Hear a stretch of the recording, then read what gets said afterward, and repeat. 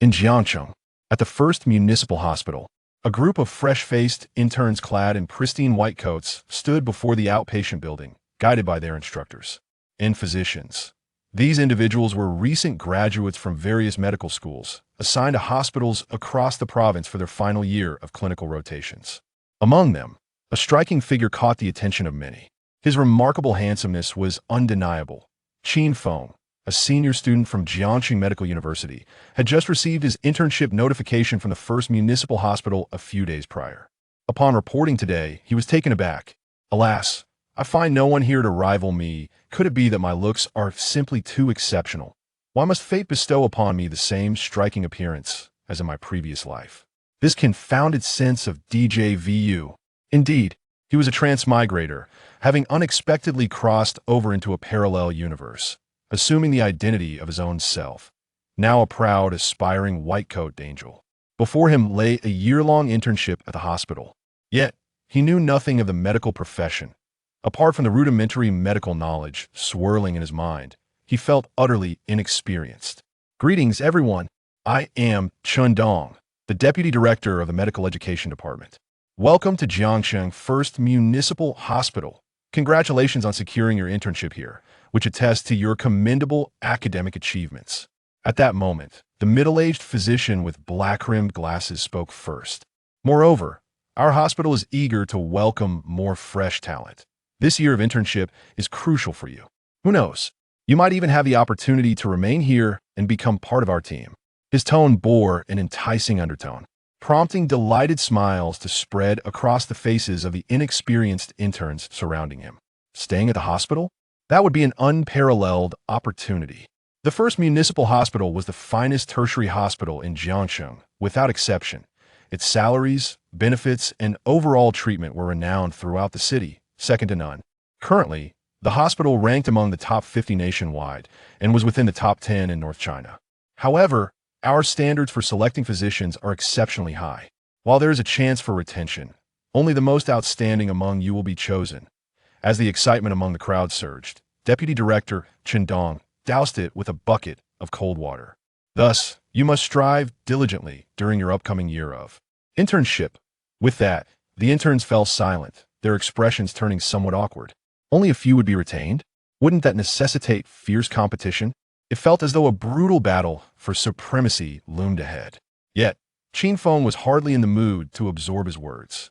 Staying at the hospital, with his current abilities, merely surviving the internship without dismissal would be a remarkable feat. The benevolent healer sign-in system has been successfully activated.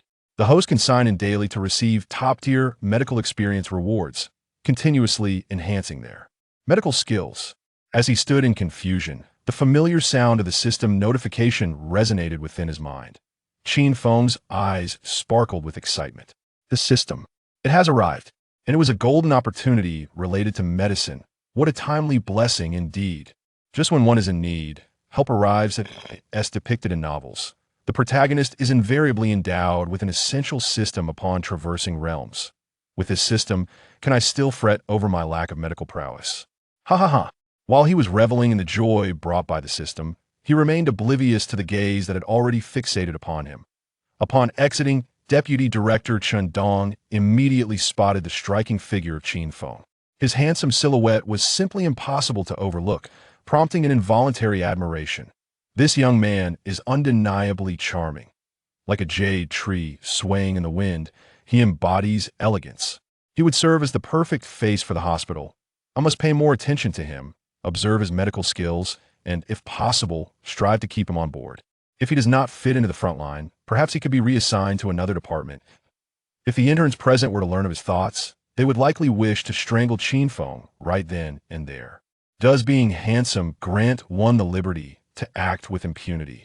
When will the less conventionally attractive among us ever rise? Sign in. Unbeknownst to Qin Feng, he was oblivious to Deputy Director Qin Feng's scrutinizing gaze as a thought crossed his mind. Ding. Day 1 sign-in complete. Congratulations to the host for acquiring world-class wound debridement and suturing experience. Buzz. In that instant, a surge of knowledge flooded into his mind like a tidal wave. Wound debridement and suturing represent the fundamental skills a physician must master from minor cuts and bruises to severe injuries involving organs, all necessitate these techniques.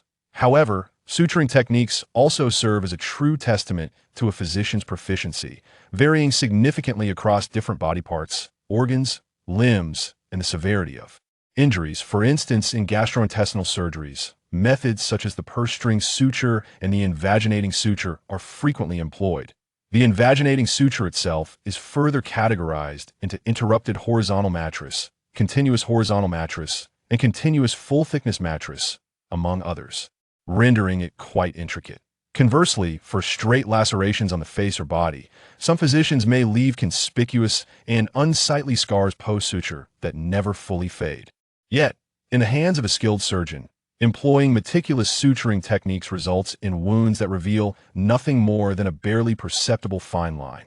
This exemplifies the most significant difference. Moreover, it reflects the utmost care and respect for the patient. Qin Feng discovered that his mind was not only filled with the most fundamental suturing methods, but also encompassed nearly every suturing technique known to humanity. Among them were even the exceedingly complex suturing procedures recognized worldwide. For example, the suturing technique for nerve endings. This is regarded as one of the most challenging suturing surgeries globally, typically utilized in cases of severed limbs, such as when a finger is amputated or limbs are detached, resulting in rather gruesome operations. Yet, the videos of these intricate surgeries showcase top-tier suturing skills. Each scene unfolded in his mind, allowing him to absorb the essence from his perspective. The entire surgical process was nothing short of flawless. The suturing techniques flowed like an artist's brush, graceful and fluid. The once gruesome wound gradually transformed into a cohesive whole, akin to a masterpiece, pleasing to the eye, absolutely magnificent. Before Qin Feng's eyes, a series of nearly flawless surgical procedures unfolded, ranging from mere centimeters to several dozen, encompassing everything from the epidermis to the intricate capillaries of the heart and brain. When surgeries ascend to a world-class level, they transcend the simplistic act of saving lives. One must also contemplate the myriad circumstances of the patient and their future existence. This embodies the true compassion of a physician. "I have gained invaluable insight," Qin Feng remarked, his eyes shimmering with fervent excitement, unable to suppress the thrill that coursed through him. He realized, rather unexpectedly, that he was beginning to develop a fondness for this vocation. Even feeling a twinge of eagerness, it was merely the first day, yet he had already acquired such formidable skills. If this continued, signing in day after day. On the inaugural day, this group of interns was merely guided through various departments of the hospital. Subsequently, they convened to gain a deeper understanding of the operations at the first municipal hospital, facilitating a smoother integration into the medical rhythm once they were assigned to different departments. A local student from Jiangxing Medical University, Qin Feng, along with a few of his peers, was granted the privilege of preferential selection regarding departmental rotations. This privilege evoked feelings of envy and jealousy among those assigned from other institutions. Why should the locals be afforded such preferential treatment when we are all medical students? Though ultimately everyone would rotate through all departments, the sentiment of dissatisfaction lingered. "Qin Feng, which department do you wish to begin your rotation in?" After the others had made their selections, Deputy Director Chun, with a cheerful demeanor, turned to him with a question. Still lost in thoughts of surgical sutures, Qin Feng quickly lifted his head upon hearing his name. "Me? I would like to start in emergency." He pondered briefly before responding. As soon as he spoke, astonishment spread among everyone present, including the supervising teacher. Chun, holding his pen aloft, paused in surprise and inquired, "Emergency? Are you certain about your choice? How is it? Is it not feasible? If not, then I shall go wherever." Qin Feng, momentarily perplexed, inquired with a hint of confusion. "Ha. All right. Absolutely." Chun Dong burst into hearty laughter, his eyes brimming with admiration as he nodded repeatedly. It is essential to understand that the emergency department is not an ideal place. Even formally trained doctors from other hospital departments are often reluctant to work in the emergency room due to its exhausting and hectic nature. More importantly, one never knows what kind of patients they might encounter, which significantly tests a doctor's comprehensive skills. Those capable of serving as chief doctors in the emergency department are indeed treasures of the hospital. Yet, few aspire to be such treasures. For a single misstep could jeopardize their future. The following day, early in the morning, Qin Feng donned a white coat. A smile of anticipation gracing his lips as he strode through the emergency department's entrance. He began by undertaking ordinary tasks, assisting other doctors. Although the emergency room was bustling with various urgent cases from across the city, it was also immensely fulfilling, providing invaluable experience with each passing day. Beep. On the second day of attendance, congratulations to the host for acquiring world-class subcutaneous tumor excision experience. Beep. On the third day of attendance, congratulations to the host for acquiring world-class arterial stenting experience. Beep. On the fourth day of attendance, congratulations to the host for acquiring world-class thyroidectomy experience. Beep. On the fifth day of attendance, congratulations to the host for acquiring world-class appendectomy experience. Qin Feng, a motorcyclist, has sustained injuries. Please assist him with cleaning and dressing the wound. Understood. Today, for reasons unknown, the emergency department was particularly busy. Upon hearing the nurse's call, Qin Feng hurried over. He spotted a man limping, clutching a helmet, with blood streaming from a gash on his knee. Please, take a seat here. Qin Feng gestured for the man to sit down and conducted a brief assessment of the bleeding. Fortunately, it was merely a superficial abrasion. A little cleaning and a few days of recovery would suffice. What happened? Well, I lost control while practicing drifting. There was water on the ground, and I skidded out. The man replied, somewhat sheepishly. Qin Feng, with adeptness, used saline solution to clean the wound before applying a dressing, a task that proved simple and straightforward. Oh, doctor, your technique is remarkable. I hardly felt any pain after the bandaging. The man remarked, astonished at the sight of the bandage on his knee. Indeed, the pain receptors beneath the skin of the knee are relatively sparse, and coupled with the bruising, it results in a degree of numbness. Qin Feng replied with a gentle smile, rising to approach the computer to finalize the paperwork. Avoid water for the next week, and change the dressing twice daily. You should be well on your way to recovery in about a week. A week? But I have a competition the day after tomorrow, the man lamented. His demeanor instantly deflating, a look of despair washing over his face. Will winning the competition restore your leg? Qin Feng turned his head slightly, asking nonchalantly. If you force yourself to compete and re-injure your knee, you might risk fracturing your patella. Which do you think is more important? The leg, of course. The man stammered, momentarily taken aback, then awkwardly chuckled. With that, he took the paperwork and limped out of the room. Sighing, Qin Feng settled into his chair, a smile playing at the corners of his mouth. Not bad. The first serendipitous independent consultation was completed successfully. Ding. Congratulations, host, on completing a debridement and bandaging. Reward, 500 yuan. Qin Feng's eyes flashed with surprise upon hearing the notification from the system in his mind. Who would have thought that treating patients could yield cash rewards? This system is remarkable. At that moment, a text message appeared on his phone, confirming the deposit of 500 yuan. All sorted. Just then, head nurse Lu Wan entered and noticed he was alone. All sorted. That was quick. We just received a trauma case from a car accident, and we're short on blood. Would you accompany me to assist in retrieving some? Lu Wan said with a smile, tilting her head slightly. Of course, Sister Lu, let's go. Qin Feng nodded and rose to exit the consultation room.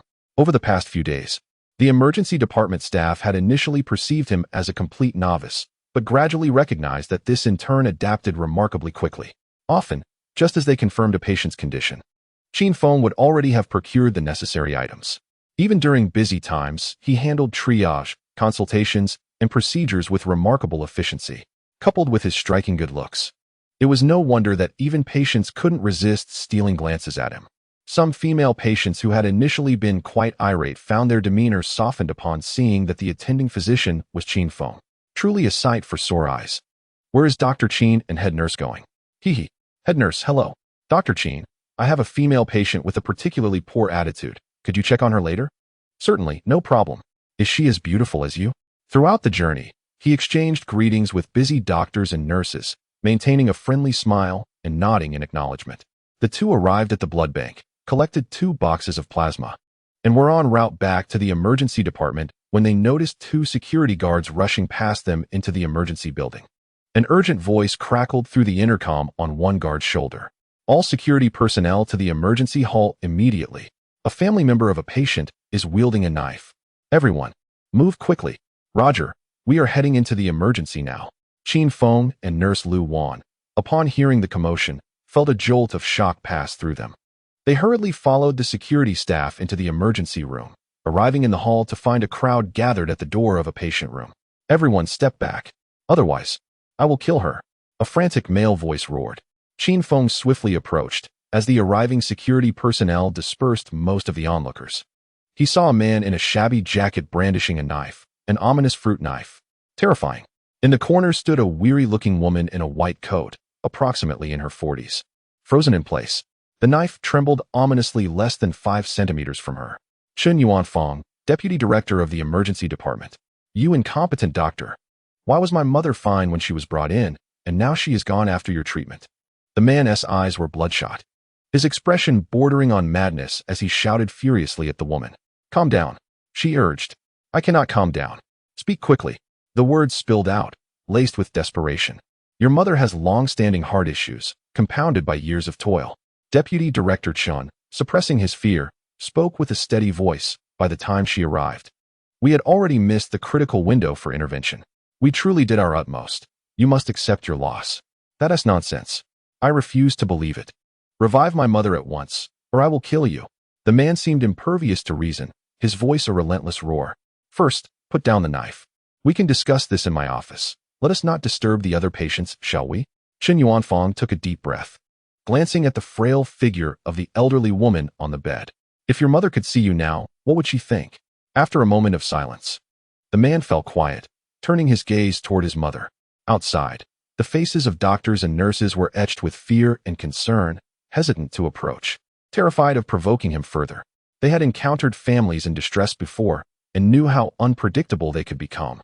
At that moment, Qin Feng noticed his distraction and suddenly dashed outside, her face a mask of terror. The security personnel at the door, witnessing the scene, rushed into the room. The man snapped back to reality, raising his hand with reckless abandon. Quack! Die! His expression was a grotesque mask of rage as he lunged forward, the blade grazing Deputy Director Chin's neck with brutal force. Qin Feng, witnessing the horror unfold, felt as if struck by lightning. The corridor erupted with screams. Murder! Blood! Help! Someone's killing! Chaos ensued, people scattering like headless chickens. In the midst of the turmoil, Qin Feng halted abruptly, terror etched on her face. A sharp pain pierced her neck, followed by a warm rush of blood. Blood sprayed against the pristine white wall, splattering several meters away, even staining the face of the elderly woman in the bed. Just as the man prepared to advance with the knife, several security guards charged in, cornering him and bringing him under control. Meanwhile, Qin Feng collapsed to the ground, clutching her neck, her body convulsing. Blood gushed forth, pooling around her. The sight was harrowing. In that moment, every nurse and doctor stood frozen, paralyzed by the unfolding nightmare. No one had anticipated that a family member would truly turn a blade on Deputy Director Chun. She was the only female deputy in the emergency department, a dedicated practitioner for over a decade, renowned for her surgical skill. Everyone understood the challenges of the emergency room. Yet she had made the resolute decision to transition from the gastroenterology department, never once uttering a word of fatigue. In both work and life, she was cherished and respected by all. She was their mentor and comrade, battling alongside them day and night. Now, before their eyes, she lay bleeding, her pristine white coat stained, a sight too stark to bear. Quickly, save her! As the attending physician Zhao Etian shouted, everyone rushed forward. The experienced emergency team swiftly applied pressure to stop the bleeding before placing Deputy Director Chun on a stretcher. Qin Feng gazed at the pale-faced Qin Feng, and in an instant, his mind conjured a judgment regarding the wound. Even with the application of pressure, the blood loss remained considerable, given the extent of the hemorrhage. Without surgical intervention, ischemic shock would ensue within 3 minutes. Quickly, to the resuscitation room. Notify the director. Zhao Etian, an old hand in emergency medicine, shouted immediately. In a flurry, the medical team propelled the bed into the resuscitation room, while the head nurse hurried to summon doctors. Qin Feng and the others anxiously awaited outside the operating room. Just as everyone was on edge, fixated on the far end of the resuscitation room corridor, Luan came sprinting in, breathless. Head nurse, where is Director Zhou? A nearby doctor, noticing she was alone, inquired urgently. Director Zhou is currently in surgery and cannot leave. Luan gasped, her voice tinged with anxiety. I've already notified other departments to send personnel for the operation. It may take a few minutes. Bang! Just as she finished speaking, the door to the resuscitation room was forcefully kicked open. Zhao Yitian emerged, his hands covered in blood. His expression a mix of tension and impatience. Where is Director Zhou? Deputy Director Qin has lost too much blood. We need to operate immediately. Luan quickly reiterated. Director Zhou is occupied with a traumatic surgery and cannot be reached. I have contacted the directors of other departments. What do we do now? Deputy Director Qin's condition is critical. Zhao Yitian froze, his brow furrowing in distress. He had just assessed the injury, and the wound was severe. The carotid artery had been completely severed, the incision even slicing through the side muscle, nearly compromising the trachea. If they delayed any longer, it would surely endanger her life. Though they were all residents, they had assisted Director Zhou and Deputy Director Qin in surgeries, but they lacked the experience to perform independently. Furthermore, a severed carotid artery met the criteria for a level 3 surgery, extremely high risk. Oh no, Director Qin has gone into shock. Suddenly, a shout echoed from within the resuscitation room. The steady yet piercing alarm sent a jolt of fear through everyone, causing their hearts to momentarily stop. Quick! We must save her. We have to hold on until the other directors arrive. Zhao Yitian felt dizzy, tears welling in his eyes as he shouted desperately. Qin Yuanfang was his mentor. He had been by her side for 3 to 4 years. They had spent more time together than with their own families. Her unwavering support in both life and work was invaluable. Zhao Yitian regarded Qin Yuanfang as a second mother, steadfastly standing beside her in all matters. Now, witnessing his teacher lying on the hospital bed awaiting death drove him to the brink of madness. Xiao Lingling, hurry to the inpatient department and find the directors of cardiovascular medicine. You must bring them here. The head nurse Lu Wan, tears streaming down her face, urgently directed the 2 fastest nurses. Standing beside, Qin Feng glanced at the time, his expression profoundly grave. Time was of the essence. Over 3 minutes had already elapsed. Once the right carotid artery was severed, the pressure in the brain would plummet to 0. Under conditions of oxygen deprivation, neural cells in the brain could typically survive for only about 6 minutes. Should the threshold be exceeded, irreversible damage would ensue, potentially culminating in cerebral death. Even if the heads of other departments rushed over now, it would likely be too late. Immediate measures to staunch the bleeding, suture the artery, and restore cerebral blood flow were imperative. With a forceful shove, Qin Feng flung open the door to the resuscitation room and strode inside. At the bedside, Zhao Yitian and others were engaged in life-saving efforts. He approached the bed and touched Director Qin's skin. The extremities were cold, and the skin exhibited a noticeable cyanosis. With petechiae beginning to appear, clearly, he had entered the decompensated phase of ischemia. Step aside. If you wish to save Director Qin, you must follow my instructions. Qin Feng, disregarding all else, pulled Zhao Yitian away, his tone stern. Establish 2 access points immediately, one via the internal jugular vein and the other through the femoral vein. Quickly, Qin Feng seized the iodine solution, pouring it into his hands for a swift disinfection before proceeding to cleanse the 2 major veins of Director Qin. What are you standing there for? Hurry! Zhao Yitian, momentarily stunned and overwhelmed by panic, had forgotten the necessary steps. Only upon hearing the reprimand did he regain his composure and rushed to fetch the instruments.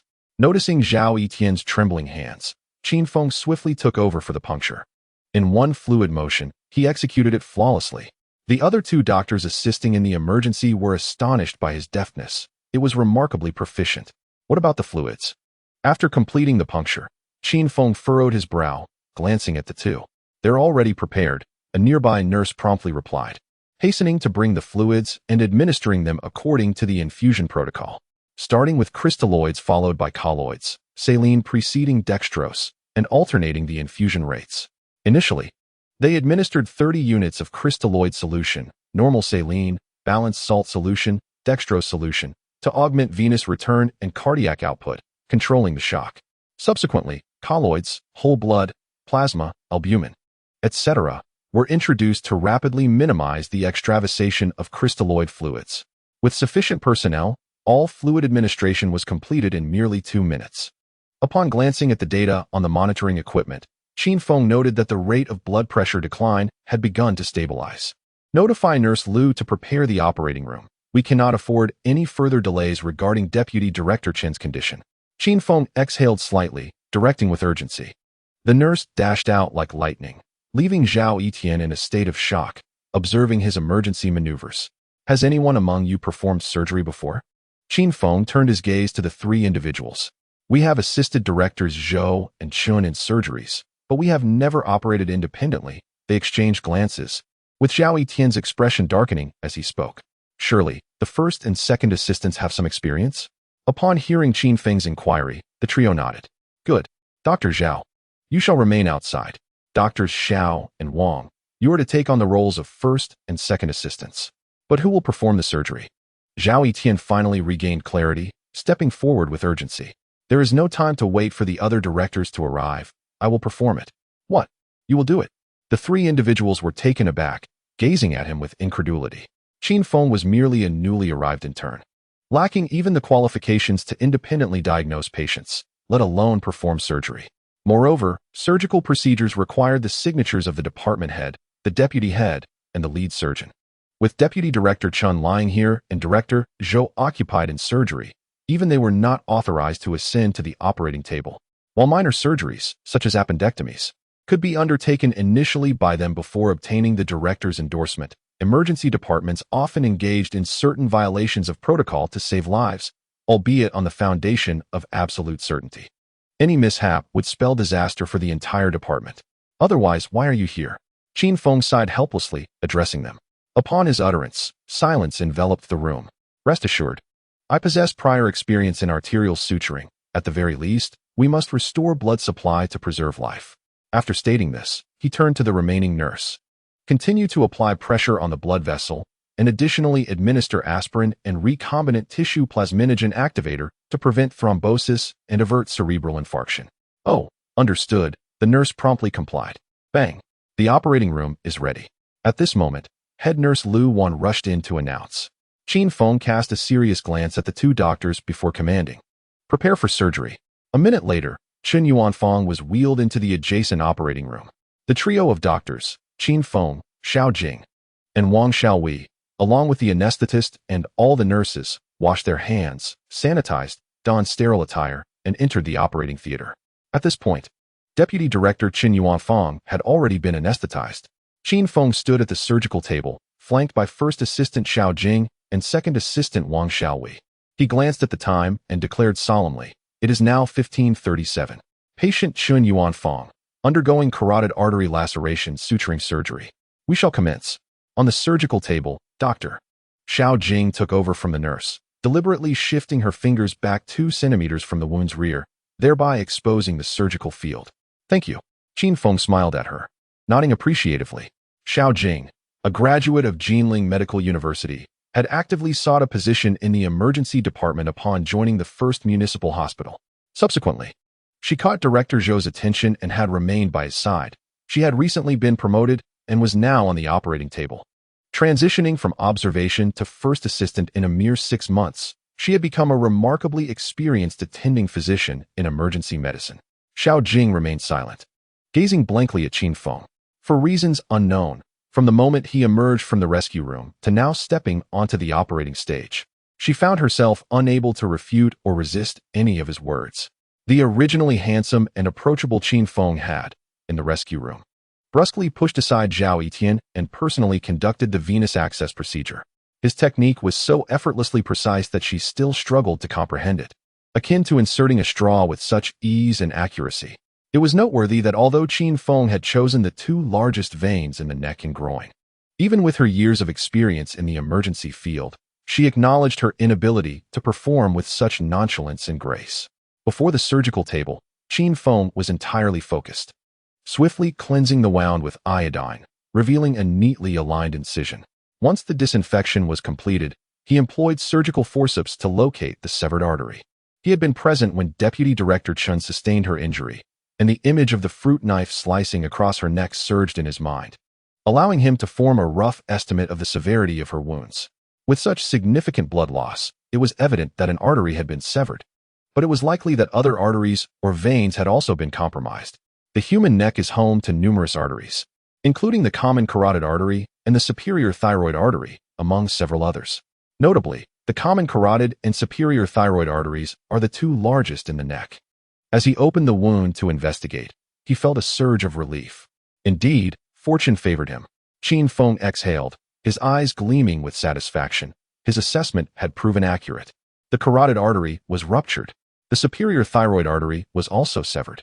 Upon further examination, aside from muscular tears, it appeared that the other arteries had miraculously remained intact. This was fortunate, as the hasty slash made by the man had not penetrated too deeply. Otherwise, Qin Feng might not have withstood the time it took to reach the surgical table.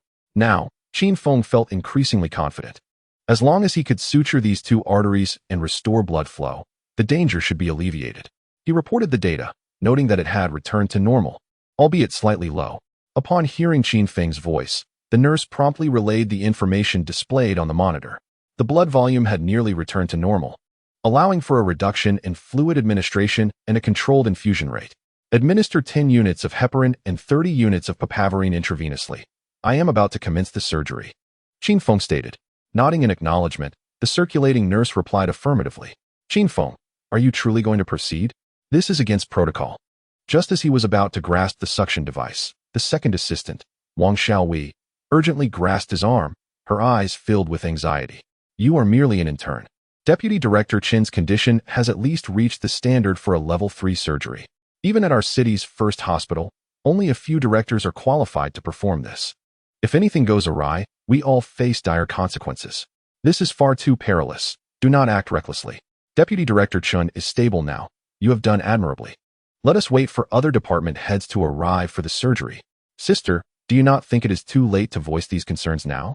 Qin Feng replied with a resigned smile, having listened to her cascade of anxious advice. Moreover, Deputy Director Chin's condition is not optimistic. Every minute of delay increases the risk. Therefore, if you are truly uneasy, we can initiate the procedure and allow the other directors to take over once they arrive. That should suffice, shouldn't it? Both Dr. Wang and Dr. Xiao shared similar expressions, offering gentle admonitions. Seeing their reluctance to oppose further, Wang Xiaowei reluctantly nodded and released her grip. Qin Feng seized the suction device. Regaining his serious demeanor, activate the suction. The suction device swiftly cleared the subcutaneous blood, unveiling a clear surgical field. Vascular clamps. Good. Noticing his outstretched hand, Wang Xiaowei hurriedly passed the instruments to him. Qin Feng first employed a large vascular clamp to occlude both ends of the ruptured carotid artery, followed by a complete occlusion of the superior thyroid artery. 1, 2, 3, 4 seconds. Everything was completed with astonishing speed. After confirming the successful blockage, he exchanged a knowing glance with his assistant. At that moment, Xiao Jing gradually released her grip on the blood vessels, her eyes betraying a hint of anxiety. Finally, as he completely withdrew his hands, no blood seeped from either end of the two arteries. A flawless obstruction. In an instant, all present were left in awe, particularly Xiao Jing and Wang Xiaowei, who were profoundly astonished. The technique and speed exhibited were nothing short of textbook perfection. Having assisted the chief on stage before, they had witnessed numerous emergencies involving aortic ruptures that necessitated blockage. Yet, Qin Feng's speed surpassed even that of seasoned professionals. Was he truly an intern? Or perhaps a hidden master? 1 milliliter of lidocaine, 50 for flushing the vessels, Qin Feng stated, unwaveringly. The nearby nurse promptly prepared and handed it over. The ends of the severed blood vessels were remarkably smooth due to the precise cut. He merely trimmed the first end to ensure it was neat before applying warm saline to soften it, preparing to reconnect the vessels. 30 non-damaging sutures. Qin Feng inhaled deeply, extending his hand. Xiao Jing passed him the sutured needle, and tension filled the room. The next step was crucial, reconnecting the vessels. Without hesitation, the moment he grasped the needle felt as if he had undergone countless surgeries before. He exhibited no trace of nervousness, only confidence. Time was of the essence. Soon, the needle pierced the vessel, initiating a rapid suturing process. Meanwhile, outside the operating room, how was Deputy Director Qin faring? Where was she? A doctor clad in a white coat, appearing to be in his 50s or 60s, hurriedly approached, accompanied by another individual. With a grave expression, he gazed at the still-dazed Zhao Etienne and Lu Wan, inquiring solemnly. Director Zhang, Director Chao, Deputy Director Chun is already in surgery. Nurse Lu Wan quickly responded upon seeing them. These two were the directors of cardiovascular medicine, having rushed over upon receiving the news. A severed carotid artery was a life-threatening injury. However, due to the considerable distance between their cardiovascular ward and the emergency building, coupled with the increased number of families at the hospital, they had to wait 2 to 3 minutes just for the elevator. By the time they arrived, nearly 10 minutes had passed.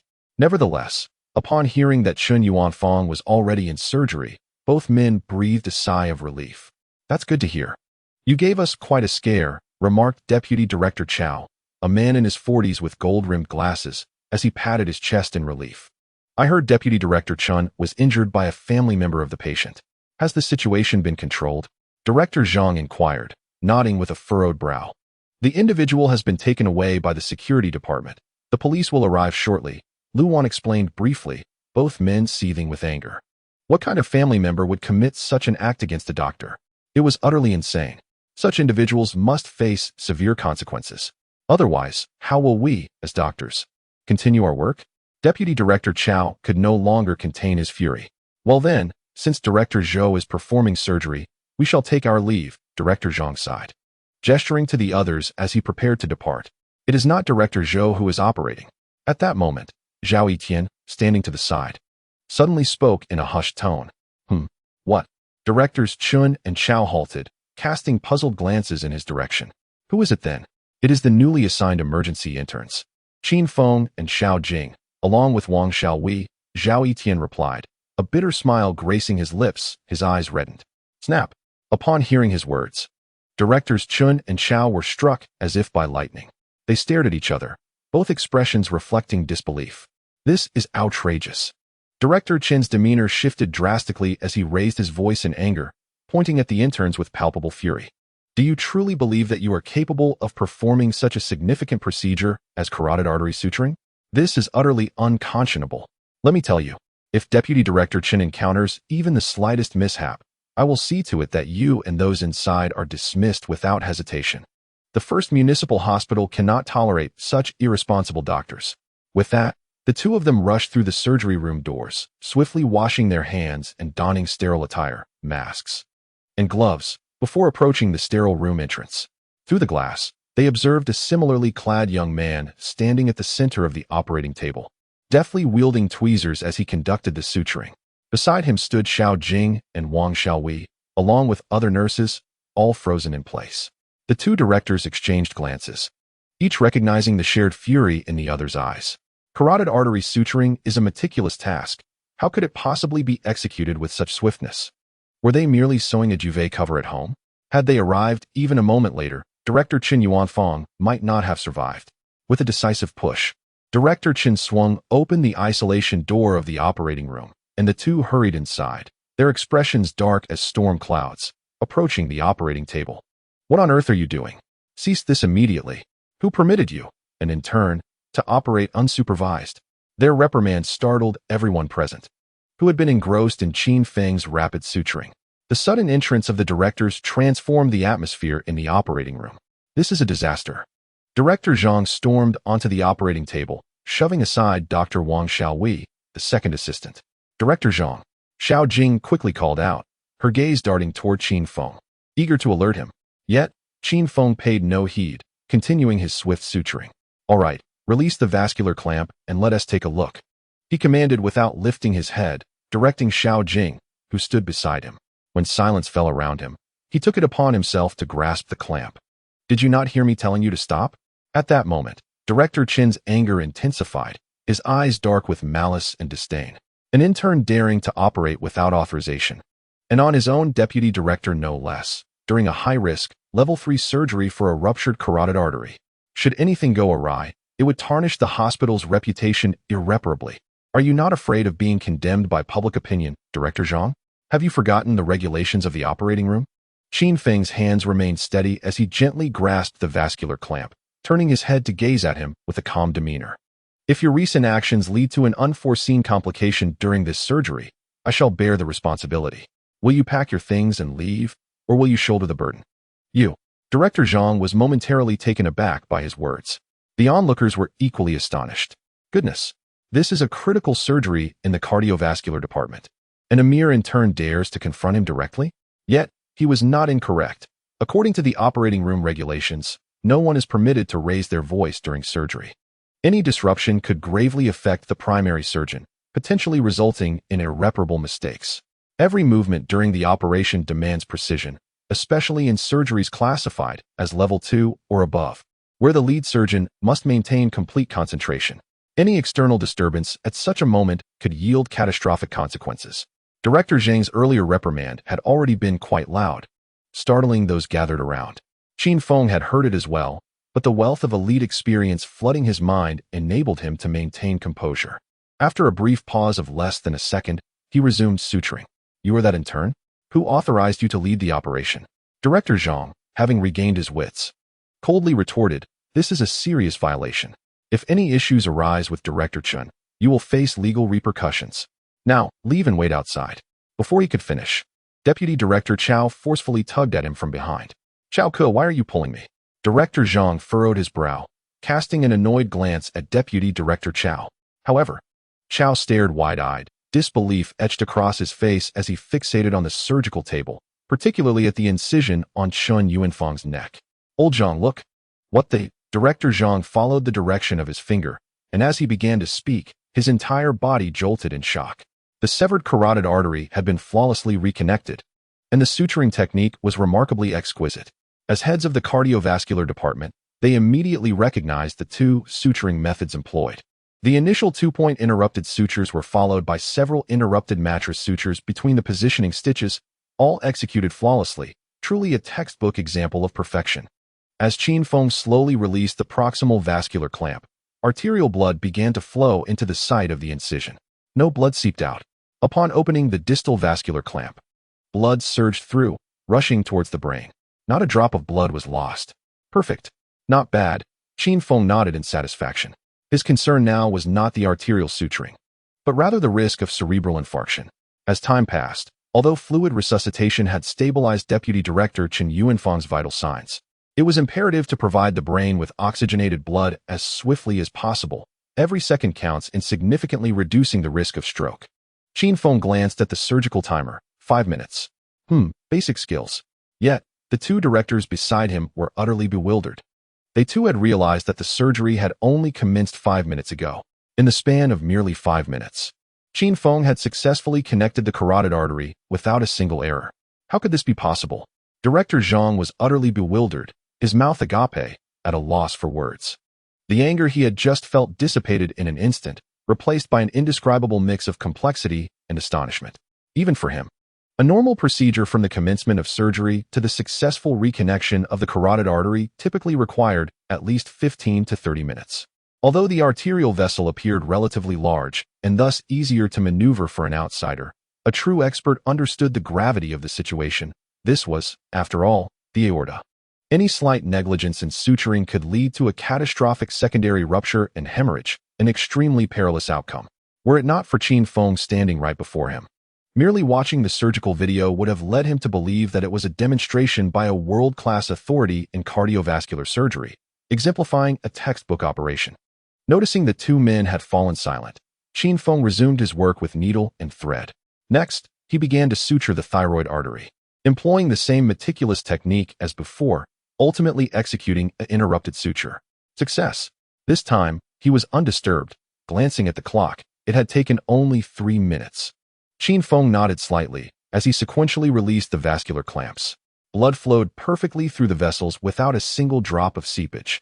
At this point, the surgery could be deemed a resounding success. All that remained was a simple closure of the incised muscle and the final stitching of the wound. Furthermore, completing the vascular reconnection in such a brief interval significantly reduced the patient's risk of a cerebral infarction, a factor he prioritized above all else. He proceeded to inspect the internal wound once more, ensuring no other vessels were ruptured or foreign objects present. Subsequently, he began to suture the interior, ultimately closing the skin. With the instruments and clamps falling into the tray beside him, the surgery was conclusively finished. Qin Feng exhaled softly, checking the time. In total, it had taken 25 minutes. Quite commendable. Although this was a high-risk operation, it ultimately tested the skill of the lead surgeon. Relative to its difficulty, it was not overly daunting. If one disregarded the high-risk nature of the carotid artery condition, it could be classified as a secondary surgery. On the monitor, the patient's vital signs had returned to normal levels, and shock had completely abated. Everything had gone exceedingly well. All right, the surgery is concluded. Let us transfer the patient to recovery, Qin Feng said, looking up at Xiao Jing beside him. Oh, okay, she replied, still in a daze. Director Zhang, Director Chao, may we step outside to speak? He turned to the two men who stood still, their expressions filled with astonishment, and smiled. Oh, yes. Upon hearing Qin Feng's voice, Director Zhang and the others snapped back to reality, responding instinctively. Yet at that moment, their gazes toward Qin Feng were laden with complexity, a depth of emotion beyond articulation. Outside the operating room, a crowd from various departments had gathered. Having received the news, Director Zhou from the emergency department, who had just completed a crucial part of another surgery, had rushed back in a frenzy to witness the unfolding events. Upon learning that both directors of the cardiovascular department were inside, I anxiously paced outside the operating room. I fervently hoped that Director Chun was safe. The surgery must be successful. I had heard that the lead surgeon was an intern. That can't be right. Isn't the chief surgeon from our cardiovascular team inside? I heard that initially, it was an intern who performed the resuscitation. News spread like wildfire in all the hospital groups. The deputy director of the emergency department had his throat slashed by a family member of a patient. Blood sprayed everywhere. Inside the resuscitation room, shock ensued, and the medical staff desperately fought to save the patient while searching for the lead surgeon. It was a race against time. Ultimately, it was the intern from the emergency department who rushed in to provide aid, after which the patient was taken to the operating room. Moreover, some onlookers secretly filmed the incident and posted it online, causing an uproar. How is Deputy Director Qin faring? At this moment, the hospital president arrived. Noticing the crowd gathered at the operating room door, he quickly inquired, having cut his city meeting short, was there any danger? President, the situation remains unclear. The surgery is still ongoing, replied Director Zhou Xianren, with a look of sorrow on his face. Just then, the lights outside the operating room went out. The door swung open, and three figures emerged. In the center stood Director Zhang Liandong of the cardiovascular department. To his left was Deputy Director Chao Ku, and to his right was a strikingly handsome face that most of us did not recognize. Director Zhang, how is Yuan Feng? Is Director Qin in danger? Was the surgery successful? Everyone surged forward, with Director Zhou and the president leading the inquiries. Rest assured, Deputy Director Qin's surgery was very successful, and she has now passed the critical phase, Qin Feng said, smiling as he caught Director Zhang's gaze. What a relief. I'm so glad Yuan Feng is all right. What a stroke of luck. This is wonderful, truly wonderful. Thank you, old Zhang. You worked hard on this surgery, Director Zhou Xianren exclaimed, gripping his hands tightly with excitement. Old Zhou, I wasn't the one who performed the surgery. Director Zhang replied with a bitter smile, casting a complex look at Qin Feng. If you wish to express your gratitude, direct it toward him. At his words, everyone was taken aback. In the next moment, they all turned to the smiling Qin Feng. What is happening here? Director Zhang withdrew his hand from Director Zhou's grasp and gave his shoulder a hearty pat. Old Zhou, your emergency department is truly fortunate. If it weren't for the shortage of personnel here, I would have taken him with me right away. With that, he exchanged a nod with the president, and both departed amidst the astonished gazes of the crowd. In that moment, Qin Feng seemed to radiate like a beam of light. The hospital was in uproar. Shortly thereafter, Deputy Director Chun Yuan Feng, who had yet to awaken from her coma, was wheeled out. Everyone crowded around, and Qin Feng seized the opportunity to make his exit. The way the president and Director Zhou had looked at him moments ago was as if they wanted to consume him whole. Who was that handsome fellow? I don't know. I've never seen him before. Director Zhang said he performed the surgery. Could he be an expert brought in from outside the emergency department? That seems unlikely. He looks far too young, and so handsome. I remember him. He seems to be an intern who just joined our hospital. An intern? How could that be? Congratulations to the host for successfully completing a tertiary surgery. The reward is a Porsche. As Qin Feng returned to the reception desk, the system's voice resonated in his mind, causing his eyes to gleam with excitement. He never anticipated that the reward would be a vehicle, and a luxury car at that, valued in the millions. Shortly thereafter, a beautifully crafted car key materialized in his palm. It appeared that he would no longer need to hail taxis or squeeze onto buses for his daily commute. Quite splendid. This system is rather considerate. That evening, shortly after finishing work, Qin Feng found himself cornered by Director Zhou in the staff lounge. The intensity of the encounter made him grateful for his gender. Otherwise, he might have genuinely suspected that Director Zhou intended something untoward. Qin Feng, was it truly you who performed Deputy Director Qin's surgery? Zhou Xianren fixed his gaze intently on him, his voice low and serious. Qin Feng felt a wave of embarrassment wash over him. He hadn't sought this situation. After all, he was merely an intern, utterly unqualified to step onto the operating table. Director Zhou, I am aware of the surgical regulations, but the circumstances were dire, and I acted out of necessity. I am willing to accept any punishment. Just please, don't dismiss me. Ha ha ha. Zhou Xianren's expression sharpened further upon hearing his response. Just as Qin Feng was growing increasingly anxious, believing that the director meant to hold him accountable, a thunderous laughter erupted. Even the busy medical staff outside the lounge paused, curiously glancing towards the closed door. Dismiss you? Not a chance. Time flew by, and in the blink of an eye, 2 days had passed. While the incident still lingered within the hospital, it gradually subsided. Undoubtedly, Qin Feng's identity within the emergency department underwent a remarkable transformation. The doctors and nurses who once treated him as a mere intern now regarded him with newfound respect. He had saved the deputy director of the department with a single decisive action. How could an intern compare? Unbeknownst to him, his standing had suddenly soared. Meanwhile, his fellow interns, who had been assigned alongside him, trembled like fledglings in his presence, eager to curry favor with this rising star. Of course, tales of Qin Feng spread throughout other departments as well, particularly in cardiology and neurology, where it was rumored that even the director had taken notice of this remarkable intern. Friends from the emergency department shared that Deputy Director Chen's condition had improved significantly. That intern is truly impressive. Did he really perform the surgery? It's simply unbelievable. Incredible. I remember when I was an intern, I didn't even dare to suture. I hear he is extraordinarily handsome. Shall we go see him after work? Oh, how delightful. A handsome doctor with exceptional skills. What bliss it would be to have him as a husband. As the days progressed, the incident involving a patient's family member attacking a physician continued to escalate, trending at the top of social media. The grievous implications quickly spread throughout the city, province, and nation, prompting official statements condemning such atrocious acts. This must be met with severe punishment. The assault on a physician deeply rattled healthcare professionals across the industry, igniting a wave of public outrage. It was clear that the perpetrator would not face a favorable outcome. Naturally, Qin Feng, the celebrated hero of the hour, was invited for an interview, but he declined. As an intern, Qin Feng faced concerns from the hospital about how this exceptional situation might adversely affect other interns. His ascent to the stage was driven by necessity, yet his medical skills were unparalleled, ultimately leading to a flawless outcome. Nonetheless, he had garnered some renown. Many were aware of a physician named Qin Feng at Jiangxing City First Hospital, who remained composed in the face of adversity, saving lives from the brink of death. The surgery concluded successfully, and Deputy Director Qin Yuanfang was no longer in danger, recovering remarkably well. For Qin Feng, a portion was a substantial reward. Most importantly, Director Zhou astonishingly agreed to allow him to attempt patient consultations, albeit under the supervision of a clinical instructor or guiding physician for safety. Upon learning this news, Zhao Tian proactively volunteered.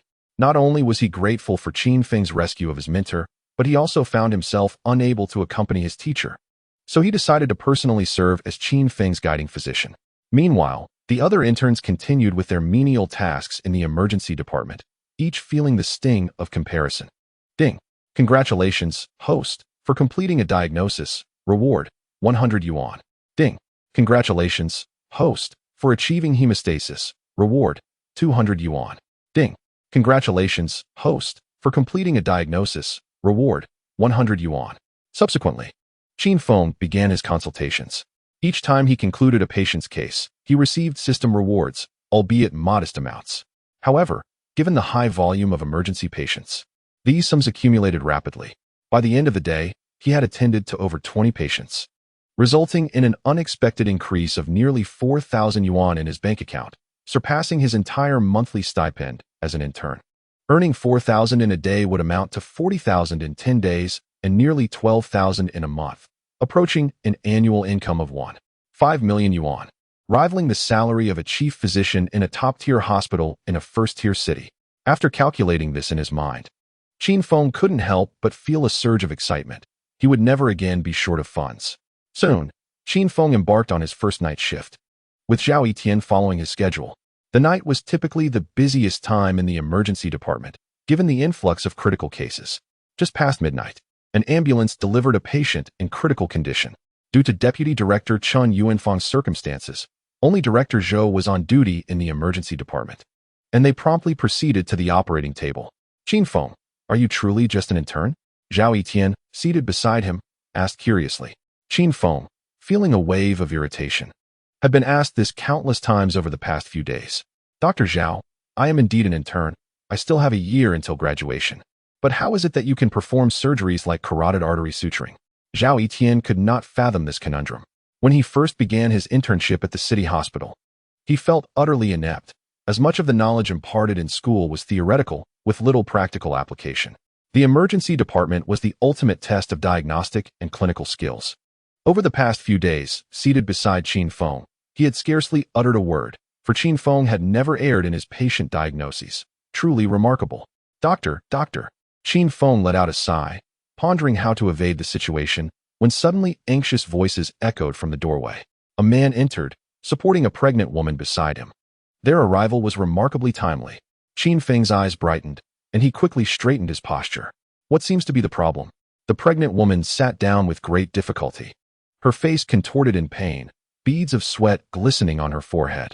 Noticing the alarming signs, Qin Feng promptly inquired, "What is wrong?"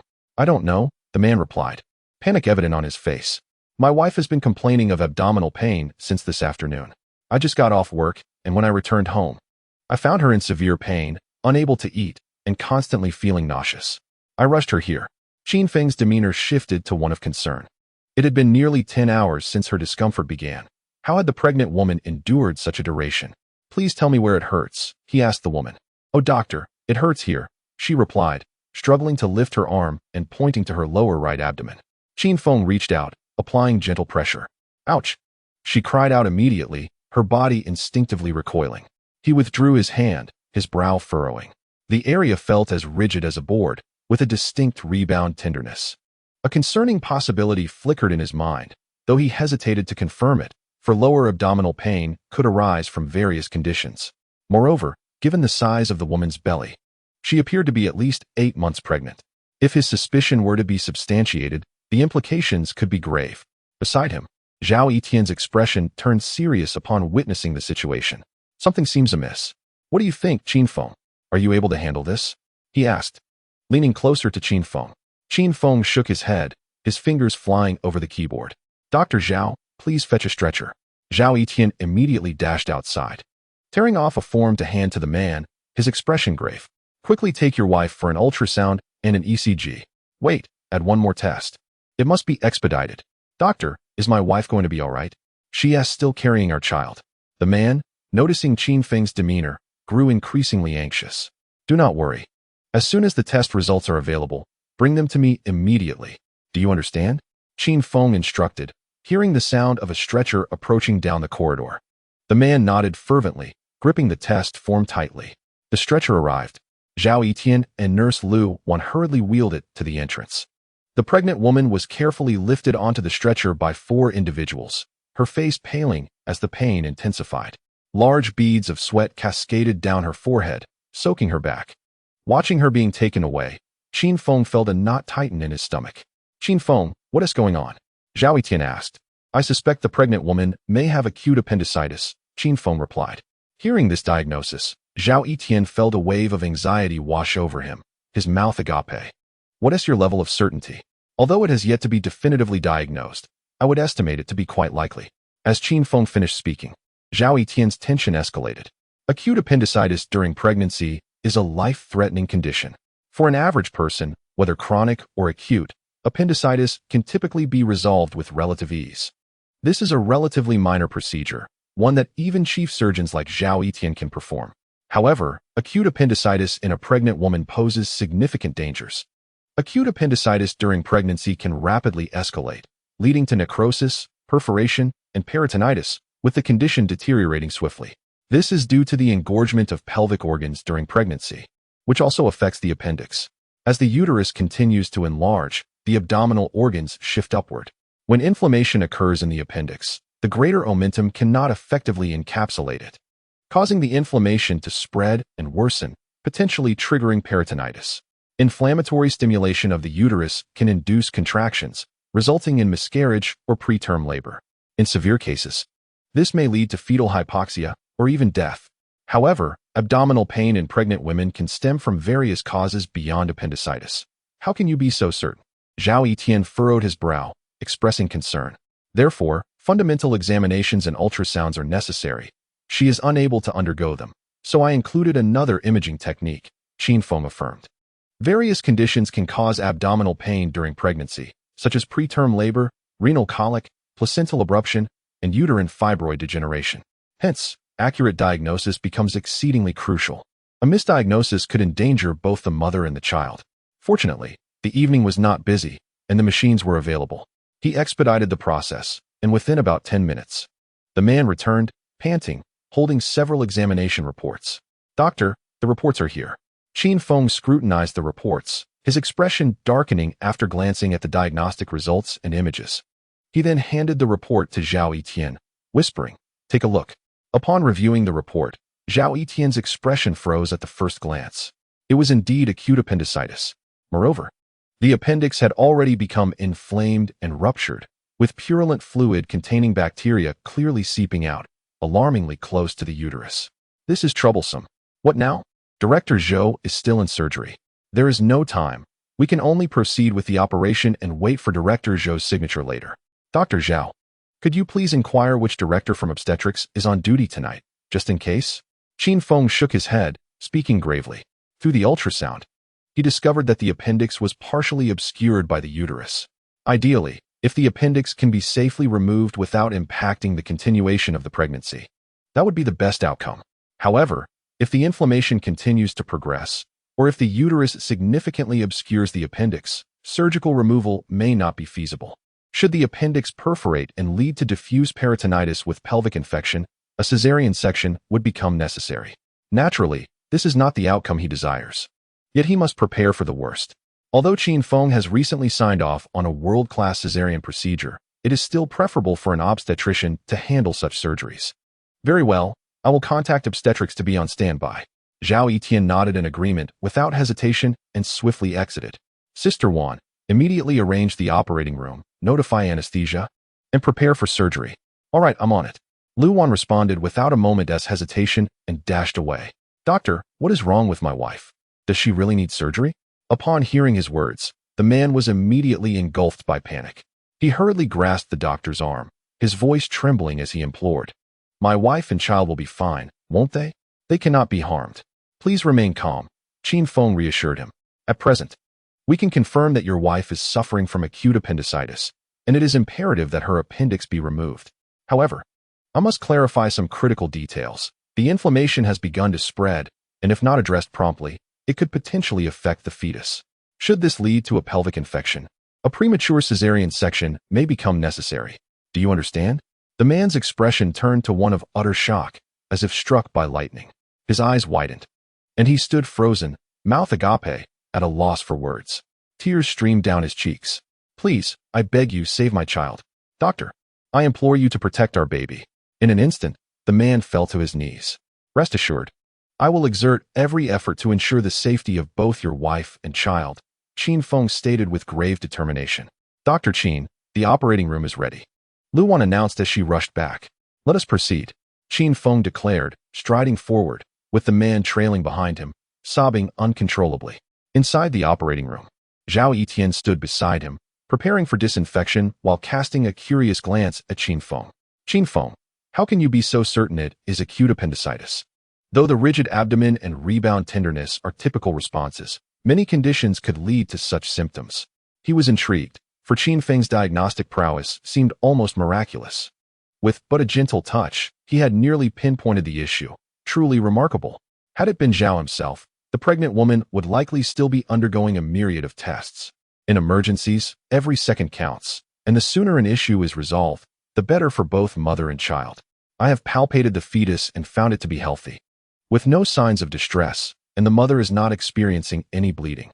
Thus, we can largely exclude other uterine conditions, including ectopic pregnancy. Given that the woman is 8 months along, early pregnancy symptoms are unlikely, Hence, the remaining possibilities are related to the kidney or appendix. Furthermore, have you not noticed how rapidly her condition has deteriorated from the moment she entered the clinic? Qin Feng concluded. Zhao Etian stood in stunned silence, unable to refute his assertions. Every point made perfect sense. Yet, to arrive at such a conclusion with just a gentle touch was extraordinary. Even the most seasoned of doctors would hesitate to be so decisive. We must act swiftly. Time waits for no one. And every second of delay increases the risk for the mother, Qin Feng urged, gently nudging Zhao Etian, who remained astounded. After donning sterile attire and preparing the necessary equipment, the two entered the operating room. Doctor, the patient has already been administered continuous epidural anesthesia, ensuring that the fetus's development remains unaffected, the anesthesiologist informed them as they entered. Thank you for your efforts, Dr. Jiao, Qin Feng replied. However, you cannot leave just yet. If a cesarean section is necessary, it will require your full anesthesia. Qin Feng nodded at him and approached the operating table. No problem. The anesthesiologist did not refuse, retreating patiently to a corner of the surgical room. Of course, this represented the worst-case scenario. It was now 1:52 a.m., and the patient, Su Jing, was undergoing surgery for acute appendicitis during pregnancy. Let us begin, Qin Feng declared, extending his hand. Beside him, his assistant, Zhao Etian, promptly handed him the puncture needle. At this moment, Zhao was still in a state of bewilderment. He had intended to inquire who would perform the surgery, but seeing Qin Feng's confident demeanor, he chose to remain silent. Particularly since Qin Feng had previously saved his own mentor, and no one had anticipated that he would flawlessly execute such a complex procedure.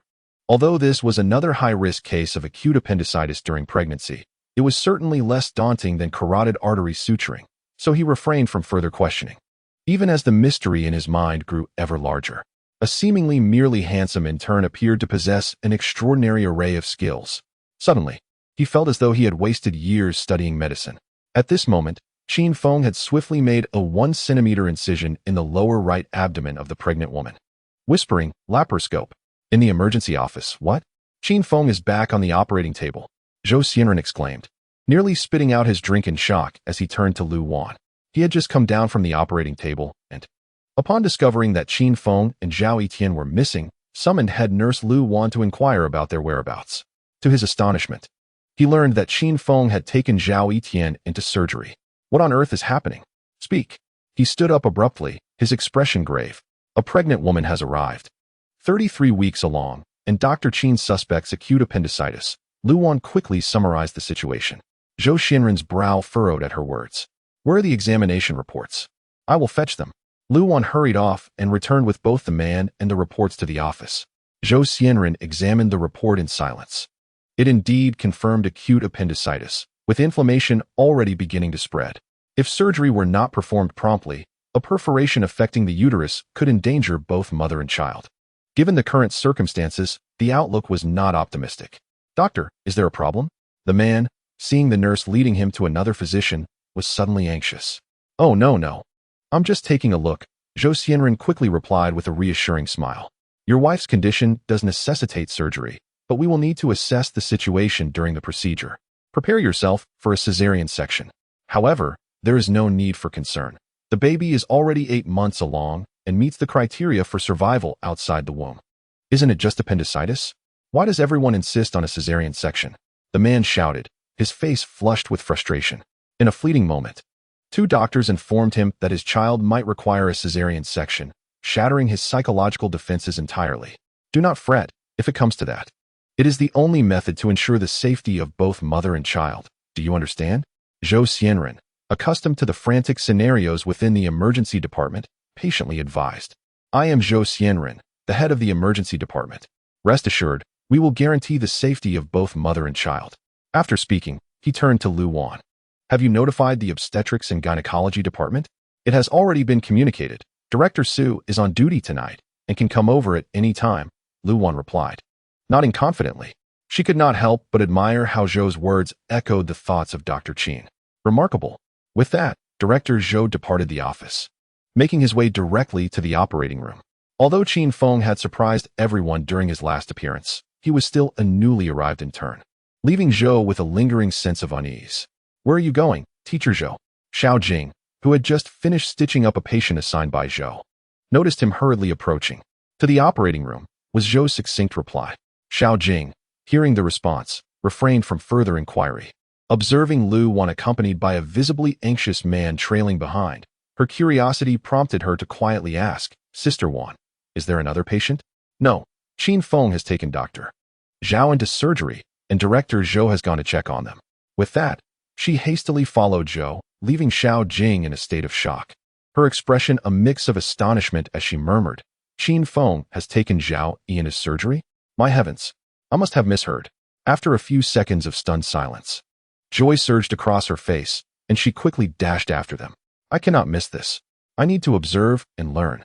The impact of Qin Feng's previous performance still lingered in her mind. His precision and speed in suturing were nothing short of astounding, leaving her unable to fully comprehend it at the time. This time, she was determined not to miss witnessing the surgery he was performing. "What are you doing here?" Zhou Xianren asked, somewhat irately, as he noticed Xiao Jing entering the sterile area. Embarrassed, she smiled and replied, "I came to learn from you, teacher." Inside the operating room, Qin Feng meticulously separated the external oblique and internal oblique muscles, safeguarding the peritoneum. As the laparoscope was introduced, the monitor displayed the appendix, which was severely congested, measuring nearly 10 centimeters in length and perilously close to the uterine wall. Additionally, purulent exudate was beginning to diffuse around, the yellow pus somewhat repugnant. Most critically, the tip of the appendix had ruptured, releasing a significant amount of red and yellow fluid. Upon witnessing this scene, Qin Feng felt a weight in his heart. It was indeed too late. Had he directly sent the pregnant woman to the operating table after his initial assessment, this situation would not have arisen. In merely a few minutes, the progression of the inflammation had been alarmingly swift. "It's perforated. Qin Feng, perhaps we should proceed with a cesarean section." "This situation is rather dire," Zhao Etian remarked, having also identified the perforation as he leaned closer to speak. The appendix had just perforated, and thus far, there was no infection extending to the pelvic region or uterus. "I shall attempt a conservative approach first. If it proves ineffective, I will contact obstetrics for a cesarean section." Qin Feng shook his head gently in refusal. Although the 8-month-old fetus had reached viability outside the womb, it was still not full term. Continuing the pregnancy would be beneficial for the fetus's development. Assistant Zhao Etian handed the appendix clamp to Qin Feng. The clamp, with its enlarged front end, formed a hollow structure perfectly suited to secure the tubular appendix within. Qin Feng cautiously maneuvered the clamp around the uterus, successfully grasping the appendix. The next step involved freeing it from surrounding tissues, ultimately removing and severing it. With remarkable speed, he skillfully liberated the exposed section of the appendix through the 2 operative ports. Gradually, he began to extract the appendix. Given the considerable pressure on the uterus, the use of a uterine elevator was unfeasible. At that moment, Director Zhou Xianren and Dr. Xiao Jing entered the room. Upon seeing Director Zhou, Zhao Etian swiftly stepped aside from his assistant position and stood beside Xiao Jing as the second assistant. "Qin Feng, are you confident?" Director Zhou's brow furrowed as he observed the monitor's display. "I fear it may not be possible. The uterine pressure is too great. I will first free the surrounding tissue." Qin Feng replied softly. "Director Zhou, please contact obstetrics. If this does not succeed, we must proceed with a cesarean." "Understood," Zhou Xianren nodded, casting a glance at Xiao Jing and Zhao Etian. Xiao Jing nudged him gently, while Zhao Etian, with a scowl, turned and exited the operating room. How unfair. Meanwhile, Xiao Jing remained transfixed by the monitor, utterly astonished. Qin Feng's speed in freeing the tissue was exceptional. The instruments were almost in direct contact with the uterine wall. A momentary lapse in concentration could lead to a rupture, resulting in catastrophic bleeding. Unperturbed, Qin Feng continued to liberate more tissue, pulling the appendix outward incrementally.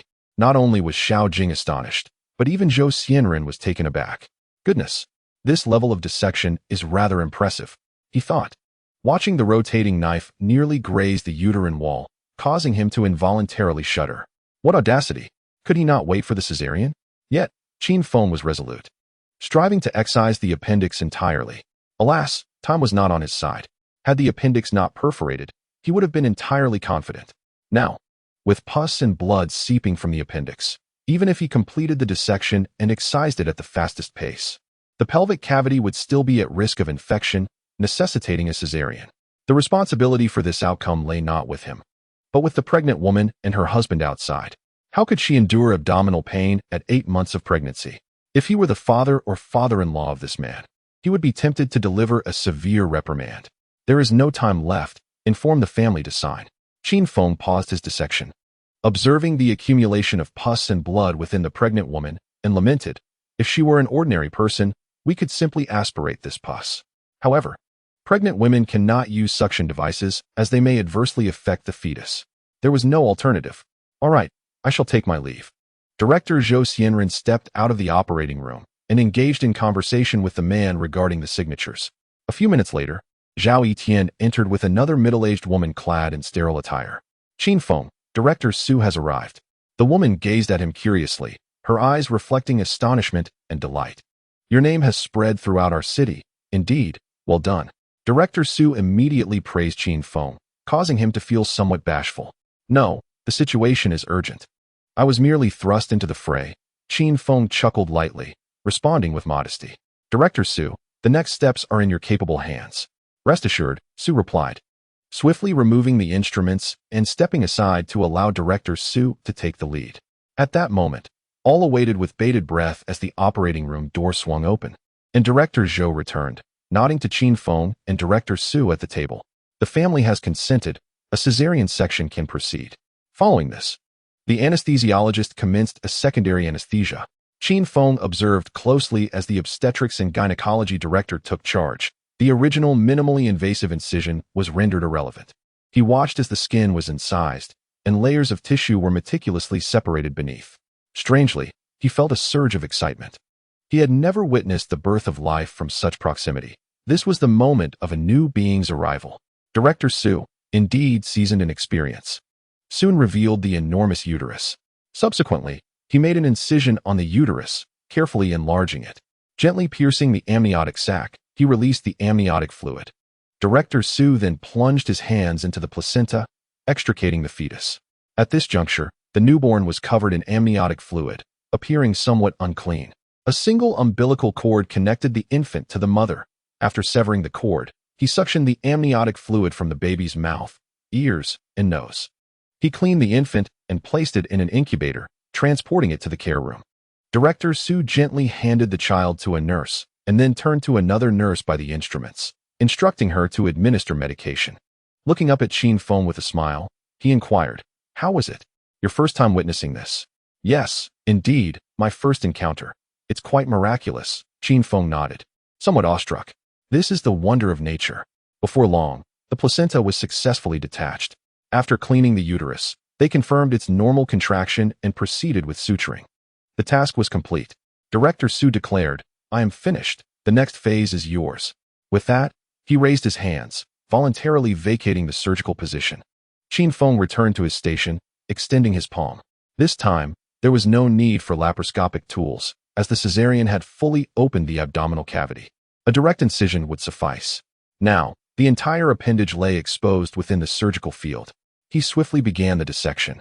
In mere moments, having already liberated a significant portion earlier, he completed the remaining dissection in under 10 seconds. Remarkable. The two attending directors beside him stood in astonishment. The speed of his dissection was indeed extraordinary, executed flawlessly without a hint of error. As for Xiao Jing and Zhao Yitian, they found themselves helplessly cast aside, particularly for Zhao Yitian. Despite being in a position of assistance, he now could only watch the live-stream surgery alongside Dr. Xiao Jing. A sense of bitterness enveloped him. The most absurd part was that by the time Qin Feng had completed the procedure, they had barely grasped what had transpired. How could it be so swift? Was Qin Feng truly just an intern? I have no idea. I couldn't see clearly, they whispered in astonishment.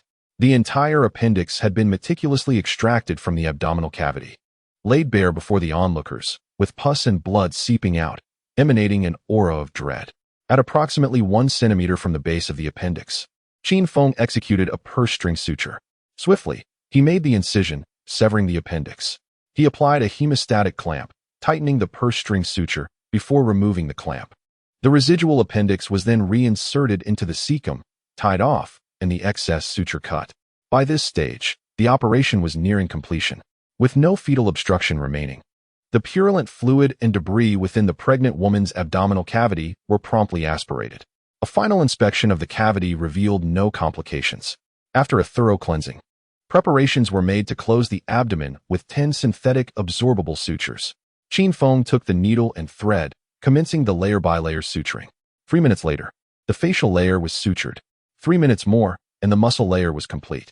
In 2 minutes, the adipose layer was closed, followed by the skin layer in another 2 minutes, marking the conclusion of the surgery. Clang. With a sigh of relief, Qin Feng raised his hand to check the time, 45 minutes.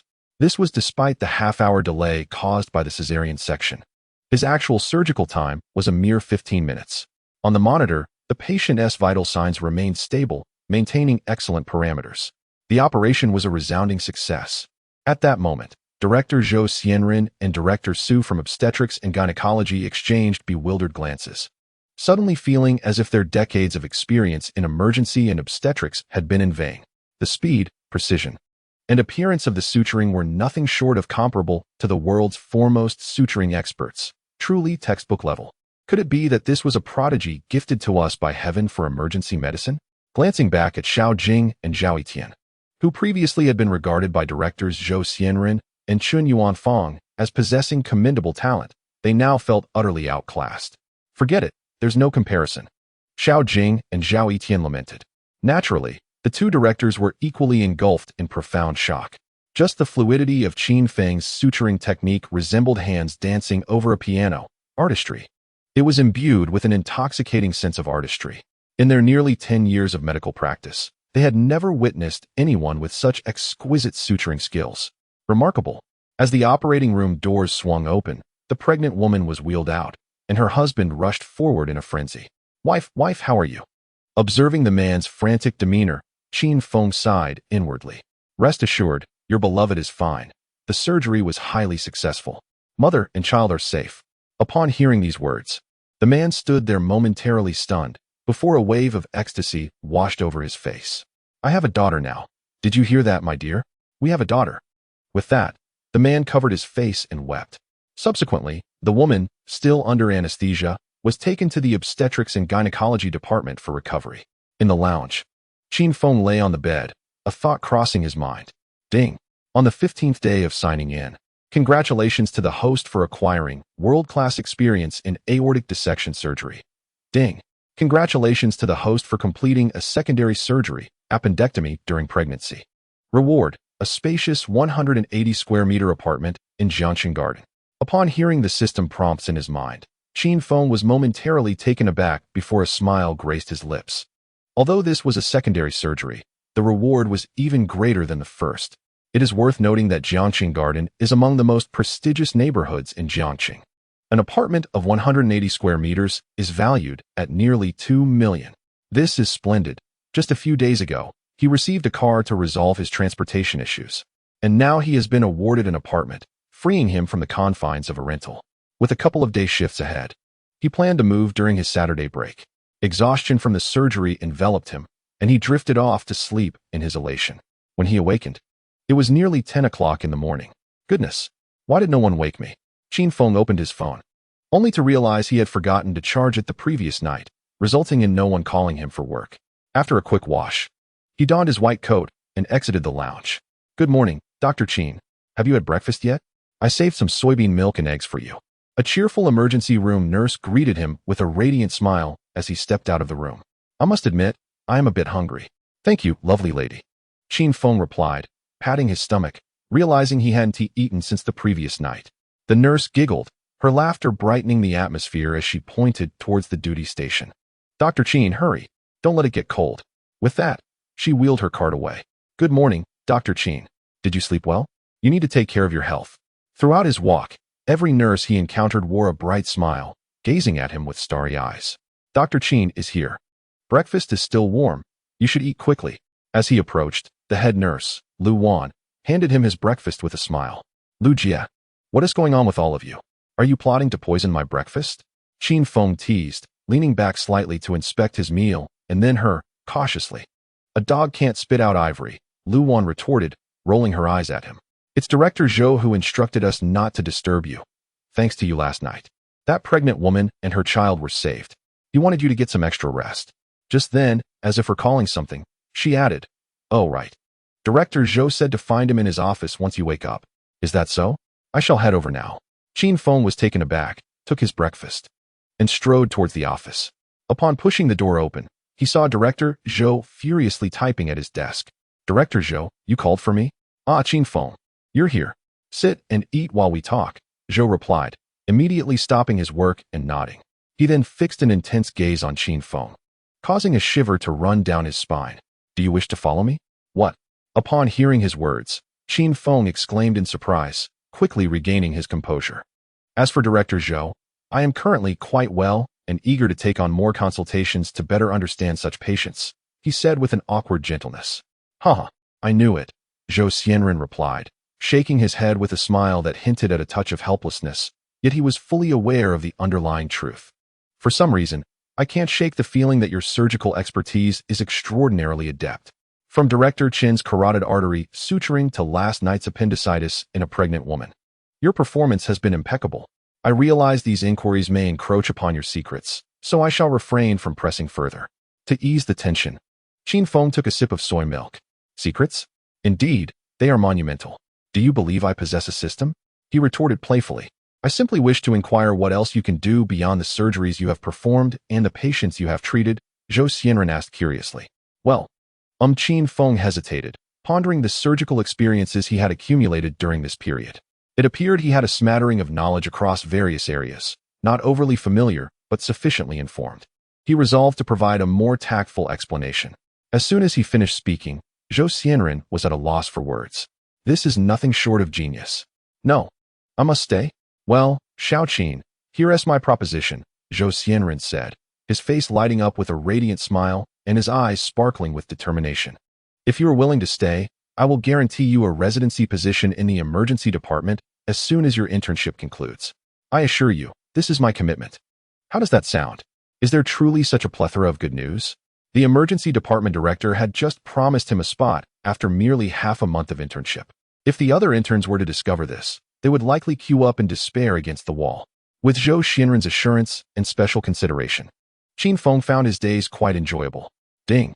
On the 48th day of sign-in, congratulations to the host for acquiring world-class aortic dissection surgery experience.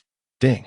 On the 49th day of sign-in, congratulations to the host for acquiring world-class cerebral thrombosis surgery experience. Ding.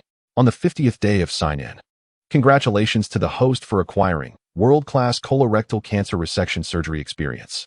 In the ensuing month or two, aside from his routine sign-ins and the acquisition of experience, he spent his mornings bantering and sharing breakfast with the nurses and accompanying other residents on rounds. The other interns watched with envy, yet felt powerless, for he was a concealed prodigy. Moreover, the emergency department director, Zhou Xianren, had granted him the privilege to participate in surgeries, a benefit not even afforded to the residents. Zhao Yitian, who had worked for 8 to 9 years, was delighted to serve as Qin Feng's supervising physician, his joy evident. "Qin Feng, could you take a look at this case for me? My diagnosis diverges somewhat from what is presented," he said, approaching Qin Feng just as he finished attending to a patient. Taking the case file, Qin Feng glanced at it and instantly comprehended the situation. This was a case of drowning-induced pulmonary edema leading to brain death, which had occurred at least 2 hours prior. There was no hope of recovery. "Goodness, you discerned the time of death at a glance," Zhao Yitian exclaimed, visibly shaken. "With your skills, it would be a loss not to pursue a career as a forensic pathologist." "Haha, I still prefer saving lives," Qin Feng replied with a smile. Qin Feng returned the case to him, stood up, and said, "Dr. Zhao, please keep an eye on this for a moment." With that, he walked toward the office. As he pushed open the door, he saw Deputy Director Chen Yuanfang engaged in a light-hearted conversation with Director Zhou. Upon noticing his arrival, their faces suddenly lit up with joy, and they hurried over. "Xiaoqin, I was just thinking of coming to find you. I didn't expect you to arrive," Director Chen exclaimed, grasping his hand with evident delight. "Director Chen, you are too kind. I am equally pleased to have been able to save you," Qin Feng responded, momentarily taken aback, but smiling in return. What followed was a flurry of pleasantries, with them insisting he stay. Qin Feng felt somewhat awkward in the face of such warmth. As a plethora of gifts adorned the table, "Xiaoqin, would you come to my house for dinner tonight?" Chen Yuanfang asked, holding his hand, her gaze soft and inviting. You must not refuse. Just as Qin Feng hesitated, her expression turned serious. I have sent Yenner to buy your favorite seafood. I will wait for you to finish work. All right then, Qin Feng conceded with a resigned nod, a smile curving his lips. It would be rude to decline. I shall come, especially for the seafood. Excellent. You go on with your tasks. I shall not take up any more of your time, Qin Yuanfang said, her face brightening at his agreement. Seeing the situation, Qin Feng swiftly made his exit. That lad is quite commendable. Your judgment is impeccable, Director Zhou remarked quietly as soon as Qin Feng left the office. Qin Yuanfang wore a triumphant smile, casting a glance at Zhou Xianren. Isn't it obvious? Are you feeling a tinge of jealousy, senior brother? Zhou Xianren's expression darkened in response. If only my unambitious son were a daughter instead. How wonderful it would be if Qin Feng preferred men. Upon returning to the consultation room, Qin Feng had barely settled into his chair when a cacophony of hurried footsteps erupted outside, indicating a considerable number of individuals. He exchanged a glance with Zhao Etian, and they both promptly exited. To their astonishment, they found an elderly man lying unconscious on a stretcher, surrounded by 5 or 6 anxious individuals. What happened? Zhao Etian swiftly inquired. We were having dinner at home when my father suddenly collapsed, a woman explained urgently, summarizing the situation. As Qin Feng examined the old man's face, which had turned a troubling shade of cyan and was beginning to darken, he observed the man gasping for breath, yet exhaling little. Prepare for intubation, set up the ECG. He instructed, as they rushed the elderly man into the emergency room. Scissors. Qin Feng received the laryngoscope handed to him by the nurse, lifted the patient's jaw, and opened the airway. He skillfully inserted the laryngoscope, placed the endotracheal tube, then removed the instrument and connected it to the ventilator. Meanwhile, 2 nurses attached monitoring equipment to the elderly man, revealing dangerously low blood oxygen levels of only 40. High risk. Establish an intravenous line and perform a cranial scan. Qin Feng commanded. As soon as he finished speaking, Zhao Etian stepped forward to conduct the scan on the elderly man. Is my father going to be all right? We were just having dinner. The woman and several men nearby were frantic, nearly breaking free from the nurse's restraint. Family members, please step outside and wait. Do not interfere with our examination. Qin Feng had skillfully established the femoral artery access for the patient, and within a mere 2 minutes, the blood oxygen levels began to rise. At that moment, the electrocardiogram results emerged, causing Dr. Zhao to furrow his brows upon seeing them. Qin Feng, take a look, he said, promptly handing the results to him. Qin Feng received the report and, upon examining the head scan, swiftly deduced the situation. There was a minute black shadow at the brainstem, approximately 2 millimeters in size. A thrombus. It is this minuscule clot that has obstructed the blood vessels of the brainstem, leading to the patient's sudden loss of consciousness and mobility. We need to consult the neurology department, Qin Feng asserted, nodding solemnly. Stepping out of the emergency room, he turned to the patient's family. We preliminarily suspect that the patient is experiencing brain issues, thus requiring more detailed examinations and confirmations. Does the patient have any past medical history? We need to be aware of the specifics. My father has had high blood pressure for over 30 years. The leading woman replied. What about his medication adherence? He feels fine and doesn't take it. He only takes a couple of pills when he feels unwell, inconsistently, she added. As soon as the woman finished speaking, Qin Feng's brow furrowed. Why the irregular medication? Oh, you don't understand, doctor. My father is quite stubborn and simply won't listen. The woman lamented, stamping her foot in frustration. We, as his children, cannot control him. Doctor, will my father be all right? Qin Feng shook his head with a sense of resignation. We suspect a cerebral thrombus, but we need to wait for a more definitive assessment. Please remain here and do not enter just yet. Just then, Zhao Etian emerged from the emergency room. Stabilized, blood oxygen restored to 90. Good, let us proceed. Qin Feng affirmed, taking the report and departing. Zhao Etian followed closely behind him like a student, saying nothing, devoid of any hint of discontent, and instead appearing somewhat cheerful. How amusing. A chief physician reduced to the role of an intern's assistant? One could only wonder how Qin Yuanfang would react upon witnessing this scene when she returned. In the conference room, Director Zhang of the neurology department examined the report handed to him by Qin Feng and nodded thoughtfully. Qin Feng, what is your assessment? Director Zhang. The thrombus is perilously close to the brainstem. Dissolving it will likely be quite challenging. My recommendation is to perform a craniotomy. Qin Feng articulated his thoughts as he heard Director Zhang inquire. Director Zhang nodded in agreement, as it aligned closely with his own judgment. However, the final decision rested upon the family's consent. Consequently, the elderly patient's family was ushered into another conference room. Given that this was an urgent case, Qin Feng and Zhao Etian proceeded to discuss treatment. We must treat him. Under no circumstances can we forego treatment. The family members expressed their resolute stance upon hearing his words.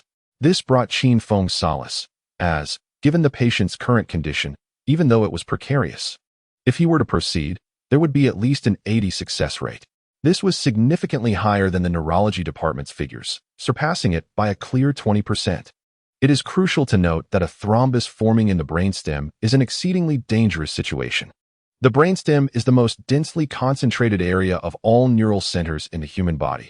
Even the slightest misstep could lead to minor injuries in certain areas, or, in severe cases, paralysis or death. The brainstem thrombosis is widely recognized as a perilous zone for cerebral thrombosis. If you all concur, let us proceed to formulate a surgical plan. Qin Feng and Zhao Etian exchanged a glance and nodded in agreement. Following this, the family members refrained from further conversation, merely nodding in acknowledgement.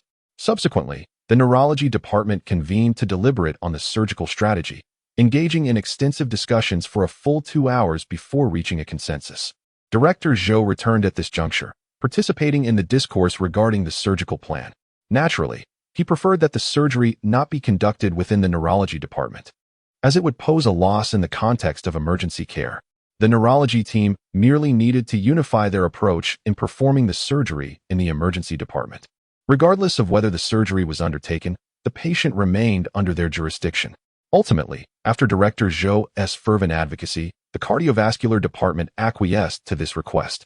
However, an unexpected occurrence transpired. Director Zhou, I wish to undertake this surgery, Qin Feng declared suddenly as they were exiting. What? Director Zhou was momentarily taken aback, his eyes widening in disbelief. I wish to give it a try. Upon hearing Qin Feng's resolute tone, he fell silent, his gaze intensely fixed upon the youthful and handsome visage before him. The patient was elderly, with a thrombus perilously close to the brainstem. Even old Zhang could only guarantee about a 50% success rate. Do you comprehend the gravity of this situation? Director Zhou's voice deepened, laden with seriousness. What is your level of assurance? 80%, Qin Feng stated, after a moment's reflection, offering a conservative estimate. Director Zhou was astounded by this assertion, his mouth agape in disbelief. 80%? What does that signify? Director Zhang Fan was not merely a skilled surgeon at the city's foremost hospital, but also a renowned expert in the province. If he suggested a 50% chance, even if other specialists from the province were summoned, the variation would hardly exceed 10%. Now, Qin Feng boldly claimed an 80% chance. This assertion surpassed Zhang Fan's expertise by at least one tier. Yet how old was he? A mere 24 years. Director Zhang Fan had dedicated over 2 decades to mastering cardiovascular surgery to attain his current level of proficiency and assurance. Yet, in Qin Feng's estimation, it seemed as if that standing had diminished significantly. Are you certain of what you just stated? Director Zhou inquired, still grappling with disbelief, swallowing hard. Qin Feng nodded in affirmation, remaining silent. He descended into contemplation. If this were indeed the case, he would be inclined to allow Qin Feng to proceed. After all, this young prodigy had provided him with considerable astonishment during this period. The number of surgeries he had performed had already met the criteria of an attending physician. At times, Director Zhou even questioned himself. Had he been too indulgent? Outside the resuscitation room, Qin Feng approached the family members, who all rose to their feet. Doctor, how is the patient? Please do not worry. Let us sit down and discuss this calmly. Director Zhou interjected, stepping forward. The patient's current condition is stable, yet not very optimistic. As there is a thrombus in the brainstem, and thrombolysis cannot be employed, we must proceed with a craniotomy. After a thorough explanation, several individuals nodded, indicating their understanding. Our recommendation is to expeditiously perform the surgery to remove the thrombus. The longer we delay, the worse it will be for the patient. Zhou Xianren regarded the family members with a solemn expression. After a brief pause, he addressed them. What is the likelihood of a successful surgery? 50%, Zhou Xianren replied, casting a glance at Qin Feng, deep in contemplation. He refrained from disclosing Qin Feng's higher probability to the family, as the associated risks were exceedingly grave. Even if Qin Feng were absolutely confident, certainty could not be guaranteed. Should the family consent to the surgery under such circumstances, it would indicate their genuine trust in the hospital and their willingness to pursue treatment for the elderly patient. However, if they were to proceed with Qin Feng's 80% success rate, even a minor complication could potentially jeopardize his future. He could not permit Qin Feng to take such a perilous risk. Director Zhang Fan, an expert in cerebrovascular matters, prioritized his own approach as the baseline. The remaining decision lay in the hands of the family. Zhou Xianren felt a twinge of internal conflict but bore no regrets, having witnessed too much in his career. "Doctor, may we consider this?" The woman in front turned to glance at the three men behind her, her husband and two brothers. "Indeed, we have stabilized the patient's vital signs. But a prompt decision is imperative." Zhou Xianren nodded and, with Qin Feng in tow, departed. In the office, he instructed Lu Wan, "Coordinate with the cerebrovascular department and facilitate the patient's transfer to their ward. Ensure proper handover documentation." "Understood, Director," Lu Wan acknowledged, taking the discharge papers from him before exiting. Now, only Zhou Xianren and Qin Feng remained in the office. Curiosity flickered in Qin Feng's eyes as he wondered why he had been summoned. "Qin Feng, do you know why I refrained from informing the family of your success rate?" Zhou Xianren inquired with a slight smile. "I understand, Director Zhou. You have my best interests at heart," Qin Feng replied, nodding in agreement. The elderly patient was already in his 70s, and the risks associated with a level 4 surgery for a brainstem thrombosis were numerous. Any misstep could lead to disaster. The family members awaiting outside the emergency room were modestly dressed, with the eldest sister clearly taking charge, her husband and brothers deferring to her. Even if the surgery were to succeed, they would still confront exorbitant surgical fees and subsequent care. "Indeed," he remarked, a bittersweet smile gracing his face. Upon hearing Qin Feng's words, Zhou Xianren finally exhaled in relief. He had feared that Qin Feng might resent him for deliberately withholding information despite his confidence. Yet now, at least, he understood the director's intentions. "In this emergency, the burden falls on me as the director," Zhou Xianren thought. "But Qin Feng, there lies a long road ahead." "Huh, hearing you say that puts my mind at ease," Zhou Xianren chuckled, giving Qin Feng's shoulder a hearty pat. "Now hurry along. My old schoolmate is waiting for you to join her for dinner." With that, he clasped his hands behind his back and strolled towards the door, only to turn back and raise an eyebrow at him. "Director Qin's daughter is quite commendable. Yin will graduate from the capital next year. Consider it." Qin Feng exhaled in exasperation. He had yet to graduate, and already he found himself the subject of matchmaking. However, there is no turning back. One must proceed. After all, a promise has been made. When Chen Yuanfang accompanied him to the car, she was taken aback. "Xiaoqin, is this your vehicle?" she exclaimed, astonished as she pointed at the Porsche before her. "Yes, it serves as my means of transportation since I live quite far away," Qin Feng replied casually, nodding as he opened the car door for Chen Yuanfang. After all, it was a gift from the system. Over the past 2 to 3 months, he had accrued over 300,000 in earnings, all while meticulously controlling the number of patients he attended to each day, ensuring that each received an impeccable diagnosis with ease. Had he exerted himself fully, he might have surpassed 500,000 by now. "Xiaoqin, where is your hometown?" Chen Yuanfang inquired, engaging in light conversation, yet each question held a deeper meaning. "I am from Pengcheng, currently working here," he responded. "Oh, do you live alone or share accommodation?" she asked, nodding thoughtfully. "I live alone now, though it is a bit far from work. It is more convenient for me," Qin Feng replied with a smile. "Given that you are just starting your internship and earning modestly, it is wise to be frugal. Renting a place can be quite expensive, and driving such a fine car seems extravagant," Chen Yuanfang advised in a maternal tone. "I understand the allure of youthful extravagance, but one must consider the future. Purchasing a home is no easy feat these days. Where are you residing now?" she continued. "I live in Jiangqing Garden," Qin Feng said, awkwardly rubbing his nose as he spoke in a low voice. "Jiangqing Garden? The very same?" Chen Yuanfang exclaimed, momentarily stunned. "That is the finest community in the city center. What made you choose to live there? It is not only far, but also quite costly." Clearing his throat, Qin Feng explained, Director Chun, I do not rent." He sighed internally, wishing to clarify. Although he was still an intern, the system provided him with ample financial resources. "You do not rent." Chen Yuanfang took a moment to process this revelation, her mouth agape. Did you purchase it? Well, in a manner of speaking, yes, it is indeed my property. Qin Feng confirmed with a nod. For a moment, the car fell into a profound silence, as he felt somewhat unnerved under the weight of her astonished gaze. Meanwhile, Chen Yuanfang's mind was in turmoil, genuinely surprised. However, she did not dwell on the notion that a mere intern could afford a home. Could his family be that affluent? This thought added a hint of admiration to her gaze. Upon arriving home, during dinner, Chen Yuanfang repeatedly urged her daughter to serve Qin Feng, leaving him feeling restless and awkward. Nevertheless, Lu Yin'er was indeed strikingly beautiful, studying finance in the capital, now in her 3rd year. Her delicate features, with a refined nose and cherry-red lips, resembled a beauty straight from a painting.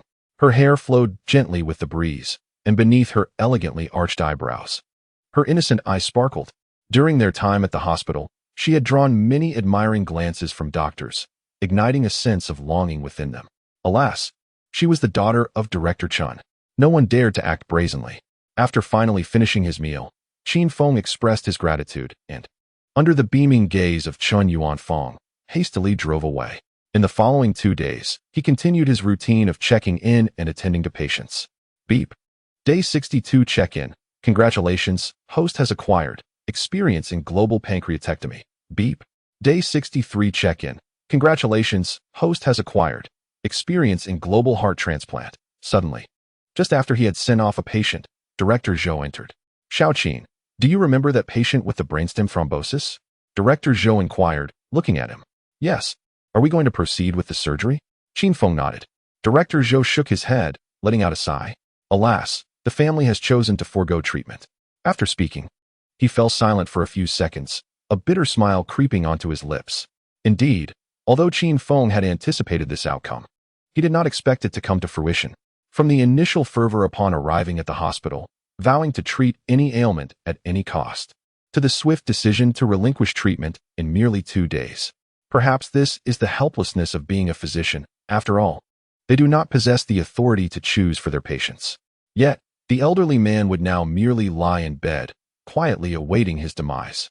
Chapter 12. The arrogant BMW and the little girl's chest pain and fainting at 5 p.m. Qin Feng changed back into his casual attire, keys in hand, preparing to leave. Dr. Qin, are you off duty? The nurses, upon seeing him in his stylish leisure wear, greeted him with smiles.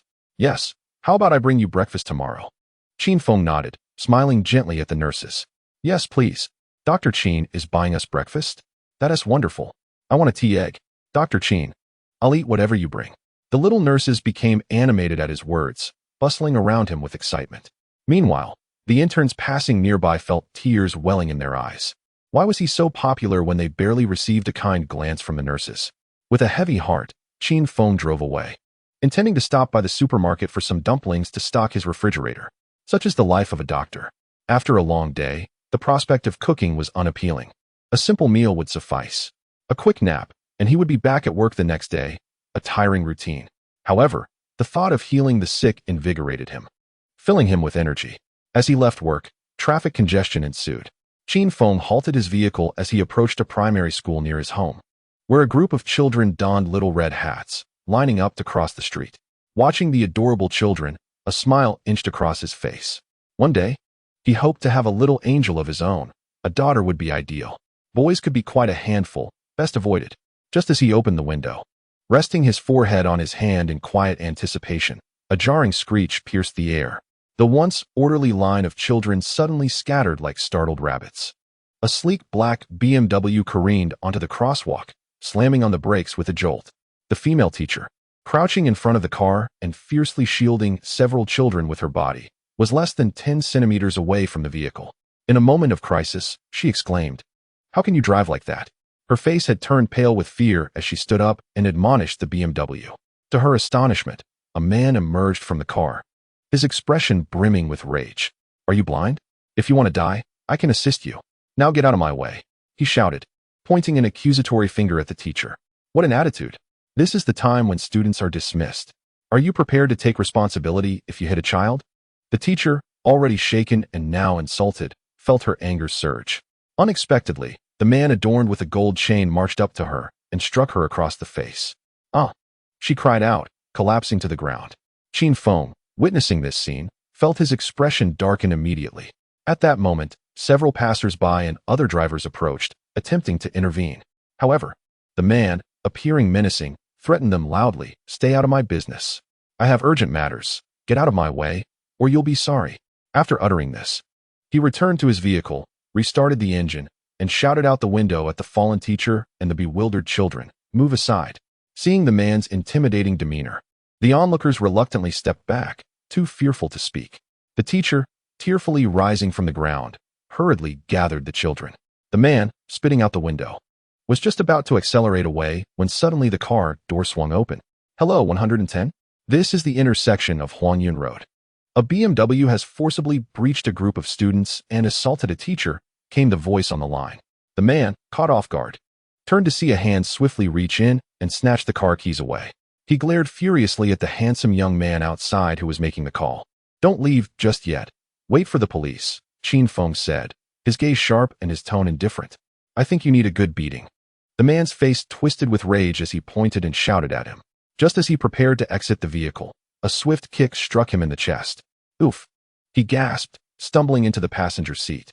With a decisive motion, Qin Feng closed the door again and pressed the lock button. The man was trapped inside, unable to open the windows, completely sealed off. "You wait. Let me out, or I swear I'll kill you," he raged from within the car. Qin Feng regarded the man's impotent fury with a smirk of triumph. The expressions of those around them mirrored a sense of vindication. "Thank you," the young teacher said, approaching him with gratitude. "It was nothing. It was the least I could do. Are you all right?" Qin Feng shook his head, instinctively reaching to touch her face gently, noticing the redness on her cheek. "I am fine," she stammered, suddenly flustered, her other cheek turning crimson as well. How could one not feel a flutter of emotion when such a handsome man tenderly caressed her cheek? "I'm glad you're okay. Let us get the children moving. I've already called the police." Qin Feng sensed something amiss and quickly withdrew his hand, offering an awkward smile. "It's just a habit from my profession." "Oh, all right." The female teacher, having regained her composure, promptly instructed the students to continue crossing the street. "I'll stay here. I can serve as a witness when the police arrive." "That works." Qin Feng nodded in agreement. There were surveillance cameras at this intersection, ensuring the perpetrator could not escape. Just then, a little girl stumbled a few steps before collapsing onto the ground. "Oh no, a child has fainted," people nearby exclaimed in alarm. At the sound, Qin Feng instinctively turned his head and rushed over. "Shall we? What happened?" The female teacher also hurried to the child, scooping her into her arms anxiously. This girl was one of those whom the teacher had held tightly when the BMW had sped past. "Call 120. Bystanders quickly retrieved their phones, dialing for emergency assistance. Meanwhile, Qin Feng knelt before the girl, his brow furrowed with concern. Her right hand was pressed firmly against her chest, her complexion pale and drenched in sweat.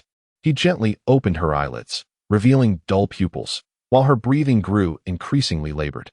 Placing 2 fingers against the artery on her neck, a wave of dread washed over him. Something was terribly wrong. Her pulse was weakening, showing signs of distress. Coupled with her symptoms, Qin Feng's heart sank. The likelihood of chest pain leading to fainting was rare, and if it occurred, it was serious. It could be a heart or arterial issue. Either would be life-threatening. Time was of the essence.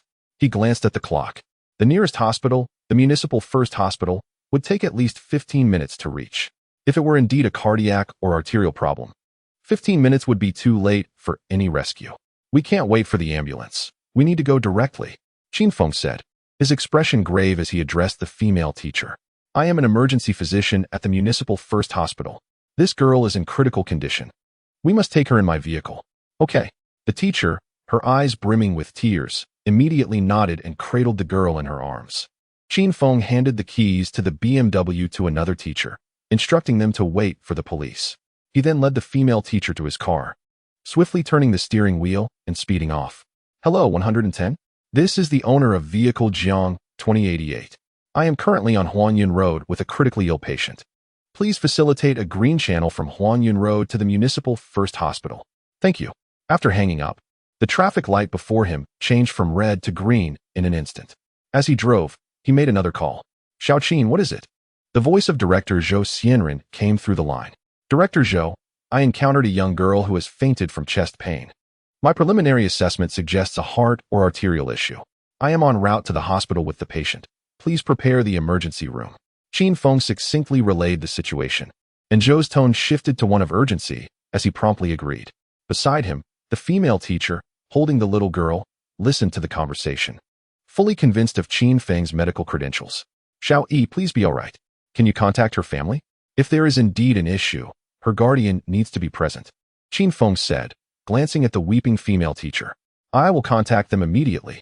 The teacher, upon hearing this, finally reacted, hastily retrieving her phone and trembling as she scrolled through her contacts to dial a number. Once connected, the voice on the other end changed upon hearing the news, promptly hanging up to rush to the city hospital. With the assistance of traffic police, Qin Feng sped through the streets, arriving at the emergency entrance in less than 8 minutes. Dr. Qin. At this moment, Lu Wan and another nurse were already prepared with a stretcher, waiting for him. Qin Feng swiftly picked up the little girl and placed her on the stretcher as they rushed into the emergency building. Get her on the machines, quickly. Inside the resuscitation room, the nurses had already connected all the equipment upon hearing his command. The data on the screens displayed that the patient's blood pressure had not dropped. It remained stable, with a slight upward trend. Perform an electrocardiogram and chest ultrasound. Qin Feng, observing the data, felt a slight release of tension. It seemed her condition was manageable. What happened? You're back? Zhao Yitian, upon hearing the commotion, entered with a look of confusion. There was an incident on the way. The little girl fainted, and I suspect there is an issue with her heart, Qin Feng replied, shaking his head. Shortly thereafter, the reports were delivered to him. Just a glance at the results caused his expression to grow grave. Aortic dissection. What? An aortic dissection? Zhao Yitian exclaimed in astonishment upon seeing the image that showed a significant bulge above the aorta. This is life-threatening. He reached out to the little girl, whose skin felt icy.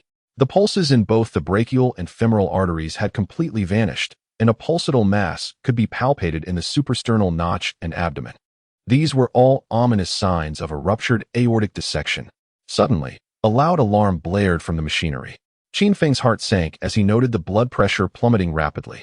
The only cause for such a swift drop in blood pressure could only be significant blood loss from the aorta. The aortic dissection has ruptured. Administer dopamine to elevate her blood pressure. Begin fluid resuscitation, starting with saline followed by glucose to prevent shock. Administer pain relief intravenously and provide oxygen. He promptly directed the nurses to implement emergency measures, then turned to Zhao Yitian, saying, inform Director Zhou and the cardiac surgery department to send someone over for a consultation immediately. It must be quick. Go. Understood. Zhao Yitian darted out like lightning. Lu Wan. Prepare the operating room, Qin Feng instructed as he took Lu Wan's place. I will be there shortly. Lu Wan nodded and led 2 nurses into the operating room to make preparations. An aortic rupture is exceedingly perilous. A moment's negligence could cost a life. After 2 or 3 minutes, the little girl's condition was finally stabilized, though she remained in shock, with vital signs merely maintained. Soon, Director Zhou from the emergency department and Director Zhang Fan from cardiac surgery, accompanied by an assistant, rushed in, and the team immediately began the consultation. The patient's examination results were thoroughly presented to the attending physicians. The descending aorta of the patient has ruptured, resulting in significant blood loss. Qin Feng, observing Director Zhou and Director Zhang before him, spoke in a grave tone, stating that immediate surgery is imperative. My recommendation is a synthetic graft replacement for the descending aorta. This indeed represents the most suitable course of action at present. However, Director Qi, scrutinizing the examination reports in his hands, abruptly turned to Director Zhang, saying, Old Zhang, the complexity of this surgery is considerable. The patient is young, with delicate cardiovascular structures. During the graft replacement, complications are likely to arise, particularly concerning the urgent ischemic demands of the spinal cord. I estimate you have only 15 minutes. If the time exceeds, ischemic necrosis of the spinal cord may occur, leading to paralysis of the lower body or even the entire body. Will you be able to manage in time? Upon the conclusion of his words, all eyes focused intently on Director Zhang. Chao Ku is currently attending a meeting in the province. I am the only one available to perform the surgery in the cardiothoracic department. What other options do we have? Upon hearing this, Director Zhang furrowed his brow and replied tersely. Director Qi promptly nodded. Old Zhang, I understand your concerns. I merely wish to inquire about the choice for the first assistant. Cui Yong, He is a student of Chao Ko's and has assisted both me and old Chao in the past, replied Director Zhang, glancing at the doctor beside him. Upon receiving the approving gaze from Director Zhang, Cui Yong straightened his posture and puffed out his chest. Very well, as long as you feel confident. Who should be the second assistant? Let Qin Feng take that role, Director Qi stated. Before he could finish, Zhou Xianren interjected, there is no need for further discussion. Besides, he is the one who discovered the patient and brought her to the emergency room. Let him learn from old Zhang. With this declaration, all eyes immediately turned to the striking visage of Qin Feng. He was somewhat taken aback that Director Zhou had proactively advocated for him to take the second assistant position. He hadn't even had the chance to voice his own thoughts. No problem, I agree, Director Zhang said, nodding in approval upon seeing Qin Feng. The last time when Deputy Director Chun Yuanfang encountered an issue, Qin Feng executed a flawless vascular suturing technique, an act that remains vividly etched in his memory. It was simply exquisite. Isn't he the best candidate for the first assistant? Alas, it seems that Cui Yong is favored due to his connection as old Chao's student. If old Chao were to discover that during a cardiothoracic surgery, he had not included a cardiothoracic surgeon, but rather allowed an emergency physician to take the first assistant role, he would undoubtedly be displeased. Sometimes, the dynamics between various departments in a hospital can be rather pragmatic, as there is a need to cultivate talent within one's own department. Talent, in addition to innate ability, also requires experience. Where's my EE? Just as everyone was preparing and waiting quietly outside the operating room, an urgent voice pierced the air. She's here. Upon hearing the voice, the crowd immediately moved closer. You are Chao Ee's mother? Director Zhang was the first to speak. Yes. Where's my daughter? How is she? The woman, upon hearing her daughter's name, was instantly overcome with tears, gripping him tightly as she inquired. I am Zhang Fan, the director of the cardiothoracic surgery at the City First Hospital. Your daughter's arterial dissection has ruptured and poses an imminent threat to her life. She requires surgery without delay. Zhang Fan hastily explained that they needed her signature to proceed with the surgery, urging her to sign promptly if she wished to save her daughter. Upon hearing this, the woman's face turned pale and her legs nearly buckled beneath her. Qin Feng reached out to steady her, noting that her attire and demeanor suggested she hailed from a distinguished background, a woman of considerable grace. Suddenly, she seemed to recall something, frantically retrieving her phone to dial a number. Hello, my daughter has suffered a ruptured artery. It's extremely dangerous. What should I do? I'm at the first municipal hospital, and the doctor is right in front of me, she cried, her voice trembling with despair. The man on the other end spoke, and her sobs intensified before she ended the call. My husband said he has brought an expert from the province. We must wait for him to arrive. At her words, the expressions of everyone present shifted to concern. What was this? An expert from the province? How long would her husband be? Half an hour, she replied. The moment she finished speaking, a wave of disbelief washed over the others. Did she not grasp the gravity of a ruptured artery? If they had not acted quickly to stabilize the condition, the little girl would have already perished. I can only tell you that in half an hour, your daughter may no longer be with us. We cannot wait. Director Zhou stated with a serious demeanor. Every minute you delay increases the danger. You must make a decision swiftly. All right, I'll sign. I'll do anything to save my daughter's life. After a moment of silence, the woman finally relented, trembling as she inscribed her name on the consent form. With her signature, a collective sigh of relief echoed among the bystanders. In the operating room, the little girl lay on the table, already under general anesthesia. Qin Feng stood in the position of second assistant, quietly observing as Director Zhang Fan commenced the surgery. It was now 6:58 p.m., and the patient was Chao Yi, undergoing a descending aorta artificial graft replacement surgery. Let us begin. The lead surgeon, Zhang Fan, announced as the scalpel made an incision in the left side of the girl's chest, entering the thoracic cavity between the sixth ribs. The procedure employed a simple occlusion method, wherein the upper and lower ends of the aneurysm were blocked at room temperature, followed by the excision and incision of the aneurysm to implant a prosthetic vessel. The critical risk lay in the potential for increased burden on the left heart once the aorta was successfully occluded, which could compromise vital organs downstream, such as the liver, kidneys, and spinal cord, with the spinal cord being particularly susceptible. It was the organ most vulnerable to ischemic and hypoxic damage. While other organs could tolerate blockage for over 30 minutes, The spinal cord could withstand only half that duration. Should this threshold be exceeded, brain cells would begin to die, resulting in irreversible and severe damage. As the sternum was pried open, Zhang Fan expertly severed the posterior end of the upper rib, widening the incision to reveal the surgical field. A tiny, beating heart emerged before their eyes. Indeed, the artery had ruptured, leading to significant hemorrhaging. The accumulation of fluid in the thoracic cavity was considerable and required immediate evacuation. The situation was dire. "Let us start the dissection," Zhang Fan remarked, his brow slightly furrowed. Maintaining his composure. This step demands utmost caution, for the arteries are intricately adhered to the lungs. Should any mishap occur, resulting in damage to the lungs, bleeding into them would lead to embolism, a condition fraught with fatality.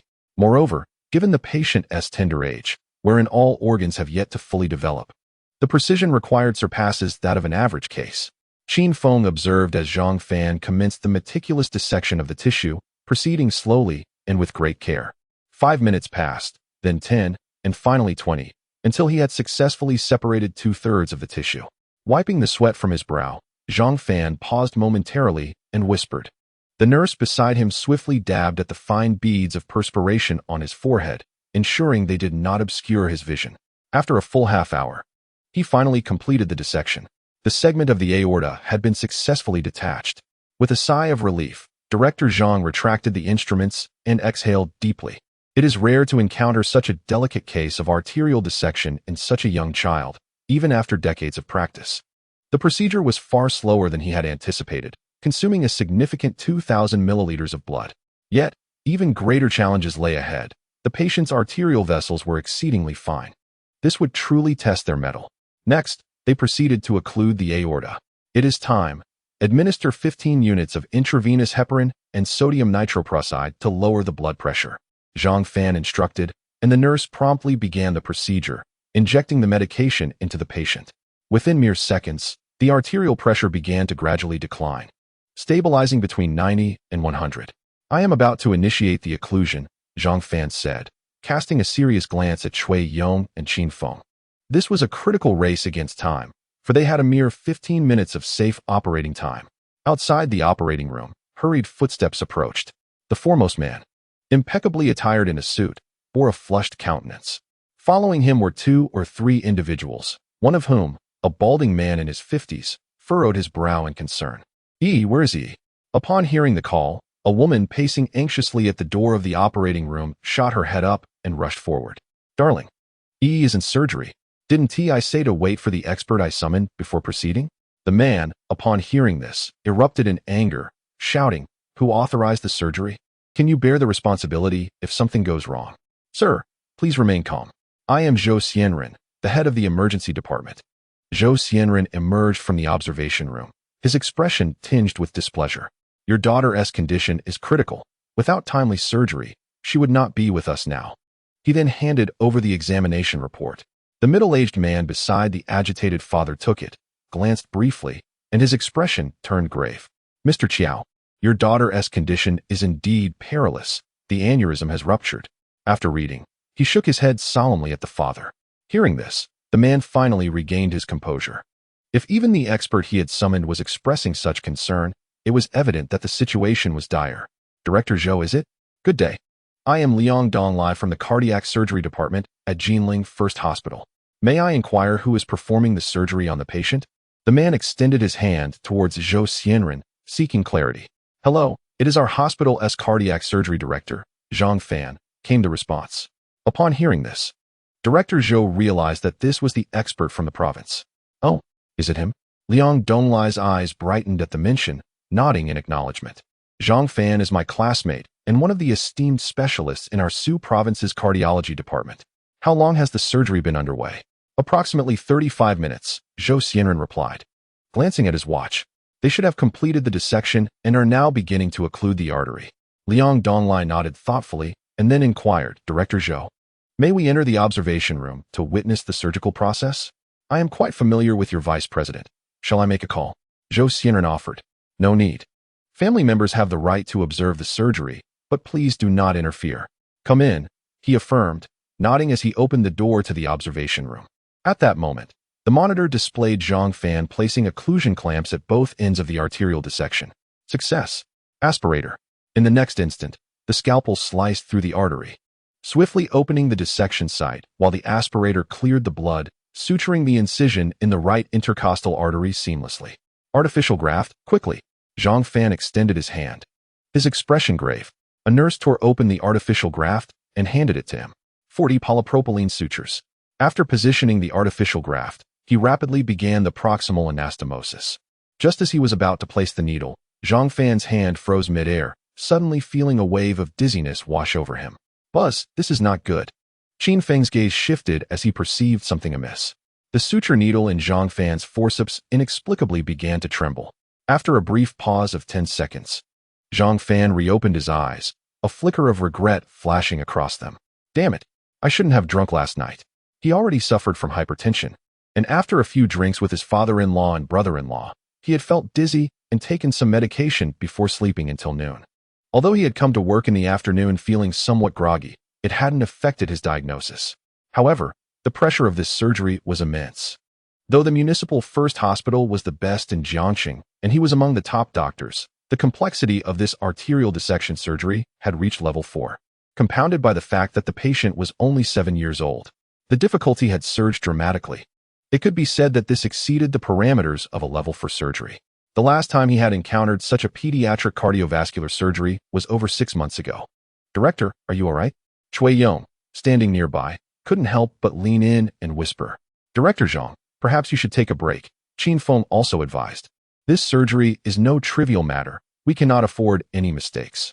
I'm fine. Let's continue, Zhang Fan replied, shaking his head and taking a deep breath, determination gleaming in his eyes. Now was the critical juncture for the replacement and suturing, and he could not afford to falter. It was imperative to complete the procedure without any issues. With that, Director Zhang began the anastomosis, first suturing the posterior wall, followed by the anterior wall. The blood pressure in the aorta was exceedingly high, particularly as this was a major artery supplying blood to the heart. If the suturing was even slightly flawed, it could easily result in catastrophic hemorrhaging. Therefore, precision was paramount, and the spacing of the sutures had to be as uniform and consistent as possible. Under such demanding suturing techniques, the immense challenge of time looms large. Thus, the moment that tests both fundamental skills and psychological resilience has arrived. Completing the posterior wall suturing in 4 minutes and finishing the basic posterior wall suturing in 4.5 minutes, the proximal end is nearly complete. Suddenly, at that moment, Director Zhang Fan's wrist trembles, his knees buckle, and his body plunges downwards. The suturing thread yanks violently. The proximal aorta is pulled up. The hook needle pierces the artificial blood vessel, and the edge of the aorta splits open. Zhang Fan steadies himself abruptly, his face paling to a ghostly white. This is disastrous. The entire surgical team is taken aback. Cardiac arrest ensues. The artificial vessel is lost. Moreover, the edge of the arterial suturing has torn. This means that the preceding suturing is entirely rendered void. Director Zhang, beside him, Cui Yong hastily reaches out to support him, his expression tense. Meanwhile, Zhang Fan's heart has plunged into despair. With a total suturing time of 15 minutes, only 6 minutes remain. Within these 6 minutes, he must complete the adjustments, replace the vessel, and re-suture. Time is slipping away. Exceeding 15 minutes would undoubtedly result in irreversible harm to the patient. A complete paralysis. This is a consequence the patient's family could never accept. A grievous medical mishap. From this moment forth, he would likely find himself entirely blacklisted from the medical profession. The patient's family might even pursue him relentlessly. At this moment, the surgical room is enveloped in a profound silence and eerie stillness. Zhang Fan glances at Cui Yong. A bitter sense of despair etched upon his face.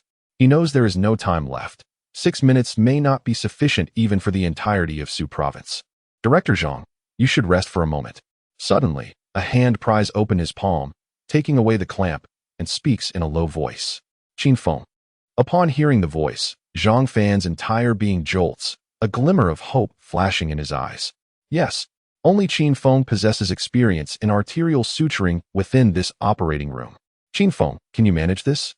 Zhang Fan, as if having found a savior, grasps his hand, speaking with a bittersweet tone. It's all right, I will handle it. Qin Feng smiles gently, nodding his head. He then gestures, Dr. Cui, please escort Director Zhang to rest. Zhang Fan is helped to his side, his expression a mixture of hope and anxiety.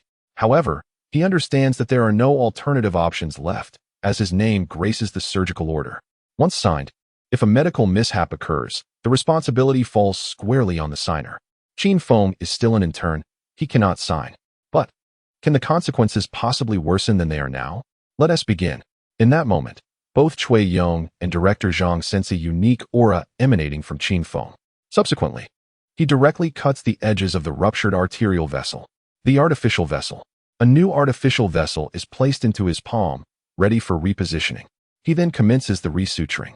At this point, only 5 minutes and 30 seconds remain. To suture the proximal and distal ends and restore blood flow, he has merely 6 minutes. Zhang Fan's heart races like a drum. The last time, he managed to create a miracle in just 2 minutes under the guidance of Deputy Director Chun. Could he truly replicate such a feat today in such a brief span? Outside the operating room, in the monitoring room, the young girl's parents witnessed the scene, their faces ashen with dread. Yet, they remained silent, creating a stillness akin to that within the operating room. However, Director Zhou, Dr. Zhao Etian, and Director Liang Donglai from Jinling were deeply agitated. Their hearts nearly leapt from their throats at the sight of Lao Zhang's nearly fatal blunder. No one dared to utter a word. It was only when Qin Feng assumed the lead surgeon position from Zhang Fan that Director Zhou clenched his fists, his palms already damp with perspiration. Even Zhang Fan himself had stepped back, indicating his inability to continue. The weight of the surgery now rested squarely on Qin Feng's shoulders. In a mere 5 minutes, Liang Donglai, observing from the side, was astonished to see Qin Feng take over his old classmate Zhang Fan's role. This doctor appeared quite youthful. Though masked and garbed in sterile attire, years of experience allowed him to discern that this surgeon could not be over 30 years of age. He was indeed an authority in cardiac surgery, and Zhang Fan's error had essentially signaled the surgery's impending failure. Even if the young girl were to survive, it would be a gamble regarding the extent of her paralysis. What could possibly be achieved by replacing her with a younger doctor? However, in the next moment, everyone inside and outside the operating room was left in stunned silence. Qin Feng moved with lightning speed, threading the needle with astonishing rapidity. They could barely discern the positions of the needle and thread before it had already darted out from the edge of the blood vessel. With deft precision, Qin Feng's fingers pressed against the suture line, gently pulling it through the artificial vessel. The first loop was successfully stitched in just 1 second. Gasps of astonishment erupted from both inside and outside the operating room. How could this be happening so swiftly? Moreover, Qin Feng's technique was remarkably steady, devoid of any hesitation. As the needle passed through the vessel, his nimble ring finger deftly secured the suture, locking it in place. At this juncture, the needle re-entered the artificial vessel. This seemingly simple action saved at least a third of the suturing time. A minute later, Qin Feng had successfully joined the artificial vessel and artery, creating a semblance of the required suturing. Was that the 4-quadrant suturing technique? Liang Donglai leapt to his feet in astonishment, exclaiming, "What does that mean?" A man nearby inquired, intrigued by his words. "Well, it's a rather intricate hybrid suturing method." "Quite complex," Liang Donglai replied, feeling somewhat awkward, uncertain how to elucidate further. He had only heard of and seen it, never having employed it himself. The nearby blood vessels at the ends of the descending aortic aneurysm often exhibit weakened walls due to degenerative elastic fibers. Using conventional suturing techniques could easily lead to wall rupture and catastrophic hemorrhage, posing a grave risk to life. Hence, cardiovascular experts and institutions worldwide are persistently in pursuit of better and more advanced methods. It is hoped that the risks during the suturing process can be minimized as much as possible.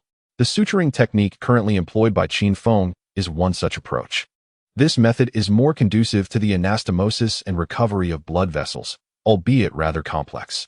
Unless one is absolutely confident and has ample time for the surgery, no cardiovascular physician would opt for this technique. It is akin to gambling, or perhaps it reflects his self-assurance. "Director Zhou, may I inquire about the name of this doctor?" Liang Donglai, suddenly serious and curious, turned to Zhou Xianren. "His name is Qin Feng, and he has only recently joined our hospital." Upon seeing Liang's agitation, Zhou Xianren felt a sense of calm wash over him and replied with a smile. Even experts from the provincial level were astonished. "It seems there is great hope for Qin Feng. Truly, he is a treasure of our emergency department." Qin Feng. Liang Donglai pondered for a moment, furrowing his brow. He had not heard of any remarkable newcomers in recent times. May I be so bold as to ask which department he belongs to and what his position is? He is from our emergency department, and currently, he is still an intern. An intern? As soon as Zhou Xianren finished speaking, the father of the little girl erupted. Are you daring to let an intern operate on my daughter? I see your hospital is no longer interested in functioning. Mr. Qiao, please remain calm. As the man was about to explode, Zhou Xianren realized he might have spoken too much. Suddenly, Liang Donglai shouted at the man, if you wish to save your daughter, then sit down and wait. Taken aback by Liang's outburst, the man was left confused. What do you mean? You are the expert I invited, yet you choose to assist them instead? Director Zhou, he wouldn't be the intern who performed the carotid artery repair a few months ago, would he? Liang Donglai seemed to recall something, pointing at Qin Feng on the monitor, astonished. Zhou Xianren remained silent, merely nodding with a smile. So it is him. He truly is a genius. Inside the operating room, merely 2.5 minutes had elapsed, and the suturing of the anterior wall had nearly concluded. Even Zhang Fan approached to observe, filled with admiration. This is truly astounding. Of course, the most significant emotion was joy. As Qin Feng deftly cut the suture and commenced the distal anastomosis, the surgery was back on track. Subsequently, Qin Feng took only 2 minutes to complete the distal vascular anastomosis once again, his speed surpassing the previous. Clang. The anastomosis was completed. Remarkably, there remained 1.5 minutes. Both inside and outside the operating room, everyone was astonished. After a brief cleaning of the blood surrounding the vessels, the most critical phase was about to begin. Gulp. Zhang Fan, First Assistant Chui Yong, and all the nurses, Director Zhou Xianren, Dr. Zhao Etian, and Liang Donglai from the provincial hospital. They swallowed their nervous saliva in unison. All eyes were glued to the blood vessels. Qin Feng grasped the occlusion clamp, slowly releasing it, allowing blood to flow from the proximal end into the artificial vessel. He controlled the infusion and blood volume, maintaining arterial pressure while administering sodium bicarbonate to correct the metabolic acidosis caused by distal ischemia. He prepared to sustain the arterial pressure as he directed the nurses, gradually loosening the final distal occlusion clamp to prevent a sudden drop in blood pressure. Crimson blood, infused with the essence of life, coursed through the distal arteries, seamlessly traversing the artificial blood vessels and cascading throughout the body. Time, 14 minutes and 32 seconds. Only 28 seconds remained until the stipulated 15 minutes. He snatched a lively little girl from the clutches of death. The instant was punctuated by a flurry of applause. Within the operating room and the monitoring room outside, the sound of enthusiastic clapping resonated almost simultaneously. All medical personnel could not restrain their admiration for Qin Feng, their eyes brimming with boundless appreciation. Under dire circumstances, he had defied the odds, executing an almost impossible suturing speed to salvage the operation.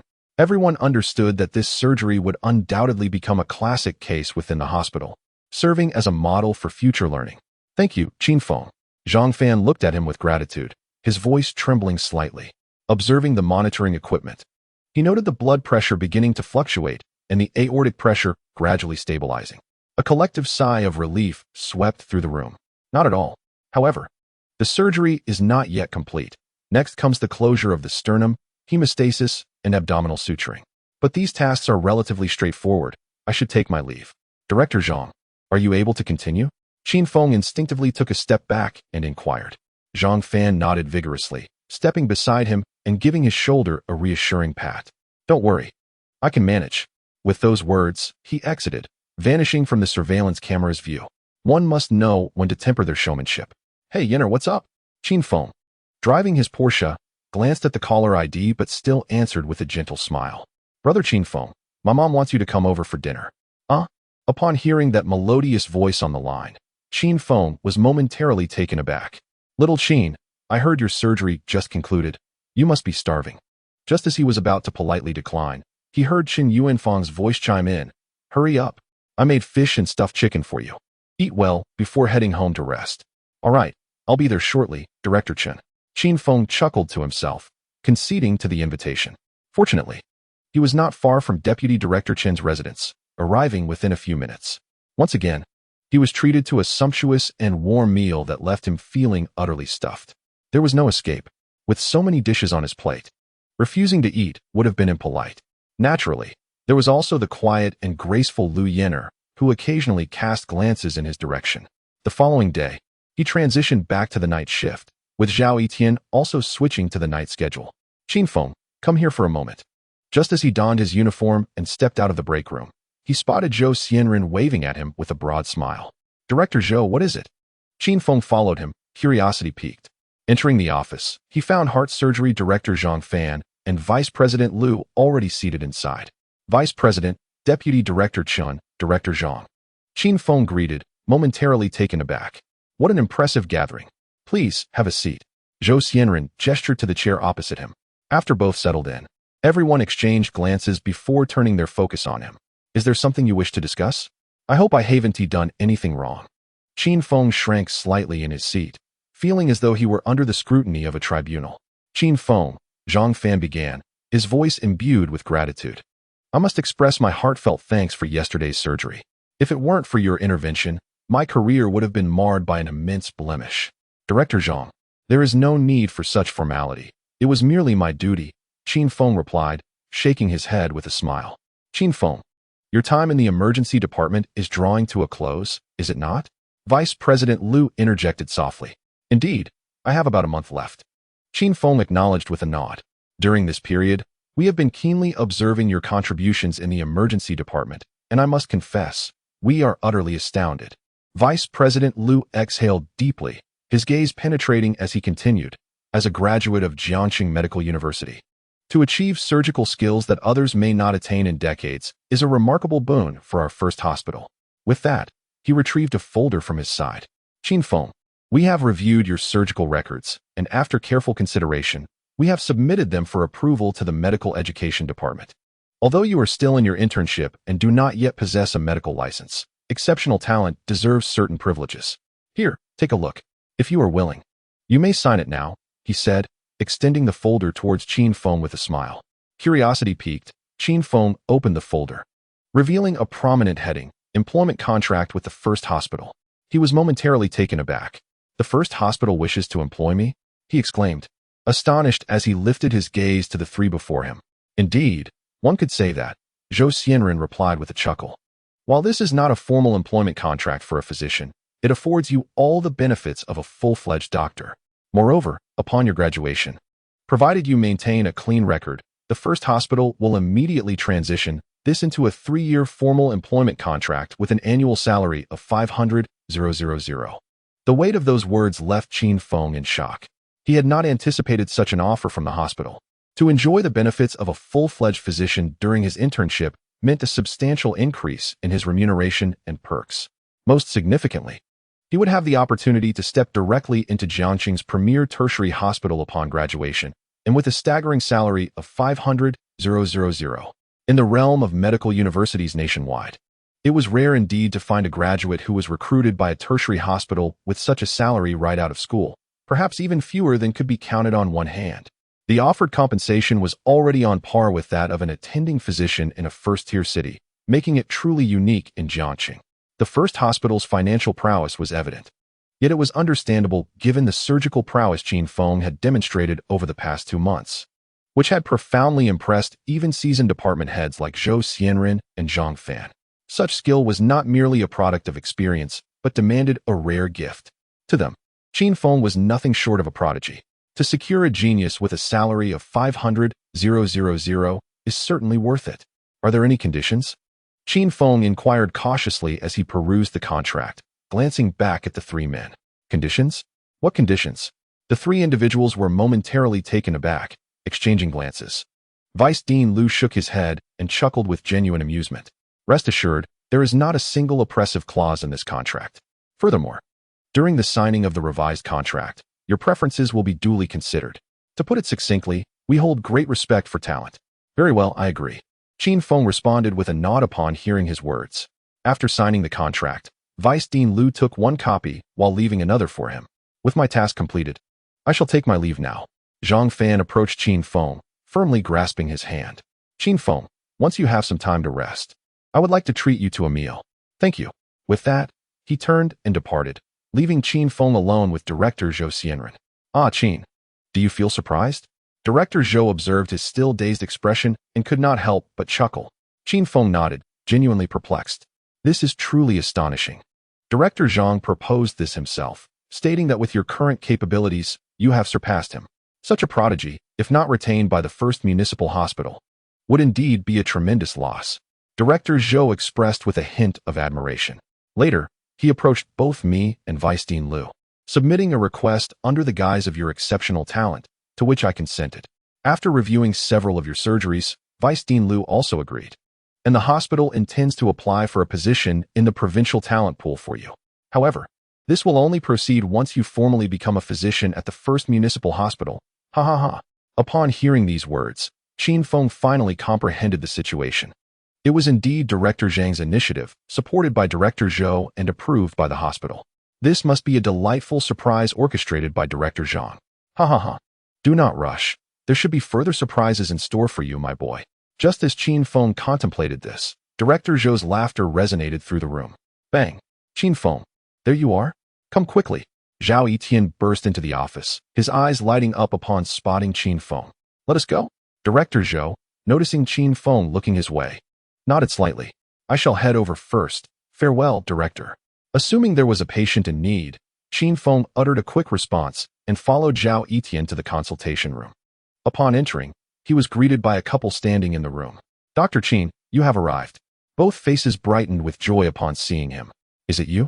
Qin Feng recognized the woman, though it was his first encounter with the man.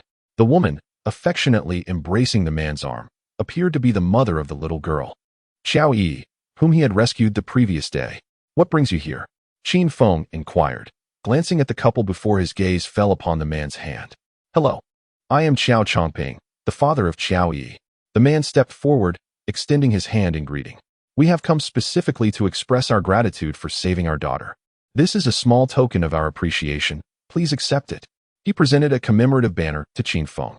Initially, I intended to offer something else, but Directors Zhang and Zhou advised against it, so we specially crafted this banner instead. As Qin Feng accepted the banner, a surge of indescribable emotion welled up within him. This was his very first commemorative banner. Thank you. I trust that Xiao Yi is now in good health. Qin Feng smiled and nodded, turning to the two individuals. Yi's surgery was remarkably successful. However, we will promptly assist her in transferring to Jinling for recovery. Jinling? Upon hearing Qiao Chongping's words, he expressed his astonishment. Indeed, as I have been residing there for an extended period, her mother has been accompanying her for schooling in Jiangxing. Nevertheless, all the necessary procedures for Jinling have been completed, so it is likely that she will seldom return to Jiangxing. Qiao Chongping nodded affirmatively, subsequently handing over a metallic business card. This is my personal card. Should Dr. Qin find himself in Jinling, please do not hesitate to reach out to me. While I am not a person of immense wealth, my business is doing reasonably well, and my wife and I will gladly take care of everything for Dr. Qin during his stay in Jinling. You are Yi's lifesaver. This kindness will be eternally etched in the hearts of the Qiao family. After expressing this, he took a step back and deeply bowed. No, Mr. Qiao. You flatter me. Saving lives is the fundamental duty of a physician. Observing this, Qin Feng quickly extended his hand to assist the couple in standing upright, shaking his head in modesty. Since you are departing, I wish you a safe journey, and I will visit Yi in Jinling when the opportunity arises. As they were leaving, when Xiao Yi was being wheeled into the luxurious medical transport, she turned to him and said, Uncle, thank you for saving me. Qin Feng's heart swelled. This beautiful young girl seemed like a little angel. Yi, take good care of your health, and you will soon return to school, all right? Xiao Yi gently nodded upon hearing his words. Yi, say goodbye to Uncle Qin. Goodbye, Uncle Qin. Goodbye, Yi. With that, Xiao Yi was pushed into the vehicle. Qiao Chongping shook hands with him once more. Dr. Qin, we shall meet in Jinling. Very well, travel safely. With that, Qiao Chongping and his wife entered a Rolls-Royce Ghost and departed from the first municipal hospital. Upon returning to the consultation room, Zhao Etian gazed at the banner on the wall and couldn't help but exclaim, Qin Feng, I am truly in awe of you. The little girl you rescued from the road turns out to be the daughter of a business magnate. What? Are you envious? Qin Feng shot him a disdainful look. Envious, yet lacking the capability. Zhao Etien's expression momentarily froze. Then he sighed in resignation. Doctor, is anyone there? At that moment, a woman's urgent voice suddenly echoed from outside. Qin Feng and Zhao Etian tensed, quickly rising to their feet. Let us go. In the lobby, a nurse and a woman were pushing a stretcher on which lay a middle-aged man in pajamas. What is the situation? Qin Feng and Zhao Etian approached to inquire. Dr. Qin, this patient encountered some issues that prevent us from examining him, the nurse whispered closely. Upon hearing this, both men instinctively glanced at the patient's waist, which was covered by clothing, while his hands were concealed within, shielding his lower body. Let us bring him in first. Qin Feng gestured to the side as the patient was wheeled into a bed. With a swift motion, Zhao Etian drew the curtain for privacy. All right, no need to cover him anymore. Qin Feng observed the man's anguished expression and waved his hand. The man's gaze flickered with a hint of embarrassment as he slowly removed his clothing. Startled, Qin Feng and Zhao Etian instinctively leaned back at the sight before them. What on earth happened? Qin Feng inquired. His curiosity piqued as he regarded the man. Oh, doctor, spare me the questions and just treat me quickly. I'm in excruciating pain. The man cried, his face obscured by his hands, a mix of discomfort and anger evident in his tone. If you don't explain the situation, how can we help you? Perhaps you should endure a bit longer while we consult our resources? With that, Qin Feng exchanged a knowing glance with Zhao Etian before preparing to leave. Wait. I'm talking here. The man, still covering his face, gestured toward his lower body, exclaiming, this, that, can't you just say it? I just took some medicine. Finally, the man managed to articulate his predicament. Qin Feng and Zhao Etian exchanged amused glances, both recognizing the absurdity of the situation. How long has this been going on? They inquired, leaning in closer for a cursory examination, their brows furrowed in concern. How should I know? My heavens, doctor, please just treat me. The man's face flushed with embarrassment and urgency. Are you still withholding the truth? Zhao Etian straightened, his expression turning serious. If you don't clarify your condition, how can we provide appropriate treatment? Do you wish to keep this intact? At this, the man clenched his jaw, his expression darkening. Doctor, I think it's been about 6 hours. A woman, heavily made up and observing, interjected. It's been roughly 6 hours since 2 o'clock this afternoon. 6 hours? Qin Feng pondered, perplexed. Given the symptoms of edema, it seemed unlikely that this was merely a 6-hour issue. The excessive engorgement had already rendered the area a pale yellow, indicating that the pressure had escalated significantly. Venous return was severely obstructed, and such a condition could only arise from prolonged excessive engorgement or one other possibility. How much medicine did you take? He asked the man, his tone grave. I only took 1 pill. The man replied, turning his head away in irritation. Madam, it's not too serious. If you can endure for a couple more days, it should resolve itself. Just ensure he rests well. With that, Qin Feng patted Zhao Etian on the shoulder and turned to leave. Without honesty, we cannot treat this. Let us go. Wait, doctor. I was wrong. The man, sensing the gravity of the situation, quickly raised his hand, fully resigned. I took 3 pills since last night. What kind of pills? Just the little blue ones. Zhao Etian was taken aback. 3 pills. No wonder. 3 Viagra? That is reckless. He exclaimed. Brother, you're quite bold. Let me tell you, surviving 3 pills of Viagra is a feat in itself. Qin Feng stared at the man in disbelief, at a loss for words. Dr. Zhao, please conduct an examination. If there are no other medical histories, proceed with normal decompression. With that, he exited the room. Wait. As Zhao Etian observed him stepping outside, he was momentarily taken aback, his face instantly reflecting a mix of disbelief and confusion. I am, after all, your supervising physician. Why must I handle this? However, upon witnessing the expressions exchanged between the 2 individuals before him, he resignedly shook his head and gestured towards Qin Feng. You go fetch the paperwork and make the payment. I will take care of the rest. The woman nodded and promptly followed in Qin Feng's wake. Half an hour later, Zhao Etian returned to the consultation room, where Qin Feng was engrossed in a video. This evening's emergency room appeared significantly quieter, with patients sparse and mostly just those receiving intravenous fluids. Director Zhou had exceptionally taken the night off to rest, while Deputy Director Chun had been tirelessly working since his injury, leaving him utterly exhausted. Aside from Qin Feng and Zhao Etian, only Xiao Jing remained. Here, I brought this for you both. Xiao Jing entered, carrying 2 cups of coffee, and placed them on the table. Thank you, Sister Jing. Qin Feng smiled at her, instantly brightening her demeanor. Hey, Xiao Jing, why are you being so nice today? Buying me coffee? Are you harboring ulterior motives? Zhao Etian teased as he accepted the coffee, raising an eyebrow playfully. Please, spare me. Xiao Jing rolled her eyes and pointed at Qin Feng. With such a handsome guy right in front of me, how could I possibly be interested in you? What? So, after handling that medication case, you feel you've got it all figured out? They say once a woman marries and has children, she becomes like a locomotive. Zhao Yitian exclaimed, slapping his forehead, hesitant to continue the banter. Qin Feng chuckled at their playful exchange. Such moments of leisure were a rare treat during the hectic nights in the emergency room. With Director Zhou absent, he silently hoped nothing untoward would occur. Xiao Jing settled beside them, stretching lazily as she sipped her coffee. By the way, Qin Feng, I heard the hospital approached you to sign a contract. Is that true? What? That's news to me. Zhao Yitian exclaimed, astonished. Yes, it's true. I signed it, but since I haven't graduated yet, it isn't a formal employment contract. Qin Feng nodded, speaking nonchalantly.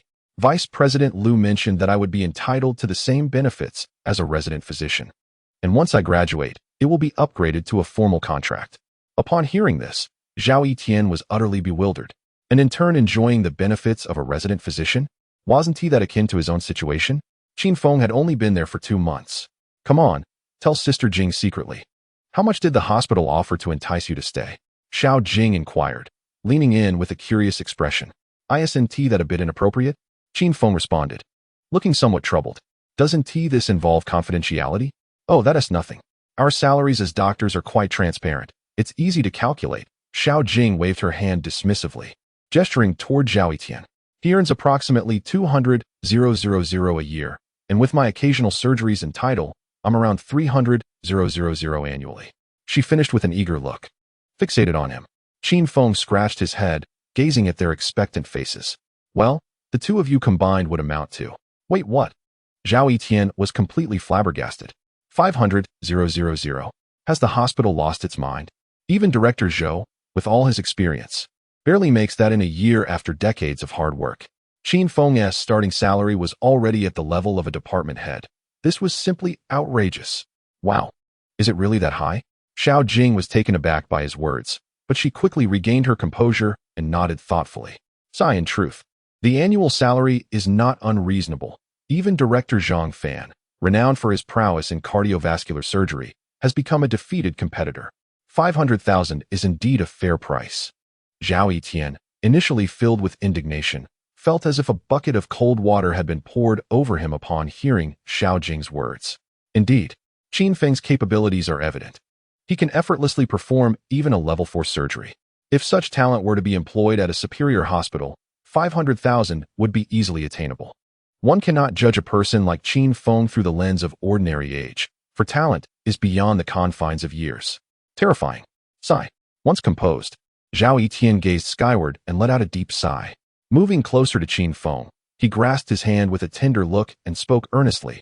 Qin Feng, I, Zhao Yitian, feel a sense of guilt in serving as your supervising physician. However, considering that I am by your side daily, would you grant me a small request? What do you want? Speak plainly. I am not for sale. Qin Feng shuddered, instinctively retracting his hand and casting a scrutinizing glance at Zhao Yitian. Zhao Yitian suddenly leaned forward, inching closer with a sycophantic smile. Qin Feng, I wish to perform surgery. Allow me to be your first assistant in the future. At 2 a.m, the night was exceptionally quiet. Xiao Jing had gone to rest, while Zhao Yitian attended to a case of an injury from a fall. System. Check-in.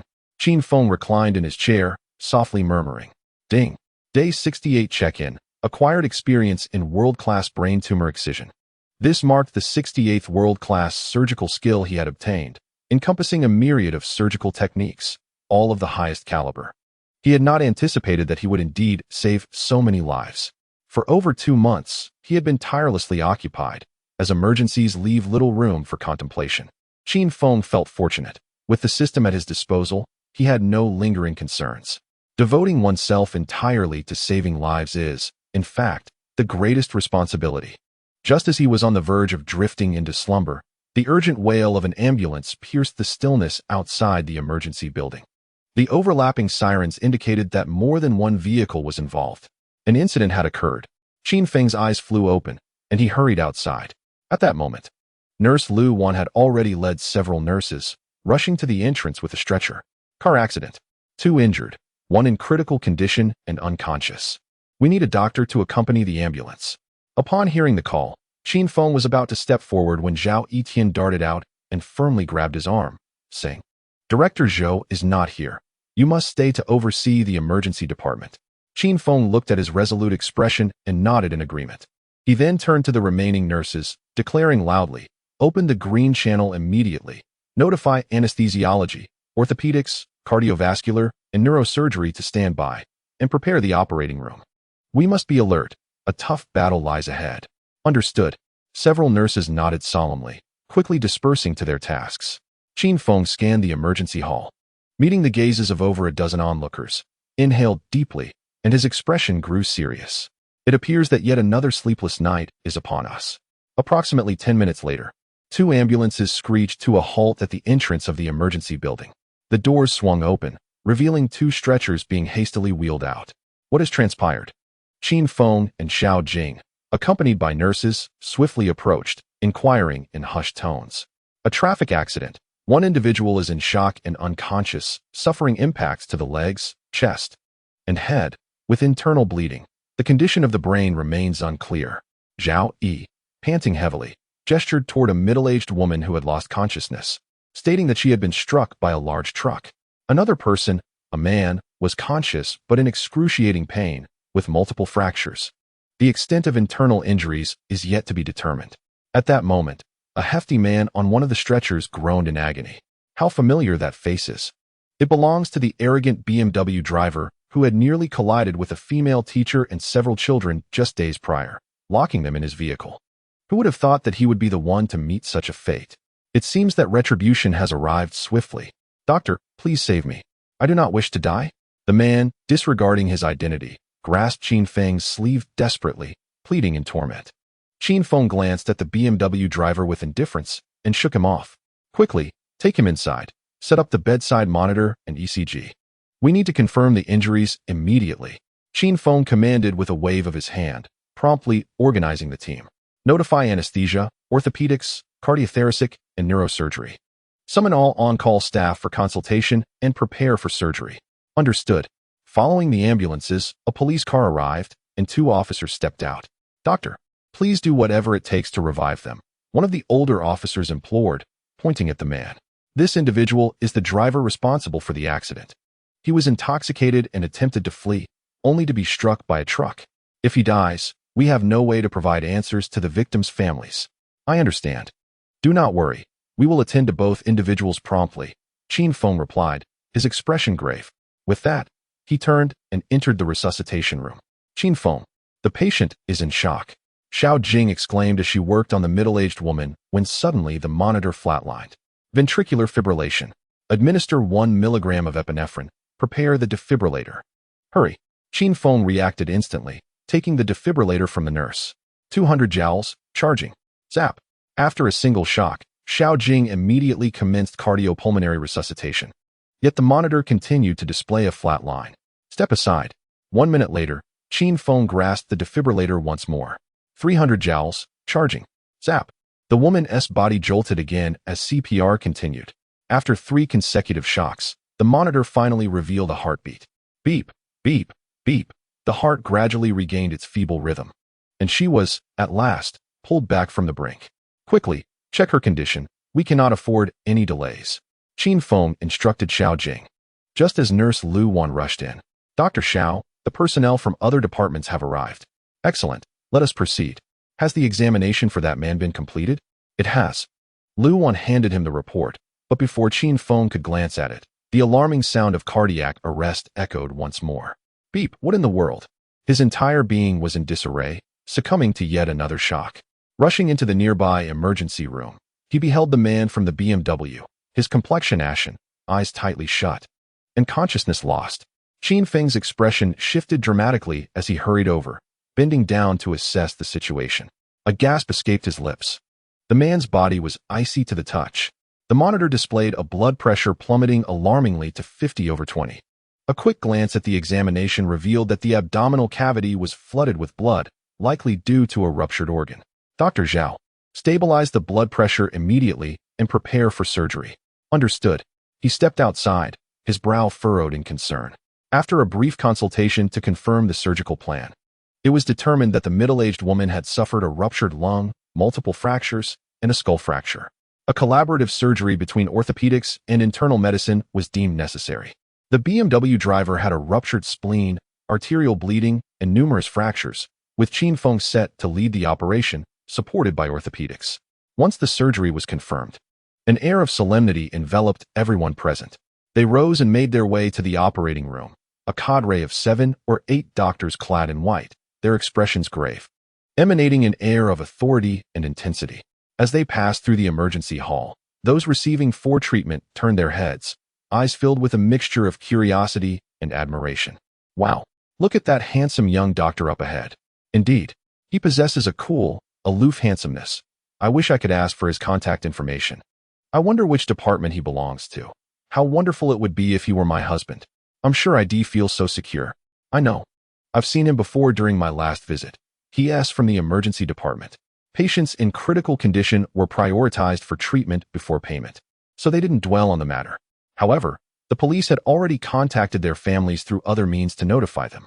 Washing hands, donning sterile gowns, gloves, caps, and finally masks. Everyone fell into a profound silence, refraining from further conversation. Upon entering the operating room, Qin Feng positioned himself at the primary surgical site, with Zhao Etian as the first assistant and Xiao Jing as the second. The attending orthopedic surgeon stood ready across from them, prepared to address the fractures. Meanwhile, in the monitoring room, several emergency interns were squeezed at the back, expressions of disbelief etched on their faces, as the front row was filled by cardiac, orthopedic, and neurosurgeons, all visibly excited, intently fixated on the large screen. It was infuriating to have their spots usurped in their own department, yet they dared not voice their grievances, as these were seasoned residents after all. Seeing the patient's blood pressure rise to 92, the anesthesiologist signaled to him. Zhao Etian quickly handed him the scalpel, eyes brimming with excitement and anticipation, handing the scalpel to the esteemed doctor. It was now 2:45 a.m. The surgery for splenectomy and femoral fracture repair was about to commence. Let us begin. With those words, Qin Feng wielded the scalpel and without hesitation made an incision along the left rib cage, targeting the area adjacent to the spleen and stomach. The incision opened, revealing a portion of the interior. Blood mingled with solid tissue within the abdominal cavity, unmistakably indicating the dire situation. The spleen was shattered. It lay in fragments, completely decomposed, while bright crimson blood continued to surge forth, flooding the thoracic and abdominal cavities. Qin Feng shook his head. The spleen, an organ with a remarkably low sensitivity to pain, could be shattered without the individual even realizing it. Thus, the man in the BMW, upon arriving at the hospital, felt only the agony from his fractured thigh and femur, entirely oblivious to the fact that his spleen was in ruins.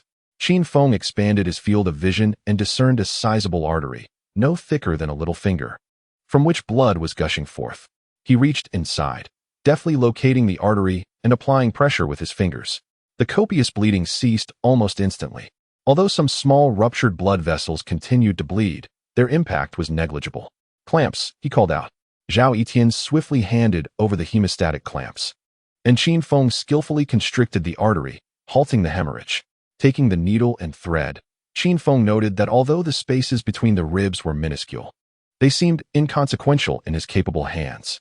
With a deft motion, he plunged the hook needle inward and swiftly tied off the vessel. In a mere 2 minutes, the blood vessel was successfully ligated. Releasing the clamps, the artery ceased to bleed. A collective sigh of relief emanated from everyone present. The subsequent steps would be straightforward: the removal of the shattered spleen. The BMW driver's spleen was utterly fragmented. Even Qin Feng's world-class suturing skills were rendered powerless in this situation. It was beyond repair. The spleen, part of the reticular tissue system, is the largest lymphatic organ in the human body, and its structure closely resembles that of lymph nodes. However, unlike other lymphatic tissues, the spleen lacks lymphatic sinuses and instead contains numerous blood sinuses. Essentially, the spleen functions as the body's blood reservoir, storing significant quantities of blood when at rest and rapidly supplying it to the circulatory system during states of physical exertion, blood loss, or hypoxia, thereby increasing blood volume. This explains the dramatic volume of bleeding when the spleen is injured. Although the spleen would be excised, his life would be saved, and he could return to a normal existence. However, The spleen is the most potent immune organ in the human body, comprising over 25% of lymphatic tissue, acting as the hub for both cellular and humoral immunity. Without the spleen, the immune system would be significantly compromised, resulting in diminished resistance, essentially a state of frequent minor ailments despite the absence of serious illness. Commencing the procedure, Qin Feng glanced at Zhao Yitian and Xiao Jing, urging them to observe closely. They nodded in acknowledgement as he began to free the ligaments and tissues surrounding the spleen. One by one, he severed the spinorenal ligament and the splenophrenic ligament, meticulously suturing and ligating them. These ligaments contain numerous vital blood vessels and nerves, necessitating precise suturing. As the fragmented spleen was gradually liberated, Qin Feng's hands moved with astonishing speed and terrifying precision, captivating all onlookers, who were entranced by the spectacle. Even the orthopedic attending physician across the room could not suppress his admiration. The ongoing mythos surrounding Qin Feng, the intern, had finally been subdued. His suturing and excision techniques were worthy of a lifetime of study. Once all the blood vessels and ligaments were ligated, he officially commenced the detachment and suturing of the splenic pedicle. At this juncture, the volume of bleeding had diminished significantly, with most vessels securely sealed. Glancing at the clock, Qin Feng noted that only 35 minutes had elapsed. Faster than he had anticipated, he hastened his movements once more, extracting the shattered spleen in fragments, filling the basin beside him to the brim. Finally, he sutured the splenic bed to staunch the bleeding and commenced the saline irrigation.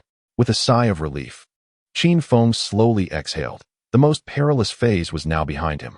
He lifted his gaze towards the orthopedic surgeon and quietly remarked, "I require another 10 minutes. You may begin your preparations." Due to the vehicular accident, Qin Feng was apprehensive about potential injuries to other organs and meticulously conducted a thorough examination. The results were fortuitous.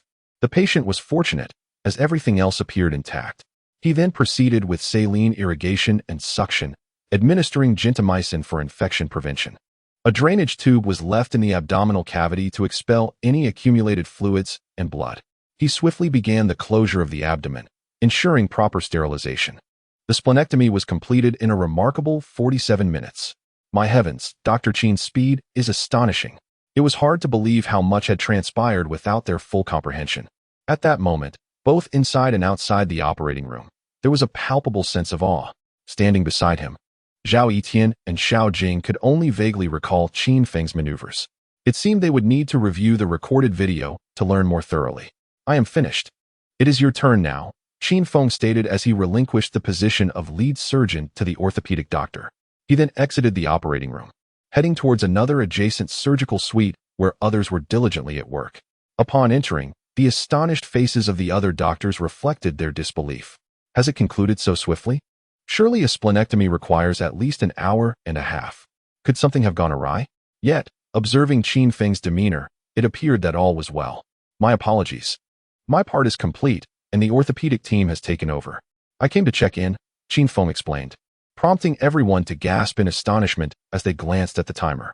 52 minutes, excluding the time for cleaning and changing attire. He had performed the splenectomy in under 50 minutes. No wonder the hospital buzzed with whispers of his genius. His surgical speed was truly extraordinary. Having briefly reviewed the surgical process, he noted that the middle-aged woman bore severe injuries. Her lungs had been punctured by bone fragments, resulting in persistently low blood oxygen levels, placing her in a precarious situation.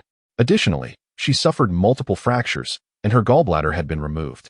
While her life was secured, numerous aftereffects were inevitable, and she would be unable to engage in any strenuous labor thereafter. "Thank you all for your hard work this late at night." Qin Feng expressed his gratitude to the team, who nodded in acknowledgement as they continued their procedures. He then departed the operating room. At that moment, the families of both patients had arrived, congregating with the police outside the surgical suite. Upon his earlier arrival, it seemed they had been embroiled in a dispute, which was swiftly quelled as they were ushered into a conference room for temporary use by the authorities. As Qin Feng passed by the conference room on his way to the break room, he caught snippets of a young man's furious outburst. "Your man has left my mother in this state. Should anything happen to her, I will ensure your entire family pays the price." "What is this attitude? You simply want money? We will provide it." A woman retorted sharply, "Moreover, if it weren't for your mother, would my husband have fled and been struck by a truck? I have yet to seek recompense from you." He overheard such a conversation and nearly burst into laughter. Indeed, like attracts like. The man was arrogant and contemptuous, and it turned out the woman was equally foolish. No wonder the police expressed their indignation when speaking with him. It was utterly infuriating. However, such matters should be left to the authorities. His responsibility was to save lives, while accountability must be shouldered by someone else. Early the next morning, Qin Feng awoke to find his reward had been credited. Ding! Congratulations, host, for successfully completing a level 3 surgery. Reward, world-class mixed martial arts. In that moment, he felt his body surge with renewed vigor. After the exhausting surgery the previous night, Zhao Etian and Xiao Jing had refrained from calling him, recognizing their shared fatigue. Nonetheless, the news spread rapidly. By dawn, every department was aware that the emergency department had received 2 critically injured patients from a car accident the night before. One of them had undergone a joint surgery involving 3 departments. It was well understood that when multiple departments were involved in a collaborative surgery, it was a serious matter, with the potential for fatal outcomes at any moment. The other surgery, a splenectomy, was performed solely by Qin Feng, and it was completed with remarkable speed. As the doctors who participated in the rescue and observed the surgery recounted the events, Qin Feng's reputation soared even higher. In the break room, having finished his breakfast, Qin Feng ventured to inspect the patients. The severely injured middle-aged woman from the previous night remained in a deep coma, while her son sat vigil at the door. "Oh, Dr. Qi, I've come to check on the patient. How is she faring?" Qin Feng inquired upon hearing a familiar voice behind him. He smiled and nodded in response. "She is still in a critical phase, but her condition is relatively stable. If she can successfully navigate the next few days of infection control, she may be transferred to a care unit," Dr. Qi said, glancing into the ward. His expression seemed to hesitate, leaning in to whisper, "However, the family's circumstances are quite dire. You know the daily expenses are substantial. This patient has a paralyzed husband, and they rely on her and their son's meager income." Upon hearing this, Qin Feng sighed inwardly. For ordinary individuals, minor ailments and injuries are manageable, but when faced with major illnesses or disasters, it can truly be catastrophic. Such was the case with this unfortunate car accident. Although the driver of the BMW would eventually provide compensation through legal channels, that process would require time. If, during this interim, they lacked the funds for continued treatment, it could lead to death. No amount of compensation afterward could reverse that consequence. "Dr. Qi, if the situation is indeed challenging, perhaps you could report it to the medical office to see if there are ways to alleviate the burden," Qin Feng suggested thoughtfully. Dr. Qi nodded in agreement. "We have already asked the family to prepare the necessary documentation. If they meet the criteria, we will do our utmost to lessen their financial strain. As long as the conditions allow, we will expedite the transfer of the patient, which could save a significant sum." "I appreciate your efforts, Dr. Qi. Let us have Director Zhou treat you to a meal later," Qin Feng said with a smile. "Absolutely." "Ha ha," Dr. Qi replied, his spirits lifted. As he clapped Qin Feng on the shoulder, his eyes filled with admiration. After parting ways, Qin Feng returned to the emergency department. As he approached the ward's entrance, his expression suddenly turned cold. "Rest assured, my dear, I have secured the finest attorney. As long as we remain patient, everything shall be well. And as for that miser who seeks to extort our family, he shall find no success," the man asserted confidently. "Indeed, brother, you need not worry. Our comrades will stand by your side. Surely, they would not dare to make unreasonable demands." Just as the last word faded, the door swung open, and Dr. Qin entered. "Ah, Dr. Qin has arrived. Please, do take a seat," the woman exclaimed, her face lighting up with delight as she swiftly approached him. "Look who has come. He is truly your savior." At that moment, the man in the BMW, who had just regained consciousness, also lit up with recognition, struggling to raise his hand. However, before he could utter a word, his expression froze upon seeing Qin. He pointed incredulously, his mouth agape. "It's you surprised, are you?" Qin remarked with a cold smile. "It seems my previous lesson, locking you in that BMW, did not impart any wisdom." The woman looked bewildered at the two men, realizing they were acquainted.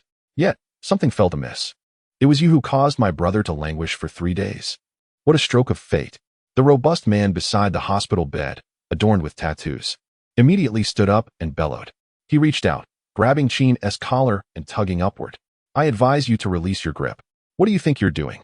Let go of Dr. Qin," he demanded, Qin's voice calm yet firm. Suddenly, a nurse behind him gasped and lunged at the man, shouting, "Get away from him! Out of my way, you!" The burly man retorted, pushing the nurse forcefully against the wall with a resounding thud. "Ah!" The nurse cried out in pain. In the next moment, Qin's eyes narrowed sharply, and before the BMW man and the woman could react, there was a sickening crack as the man's arm twisted at an unnatural angle, dislocating with ease. "Ah!" The man's anguished scream echoed through the ward, reverberating throughout the emergency hall. Before anyone could comprehend the situation, Qin swiftly grabbed the man's chin and twisted with force, silencing his cries as his jaw dislocated, rendering it unable to close. The man collapsed to the floor, clutching his injured arm and jaw, his face flushed with pain, tears streaming down his cheeks. "Are you all right?" Qin inquired, extending a hand to help the nurse up, gently checking the spot where she had collided with the wall. Fortunately, there were no dislocations or injuries.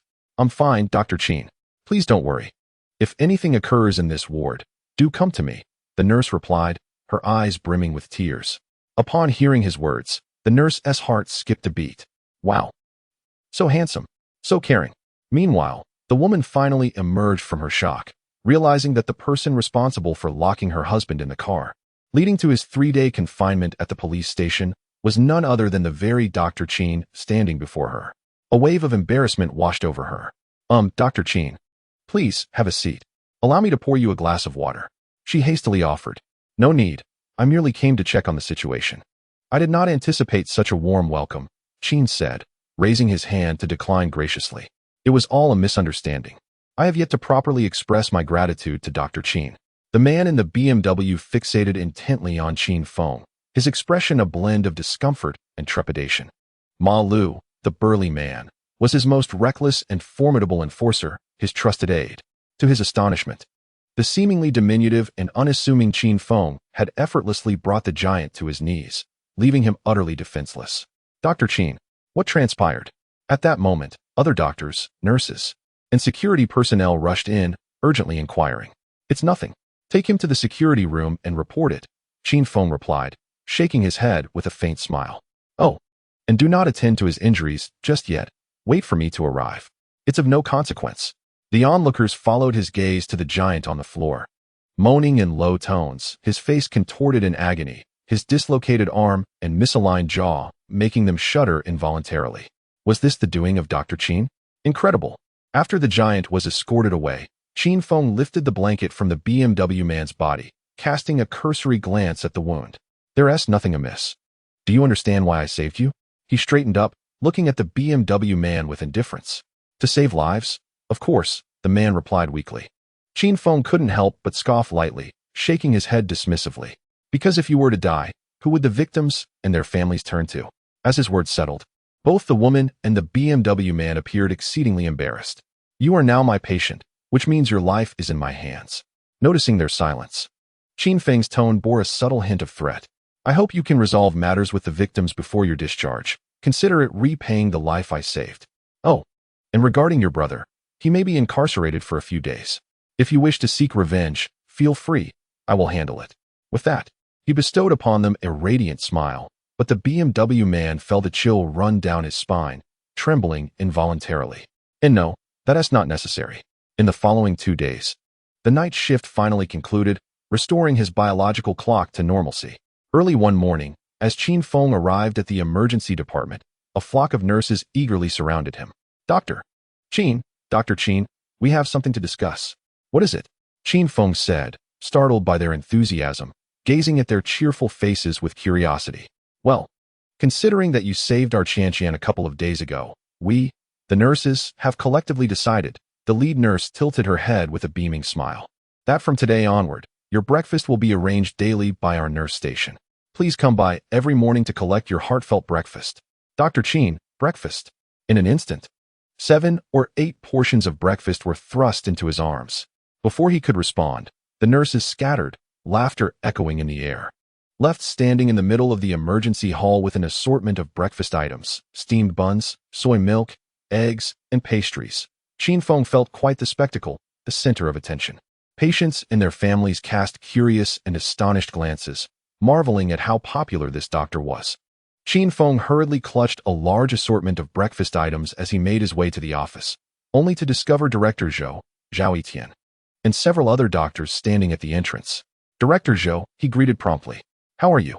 It feels delightful to be in demand, doesn't it? Director Zhou remarked with a smile that exuded envy and satisfaction. Please, do not add to the chaos. Distribute the breakfast among everyone swiftly.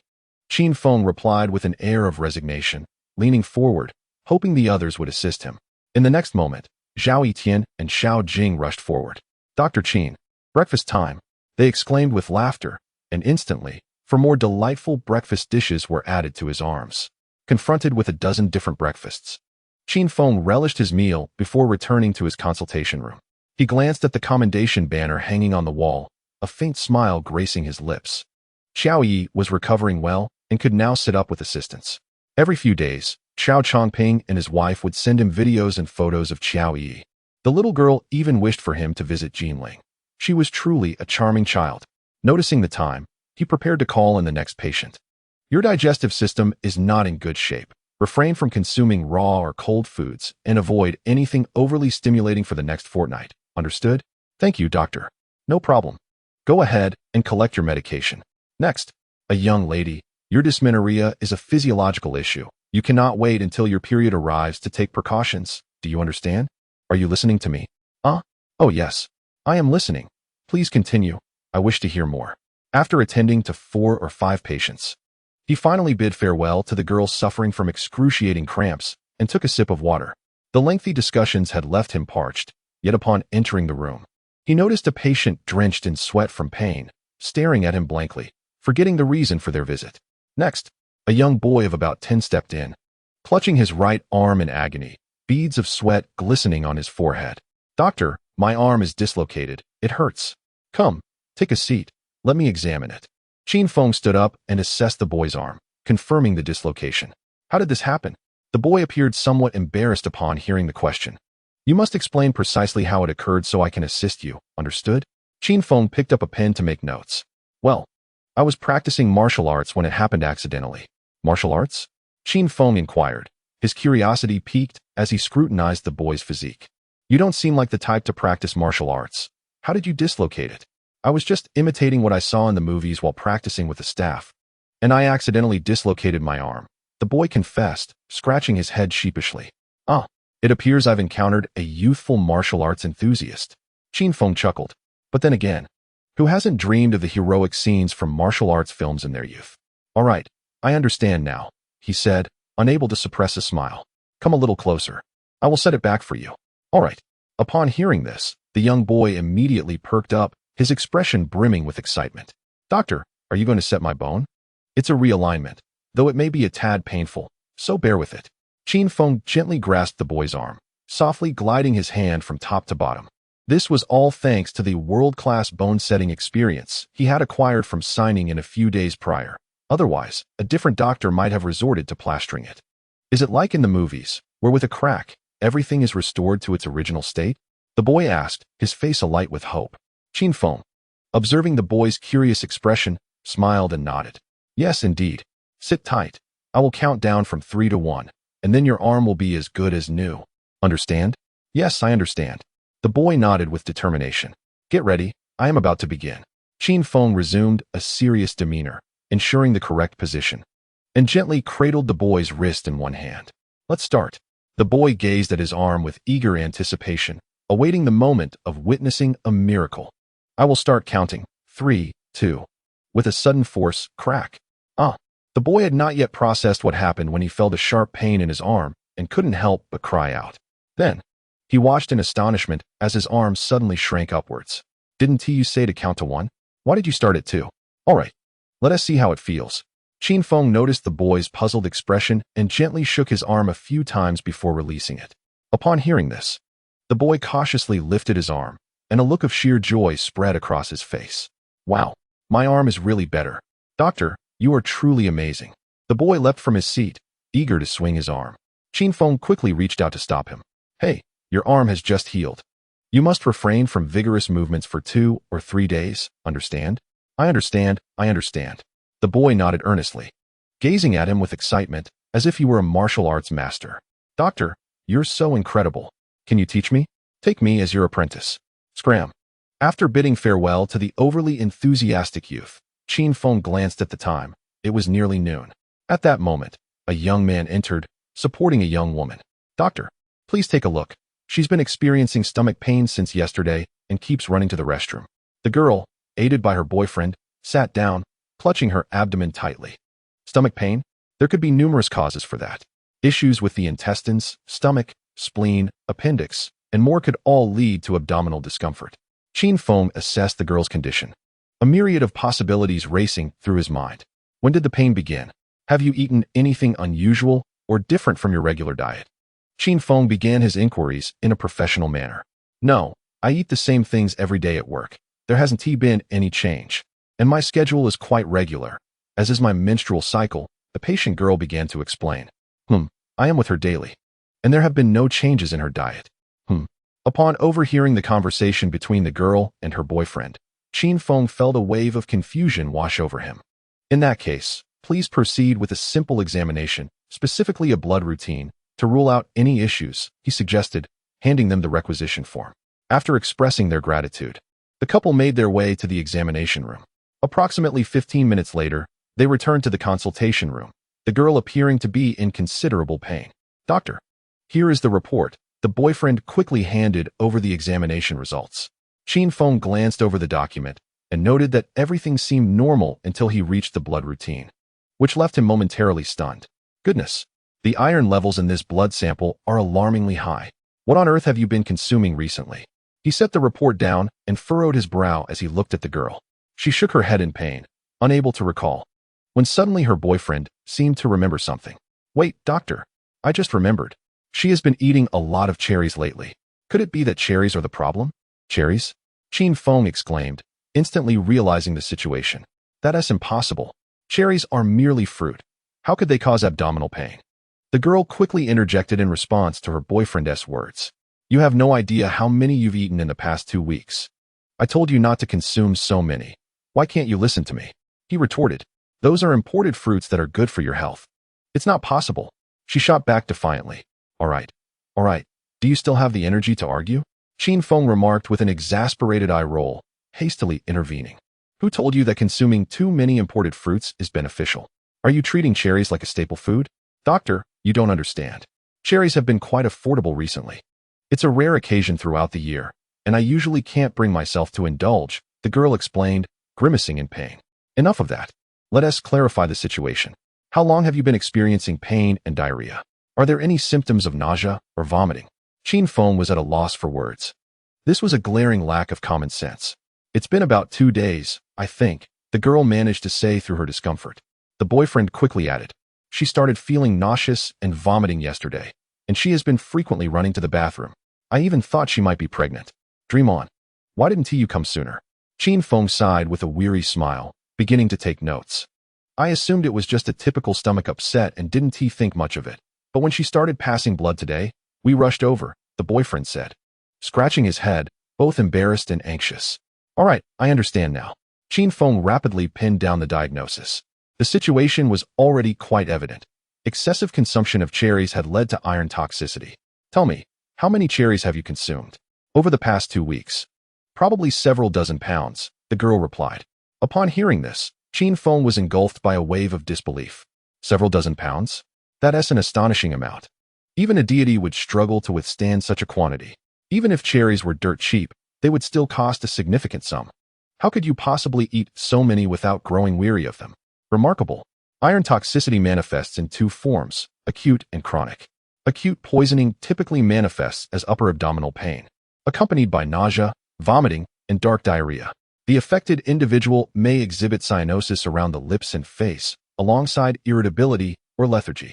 In severe cases, it can lead to acute intestinal necrosis or perforation, resulting in shock or even death.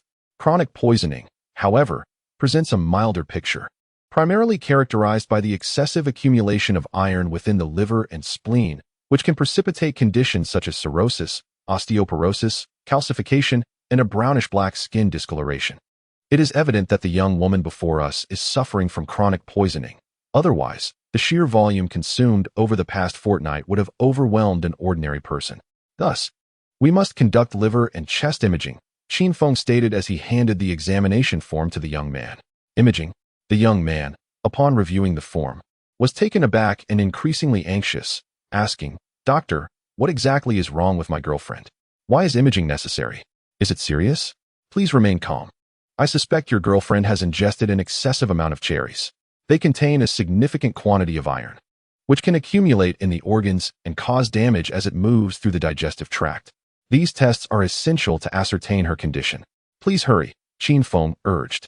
Upon hearing this, the young woman appeared utterly stunned. How could this be? How could cherries be the problem? They are imported cherries. She protested. That cannot be. Her boyfriend interjected. Please, do not delay, Qin Feng insisted, gesturing towards the young woman. The young man nodded and helped her out for the necessary tests. In the interim, Qin Feng postponed his lunch by an hour while awaiting their return. Eventually, the young man brought her back. The test results were unequivocal.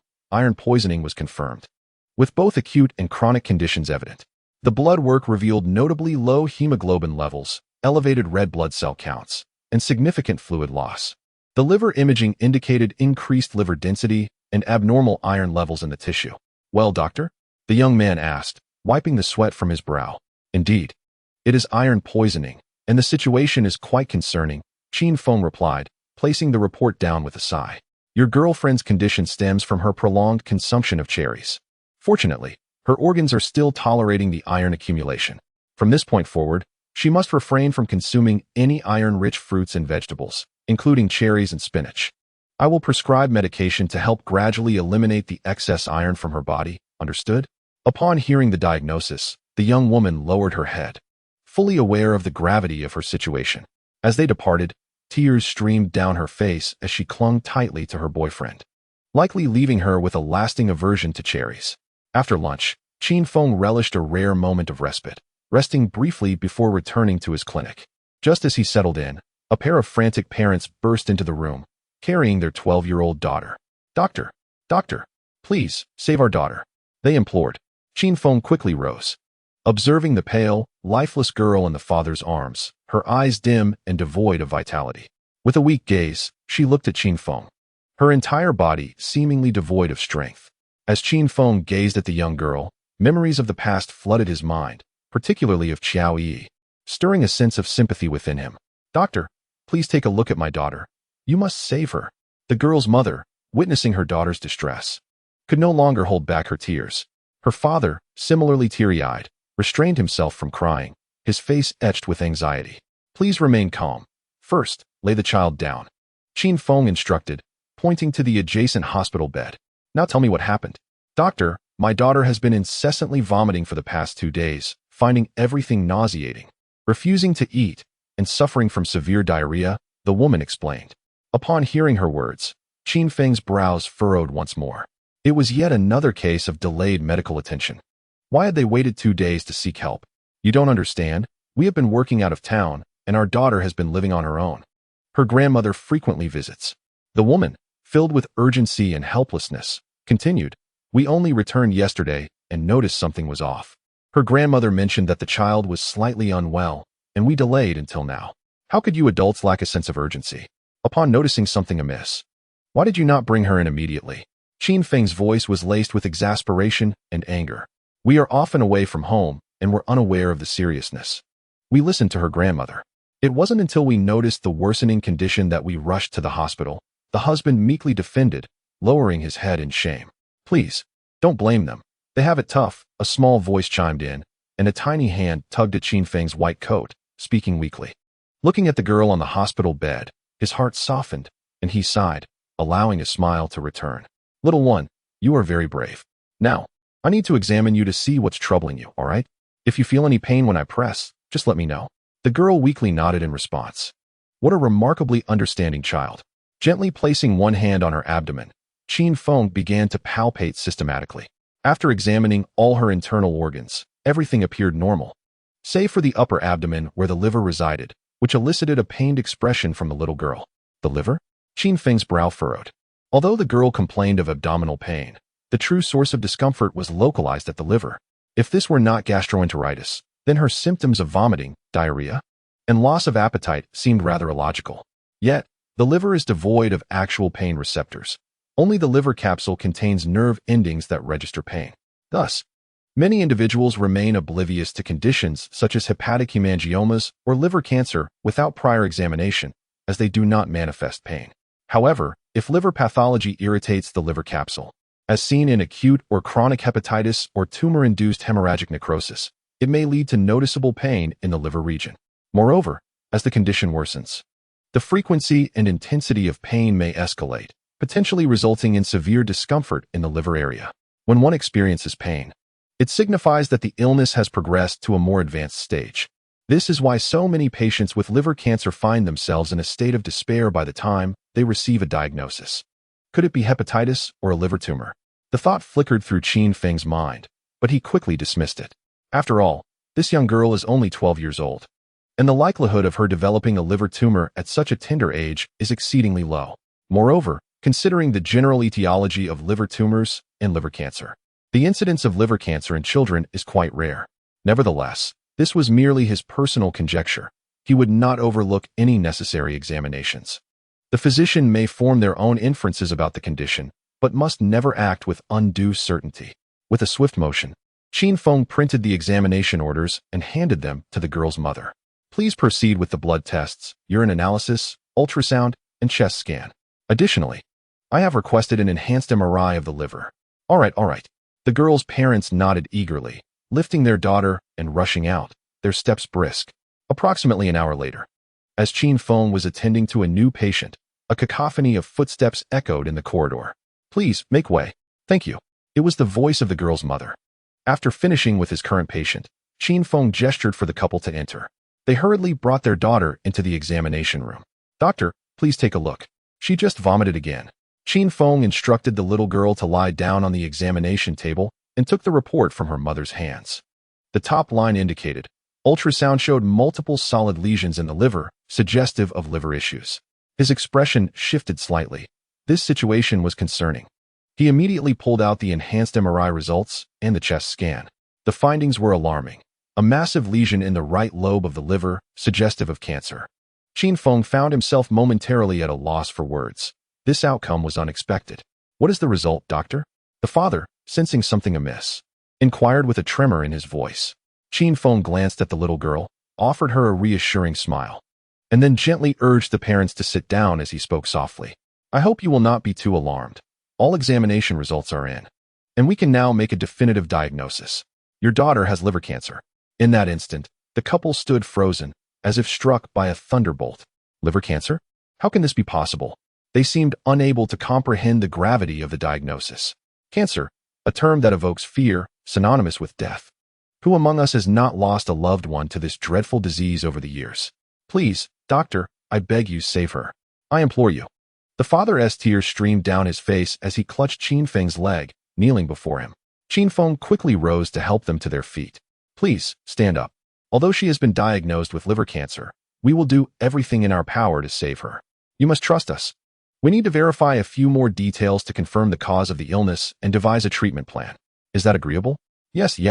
The woman nodded fervently, akin to a chick pecking at grains, insisting that they must cooperate. Qin Feng inquired about the root cause of the little girl's ailment. In the absence of specific reasons, it is generally improbable for a child of such tender age to contract liver cancer, confirming that there was no family medical history and no prior illnesses of a similar nature. He noted that her living environment had not exposed her to radiation or other carcinogenic factors.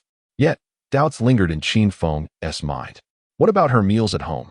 Since they were working away from home, the grandmother would come every 2 or 3 days to care for her, preparing some dishes. Instant noodles and ham sausages were also bought, as the girl had a penchant for soft drinks, and the house was stocked with ample cola and Sprite. Upon hearing the couple's account, Qin Feng was nearly overwhelmed with frustration.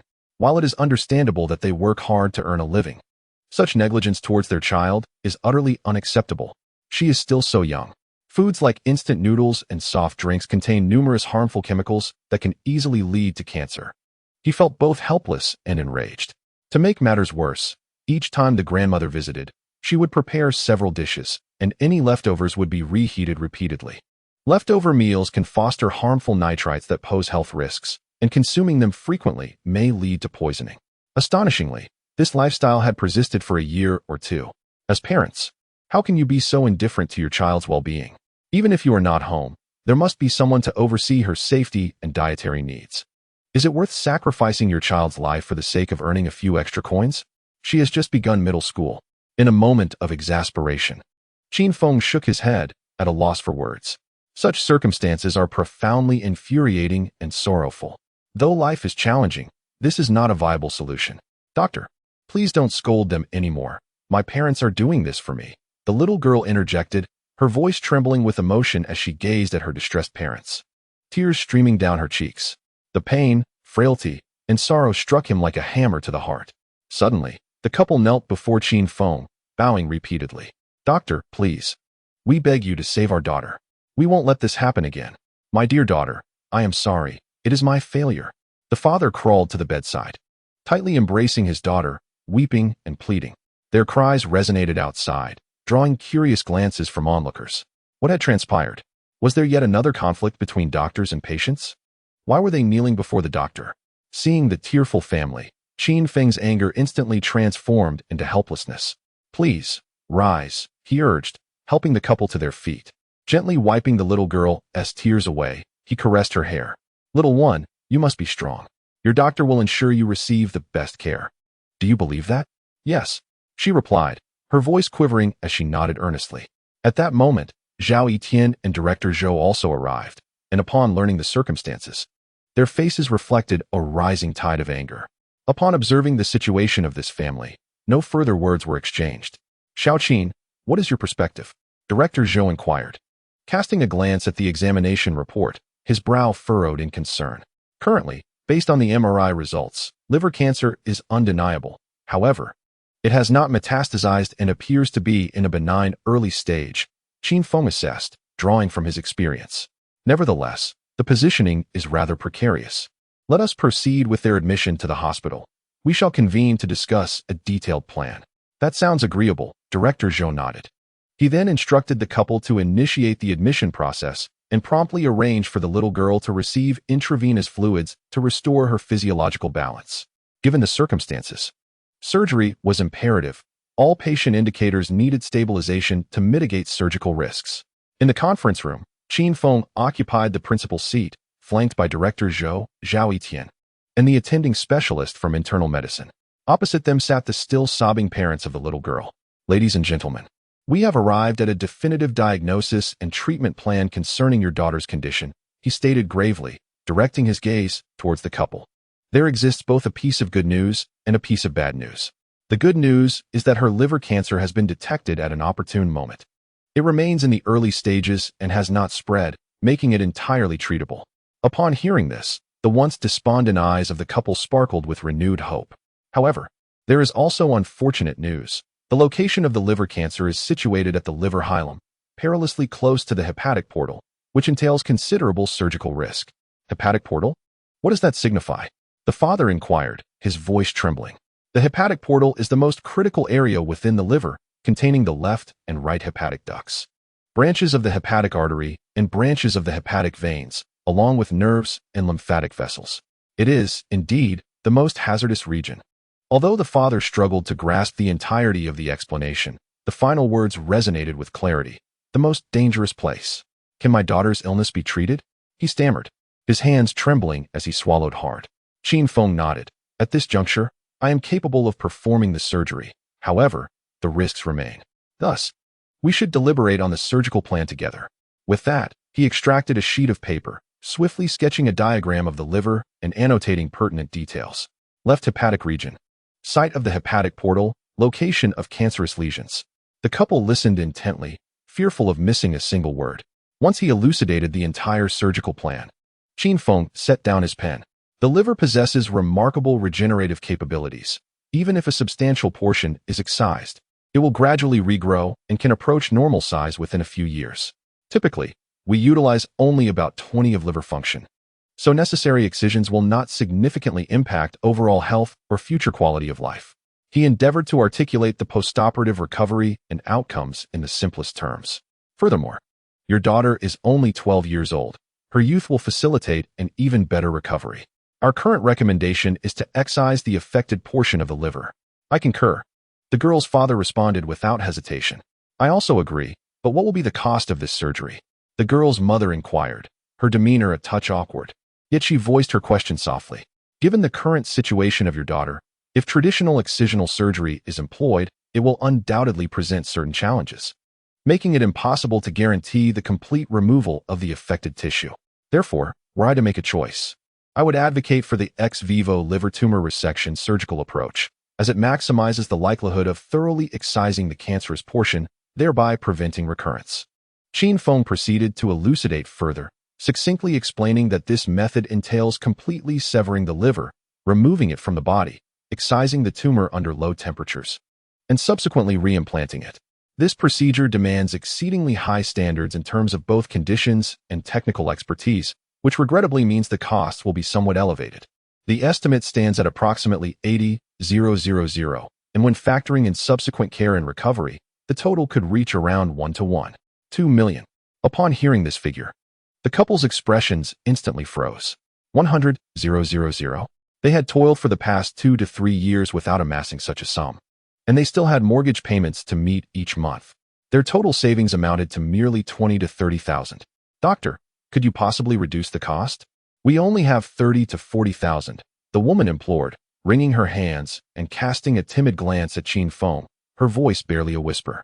In that moment, Qin Feng and Director Zhou exchanged glances, unable to suppress a sigh. Their attire and demeanor indicated that this family was indeed in dire straits. The few thousand they had saved were a result of their hard labor over the past 2 years, and it was evident that their daughter's ailment stemmed from their challenging living conditions. Let us do this. Regarding the subsequent hospital expenses, we will find a way to reduce some of the charges for you. Director Zhou spoke first. As for the surgical fees, please consider borrowing the necessary amount. We will do our utmost to assist you, all right? With the director's words, the couple could only nod in agreement. Thank you, doctors. We are truly grateful, they said, bowing deeply before returning to their daughter's bedside. In the conference room, Qin Feng and Director Zhou, along with their colleagues, remained somewhat silent. Alas, we frequently encounter such situations. We can only offer assistance within our means. Their circumstances do not qualify for the hospital's extreme hardship fund application. After all, we cannot allow the hospital to bear excessive losses, Director Zhou lamented, shaking his head. This statement left Qin Feng at a loss for rebuttal, as it was indeed a harsh reality. Although the hospital serves the public and is dedicated to saving lives, the operational costs are exceedingly high each day and year. Moreover, with the increasing diversity of diseases and advancements in technology over the years, the medical industry is incredibly costly. Merely upgrading examination equipment is calculated in the hundreds of millions. The financial strength of the municipal first hospital is relatively robust, yet even so, it cannot afford to replace advanced equipment on a large scale, which would require tens or even hundreds of billions. Even top-tier hospitals find it challenging to sustain such expenses. Perhaps, if it truly comes to that, could we enlist the help of the publicity department to issue a call for donations? We could seek targeted contributions from the community, akin to the water drop platform. Qin Feng suggested after some contemplation. Why not allow them to fundraise directly through external platforms? Zhao Etian abruptly straightened his back, curiosity etched on his face as he inquired. In the next moment, the gazes of Zhou Xianren, Qin Feng, and the internist fixated upon him, as if they were observing a fool. Dr. Zhao, are you genuinely unaware or merely jesting? Qin Feng replied with a wry smile, deliberately lowering his voice. You could wait until they go public and purchase some stocks. All right. Let us heed Qin Feng's suggestion and give it a try. Regardless of the outcome, this little girl must be saved. Director Zhou Xianren decisively concluded. Qin Feng, does our hospital possess the necessary conditions for the excision of an ex vivo liver tumor?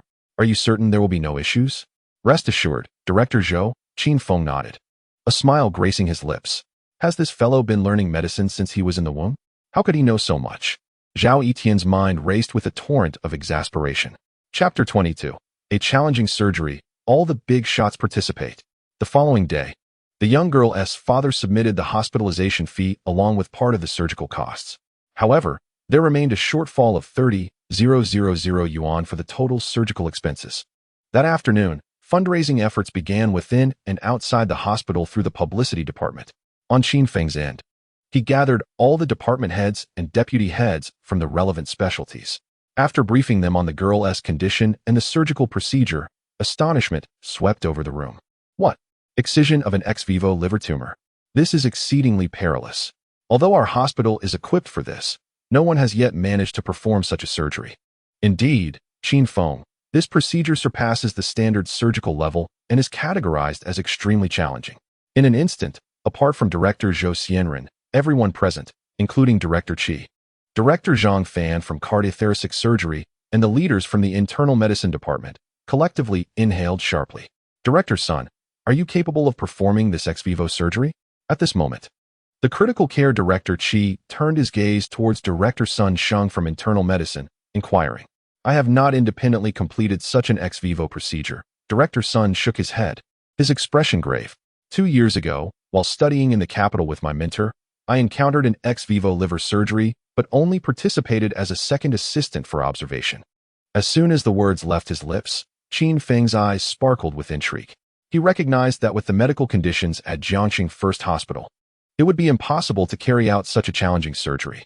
Yet, he did not anticipate that Director Sun from internal medicine had relevant experience and had served as a second assistant. Was this not a fortuitous opportunity?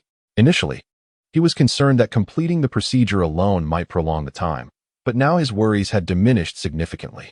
Qin Feng, you may have been a tad reckless this time. Director Zhang Fan could not restrain himself, stating, although the success of such a high-difficulty surgery would greatly enhance our hospital's reputation, the consequences of failure would be irreparable. Upon hearing this, Qin Feng directed his gaze towards Director Zhou Xianren. However, Director Zhou merely smiled gently at him, his eyes filled with encouragement and trust. That was all he needed. The patient was in urgent care. As long as the leadership agreed to sign off, everything would proceed smoothly. Esteemed directors, I am aware of your concerns.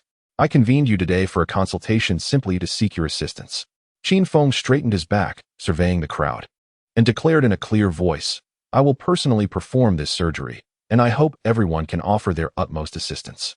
You will be the lead surgeon? Surely, this must be a jest. Is what you say true, Qin Feng?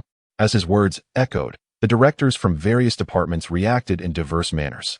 Director Sun from internal medicine appeared somewhat indignant, while Directors Zhang Fan and Qian were taken aback and astonished. Let us raise our hands for a vote on whether we agree with this surgical plan, Zhou Xianren suggested. I dissent. Are we not tarnishing the reputation of our first municipal hospital's internal medicine department? Director Sun was the first to voice his opposition. Old Zhou, I acknowledge that Qin Feng has performed numerous surgeries and is indeed remarkable, but even at the top 4 hospitals, this ex vivo surgery is no trivial matter. It is perilous.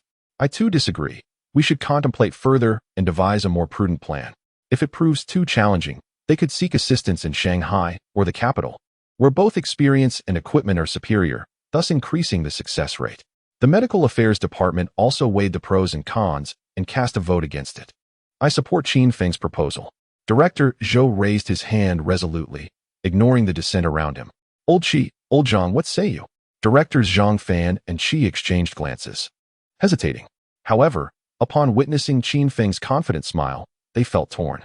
This young man had consistently surprised them from the very beginning, advancing from simple secondary surgeries to perilous 4th-level procedures, each time achieving the seemingly impossible.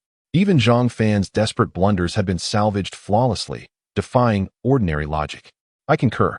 After a prolonged contemplation, Zhang Fan slowly raised his hand and spoke solemnly.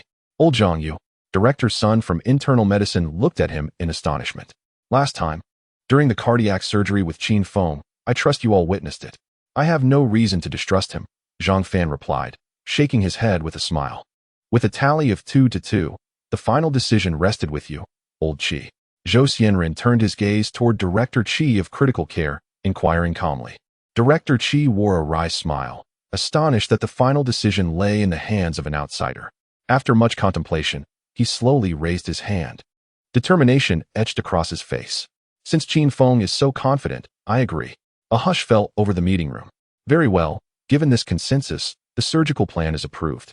Qin Feng announced, then turned to Director Sunday. Director Sun, I would like to invite you to serve as my assistant. May I? Since you all agree. What can I say? Director Sun, caught between laughter and tears, shook his head in resignation. If it must be done, as the head of internal medicine, I have no grounds to refuse. We cannot afford failure. As his words concluded, Director Zhou Xianren stood, his demeanor solemn. Everyone, I hope you understand one crucial fact. Qin Feng is a genius unlike any we have encountered before, and perhaps we shall never meet another like him in the future. With his current abilities, he is more than capable of surpassing even the role of a mere resident. He is more than fit to be a deputy director of the department.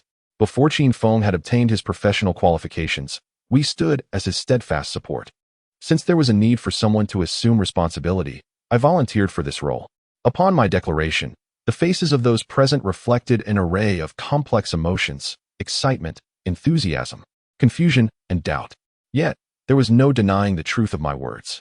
The medical profession cannot rest on past laurels. It demands continual advancement and the passing of the torch, ensuring an unbroken lineage of knowledge and skill. The wisdom and expertise of the elder generation must be imparted to the new, who in turn must undergo rigorous training to evolve into competent successors. Upholding the realm of medicine, Qin Feng's capabilities have already surpassed the understanding of everyone present. Perhaps one day, he shall emerge as a leader in the medical field. The following day, at 10 a.m., in accordance with the surgical plan, personnel from all departments gathered in the emergency room to finalize the surgical protocol. The tumor resection procedure encompasses 3 critical steps. First, the excision of the tumor. Second, the control of bleeding and preservation of liver function. And third, meticulous time management. Each of these elements must be executed flawlessly, for any misstep could result in dire consequences. Current imaging through a second MRI has clarified that the tumor is approximately the size of a ping-pong ball, rendering radiofrequency ablation unfeasible. I must emphasize that following liver resection, the body enters a phase of hepatic insufficiency, and the longer this persists, the greater the damage incurred. I have devised a strategy utilizing an extracorporeal venous diversion system. Employing a centrifugal pump and a sleeve-type blood warmer, along with a heated water circulation tank, blood reservoir, and diversion tubing, to ensure stable systemic blood circulation. This will afford us ample time for the external tumor excision. Upon hearing the discussions, Qin Feng nodded and remarked, I am aware that the internal medicine department possesses all the necessary equipment, and we shall utilize it all. The mention of extracorporeal venous diversion startled Director Sun Sheng of the internal medicine department.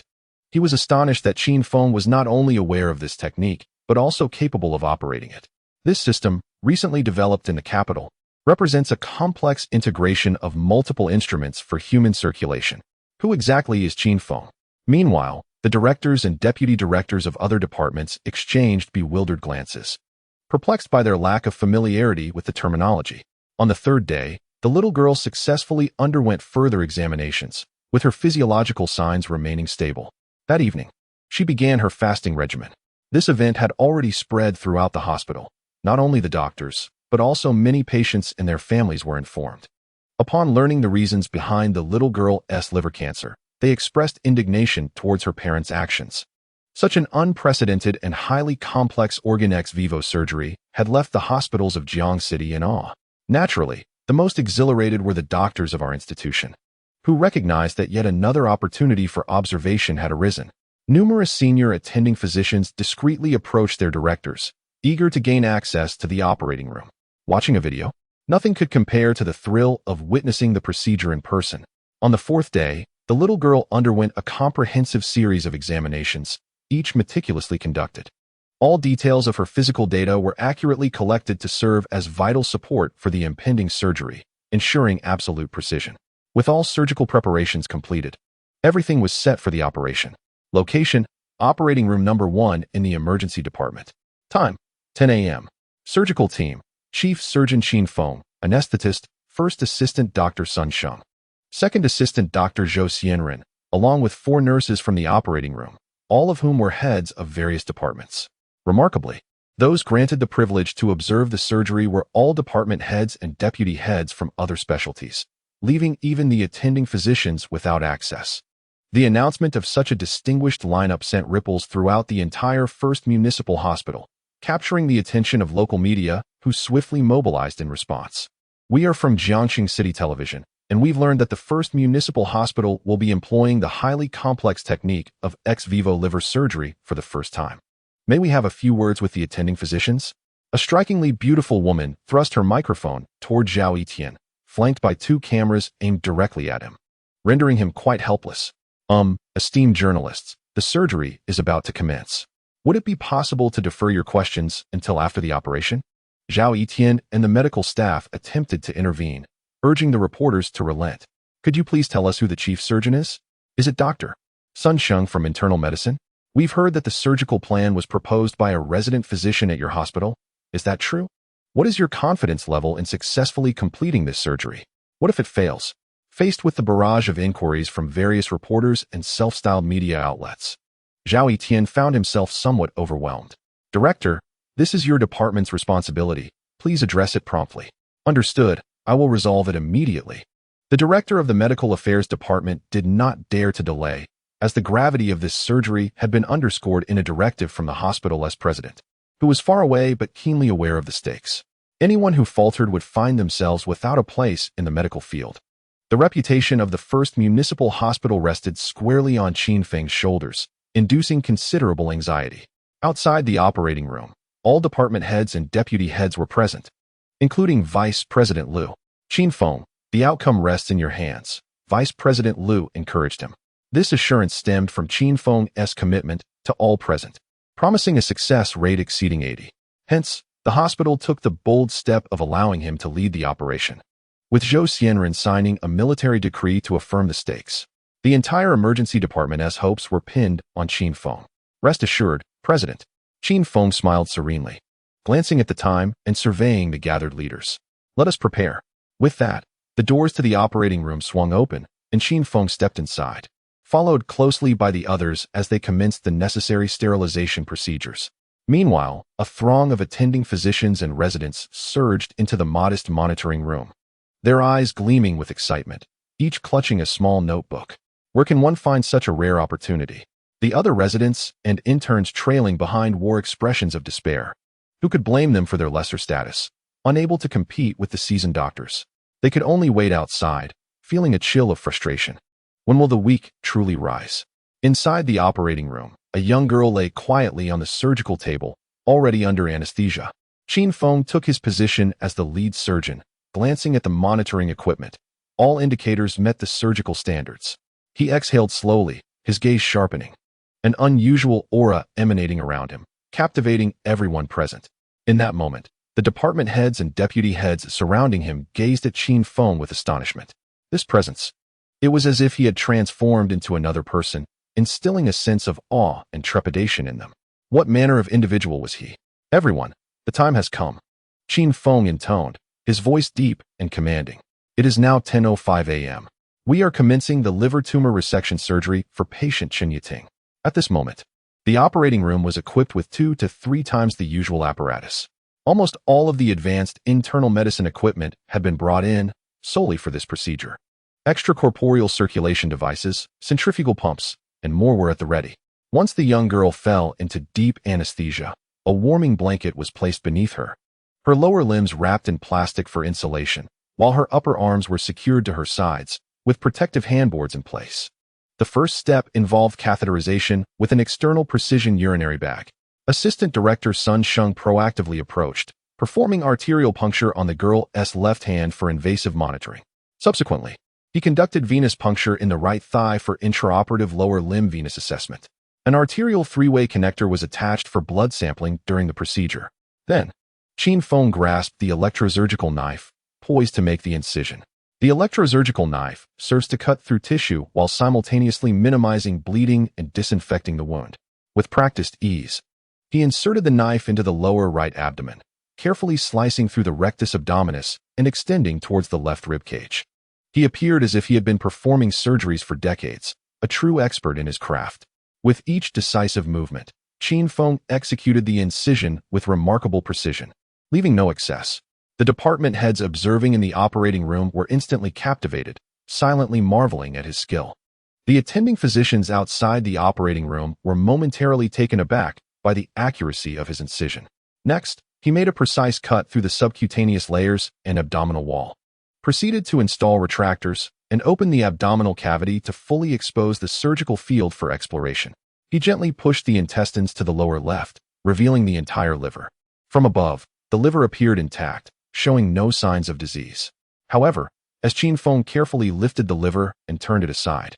A conspicuous tumor was revealed on the underside, approximately the size of a ping-pong ball, as indicated by the MRI. Now came the most critical operation, the separation of the entire liver. Large occlusion clamp, Qin Feng murmured, extending his hand. Director Sun Sheng, standing nearby, promptly handed him the instruments, and in the next moment, the clamp swiftly and accurately grasped the hepatic pedicle, successfully occluding it. From this moment onward, the true contest against time commenced. He then employed fine dissectors and surgical scissors to sever the round ligament of the liver, followed by numerous intertwined ligamentous structures such as the falciform ligament. The ligaments were meticulously sutured and retracted upwards to fully expose the hepatic pedicle. Continuing with the scalpel, the left hand used the occlusion clamp to sequentially block the external veins, incising, ligating the proximal end, and occluding the distal end. This operation alone consumed nearly 20 minutes, illustrating the plethora of veins above the hepatic pedicle, all interconnected with other vital organs. Yet, despite the complexity, all those observing inside and outside the operating room were left in awe, particularly the attending physicians from the internal medicine department who had come to witness the surgical process in its entirety, their mouths agape in disbelief. Remarkably swift, truly astonishing. Other doctors widened their eyes, ensuring they did not miss a single captivating detail. Dr. Qin is extraordinarily skilled. The speed is almost terrifying. And observe the finesse of the occlusion and ligation techniques. Simply exquisite. It is hard to fathom that when I assisted Director Sun, he did not employ such techniques. Every maneuver is executed with impeccable precision, as if it were second nature. Indeed, I share that sentiment. It feels as if he has been performing this for a lifetime. Oh no, I cannot possibly keep up with Dr. Qin's pace during surgery. What should I do? In the monitoring room, a group of doctors could not help but exclaim in astonishment and anxiety, jotting down only a few notes before abandoning the effort. There was simply no time to record the details, as they were already progressing to the next step. All right, now I will proceed to separate the liver. Qin Feng paused momentarily and spoke calmly. Director Sun nodded promptly and pushed the instruments closer. As Qin Feng's hands moved with precision, he gently reached into the abdominal cavity, cradling the warm, intact liver. The liver has been successfully separated. At this moment, the hearts of all the directors and deputy directors in the operating room raced anxiously. It had truly been extracted. Qin Feng carefully placed the liver into a low-temperature box, where the tumor removal would subsequently take place. However, that was a matter for later. The immediate priority was that the young girl was now in a state of liver absence and required prompt extracorporeal venous diversion. Occluding all intrahepatic arteries and veins would lead to severe physiological disturbances for the patient, especially damaging other organs. Hypothermia, hypotension, metabolic acidosis, and hyperkalemia are just a few complications that could arise during and after surgery. However, an unexpected venous diversion could completely mitigate this issue, preventing prolonged ischemia. Director Sun, Qin Feng called out, and Sun Sheng immediately handed him the prepared conduit tubes one by one. Qin Feng continued to demonstrate remarkable proficiency in the process, connecting, suturing, joining, and releasing the vessels. In a brief span of half an hour, all conduit connections were successfully completed. One by one, the obstructions in all the blood vessels were removed, allowing blood to flow through the established pathways into the circulatory apparatus. The drainage was facilitated via catheters inserted into the radial artery and the ancient vein, passing through conduits, a centrifugal pump, and a temperature regulator, ultimately returning to the arteries. All eyes were fixated on the data displayed on the monitoring instruments, observing arterial pressure, central venous pressure, blood pressure, and more. The figures on the device fluctuated only once downward before reverting to normal parameters. The patient's vital signs remained stable. A collective sigh of relief escaped everyone, as the operating room resonated with the heavy sound of exhalation. A glance exchanged amongst them revealed mutual comfort and admiration. Simultaneously, they could not help but marvel at Qin Feng's surgical prowess, which was undeniably extraordinary. In a mere hour, he had successfully completed the complex procedures of organ extraction and full-body circulation without any signs of shock, thrombosis, or organ anomalies. Regardless of their expertise, none could achieve such a standard in less than 2 to 3 hours. Incredible. At that moment, the gazes directed at Qin Feng were filled with respect and curiosity. How could this mere 25-year-old intern accomplish such high-difficulty surgeries that eluded them? It seemed almost unscientific. Did that mean they had learned nothing of value? Yet, Qin Feng remained unfazed by the scrutiny, for this operation posed little challenge to him. While others perceived the procedure as fraught with peril, he possessed the world's foremost experience. This was true skill. What followed, however, was what he deemed the most crucial aspect: tumor resection. Surgical actions could be controlled, yet the progression of the disease was beyond manipulation. Qin Feng aimed to excise the tumor as completely as possible, leaving no opportunity for recurrence. "I shall now commence the tumor excision," he quietly informed Director Sun. Before approaching the adjacent surgical table where the liver was preserved in a low-temperature environment to minimize damage and loss. Upon uttering these words, he turned the liver to expose the tumor site. Grasping an electrosurgical knife, he began to meticulously dissect the hepatic tissue surrounding the tumor, gently incising to separate the healthy from the diseased areas. Within the liver were various vascular branches and ligaments, all of which he meticulously severed before suturing with specialized hepatic needles and wax oil to maximize hemostasis. After all, once the liver was excised, blood circulation ceased. An excessive blood loss could inflict harm upon it. He would need to reconnect it later, striving to minimize damage. As his hand wielded the scalpel with fluid grace, the nearly spherical tumor was gradually peeled away from the liver, achieving complete separation without causing harm to the tumor and thus averting the potential for cancerous spread. Moreover, he excised an area 15 millimeters beyond the tumor, considering the young girl's age, robust hepatic function, and ample reserve. In 2 years, the liver would gradually regenerate to its normal size, while also ensuring that no residual cancer cells remained in the surrounding tissues. The excised tumor, along with a portion of the liver, was approximately the size of a child's fist. The tumor was placed on the tray, and the suturing commenced to reattach the missing portion of the liver using a number 7 suture. Qin Feng took the needle and thread, meticulously aligning and suturing the severed internal arteries and veins. 40 minutes later, the liver repair was complete. A collective sigh of relief filled the operating room, the sound echoing due to its remarkable precision. Qin Feng paused momentarily, questioning the need for such intensity. This was merely a foundational skill. They were on the first tier of expertise, while Qin Feng operated on the 100th. This procedure was the culmination of countless surgical experts' insights and secret techniques, embodying a level of understanding far beyond that of an ordinary hospital physician. Next came the pivotal moment, the reintroduction of the liver into the body. Compared to the earlier extraneous steps, this phase posed significantly less difficulty.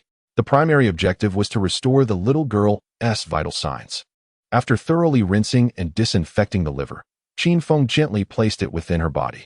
He meticulously reconnected the blood vessels, separated the external venous circulator, and sutured all arteries, veins, and ligaments. Within 20 minutes, the entire assembly was complete, executed even more swiftly than before. In fact, aside from a few attending surgeons in the operating room, the majority barely perceived the process, their astonishment evident as they shook their heads in disbelief. As Qin Feng straightened up, shaking off the tension, he calmly remarked that this surgery had been the longest he had ever performed, surpassing 1.5 hours, leaving his shoulders somewhat stiff. He understood that for a surgeon, operating for 2 hours is commonplace, with some enduring 7, 8, or even upwards of 10 hours. Hence, it was not uncommon for lead surgeons to faint upon exiting the operating room after such an extended period of mental strain, as their blood pressure would plummet abruptly. A substantial intake of glucose would be necessary to restore their stamina and stabilize their bodies. As his words hung in the air, everyone grew tense, fixated on the monitoring equipment. The success of the surgery hinged on this moment. With the release of the venous occlusions, the first, second, and third, blood surged back into the liver, circulating gradually. The instruments displayed stable readings, indicating that the venous circulation was intact and confirming the liver's functionality. Next came the release of the arterial occlusions, the first and second. Given that the blood pressure within the arteries was exceedingly high, releasing them first could overwhelm the ischemic liver with a sudden influx. Thus, it was crucial to allow the venous blood to circulate before introducing arterial blood, ensuring a comprehensive flow. As Qin Feng removed the clamps from all arteries, the liver began to pulse gently. Drip, drip, drip. 1 second, 2 seconds, 3 seconds, 1 minute, 2 minutes, 3 minutes. No bleeding. The vital signs remained stable. It was a success. Suddenly, the monitoring room erupted with jubilant shouts of excitement. The doctors sprang up with excitement, their faces flushed with joy. One female doctor could not hold back her tears as they embraced one another. Within the operating room, a faint cheer was heard, prompting the gathered individuals to exchange knowing smiles and enthusiastically applaud. The sound of clapping resonated throughout the space, as all medical staff cast admiring glances towards Qin Feng. "Well done, Qin. Dr. Qin, I am truly impressed. I suppose I am getting old," remarked Zhou Xianren, giving him a thumbs up. Meanwhile, Director Sun Sheng, who was applauding beside him, shook his head in disbelief, exclaiming in a deep voice, "Do not underestimate yourself, Director Sunday.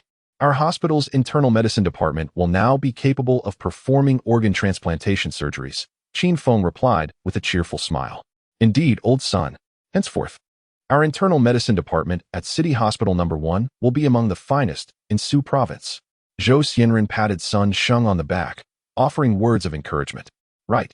Director Sun suddenly realized, turning his gaze towards Qin Feng, his eyes sparkling with newfound hope. With Qin Feng on our team, what challenges could our internal medicine department possibly face? Upon hearing his words, Qin Feng realized he may have misspoken. The subsequent tasks included placing drains, counting instruments, preparing materials, and disinfecting for abdominal examination. The closure took 30 minutes. The surgery concluded, lasting a total of 2 hours and 20 minutes. As the instruments clattered to the ground, everyone erupted into applause once more. "Dr. Qin, you are remarkable. Our City Hospital No. 1 is fortunate to have you. Truly exceptional. We have gained invaluable insights." Director Sun Sheng quickly approached, saying, "In the future, you must come to our department to give guidance. You cannot refuse. I will make sure that those ungrateful fellows take turns treating you to dinner."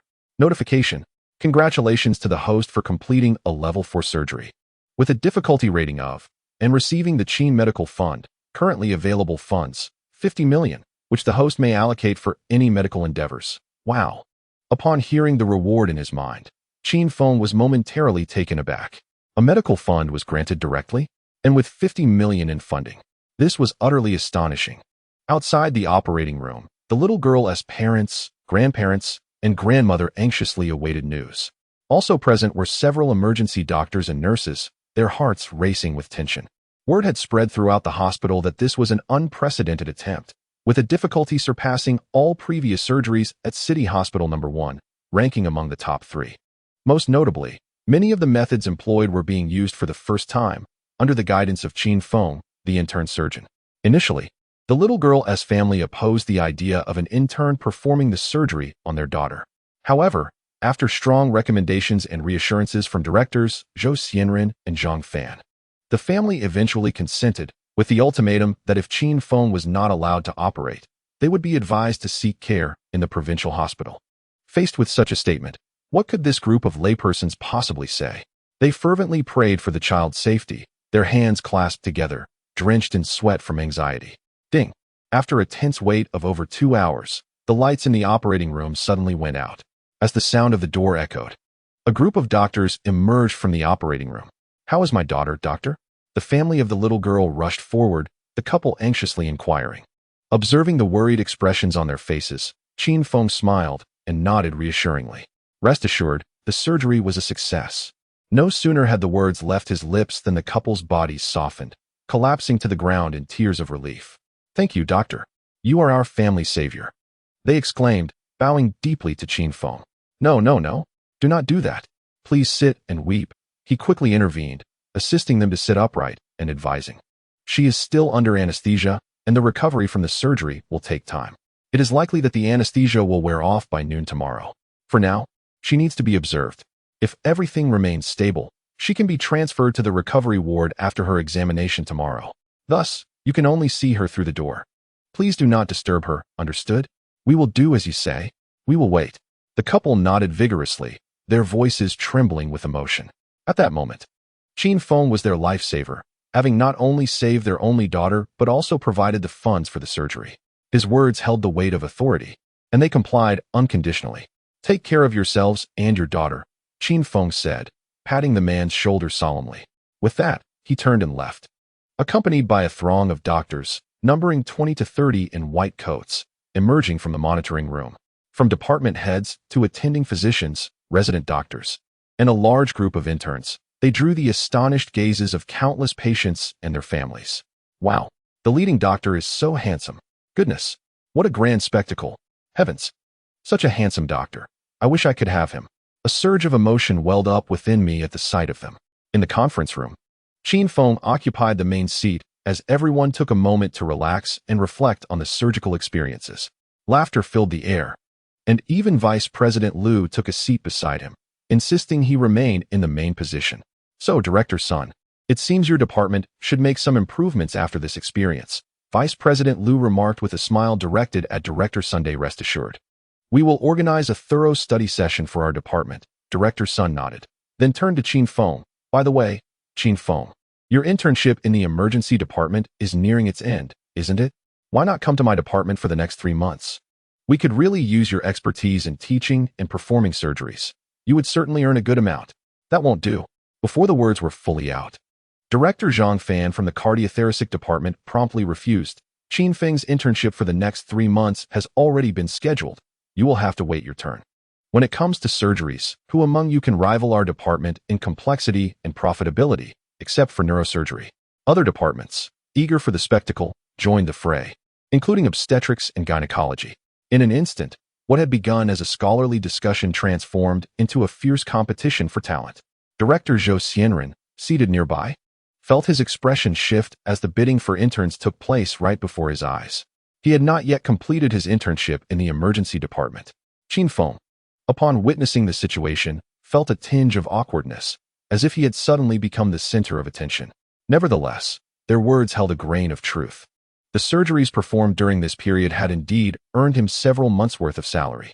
Just a few days prior, he received his salary for the previous month, which amounted to a basic stipend of 3,600, but the commissions from various surgeries had exceeded 10,000.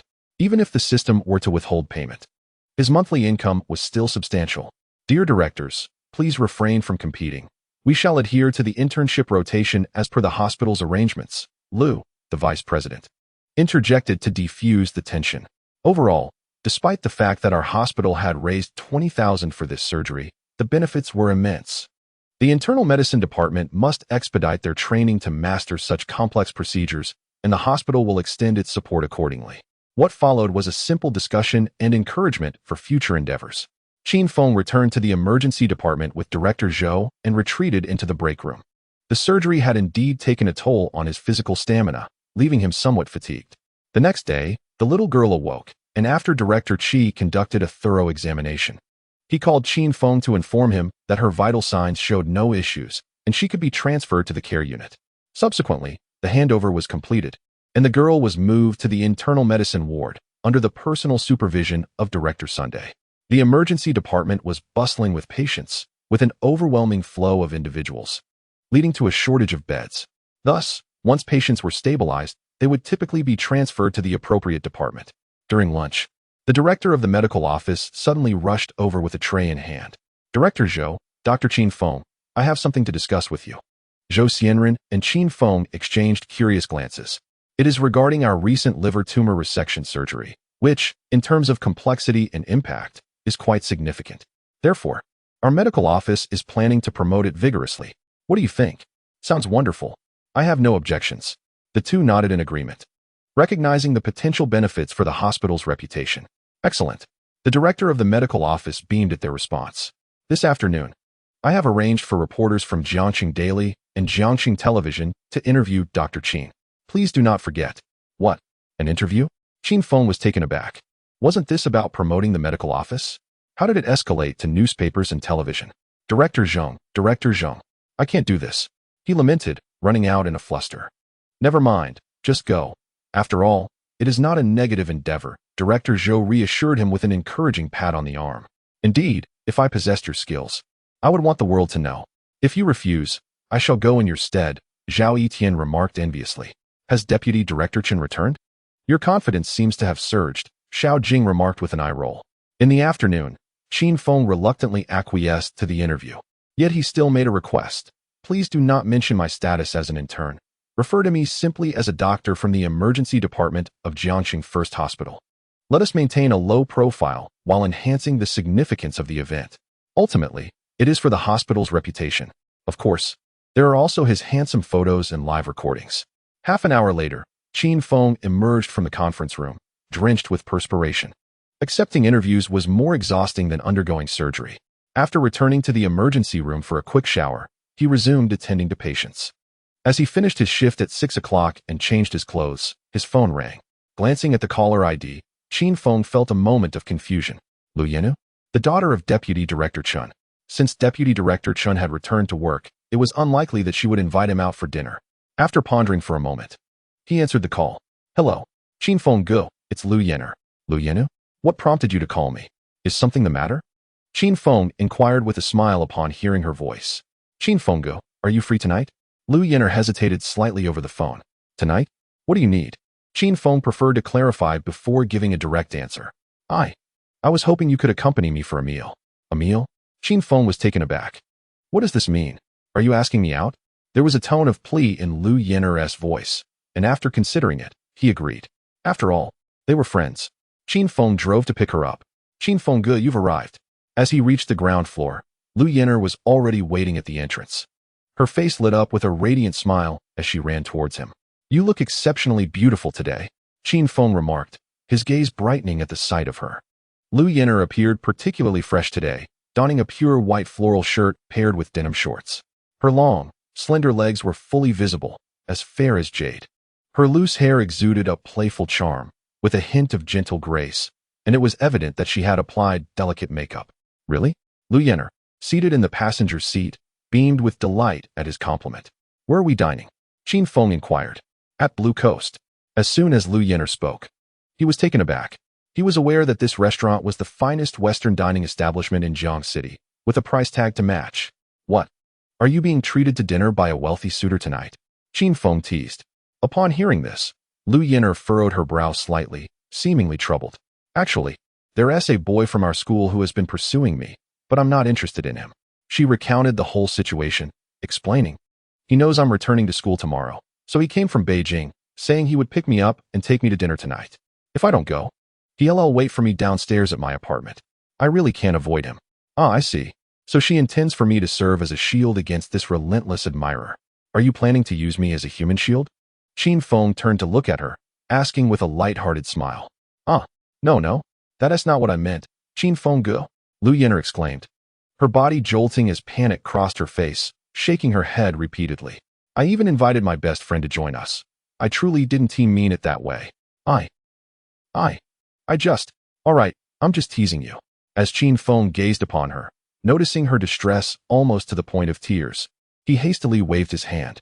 Your mother is my superior, and we've known each other for quite some time now. There's no need to worry. I've had a long day myself, and if someone is treating me to a fine dining experience, I might as well enjoy a delicious meal. Upon hearing this, Lu Yener buried her head deeply, her hands fidgeting incessantly, revealing her evident anxiety.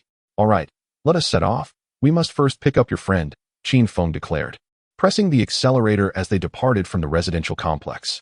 In truth, Lu Yener's family was relatively well off compared to her peers, yet they could hardly be classified as wealthy. Her father was merely an ordinary clerk in a governmental office, while her mother served as the deputy director of a hospital department.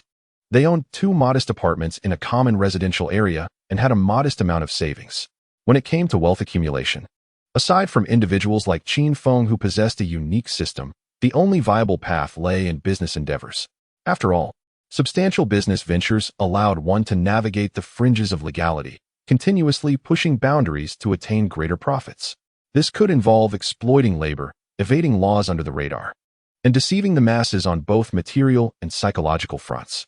Thus, without wealth acquired through legitimate business means, those whose fortunes were astonishing often found themselves swimming close to criminal statutes. A mere 15 minutes later, Qin Feng halted outside a villa district while Lu Yener called her friend. Shortly thereafter, a girl dressed in sea blue emerged. Her curiosity piqued at the sight of the Porsche parked at the entrance. Yuan, Lu Yener called out, waving from the window. Yener, the girl beamed as she approached, quickly sliding into the back seat. Wow, a handsome guy, she exclaimed, her eyes sparkling as she caught sight of Qin Feng in the driver's seat. "Hello." Qin Feng replied with a subtle smile and a nod, and the three of them set off towards their destination. "Handsome guy, I'm Qin Yuan. What's your name?" she inquired. "Qin Feng," he responded succinctly. "What do you do?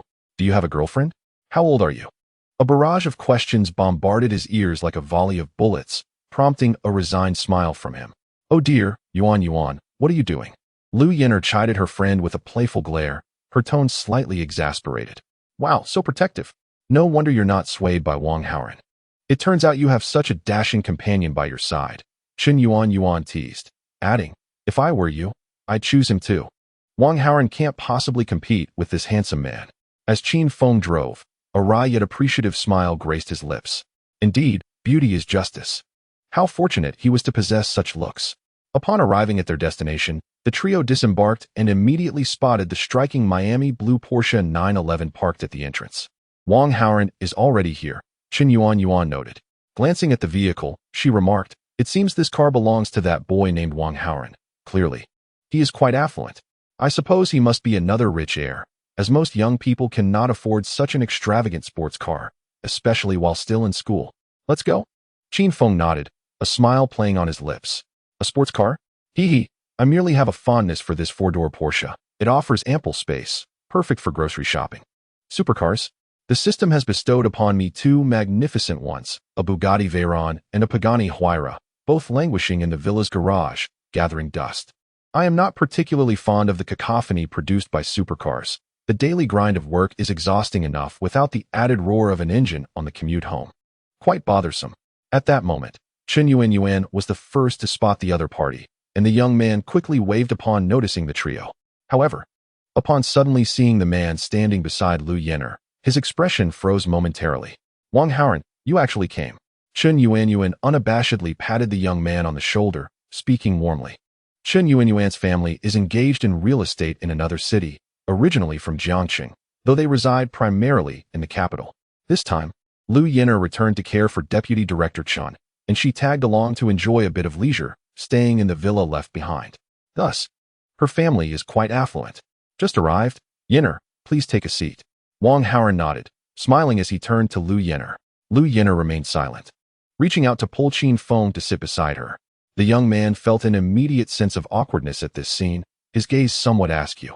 Qin Feng sensed a hint of hostility emanating from him, yet he remained unfazed, taking stock of the young man. Approximately 1.8 meters tall, he appeared to possess a decent physique, though his attire was somewhat oversized. His temples sported a few letters shaved into his hair. Lu Yin'er, one might begrudgingly consider that somewhat affectionate, yet it does seem rather ostentatious. Qin Yuan said nothing further and settled beside the young man. After all, she was merely there to enjoy a meal, so it was of little consequence. "Yin'er, what would you like to eat?" "This is the finest establishment I could find in Jiangxing."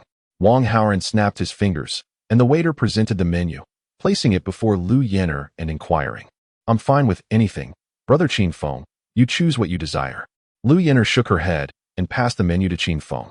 He accepted it with a smile, specifying 2 portions of 9-grade Wagyu beef, cooked medium, 1 serving of sea urchin and tuna sushi, and a light cream mushroom soup. The other appetizers and desserts can be served as per the usual. "Very well, sir. Would you like some wine?"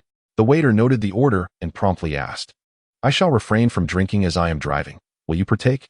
Qin Feng shook his head, glancing at Lu Yin'er and Qin Yuan. "Then I shall abstain as well." "Oh, don't be so hasty. It's a rare occasion that Wang Haoren visits Jiangxing. We must ensure he indulges a little." Before she finished speaking, Qin Yuan snatched the menu, opened the wine list, and declared, "I'll take this one. A 2015 Burgundy, not overly expensive at over 6,000. Is that acceptable?" She then turned her gaze to Wang Haoren. "Of course, that's perfectly fine." The young man smiled and nodded in agreement. With the order placed, the red wine was served and began to aerate. "Yin'er, are you heading back to school tomorrow?" Wang Haoren finally broached the main topic. "I specifically came to fetch you.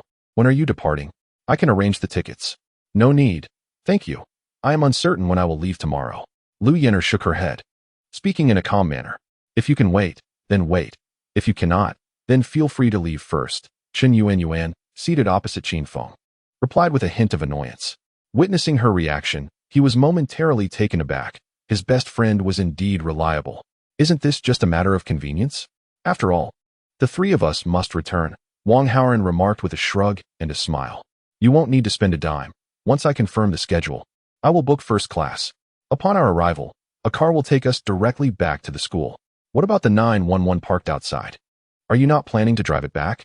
Chen Yuanyuan pouted and gestured towards the door, saying, let us leave it here for now. I'll be back later. It's no problem. Wang Haoren replied nonchalantly, stealing a glance at himself in the process. Qin Feng couldn't help but chuckle inwardly, thinking, what a fade. Such a child. It seems that this gathering is destined to be quite a challenging affair. I prefer to remain discreet. Why must I be compelled to showcase my skills? Nevertheless, this is still within my expertise. Are you all departing tomorrow? Why has no one informed me? Qin Feng curiously gazed at Lu Yenner. Shall I escort you tomorrow? That sounds splendid.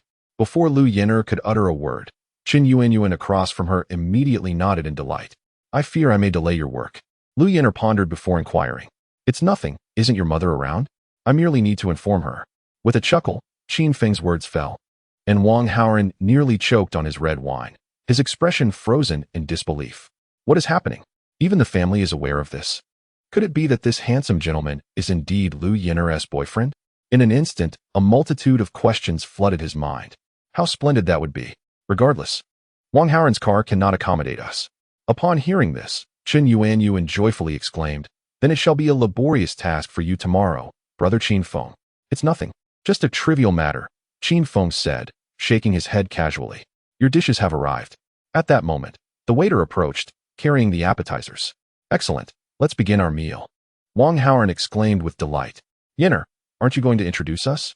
Before commencing, Wang Haoren gestured towards Qin Feng and turned to Lu Yenner, saying, greetings. I am Qin Feng, a particularly good friend of Yenner, if you understand what I mean. Qin Feng took the initiative to speak, smiling as he did so. How astonishing. Wang Haoren was almost infuriated upon hearing those words. Do you understand? What does it mean? What is it that I comprehend? Brother Qin Feng, what is it that you do? Qin Yuanyuan then inquired. I am a physician currently working in the emergency department of the First Municipal Hospital. Yenner, isn't that where you work alongside your aunt? Upon hearing Qin Feng's words, Qin Yuanyuan was momentarily taken aback, but soon grasped the situation. Indeed, Deputy Director Chen could be considered my superior. Qin Feng nodded in acknowledgement. So he is merely a junior doctor. Upon hearing these words, Wang Haoren felt a sense of relief wash over him, and confidence once again graced his countenance. How much could a mere doctor possibly earn? A single Porsche 911 would require Qin Feng to toil his entire lifetime to afford. So you're a doctor. That must be an arduous profession indeed. May I inquire about your remuneration? Wang Haoren straightened his back, lifted the glass of red wine, and with a subtle smile gracing his lips, inquired softly, salary? I too arrived at the First Municipal Hospital, where the remuneration offered was not particularly generous. They provided me with an annual salary of 500,000. No sooner had I finished speaking than the three individuals at the table were left in a state of astonishment. Particularly affected was Lu Yenner, who was well aware of Qin Feng's status as an intern. As her mother had mentioned, an intern typically earns no more than 3,000 to 5,000 a month. Surely, Qin Feng must have exaggerated for his own benefit. What should I do, considering how much he cares for me? Suddenly, Lu Yenner found herself engulfed in a whirlwind of imagination. Coupled with the surgical procedures and additional income, it amounts to 1 million a year, perhaps. Qin Feng's latter remark left several individuals even more astounded. When did the remuneration of doctors become so generous? An annual income of 1 million. Qin Feng glanced at the astonished expressions directed towards him and offered a casual smile. The figure of 1 million he mentioned was not merely 100,000. Considering the rewards from his regular consultations, combined with his surgical fees and salary, he earns several million annually. This does not even account for the additional surgical bonuses provided by the system. Yesterday, he also allocated a medical fund of 50 million, which can certainly be considered as part of his assets. In merely 3 months, Qin Feng estimated that he had likely surpassed 100 million.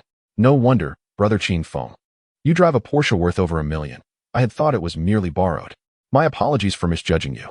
Qin Yuanyuan, coming to her senses, said somewhat sheepishly. Qin Feng shook his head. It's all right, let us dine together. To think that the car he drives is also valued at over 1 million. Wang Haoren remained somewhat skeptical. How could doctors possibly earn such a substantial income? Moreover, Qin Feng appears to be only slightly older than they are. To earn such a high income at such a young age, what a joke. Let us take a look at tomorrow's flight tickets, Qin Yuan said to Lu Yenner. Wait a moment, allow me to purchase them, as we are all traveling together. Wang Haoren's eyes instantly brightened, and he interjected, just tell me the time, and I shall book first-class tickets for a more comfortable journey. Upon hearing his words, Qin Feng nearly burst into laughter. After all, he was still young. Believing that money could simply win affection, a girlfriend is not pursued in such a manner. No need, thank you. Tomorrow, I shall travel with Yuan. So you can return alone, Lu Yenner replied, her brow furrowing and her tone turning icy. Her words left him with no room for negotiation. Wang Haoren evidently lacks a clear understanding of his own circumstances, yet he continues to ostentatiously display his superficiality. Yenner, it is neither safe nor convenient for the two of you. I can take better care of you both. Upon hearing this, Wang Haoren immediately became anxious and hastily replied, no need. With brother Qin Feng accompanying us, we shall be perfectly safe. Lu Yenner, displaying even greater resolve this time, swiftly reached out and linked her arm with Qin Feng's. Goodness, this is a serious matter. Qin Feng was caught off guard, while Wang Haoren's expression instantly turned ashen. Isn't this sufficient to elucidate everything? He turned his head to gaze at Lu Yenner, only to see a faint blush rising on her delicate, charming cheeks, making her hesitant to meet his eyes. Meanwhile, the soft hand resting on his arm appeared somewhat stiff, suggesting a lack of familiarity. A subtle, enigmatic smile curled at the corners of Qin Feng's lips as he reached out to grasp Lu Yenner's hand, gently guiding it upward to properly loop through his arm. For the sake of professionalism in their little charade, Lu Yenner stood frozen, her cheeks flushed crimson as she gazed at him with wide, astonished eyes. This isn't a family dinner. Holding on to me is fine, Qin Feng uttered impulsively, and in an instant, the three people before him seemed to combust, one in elation, another in rampant curiosity, and the last in sheer mortification. Open your mouth, Qin Feng said smoothly, picking up her fork to spear a piece of beef from his own plate and bringing it to her lips with a faint smile. Lu Yenner, entirely numb, instinctively parted her lips, the rich aroma of the meat flooding her senses. I'll arrange your flight tickets for tomorrow. You'll be taken care of throughout the journey, he added before finally turning to his own meal. Earlier, he had checked the Qin Medical Foundation under his control within the domestic healthcare system. Its financial scale ranked easily within the top 3. Of course, this was separate from research and development. Currently, the foundation's expenditures were limited to patient aid, equipment procurement, and similar channels. Nevertheless, as a substantial foundation, it carried certain privileges across various industries. Qin Feng's current standing placed him among the more influential figures in the medical field, though no one was aware of it yet. Later, after Qin Yuan and Lu Yenner confirmed their flight details, Qin Feng pulled out his phone and dialed the airline's customer service directly. Hello, this is the Eastern Service Center. I am your dedicated flight concierge, Mr. Qin. How may I assist you? Book 2 tickets for tomorrow's 3 p.m. flight to the capital. The passengers are Qin Yuan and Lu Yenner, Qin Feng instructed. Also, arrange a private car to take them to their destination upon landing. They'll provide the specifics tomorrow. Understood, Mr. Qin. We reserved 2 first-class tickets for the flight, and the private car has been arranged, the sweet-voiced attendant replied. Is there anything else you require? Are you flying with them, young man? Qin Feng turned to Wang Haoren with an amused smile. Wang Haoren stood stiffly, at a loss for words. No. That'll be all. Thank you, Qin Feng said with a shrug, hanging up as Wang Haoren remained dumbstruck. I wanted to fly with them. By the end of the meal, Wang Haoren was thoroughly subdued. Qin Feng had genuinely shaken him. Eastern Airlines wasn't some budget carrier where membership could be acquired by scanning a QR code. To forcibly reserve first-class tickets without even providing passenger details, this was beyond the reach of ordinary people. Even his own father couldn't manage it. Just who is Qin Feng? Thank you for dinner. This place is worth revisiting, Qin Feng said at the restaurant entrance, extending a hand for a brief shake. We'll take our leave now. Classmate Wang. With that, he guided Lu Yenner, still clinging to his arm, toward the car. Sure enough, it was a $1 million Porsche Panamera. Afterwards, the three of them got into the car, waved at Wang Haoren, and drove away. After dropping off Qin Yuan, only Qin Feng and Lu Yenner remained in the vehicle. Brother Qin Feng, thank you for today, Lu Yenner said softly, stealing a glance at him before quickly averting her gaze, her head slightly lowered. You're welcome. That Wang Haoran is just a boy, probably too persistent for your liking. Qin Feng replied with a light chuckle. Don't worry, after today, he likely won't pester you as much as before. Lu Yenner nodded. An awkward silence settled between them once more, thick and stifling. Ahem. Lu Yenner, what did you study in the capital? Qin Feng broke the silence, unwilling to let the discomfort linger. Financial management, stocks, futures, funds, that sort of thing, she explained, exhaling softly in relief. Funds? His eyes brightened at the word. Yes, my focus is on fund operations and management. Eventually, I could work in a bank or a foundation, she affirmed. Do you have any experience? He pressed eagerly. Some. My mentor manages a fairly large charitable fund in the capital. I've been assisting her since my junior year. About 2 years now, she replied after a brief pause. It's quite a sizable fund, actually, established by a famous martial arts star to support various social causes. Plus, having hands-on experience in school makes job hunting easier later. That is perfect. Qin Feng couldn't contain his excitement. He had been struggling with the operational aspects of a medical fund under his care. What luck, just when he needed help. Here it was. And given that his fund didn't require complex maneuvers, just routine management, the timing couldn't be better. Brother Qin Feng, do you need my help with something related to funds? Lu Yenner asked, puzzled by his sudden enthusiasm. I do have a fund-related issue that has been troubling me, he admitted as they arrived at her apartment building. He parked the car and turned to her. But before I explain, I need your absolute discretion. Of course. I won't breathe a word, she vowed firmly. Good. I currently oversee a fund, but I lack expertise in foundation operations. I need someone to assist me. It's a medical fund, primarily for patient aid, medical procurement, and similar initiatives. The specifics will be provided later. Understanding dawned on Lu Yenner. He wanted her to manage it, something well within her capabilities. No problem at all, Brother Qin Feng. I can handle the operations. While I can't promise miracles, routine management is definitely within my scope, she assured without hesitation. What is the fund's name? What is the capital amount? And who is the owner? I'll need to review the detailed documentation. It's called the Qin Medical Fund. Current capital is 50 million, and the owner is me. As Qin Feng's voice faded, Lu Yenner intently opened her professional tools to begin her search for the Qin Medical Fund, amounting to 50 million. Suddenly, she shot up her head, fixating her gaze upon him, her eyes brimming with astonishment. Brother Qin Feng, what did you just say? A 50 million capital medical fund, is it all yours? Indeed. Upon hearing Qin Feng's affirmative response, her mouth fell agape, her mind a blank slate. In the midst of Lu Yenner's dazed and shocked expression, Qin Feng departed, returning home. Subsequently, he sent her all the information regarding the foundation, advising her to review it first. Whether or not it could be operated depended on Lu Yenner herself. If it proved too daunting, he would seek a professional manager for the task. After all, being a doctor, he lacked the time to oversee the foundation daily. The following afternoon, he picked up Lu Yenner and Chun Yuan to take them to the airport, sending them back to the capital. Hello, Mr. Qin. Upon arriving at the parking lot, a woman dressed in a professional suit approached with 2 attendants behind her, smiling warmly. We are here to escort you. Please follow us. With that, the 2 attendants stepped forward to take their luggage. They then proceeded directly from the underground parking garage to the elevator, arriving at the exclusive client passage. In contrast to the outside, there were significantly fewer people here. There were dedicated check-in counters and service areas, separated from other terminals. Mr. Qin, let me check in your luggage first. I will assist you all with the check-in process. The woman offered a professional smile to the trio, nodding in agreement. Qin Feng approached the check-in desk. Hello, I would like to check in 2 first-class tickets reserved under the Qin Medical Fund. The woman addressed the attendant at the counter, then turned to the 3 of them. May I please see the identification of the 2 boarding passengers?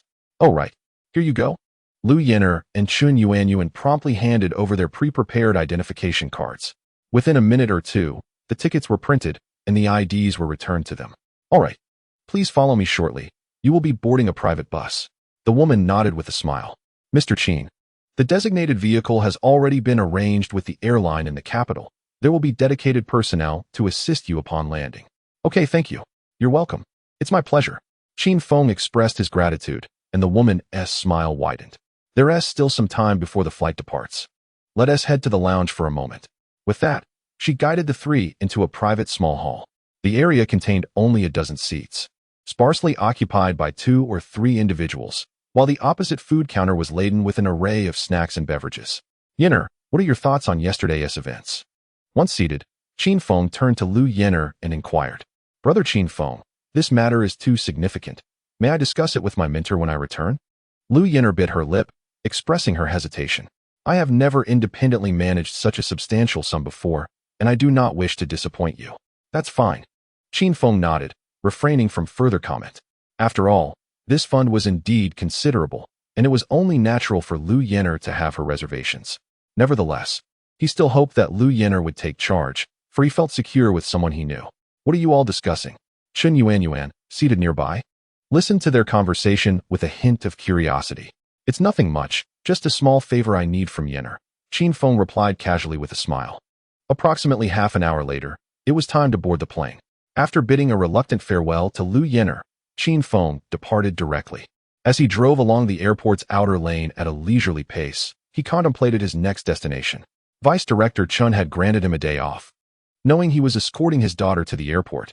Upon arriving at the front of the Grand Airport Terminal, he noticed a crowd gathered at the entrance, peering anxiously inside. Curious, Qin Feng lowered his car window, and a frantic voice pierced the air. Help! Help! Is there a doctor? What is happening? Instinctively, Qin Feng pressed the brake pedal, only to be met with honking from behind, prompting him to accelerate. Seizing the opportunity when the opposite lane was clear, he sharply turned the steering wheel. Maneuvering closer to the airport entrance, he parked in the waiting area and immediately dashed toward the throng. Make way! Make way! I'm a doctor! Qin Feng shouted. And the crowd instinctively parted, creating a pathway. As he pushed through the gathering, he saw a young man lying on the ground, clutching his neck, gasping for air. His desperate breaths proving futile. A rasping sound emanated from his throat, and his complexion had turned a shade of bluish purple. It seems he is having trouble breathing. Who knows? He just collapsed suddenly and ended up like this. The security personnel have gone to summon the airport doctor. It may take a while. I wonder if he can hold on. It's quite distressing to witness. Qin Feng knelt beside the fallen youth, his expression grave. Can you hear me? He called to the young man, only to find that the latter was slipping into unconsciousness, offering no response. His hands were tightly gripping his neck, leaving deep crimson imprints as if he were trying to tear it away. Examine. Acute asphyxia, difficulty breathing, cyanosis, and a locked throat. In an instant, Qin Feng's mind conjured the most fitting diagnosis: acute laryngeal edema. This condition, caused by a viral infection leading to epiglottitis, could instantaneously obstruct the trachea, plunging the individual into a state of asphyxiation. He began recalling the symptoms of acute laryngeal edema for a final confirmation. The three recessions, the suprasternal notch, the supraclavicular fossa, and the intercostal spaces would exhibit retractions during inhalation. This indicated that the trachea was completely obstructed, necessitating immediate intervention. Otherwise, he would succumb to respiratory failure within 3 minutes. With a significantly high mortality rate. With a decisive motion, Qin Feng grasped the young man's shirt, his arms exerting tremendous force as he tore it apart. The onlookers gasped, their eyes widening in astonishment at his strength. Immediately, he observed the areas of the suprasternal notch, supraclavicular fossa, and intercostal spaces, which were visibly retracting and expanding with each breath, indicative of the three recessions. His heart sank. This was dire.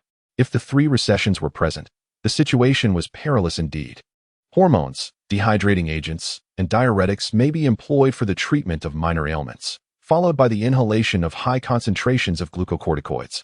This approach can swiftly alleviate localized edema with commendable efficacy.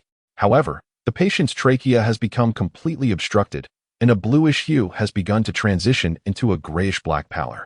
Immediate tracheostomy is imperative. At this moment, the patient's upper airway is entirely obstructed. Intubation is essential for rescue, and if necessary, a tracheostomy may be required. Yet, this is at the airport entrance, devoid of intubation equipment, let alone sterile trachea. The patient's condition is exceedingly critical. There is no time to delay. Otherwise, respiratory failure could ensue at any moment. Thus, there exists no alternative. A tracheostomy must be performed without hesitation. But without a knife, what can be done? Qin Feng immediately looked up at the crowd and shouted, "Is there anyone with a knife?" As his words fell, silence enveloped the area. This is an airport. Who would carry a knife? Even passing through security would be impossible. Observing the scene, his brow furrowed in concern, when suddenly an idea sparked in his mind. That lady with the mirror? I have one. I have one too. Instantly, several young women exclaimed, rushing forward. When out and about, who among them would not carry a compact mirror? Moreover, Qin Feng's arrival had captivated a throng of young women, many of whom were recording with their phones. He was simply too handsome.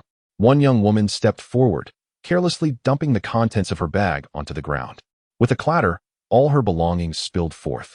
And with swift reflexes, she seized a small mirror and eagerly handed it to Qin Feng. Here is a mirror for you, handsome.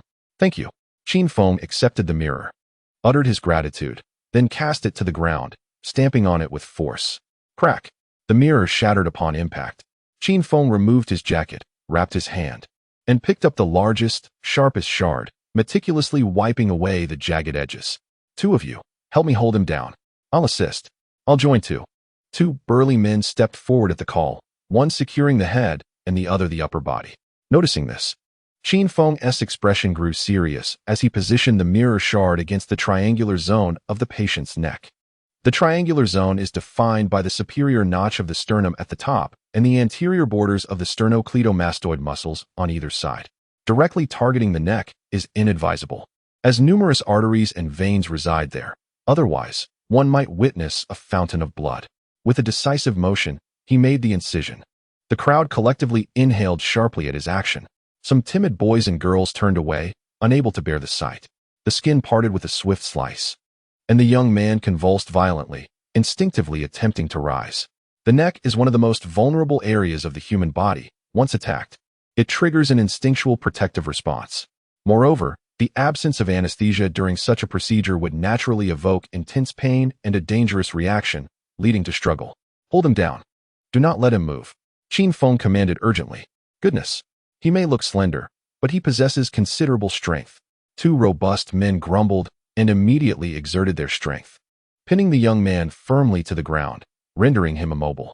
After all, when a person is unconscious, the force exerted in a desperate struggle can be quite formidable.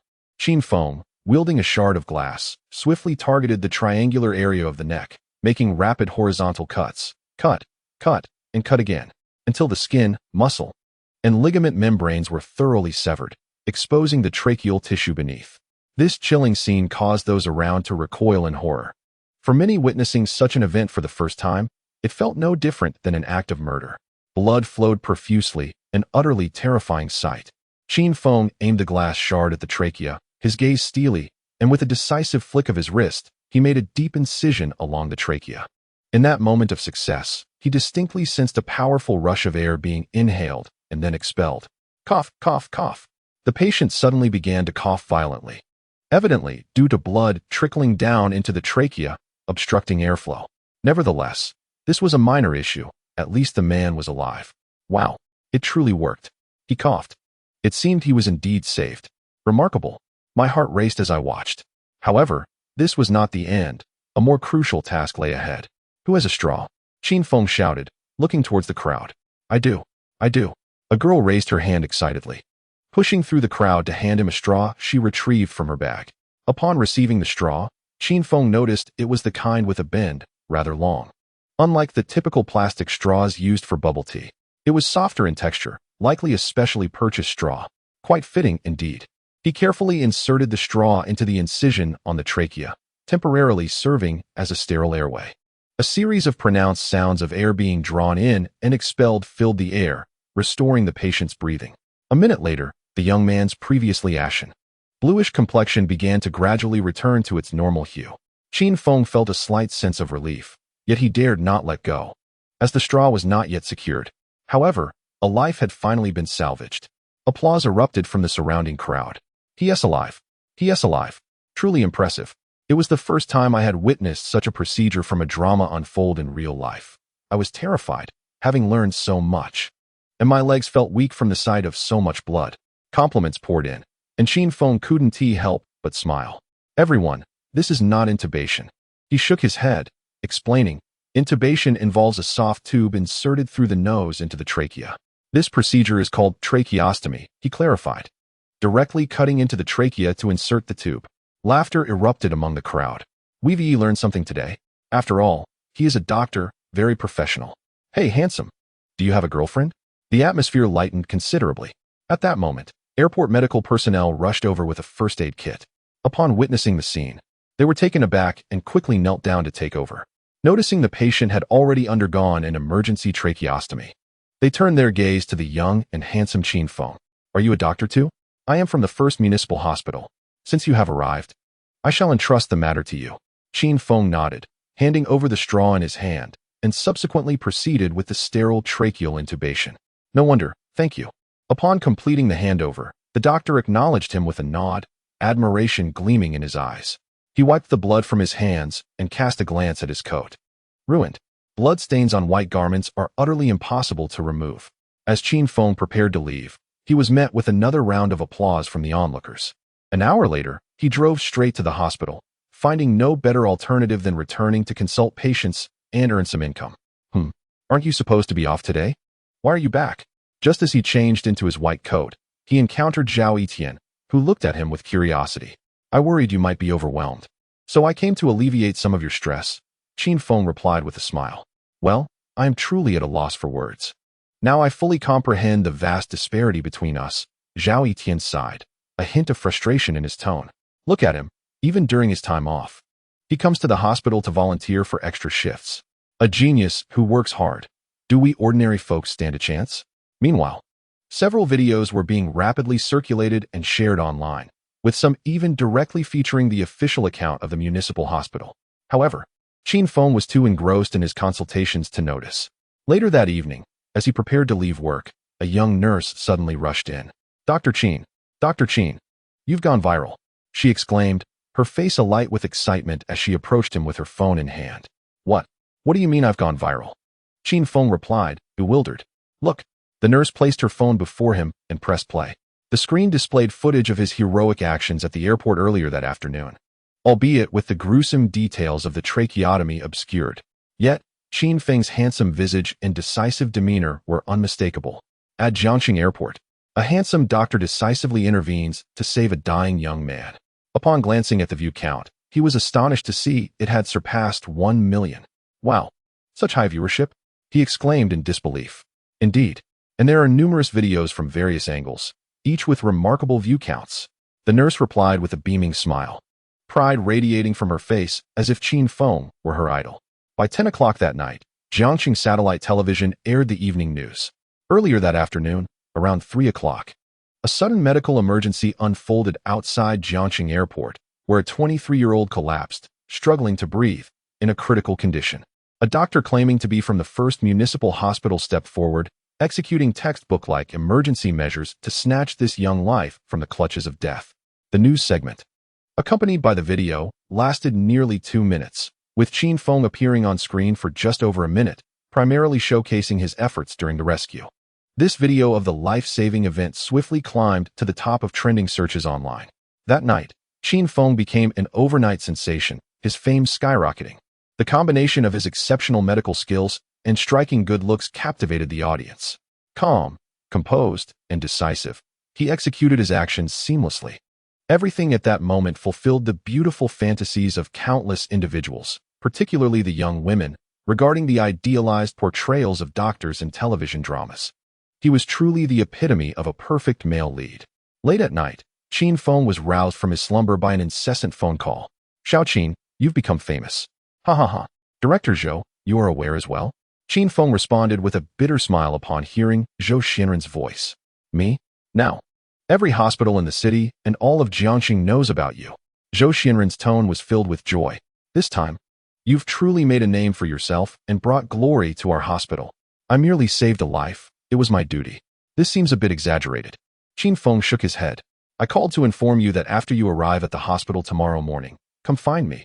I have good news. Ha ha ha." "All right. I understand, Director. Well then, I won't disturb your rest any longer, but I advise you to turn off your phone." After exchanging a few more words, they ended the call. Qin Feng paid little heed to Zhou's kind suggestion, and soon enough, his phone began to ring incessantly. "Qin Feng, you're on fire. Qin Feng, you're incredible. Qin Feng, I've seen your video." Even in the class group chat, people were fervently discussing him, and many were taken aback upon discovering the news. After all, they were all interns, and now Qin Feng had achieved fame. The next day, upon arriving at the emergency department, Zhou Xianren took him straight to the administrative building. heading directly to the president's office. "Good day, President. Qin Feng is here. Come in and take a seat," the president greeted with a smile as Qin Feng entered, holding a document in hand. "The purpose of calling you here is to discuss two matters. Firstly, regarding your extraordinary act of saving someone at the airport that has garnered much attention. I believe this is a rare opportunity. The medical department has suggested whether we should have you register an account, as it would serve as a prominent representation for our hospital." "Register an account?" Qin Feng inquired with curiosity. "Yes, the medical and publicity departments will discuss this with you later. I'm rather old and not well versed in such matters," the president remarked, chuckling at himself before handing over the document. "Take a look at this." Qin Feng accepted the document and upon opening it, was astounded. For it was none other than the formal contract from the first hospital of the city. "President, this, indeed, due to your unique circumstances. We have decided to formally employ you as a doctor at the first hospital during your internship." The president nodded, his tone growing more serious. "Although your position is that of a resident physician according to rank, your annual salary remains unchanged at 500,000 yuan, with additional compensation for surgeries and other duties. Furthermore, the hospital grants you surgical decision-making authority, meaning that in the future, as long as you wish to perform a surgery, you can do so without needing approval or signature from the department head. You may handle it independently. Of course, the responsibility will also rest upon your shoulders." As the words fell, Qin Feng's heart raced. Surgical decision-making authority. This was far more tangible to him than the annual salary of 500,000 yuan. It is well known that the ability to independently perform surgeries in a hospital is subject to stringent requirements. Moreover, aside from the department heads and deputy heads who can take the stage at any time, other physicians require the signatures and consent of leaders at the deputy head level or higher. Of course, there are also capable attending physicians who can take the stage, but that is distinct from surgical decision-making authority. In other words, although Qin Feng is currently interning at the first municipal hospital as a student, signing this contract will officially make him a resident physician there. Simultaneously, he will possess the surgical signing authority typically reserved for department heads. It is rare, even nationwide, to find a hospital willing to grant a resident physician such surgical signing authority. This reflects the hospital's profound trust in him and serves as a badge of honor. After all, following the successful completion of the ex vivo liver surgery, he received several headhunter emails and messages, expressing hope that he would sign with a designated hospital after graduation. Now, the conditions presented by the first municipal hospital have truly captivated him. Not for the money, but for the power of surgical decision-making. "Sign." "Dean, I agree." "Excellent." Ha ha ha. Upon hearing Qin Feng's resolute response, the dean couldn't help but laugh heartily. After signing the contract, the three stood up, and the dean extended his hand. "Qin Feng, I hope you will continue to create miracles. The first municipal hospital will fully support you." "I will certainly live up to expectations," Qin Feng replied with a gentle smile, nodding. Upon leaving the dean's office, Zhou Xianren raised an eyebrow at him. "Xiao Qin, have you considered staying in our emergency department?" Qin Feng pondered for a moment, a smile gracing his lips. "Director Zhou, the emergency department is indeed quite suitable for me. However, I would prefer to wait until I complete rotations in all departments before making a decision." "Rest assured, Director." "Ah, it's hard to keep a talented woman." Upon hearing this, Director Zhou couldn't help but sigh. All right, you will be moving to other departments in a few days anyway. But you must not neglect any matters in the emergency department." "No problem." Half a month passed swiftly, and it was time for Qin Feng to leave the emergency department. His 3-month experience there brought him immense joy. The reluctance of his colleagues during their farewell was palpable, especially the tearful eyes of the nurses. "Do not worry. I am not leaving for good. Why cry?" He chuckled as he looked at everyone before him. "Qin Feng, once you arrive at obstetrics and gynecology, do not forget us in the emergency department." Zhou Xianren patted him on the shoulder, filled with emotion. It must be said that during these 3 months, Qin Feng not only benefited his fellow doctors, but also greatly enriched both himself and Deputy Director Chen.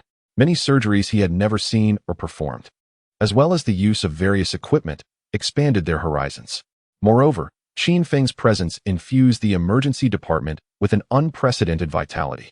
If one were to liken this to an animal, it would be a catfish entering a school of sardines. You never know when you might be devoured. This encapsulates the feeling Qin Feng evoked in everyone, an admixture of admiration and tension. "Qin Feng, you must return. Qin Feng, I can hardly believe how swiftly time has flown. Woo woo woo.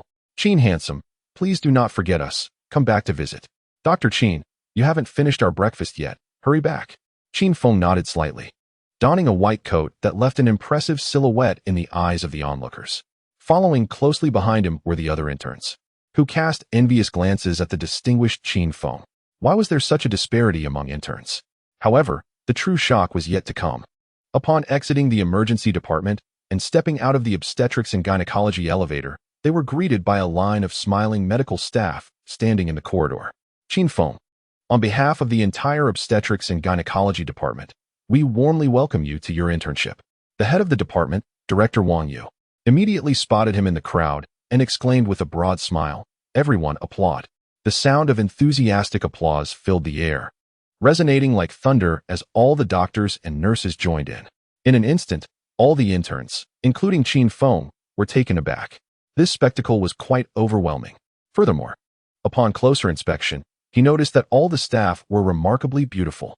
In the field of obstetrics and gynecology, beauty was abundant due to the larger pool of personnel, resulting in a higher quality than in other departments. Director Wang, you are being overly gracious. This is rather inappropriate. Qin Feng hastily stepped forward to halt the applause, a look of helplessness on his face. If Vice President Liu finds out about this, I will undoubtedly face reprimand. Let him dare. I'll lend him a couple of my own guts. To his surprise, Director Wang Yu shot back without hesitation, her brows furrowing in defiance. It was then that he recalled Wang Yu was indeed the wife of Vice President Liu. No wonder she commanded such authority. I am merely here for an internship. Director Wang, please allow them to disperse. Qin Feng forced a wry smile, gesturing towards the numerous eager gazes that felt like daggers piercing his back. Their eyes, akin to those of hopeful suitors, seemed to yearn for his attention. Wow, Dr. Qin is truly handsome.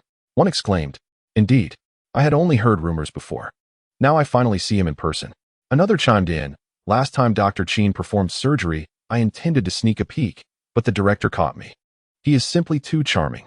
I wonder if he has a girlfriend. I've inquired with some of the sisters in the emergency department, and Dr. Qin is still single. However, it seems that Deputy Director Chun is also on the lookout for a son-in-law. So ladies, if you're interested, you should act quickly. Deputy Director Chun? Isn't his daughter still in college? I heard she is a stunning beauty. What is there to fear? Does our obstetrics and gynecology department lack beautiful women? Who knows what type Dr. Qin prefers? Listening to the lively chatter of the medical staff behind him, Qin Feng felt increasingly awkward. Had he known, he would have sought an internship in another department. Meanwhile, the other interns who had accompanied him stood frozen, uncertain whether to advance or retreat, wishing they could vanish into thin air. This was a stark reminder that comparison could be utterly disheartening. After 3 months of stimulation in the emergency department, they had assumed that all interns would be treated equally upon entering obstetrics and gynecology. Yet, before they even began working, they had been struck deeply by the overwhelming contrast. It was truly heart-wrenching. Why was there such a significant disparity in treatment among interns? The department head personally leading the welcome. To those in the know, it was merely an intern's arrival. To those unaware, it felt as though they were welcoming an esteemed expert. Yet, the most unfortunate among them had yet to come to light. However, it was the group of interns who arrived just as the previous ones departed for the emergency room. Leading the charge was a neurosurgeon, whose visage gradually transformed into one of relief and joy as he escorted the interns. These trainees were a handful, having nearly worn out their supervising physicians over the past 3 months. Frustration ran high, leaving some instructors on the verge of violence. What utter fools they were, unable to comprehend the distribution of cranial nerves. After 3 arduous months, everyone felt a sense of lightness, happily bidding farewell to this batch, while hoping that the next cohort might yield at least a couple of promising talents. Upon entering the emergency hall, they encountered Zhou Xianren and others, who had not yet dispersed and were engaged in a brief meeting. "Ah, Director Zhou, is this a warm welcome for us?" exclaimed the neurosurgeon, his eyes sparkling with enthusiasm. The interns behind him swelled with pride, realizing that the neurosurgeons indeed held a prestigious position. Did you see that? Even the emergency staff, from the director to the nurses, collectively came out to greet them. However, Zhou Xianren's words swiftly doused their excitement like a bucket of cold water. "Oh, we are merely here to send off Qin Feng. He has commenced his internship in obstetrics and gynecology." With that, He turned and waved dismissively, instructing everyone to return to their duties. Zhao Etienne, you stay behind and take charge of this group of interns. With that, he too departed. The atmosphere grew tense, leaving everyone momentarily speechless, as if a flock of crows had screeched overhead.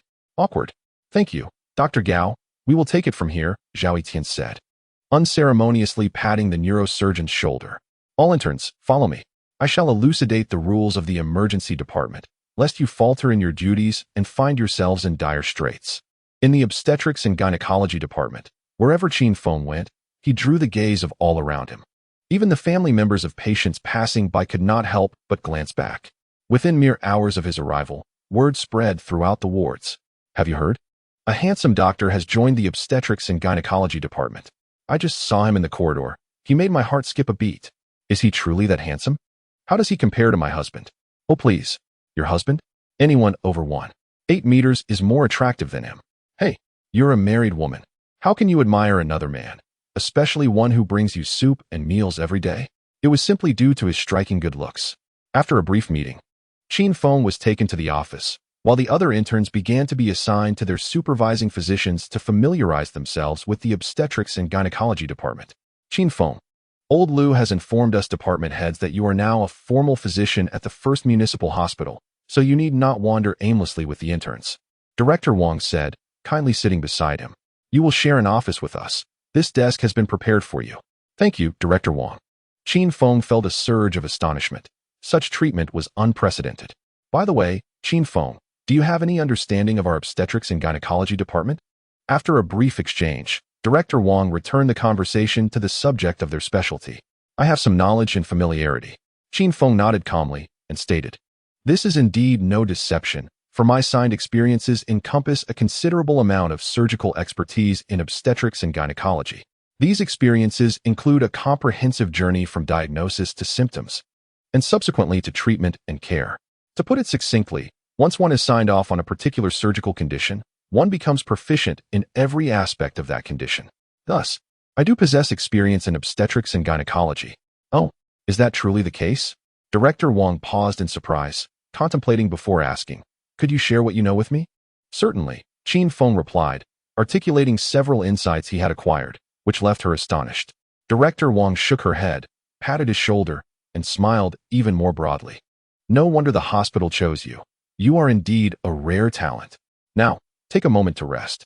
When the other interns return, I will step out to make my rounds. All right, Director Wang. Take care, Qin Feng said, rising to nod before returning to his desk. Ding. Before he could peruse the books on his table, his phone vibrated vigorously. Notification: the registration period for the medical practitioner qualification examination is nearing its end. Students are urged to register promptly. Do not miss out. Qin Feng glanced at the message and dismissed it. He had already registered on the very first day the enrollment opened. Just as he set his phone down, another message arrived. Ding. School notification. Announcement regarding the 13th National Clinical Skills Competition for medical students. Everyone, please take note. Those interested may register, as it will greatly benefit your future hospital placements and job prospects. Qin Feng was momentarily taken aback by the news. Is it commencing already? This was a nationwide competition among medical schools, held annually. Countless elite institutions would converge here to exchange knowledge, and those with outstanding performances might even be directly recruited by hospitals. He pondered whether he should participate. Opening the class group chat, he found it abuzz with excitement. Finally, the competition has arrived. This time, I must participate and strive to reach the national finals. Uft. Wang, given your grades, perhaps you should reconsider. Friendship first, competition second. I believe only our class monitor, Shen Yuan, and Zhang Qiya have a chance to advance to the national finals. Indeed, in terms of capability, they are the strongest, and they are currently interning at the first hospital of Jinling City. I feel like a fool after 4 years, having learned nothing substantial. Class monitor Shen Yuan. Do not be disheartened, everyone. My skills are quite mediocre as well. It was only upon reaching the province's top hospital that I realized my knowledge barely scratches the surface. Study committee member Zhang Qiya. Exactly. There are so many experts here. Even a resident physician possesses remarkable skills. As Qin Feng observed the lively discussions in the group, he couldn't help but chuckle. Suddenly, he was addressed by his desk mate. Su Ran. Qin Feng, I believe you should also participate. You will undoubtedly reach the finals.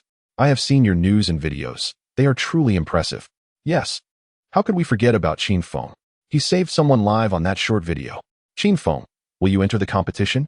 I fully support you. In an instant, the winds of fortune shifted in his direction. Qin Feng, upon noticing this, responded, I cannot compare to our class monitor and the academic committee. I shall likely give it a try. Lin Xiaoxiao replied, Qin Feng, I'm at the 3rd hospital. I'll treat you to dinner tonight. Qin Feng agreed, all right. I will pick you up in the evening. After they settled on a location and time, he exited the group chat. The previous day at the obstetrics and gynecology department was rather uneventful, primarily focused on familiarizing himself with the processes. Qin Feng was learning under the guidance of Su Yingying, the attending physician assigned by Director Wang. At the entrance of a neighborhood in Jiangcheng, a girl in her early 20s stood by the roadside. Her eyes swollen and red as if she had just finished crying. Dressed in a skirt, she hailed a taxi. Where to, beautiful? The driver inquired. To the obstetrics and gynecology hospital, she replied, her voice still trembling with sobs. Noticing something amiss, the driver glanced at her through the rearview mirror. The girl was indeed quite lovely, with large eyes, a prominent nose, and a graceful figure. It appeared she had quarreled with her boyfriend or family and had run away.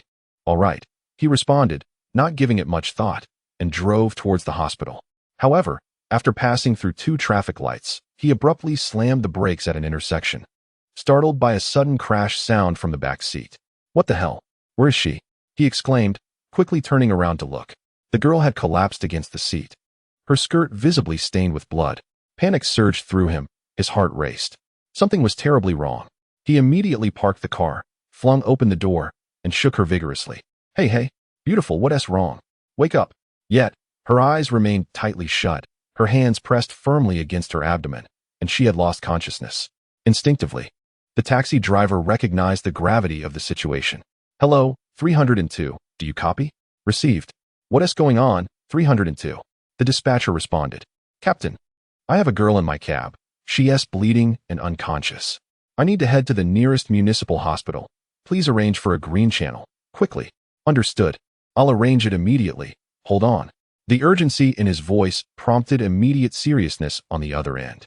Within 20 seconds, the green light illuminated, and he pressed the accelerator, racing towards the hospital. Hurry, prepare a stretcher. We have a girl with vaginal bleeding. She may be in critical danger. Nurse Lu Wan, upon receiving the emergency call, sprang into action, notifying Director Zhou and Deputy Director Chun of the situation. Nurse Wan, Director Zhou and Deputy Director Chun are currently in a meeting in the city and have not yet concluded, a nurse promptly informed her. Then contact Doctors Xiao and Zhao. Quickly. Understood, I'll go right away. 10 minutes later, a taxi sped into the emergency green channel of the hospital, halting at the entrance. Quick. On-duty nurses Xiao Jing and Zhao Etian were taken aback as the driver carried the girl out. Blood dripped incessantly down her legs. They were immediately struck with shock. Her body was cold, her complexion pale, heart racing, pulse weak, and blood pressure critically low. She was in shock. Zhao Etian swiftly assessed the situation and promptly declared, quickly, to the emergency room.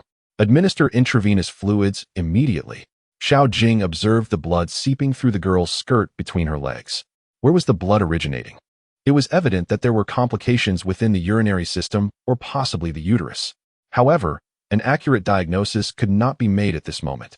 The priority was to save the patient. Upon connecting the monitoring equipment, both Xiao Jing and Zhao Etian were taken aback. Good heavens! Blood pressure at 70/40 and a heart rate of 130. The nurse immediately inserted a cannula, administering saline followed by glucose, rapidly replenishing fluids. I will conduct the examination. You wait outside. Xiao Jing instructed Zhao Etian, and then, without hesitation, she cut open the skirt at the waist, removing it entirely as blood had already saturated the mattress. The situation was dire. Significant hemorrhaging indicated an urgent crisis. Xiao Jing furrowed her brow at the sight and quickly stepped outside. Notify the obstetrics and gynecology department to send someone over. We have a female patient experiencing severe lower abdominal bleeding with an unknown cause. It would be prudent to involve multiple departments for consultation. Dr. Xiao, it's shift change time. They are likely transferring duties or have already left, so it may take a while, Lu Wan remarked as she glanced at the clock, noting it was 6:30. Suddenly, her eyes brightened. Why don't we call Dr. Qin? ISNT he in obstetrics and gynecology? All right. You call Qin Feng and ask him to come over. Strangely, when Lu Wan mentioned Qin Feng's name, there was no dissent. Rather, it felt like the right course of action in the absence of Director Zhou and Deputy Director Chan, as if a pillar of support had emerged. Moreover, everyone was well aware of Qin Feng's exceptional medical skills. His presence alone equated to a consultation from several departments. Whenever his surgical plans were presented in meetings, they resembled mere assignments rather than discussions. Qin Feng had just changed out of his scrubs and was preparing to leave when his phone rang. All right, I will be there immediately. 3 minutes later, a handsome figure rushed into the emergency department. Where's the patient? What is the current status? Upon seeing him, Xiao Jing hurried forward. A girl collapsed in a taxi, experiencing significant lower bleeding and is unconscious. We currently lack further information, but I suspect issues with the urinary system or uterus. We have already administered 2,000 milliliters of blood and fluids. Xiao Jing relayed the preliminary findings to him. Qin Feng was momentarily stunned. A female patient? Severe hemorrhaging? This could be somewhat awkward, but never mind. Saving a life is paramount. If the bleeding were due to external trauma, it would likely be evident upon examination. However, if the bleeding originated internally from that region, a myriad of complications could arise.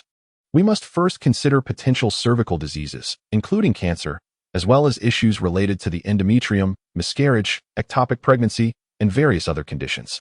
There could also be unique pathologies, such as coagulation disorders during menstruation or bleeding due to injuries sustained from vigorous exercise. Are any family members present? No, she was brought in by a taxi driver. Make arrangements to contact her family. I will handle the situation. Qin Feng promptly organized the necessary actions and turned to Nurse Lu Wan.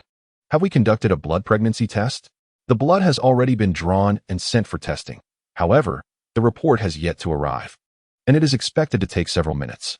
What about the urine test? The speed of the urine pregnancy test is significantly quicker. No, Lu Wan shook her head, expressing her helplessness. We have attempted it, but it is impossible. It is entirely blood, rendering the procedure unfeasible, and we are concerned about potential complications. Upon hearing her words, Qin Feng's mind raced. There was no time to waste, and the only option was to conduct a bedside ultrasound. He ordered an immediate bedside ultrasound, focusing first on the uterus and the bilateral fallopian tubes, followed by an examination of the cervix and urinary system. Upon receiving the command, the nurses sprang into action, swiftly bringing in the ultrasound machine. Before long, as Qin Feng gazed at the display on the screen, his brow furrowed in concern. It was unclear. The image was a chaotic array of shadows, likely obstructed by blood. If that were the case, the examination would be more precise. Although bedside ultrasounds tend to have a considerable margin of error in this regard, nevertheless, he had already discounted several possibilities, as the concentrated areas and pathways of the bleeding had been largely identified. Hand me a syringe, he instructed. Receiving the syringe from the nurse, he promptly disinfected the area and performed a puncture to draw blood. He needed to ascertain whether there was a hematoma. The patient had already lost consciousness and would not feel a thing. As he gently lifted the syringe, a sense of familiarity washed over him. Indeed, the entire vial was filled with bright red blood. This confirmed abdominal bleeding, possibly from a ruptured artery or a critical vein. It was imperative to locate the source of the bleeding and stop it immediately. Otherwise, the persistent loss of blood would exceed the capacity of the blood bank. Prepare the operating room immediately. We must proceed, Qin Feng declared with urgency. Dr. Xiao, have you contacted her family? Yes, her parents are on their way, Xiao Jing affirmed. Good. We cannot wait for the report any longer. I have a grasp of the fundamental situation. We need to perform an exploratory laparotomy to identify the specific cause of the hemorrhage. Qin Feng made a decisive choice. But the surgical consent form, give it to me. Xiao Jing hesitated, looking at the surgical form in her hand. Before she could finish her sentence, Qin Feng snatched it from her, retrieved a pen from his pocket, and swiftly signed his name. Qin Feng, isn't this a violation of protocol? Not anymore, he replied confidently, observing Xiao Jing's astonished expression. After all, he possessed the authority to sign surgical consent forms, making his action compliant with the regulations. Dr. Qin, the results have come in. Lu Wan rushed over, handing the report to Qin Feng. Upon seeing it, his mind exploded with realization. He had suspected this might be one of the causes, but he had never been able to confirm it. Now it was evident. They exclaimed in unison, ectopic pregnancy. The risk is extremely high. Just then, A distressing alarm echoed from the emergency room. Not good. Blood pressure has dropped. Outside, Qin Feng and Xiao Jing were taken aback by the shout and rushed inside. He immediately began performing cardiopulmonary resuscitation on the patient. 1 milligram of adrenaline, intravenous push, quickly. Adrenaline 1, intravenous push completed. Once blood pressure ceases, it signifies that the heart can no longer pump blood throughout the body, resulting in an instantaneous loss of circulation and a precipitous drop in pressure. When the brain is deprived of blood supply for more than 3 minutes, neuronal damage begins. After 6 minutes, cerebral death ensues. Adrenaline can enhance neural conduction, particularly within cardiac cells. Following injection, it facilitates the reactivation of the heartbeat, making it the indispensable medication for resuscitating cardiac arrest. Even someone as resilient as Qin Feng begins to perspire after several minutes of continuous cardiopulmonary resuscitation, a process that is undoubtedly the most physically demanding. There is no time to delay. Immediate abdominal surgery is required to halt the bleeding. Xiao Jing, take over for me and continue compressions. Prepare to switch in 3, 2, 1. Xiao Jing immediately stepped in, seamlessly continuing the compressions. It is crucial that chest compressions during CPR remain uninterrupted. Any cessation could undo all prior efforts, making it vital for cardiac revival. Qin Feng dismounted from the sickbed, promptly instructing all medical personnel to prepare for surgery. He removed his coat and was about to change when he noticed the arrival of what appeared to be the girl's parents. Uncle, aunt. He greeted them as they rushed towards him upon noticing his wave. How is my daughter? Where is she? The father inquired anxiously. Please remain calm. Your daughter has been taken to the operating room and will soon be in safe hands, Qin Feng reassured. However, her situation is critical. She is experiencing an ectopic pregnancy and significant hemorrhaging. Ectopic pregnancy. The parents felt as though their heads had exploded, a ringing echoing in their ears. The father's face flushed crimson, his eyes ablaze with fury, as he raised his hand and struck Qin Feng. You beast! If anything happens to my daughter, I will not let this go. Qin Feng was taken aback, the sting of the slap burning on his cheek. You're the reason my daughter is in this predicament. Mark my words, I'll make sure you never escape my grasp. The father seized his collar, teeth gritted in rage, as if he meant to devour him whole. What are you doing? Release Dr. Qin. Nurse Lu Wan rushed out upon hearing the commotion, nearly fainting at the sight, and immediately shouted with authority. She dashed forward, forcefully pushing the father away and shielding Qin Feng behind her. What are you doing? If you dare to harm Dr. Qin again, I will call the police. The father was momentarily stunned by her words, his expression frozen in shock. What have I done? I struck my daughter's doctor? Am I out of my mind? At that moment, Qin Feng felt tears welling up, feeling wronged. Your daughter's ectopic pregnancy is not my doing. What does hitting me achieve? He lamented quietly. I am so sorry, doctor. The mother quickly approached an apology, witnessing her husband's dazed state. Enough. Your daughter requires immediate surgery, or she may face life-threatening consequences. Please sign here, Qin Feng said, shaking his head as he handed the consent form to the woman. He could hardly retaliate, could he? Inside the operating room, the CPR had been performed by 3 different individuals, having continued for 5 minutes, surpassing the critical threshold for resuscitation. Each face was marked by urgency and tension, yet they maintained resolute and steady coordination. Charging to 300, everyone step aside. Boom. This marks the 3rd attempt at defibrillation, yet the heartbeat remains unresponsive. Administer 1 milligram of epinephrine. The recently replaced nurse wiped the sweat from her brow, sparing not a moment's hesitation. Despite the unwavering efforts of all present, there was no sign of improvement. Just then, Qin Feng entered, fully attired, accompanied by head nurse Lu Wan. Xiao Jing, Wang Xiaowei, please change and prepare for surgery. After issuing the command, he turned to the nurse attending to the CPR equipment. Sister Wan, I appreciate your taking over for them. I must open the patient's access and stabilize blood pressure. Without a word, Lu Wan swiftly replaced the 2 nurses and commenced CPR with powerful precision. Her decades of experience evident in her decisive actions and commanding strength, devoid of any unnecessary dialogue. Only in the emergency department could one cultivate such agile expertise. Qin Feng, acutely aware of the urgency, wasted no time. The situation was perilous. He swiftly established intravenous access in the girl's arm and femoral vein. Upon Xiao Jing and Wang Xiaowei's return, He immediately began utilizing alternative equipment to assist in cardiac resuscitation. Observing the situation, Qin Feng seized the scalpel. The surgical light illuminated the scene. Time was of the essence. He proceeded directly with the laparotomy. With a decisive incision in the lower abdomen, he created an opening approximately 10 centimeters long. As he entered the abdominal cavity, the anticipated blood began to pour forth incessantly. The suction device whirred to life, hastily extracting the blood. The entire cavity was a chaotic mess. Qin Feng remained unflustered, meticulously revealing the operative field bit by bit. His gynecological experience proved invaluable. Once he had sufficiently exposed the anatomy and discerned the organs, he set down the suction device and reached towards the ovary. There it was, the embryo lodged within the fallopian tube. Qin Feng furrowed his brow.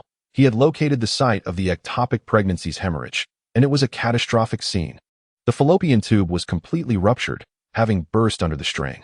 An ectopic pregnancy occurs when the embryo fails to implant in the uterus, instead developing within the fallopian tube. As it progresses, it erodes the muscular layer of the tube, then the serosal layer, ultimately resulting in rupture. The fallopian tube is richly vascularized, and once it ruptures, it inevitably leads to massive hemorrhage in the abdominal cavity. Shock may ensue within a short time, potentially culminating in rapid death. This explains why they were desperately attempting to replenish blood, yet could not keep up, as shock persisted. Clamps for hemostasis. Qin Feng, prioritizing the immediate crisis, promptly addressed the wound. The necrotic tissue was beyond salvaging and required excision. He first applied clamps to obstruct the proximal and distal vasculature of the bleeding fallopian tube, halting the hemorrhage. Then, with swift precision, he excised the fallopian tube and the embryo. This procedure, while not technically complex, bore immense risk, being nearly fatal for the female patient. Subsequently, he removed the entire segment of the bleeding lesion.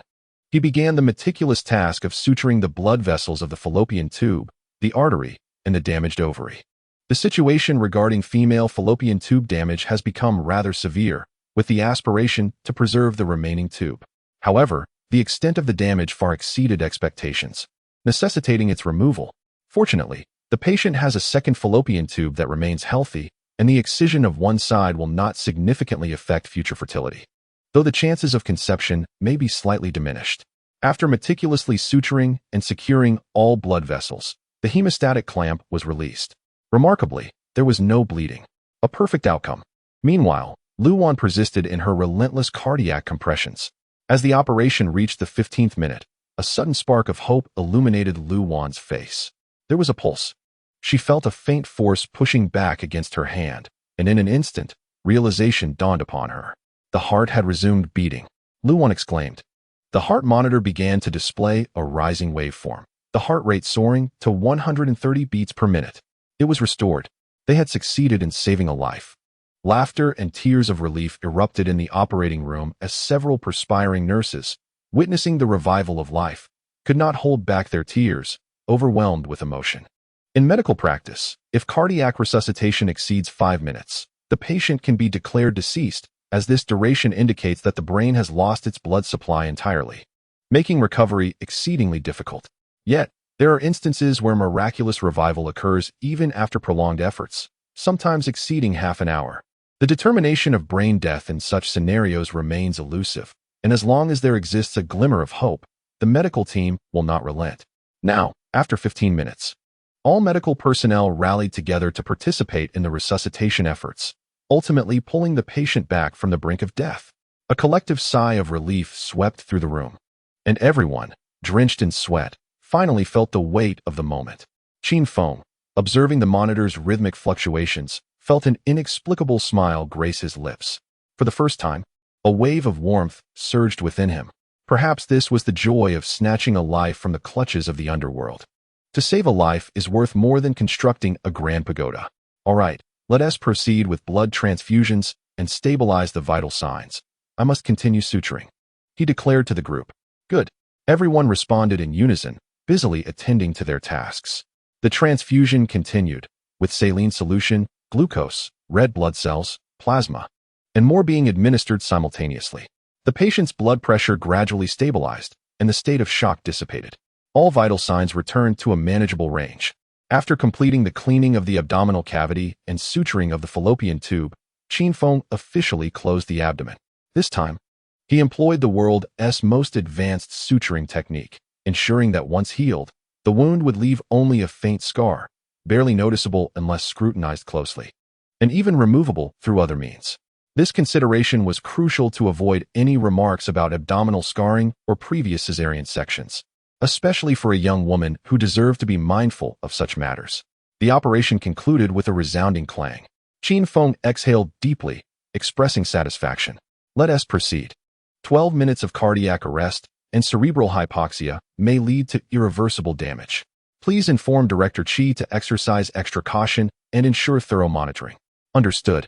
Xiao Jing replied with a nod. The three of them stepped away from the operating table, shed their sterile gowns, and after cleansing themselves, opened the door to the operating room. A nurse accompanied them, wheeling the girl out. My daughter! My daughter! The frantic parents rushed forward as their daughter was brought out. You cannot touch her yet, Qin Feng interjected, extending his arm to block their advance, his tone stern. Rest assured, she has been rescued. But the duration of shock was considerable, which may lead to some complications. She needs to be monitored for a few days, so please remain calm. Upon hearing his words, the mother collapsed to the ground, weeping uncontrollably. It's all my fault, I'm to blame. The father, gazing at his unconscious daughter adorned with multiple tubes, contorted his face in anguish, tears streaming down his cheeks. Doctor, thank you for saving my daughter. I am so sorry, I am so sorry. Slap, slap, slap. The father, overwhelmed with guilt, knelt before Qin Feng and struck his own face in despair. Please, don't do that. If you wish to express gratitude, direct it towards the taxi driver. Qin Feng quickly intervened, sighing. Had he not brought her in promptly, we would have been powerless to help her. The couple suddenly grasped the gravity of his words. Yes, yes, we must extend our thanks. They are our daughter's saviors. The following day, the girl remained in a deep coma. Qin Feng personally contacted Director Qi, emphasizing the unique circumstances that warranted special attention. Meanwhile, the girl's parents utilized her phone and other means to reach out to her boyfriend. When they called, he hung up immediately. Shortly after, he transferred 20,000 yuan via WeChat, accompanied by a message. Hurry and get an abortion. Do not contact me again. This so-called boyfriend was merely a wealthy second-generation heir, a notorious playboy. The girl was merely one of many in his collection. An unexpected incident without protection had ensnared her, leading to this dire situation. He never anticipated she would become pregnant, let alone that it could have cost her life. The girl's mother, infuriated, fainted on the spot as her blood pressure skyrocketed, necessitating her emergency admission. The incident quickly spread, eliciting exasperated shakes of the head from many medical staff. This young woman, barely in her 20s, lacked the understanding to cherish herself. It could only be deemed a tragic fate. Even pursuing legal action would yield no remedy. On the third day, the girl finally stirred back to consciousness. Director Qi personally conducted tests, finding no signs of cognitive impairment. Qin Feng breathed a sigh of relief upon hearing this news. In the midst of misfortune, this was a fortunate outcome. In the office, Qin Feng received a call from Beijing. It was Lu Yenner. Brother Qin Feng, the fund has commenced operations, and we will surely establish numerous connections moving forward. Rest assured about the 50 million. If anyone comes to apply, just send them to me. Qin Feng remarked with a nod and a smile. All right, I understand, Brother Qin Feng. You can count on me, came the resolute and excited voice of Lu Yenner from the other end of the call, radiating confidence. After all, this fund was a reward from the system for his contributions to medical assistance. Since he couldn't spend it all himself, it was far more meaningful to save more lives. Moreover, Qin Feng was not in dire need of money, with over $1 million still resting in his account. Once the call ended, Su Yingying entered. Qin Feng, are you busy at the moment? Not at all. What's the matter, Dr. Su? Qin Feng inquired, turning his gaze toward her. Oh, I just ran into Director He from the medical office downstairs. She wanted to ask you about some account-related matters, Su Yingying explained. Oh dear. How could I have forgotten that? Qin Feng exclaimed, quickly rising to his feet with his phone in hand, a hint of embarrassment in his voice. I'll just step out for a moment. Not a problem, go ahead, she encouraged, nodding as he hurriedly made his way outside, heading straight for the medical office. Inside the medical office, Qin Feng faced a dilemma. Director He, I could manage the hospital's account, but I really don't have the time. What should we do then? No one in our hospital's publicity department knows how to handle this, and it remains rather lackluster, Director, he sighed in exasperation. If it weren't for your recent online popularity, no one would even be aware of our hospital's official accounts. Caught in a conundrum, Qin Feng suddenly had a bright idea. How about this, Director? I can create a Weibo account myself, and then our hospital can verify it. After a brief silence, he straightened up, proposing, this way, it will not only help spread the hospital's reputation, but it can also generate some momentum for the publicity department. What do you think? That is a wonderful idea. Director, his eyes lit up at the suggestion. Given that you're a doctor at our hospital, having you open the account would undoubtedly yield more direct results than the efforts of the publicity team. Plus, we can create some engaging interactions with the account later on. All right, Qin Feng, let us proceed as you suggested. Your current online popularity is quite high. I foresee no issues. Director, he readily agreed with a smile. Great. I'll register an account right now and send it to you for verification, Qin Feng said, pulling out his phone to download Weibo and registering with his real name. He promptly shared the account details with Director He, awaiting the hospital's confirmation. Having addressed this matter, he felt it was a satisfactory way to ensure he contributed to the director's expectations, especially considering the generous salary he received. After lunch, upon returning to the obstetrics and gynecology department, he found Su Yingying reviewing reports in her office. Upon noticing his arrival, she immediately exclaimed, Qin Feng, I watched the video of the ectopic pregnancy procedure you performed last time. It was truly impressive. It was a critical situation. I had no other choice. Qin Feng replied with a smile, shaking his head modestly. To speak candidly, there seems to be an abundance of such young women nowadays. Even in our obstetrics and gynecology department, several cases abound. Sighing deeply, Su Yingying expressed her resignation upon the mention of this topic. Yet, such circumstances cannot be attributed to a single cause. When young women forsake their self-respect for material gains, willingly sacrificing their dignity, it is difficult to determine whether to feel pity or to deem them foolish. In truth, this is a societal issue. Sometimes, rapid progress can yield detrimental consequences. Qin Feng pondered for a moment before scoffing softly, remarking that when one ascends to a higher plane without the gradual process of adaptation, the ensuing superficiality and uncertainty become utterly vulnerable to the harshness of reality. Upon hearing his words, Su Yingying fell into contemplative silence, her mind racing. Suddenly, a spark of enlightenment illuminated her eyes as she gazed intently at Qin Feng.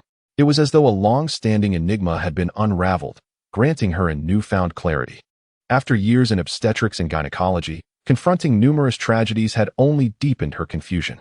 Yet, Qin Feng's recent comment appeared to pierce through her haze of uncertainty. But can we not avert such tragedies? Wouldn't increasing constraints suffice? She inquired, her brow furrowing as she posed a more profound question. In response, Qin Feng's lips curled into a complex smile, suggesting that such change cannot merely be legislated. After all, society is composed of individuals who control it. Human nature is inherently flawed, and this malevolence is amplified by factors such as wealth, status, and power. Those with fragile resolve are destined to suffer, often inflicting harm upon others in the process. Perhaps this embodies the tragedy of human nature. Shaking his head with a tone of resignation and acceptance, he addressed Su Yingying's puzzled expression, stating, as physicians, our duty is to strive to heal physical injuries, while the wounds of the soul necessitate the pains of time to gradually mend. In the course of this endeavor, countless tragedies will inevitably arise. Although it is lamentable, reality often unveils its brutal truths. As his words lingered in the air, silence enveloped them once more. After a prolonged pause, Su Yingying sighed, sharing a semblance of resignation and relief, a smile gracing her face. Thank you, Qin Feng. This question has long left me bewildered, buried deep within, and I never knew how to unravel it. It has been truly beneficial to converse with you today. I now understand that this is beyond our control. As long as we fulfill our responsibilities in healing, we contribute our part to this era. Indeed, it is reassuring that you have come to terms with it, Dr. Su. Qin Feng nodded, his expression one of encouragement. As long as society perseveres until the pain subsides, people will inevitably awaken to reality. Very well.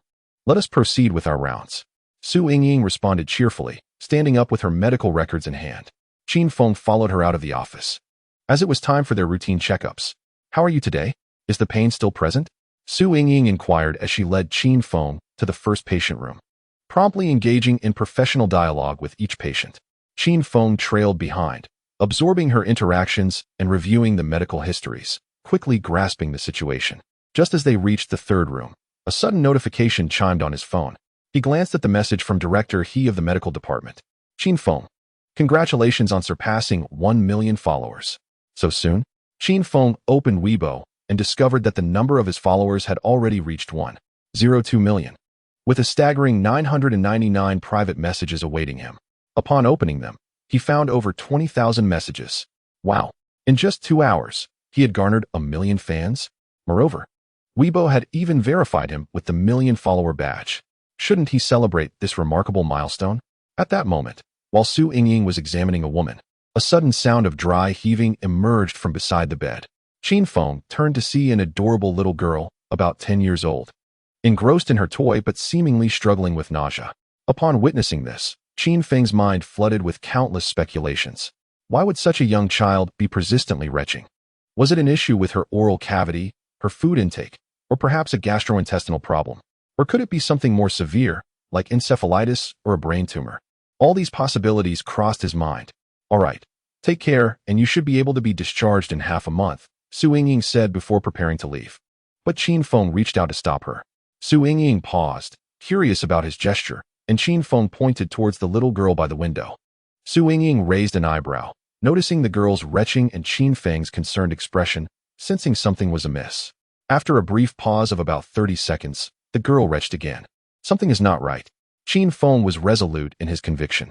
Hello, may I inquire if your daughter has been experiencing this vomiting reaction consistently? He asked, looking up at the woman in the hospital bed. Oh, this has been going on for over a year. We have no idea what is causing it.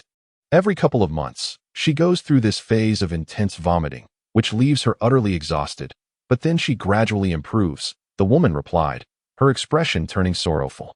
Her father and I have consulted numerous specialists and undergone countless tests, yet we haven't found any answers.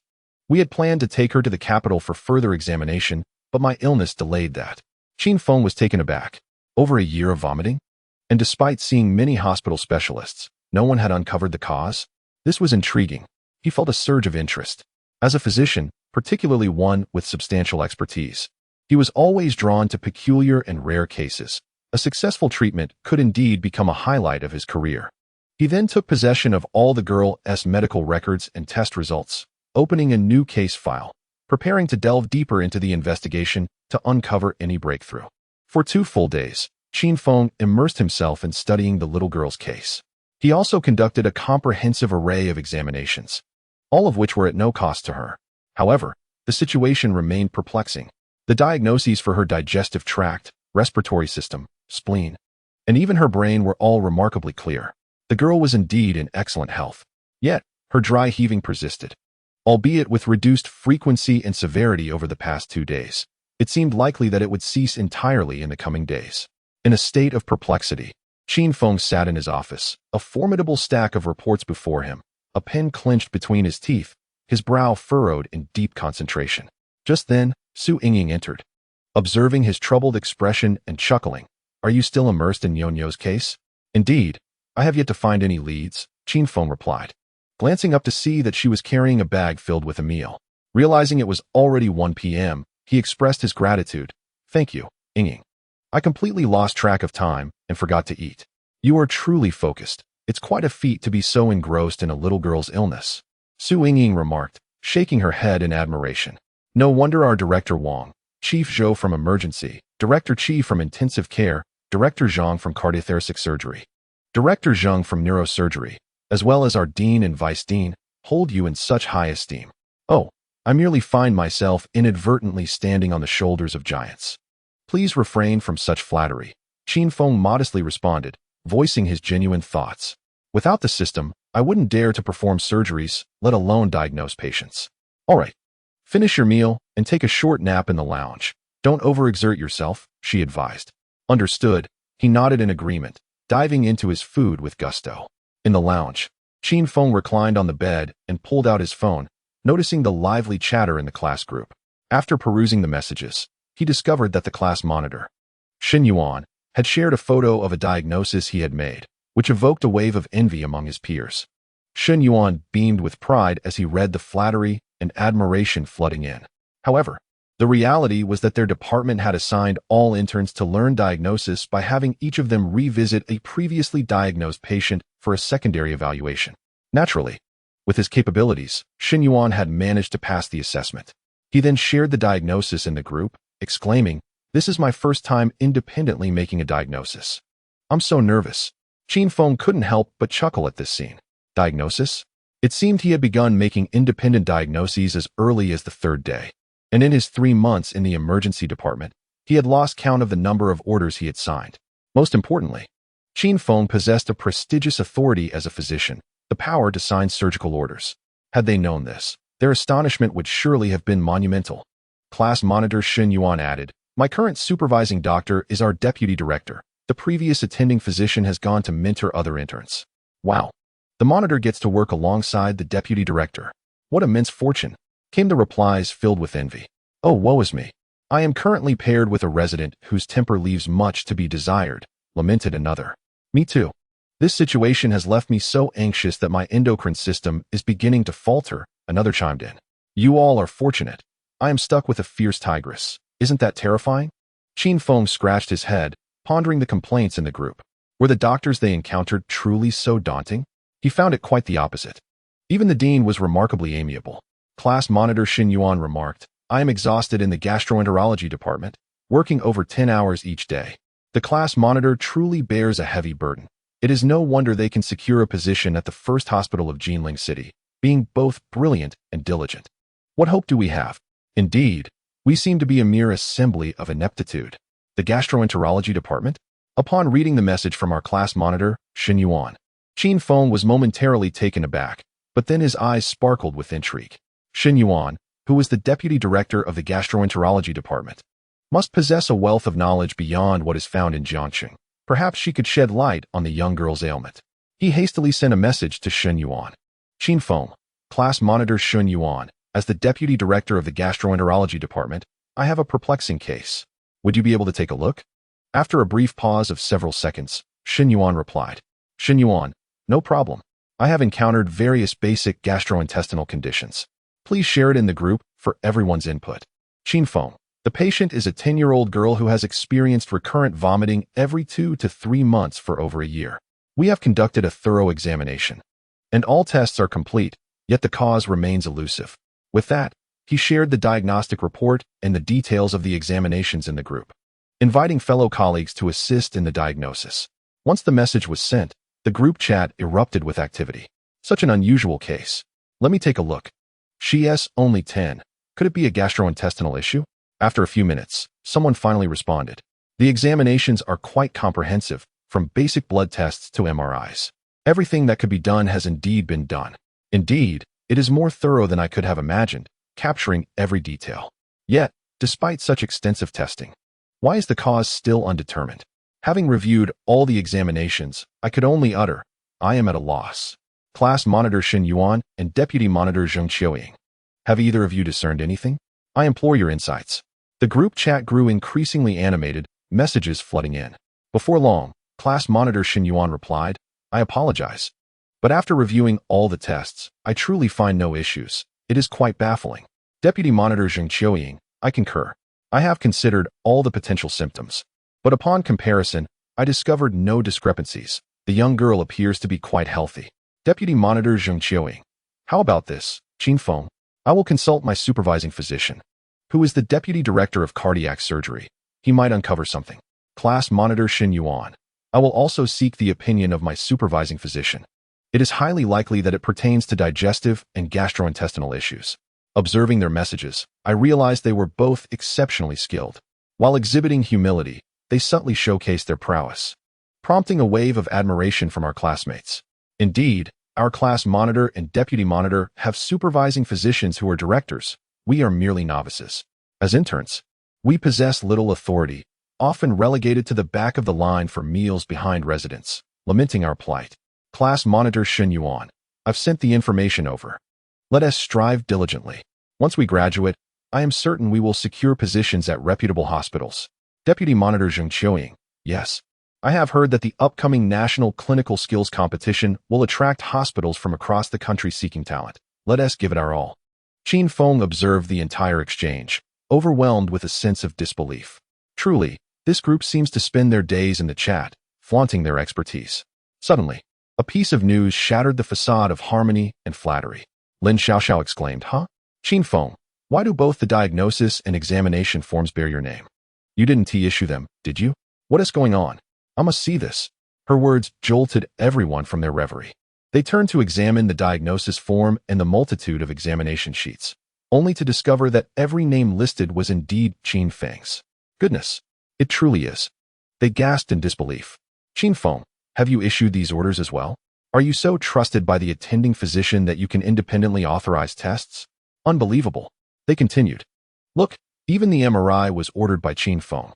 My heavens, are these tests even within the purview of an intern? This is impossible."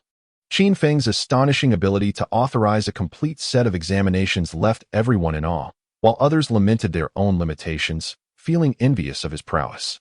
The entire class was astounded. Meanwhile, in Jinling, Shen Yuan, and Zheng Qias, who were initially enjoying their boxed lunches beside the supervising physician, found their appetites waning upon learning that Qin Feng had also issued orders, and that too, an entire suite of examinations. Qin Feng, observing the stream of admiration and praise in the group chat, couldn't help but think, if only you knew that I have been officially consulting and have performed numerous surgeries, you would surely be astonished. After approximately 10 minutes, the vice class leader Zheng Qias messaged, "Qin Feng, I just inquired with the supervising teacher, and he said he couldn't discern any issues with your health, at least. There shouldn't be any problems concerning your heart or brain." Class leader Shen Yuan added, "I asked as well, and the mentor mentioned that he has diagnosed this condition before. A little girl had come to Jinling First Hospital 6 months ago. He even consulted with several attending doctors and other departments, yet they could not find the cause." The group erupted in excitement. What? Even Jinling First Hospital couldn't resolve it? A multi-departmental consultation failed to uncover the mystery? How extraordinary is this ailment? Whoever can resolve this case will surely have it featured in a textbook. Seeing their messages, Qin Feng felt a wave of disappointment wash over him. He had not anticipated that even Jinling First Hospital had consulted on this case without finding a solution, let alone Jiangxing First Hospital. Surely they would be equally stumped. Furrowing his brow, Qin Feng thought, "This is indeed troublesome. I shall rest for now." He shadowed Su Yingying for a few consultations in the afternoon, then returned home. The next day, Qin Feng drove to the hospital as scheduled. Ding! Day 100 of sign-in, reward, world-class experience in diagnosing multi-symptom disorders. Ding! Congratulations on completing 100 consecutive days of sign-in. Reward, passive skill, energized, increases physical and mental stamina by 100. Upon hearing the system prompt in his mind, Qin Feng felt a surge of joy. How swift it has been. I hadn't realized it had been 100 days already. And there's an additional reward. In the cafeteria, Qin Feng sat with Director Wang, Su Yingying, and several attending physicians as they enjoyed breakfast together. Director Wang initiated the conversation. "Qin Feng, I heard that you've been paying attention to the little girl in bed 13 these past few days. How is she? Any progress?" Upon hearing this topic, the other attending physicians turned their gazes toward him expectantly. They were aware of the situation and had noticed the little girl.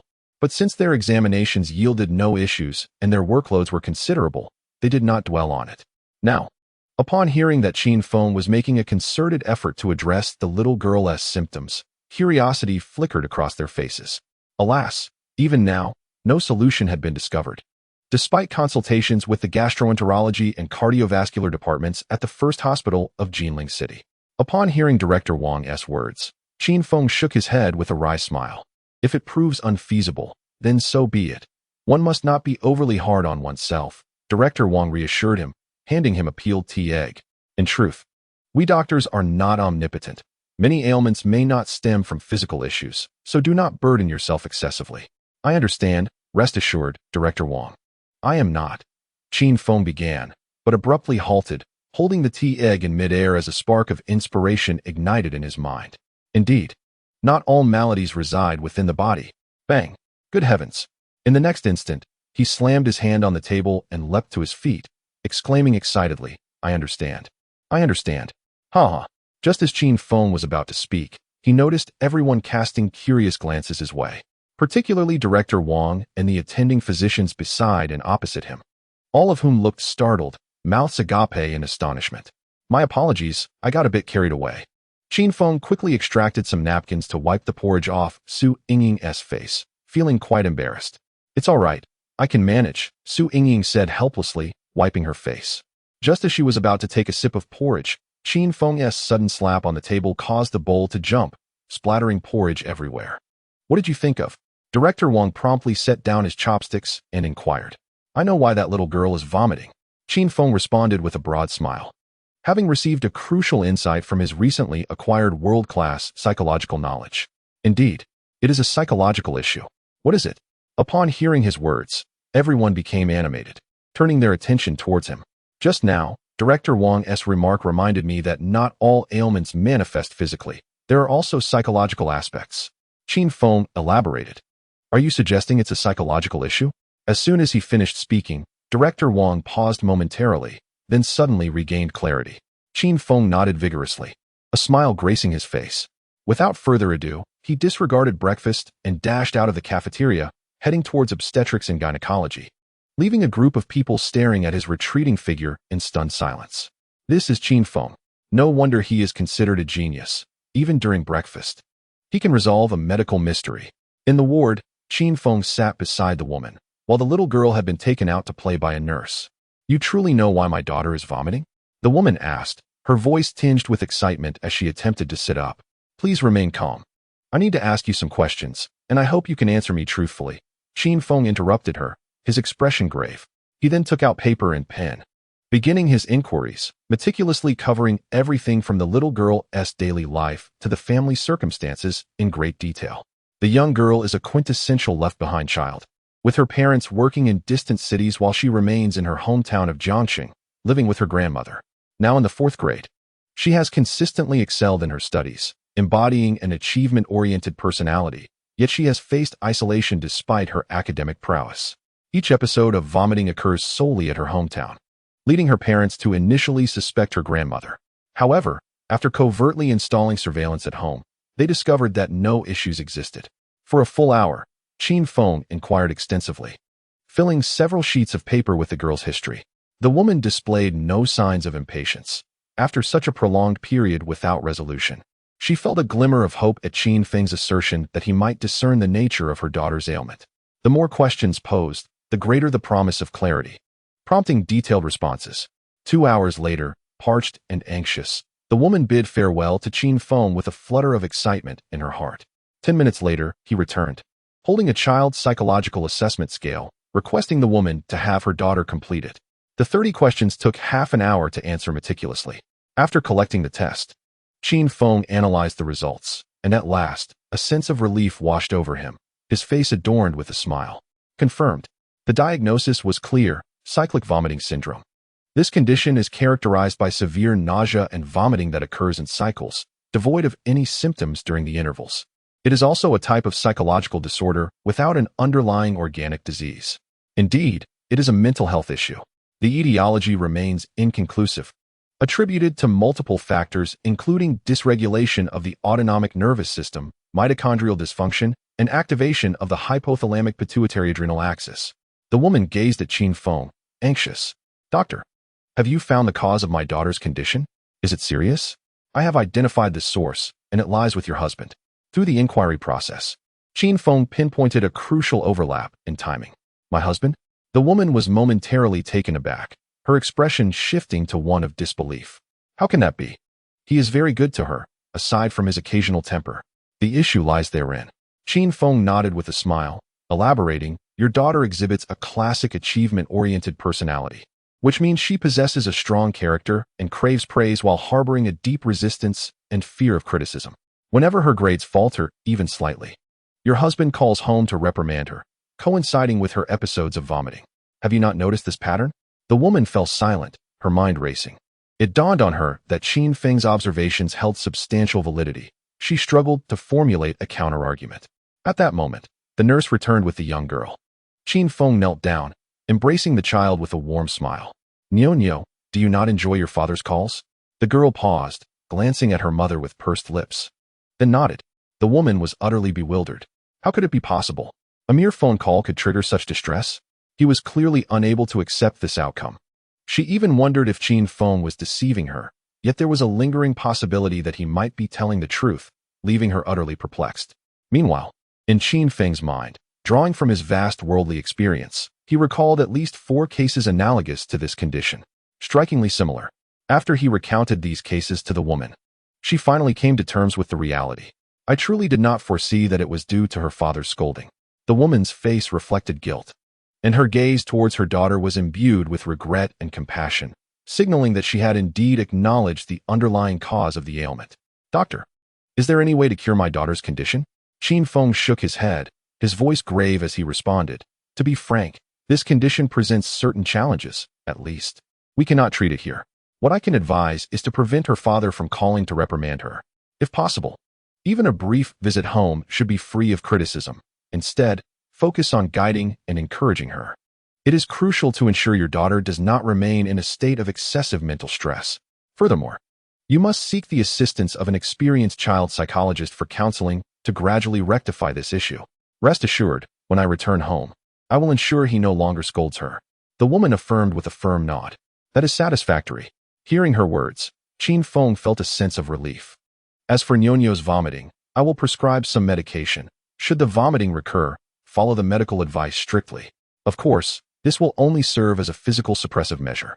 The most fundamental remedy lies in the love and encouragement from you, her parents, to alleviate her resistance and fear. Thank you, doctor. Thank you. The woman repeatedly expressed her gratitude, cradling her daughter in her arms, softly apologizing. My dear, I am sorry. It was my and your father's fault. I shall never scold you again. As she spoke, tears welled in her eyes, cascading down her cheeks. In the morning, the woman called her husband in Shanghai to inform him of the situation. However, he was utterly incredulous, vehemently questioning Qin Feng's diagnosis, angrily labeling him a fraud. How could our daughter possibly develop a mental illness from a few harsh words? Subsequently, the woman fiercely rebuked her husband, confirming the discharge date and demanding he return immediately. Shortly thereafter, an hour after hanging up, the man called back, having consulted a previous specialist and explained the situation. The other party fell silent before informing him that this was indeed a distinct possibility. Although rare nationwide, such cases have been documented. He then advised him to take their daughter to a psychological hospital for further evaluation. The man was left utterly bewildered. Had he truly been mistaken? He swiftly packed his belongings, preparing to return to Jiangqing. On the 3rd day, the woman was discharged, and the couple, accompanied by their daughter, headed straight to the best psychological hospital in Shanghai. Upon relaying Qin Feng's diagnostic conclusions to the specialist, the expert experienced a moment of clarity. Had you not mentioned it, I would have struggled to determine this. Your daughter indeed suffers from cyclical vomiting syndrome. Doctor, does such a condition truly exist? The man gazed at the specialist in disbelief, astonished. Indeed, it exists. Though it is seldom seen domestically, or rather, akin to your situation, it seems to be completely unrecognized. The expert nodded, acknowledging that even abroad, it is a rarity. With only 3 or 4 reported cases globally. The doctor from Jiangqing mentioned to me, as you have, that it is indeed the case. The woman exclaimed excitedly. That is precisely right. The expert laughed heartily upon hearing this, then curiously inquired, might I ask who that doctor is? Could you share their contact information? I, too, am unaware of her contact details, but I know he is a remarkably young male obstetrician named Qin Feng. A male obstetrician? The expert was nearly taken aback, astonished that a male in this field could possess such knowledge. He became intrigued and committed the name to memory. He then reiterated what Qin Feng had conveyed to the woman, emphasizing the necessity for psychological counseling. The man gazed at the confirmed diagnosis report, filled with regret, weeping as he embraced his daughter. Ding. On the 123rd day of signing in, reward, world-class experience in pancreatic cancer resection. Ding. On the 124th day of signing in, reward, world-class experience in cervical tumor resection. Ding. On the 125th day of signing in, reward, world-class experience in coronary artery stent placement. In the following month, aside from attending consultations alongside Su Yingying, Qin Feng participated in every possible surgery. He also recorded numerous classic surgical videos for the obstetrics and gynecology department, serving as educational resources for fellow physicians. In no time, he garnered a reputation as the most skilled male gynecological surgeon. Furthermore, Qin Feng relished his newfound leisure, as the obstetrics and gynecology department was far less hectic than the emergency room, and evening shifts were relatively relaxed. As a month elapsed, his experience continued to grow, and the rewards became increasingly lavish. He had accrued not less than 30 to 50 properties nationwide. Just yesterday, after completing a myomectomy, he was awarded a suite in the prestigious Thompson Riviera in Shanghai, valued in the hundreds of millions. The phone rang, with a call from Qin Dong. "Hello, old classmate. What brings you to seek me out?" Qin Feng answered, chuckling. "I'm here to express my gratitude." "Ha ha," came the cheerful laughter from the other end. "I'm off today. This afternoon, Xiao Xiao and I are heading to the amusement park, and later this evening, we'd like to treat you, our matchmaker, to dinner." "Sounds great. I finish work at 6. Just let me know when you're done," Qin Feng replied without hesitation. He felt it was a meal he must attend. Otherwise, how could this fellow possibly win over Lin Xiaoxiao? Qin Dong and Lin Xiaoxiao were both his classmates, interning at the 2nd Municipal Hospital. However, Qin Dong had a somewhat introverted personality and was not fond of conversation. Lin Xiaoxiao, on the other hand, was quite charming and vivacious, a delightful girl who understood others well. Qin Dong had long harbored feelings for Lin Xiaoxiao, but had never expressed them. During their last meal together, Qin Feng had invited Qin Dong along, and through a series of encounters, he had successfully played matchmaker. Of course, Qin Dong would not forget Qin Feng, the one who had facilitated their connection, and he was exceedingly enthusiastic. The two had only confirmed their relationship for a month, yet it had rapidly intensified. Qin Dong's introversion gradually dissipated, as he became more outgoing under Lin Xiaoxiao's influence. These two, if they continue at this pace, might very well be celebrating a wedding before graduation. Qin Feng chuckled at himself, suddenly realizing that he seemed to have never experienced a romantic relationship. The image of Lu Yenner floated in his mind. He wondered how that little girl was faring. Today was Saturday, and she should be resting as well. So he decided to make a video call. Unfortunately, there was no answer. After trying twice without success, he set his phone aside. Perhaps she was attending a significant lecture this morning and had forgotten her phone. He was certain she would respond once she saw it. This had become a familiar routine. After enjoying a delightful lunch, he indulged in a refreshing nap. In the afternoon, Su Yingying went to a meeting, leaving him to manage the clinic alone. With no one to converse with, he found himself rather bored. As the clock approached 5, signaling the end of the workday, a young nurse poked her head through the door, cheerfully inquiring, "Dr. Qin, are you free tonight? We'd like to invite you to dinner." "Apologies, MOMO. But I have prior engagements this evening. Perhaps next time. I shall treat you all to dinner next week," Qin Feng replied with a gentle smile, declining the invitation. "Oh, that is fine. We'll hold you to that." The young nurse's eyes sparkled with delight, her smile resembling crescent moons. "Indeed," he nodded in agreement. Just then, jubilant voices echoed from nearby.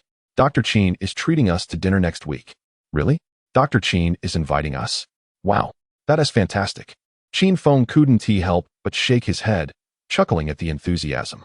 The medical staff in the obstetrics and gynecology department seemed to regard themselves as rare pandas, meticulously caring for him as though he were fragile. They were all eager to ensure he wasn't overworked or distressed. Even female patients who were initially in low spirits would brighten considerably upon seeing him during rounds, leading to a peculiar situation where they specifically requested Qin Feng for their checkups, avoiding other doctors entirely. He felt as though he had become a good luck charm. Alas, who could blame him for his good looks? Who wouldn't enjoy the company of handsome individuals? It certainly lifted the spirits. 3 kilometers away from the 1st Municipal Hospital, the Jiangqing amusement park beckoned. This newly constructed park had opened just 2 years prior, boasting a significant investment that attracted numerous visitors, both local and from afar, with daily foot traffic exceeding 10,000.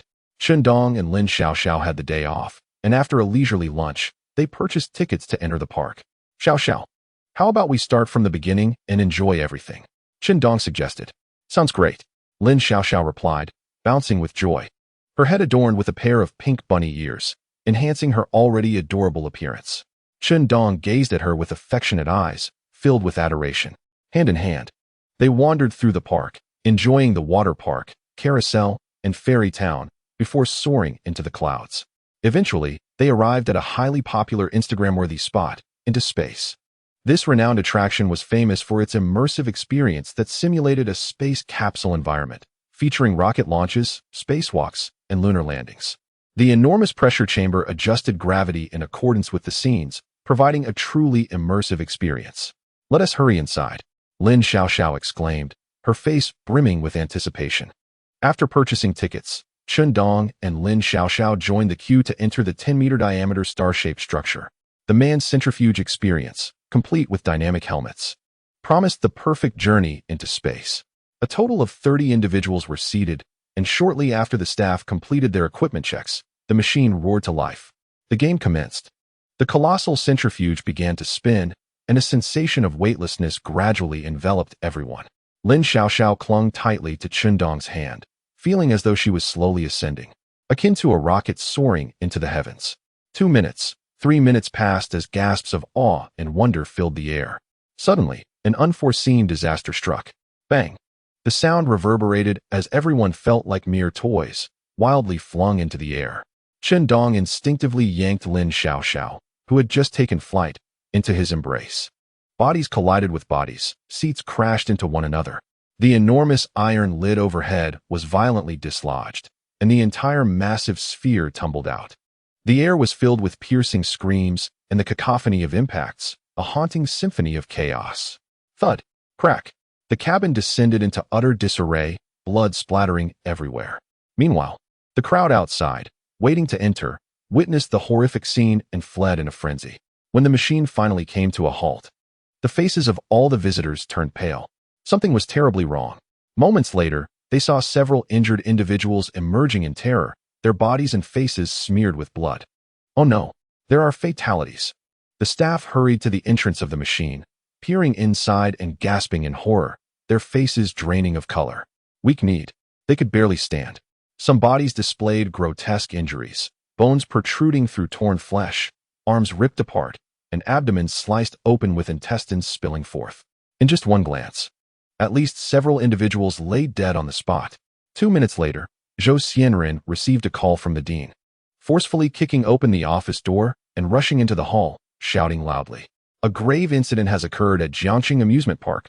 Zhao Yitian, Xiao Jing, and Wang Xiaowei, all doctors above the rank of resident, mobilize immediately, bringing all necessary equipment according to the emergency plan. Luan, keep 5 nurses on standby. Everyone else departs with the vehicles. Ensure the convoy is waiting at the emergency entrance. We have only 15 minutes. Hurry, hurry, hurry." At that moment, Zhou Xianren's back was slick with sweat, his voice nearly breaking under the strain. Anxious and frantic, all the medical staff were taken aback. Without needing further instruction, they swiftly and methodically rushed to the medical supply room, hauling out boxes of rescue materials. The seemingly frail nurses each shouldered 2 large emergency kits, recklessly sprinting towards the exit. In that moment, everyone's minds were blank, consumed by a singular thought: save lives. Ding ding ding. Qin Feng had just poured himself a cup of hot water and returned to his computer when his phone rang again. It was Zhao Yitian. Seeing the caller ID, Qin Feng quickly answered the call. The emergency room was perpetually overwhelmed, so a call from him likely indicated a critical situation. "Hello, Zhao Yitian, what's the matter?" "Qin Feng, there's a major crisis in the emergency room. Come quickly to assist." Zhao Yitian's voice was laced with urgency, surrounded by the sounds of hurried footsteps and the calls of head nurse Lu Wan. "What has happened?" Qin Feng's expression turned grave as he quickly inquired. "What happened at the amusement park?" "A catastrophic incident. We are short-staffed in the emergency department. Director Zhou has summoned you for assistance." Hearing Zhao Yitian's words, Qin Feng was immediately shaken to his core. "I'm on my way," he exclaimed, rushing past the nurse's station, instructing, "Inform Director Wang that I'm heading to the emergency room." With that, he sprinted towards the emergency department. Upon reaching the entrance, he observed all the equipment being loaded onto vehicles. "Director Zhou, I'm here," Qin Feng shouted as he dashed towards Zhou Xianren. Upon hearing his voice, Zhou's eyes brightened, and he pointed towards the first vehicle. "Get on. The nurse is on duty. Open the green channel and notify all departments to prepare the operating rooms. Have them send personnel immediately." Zhou Xianren commanded the remaining nurses, who nodded vigorously before swiftly returning to the emergency area to follow his directives.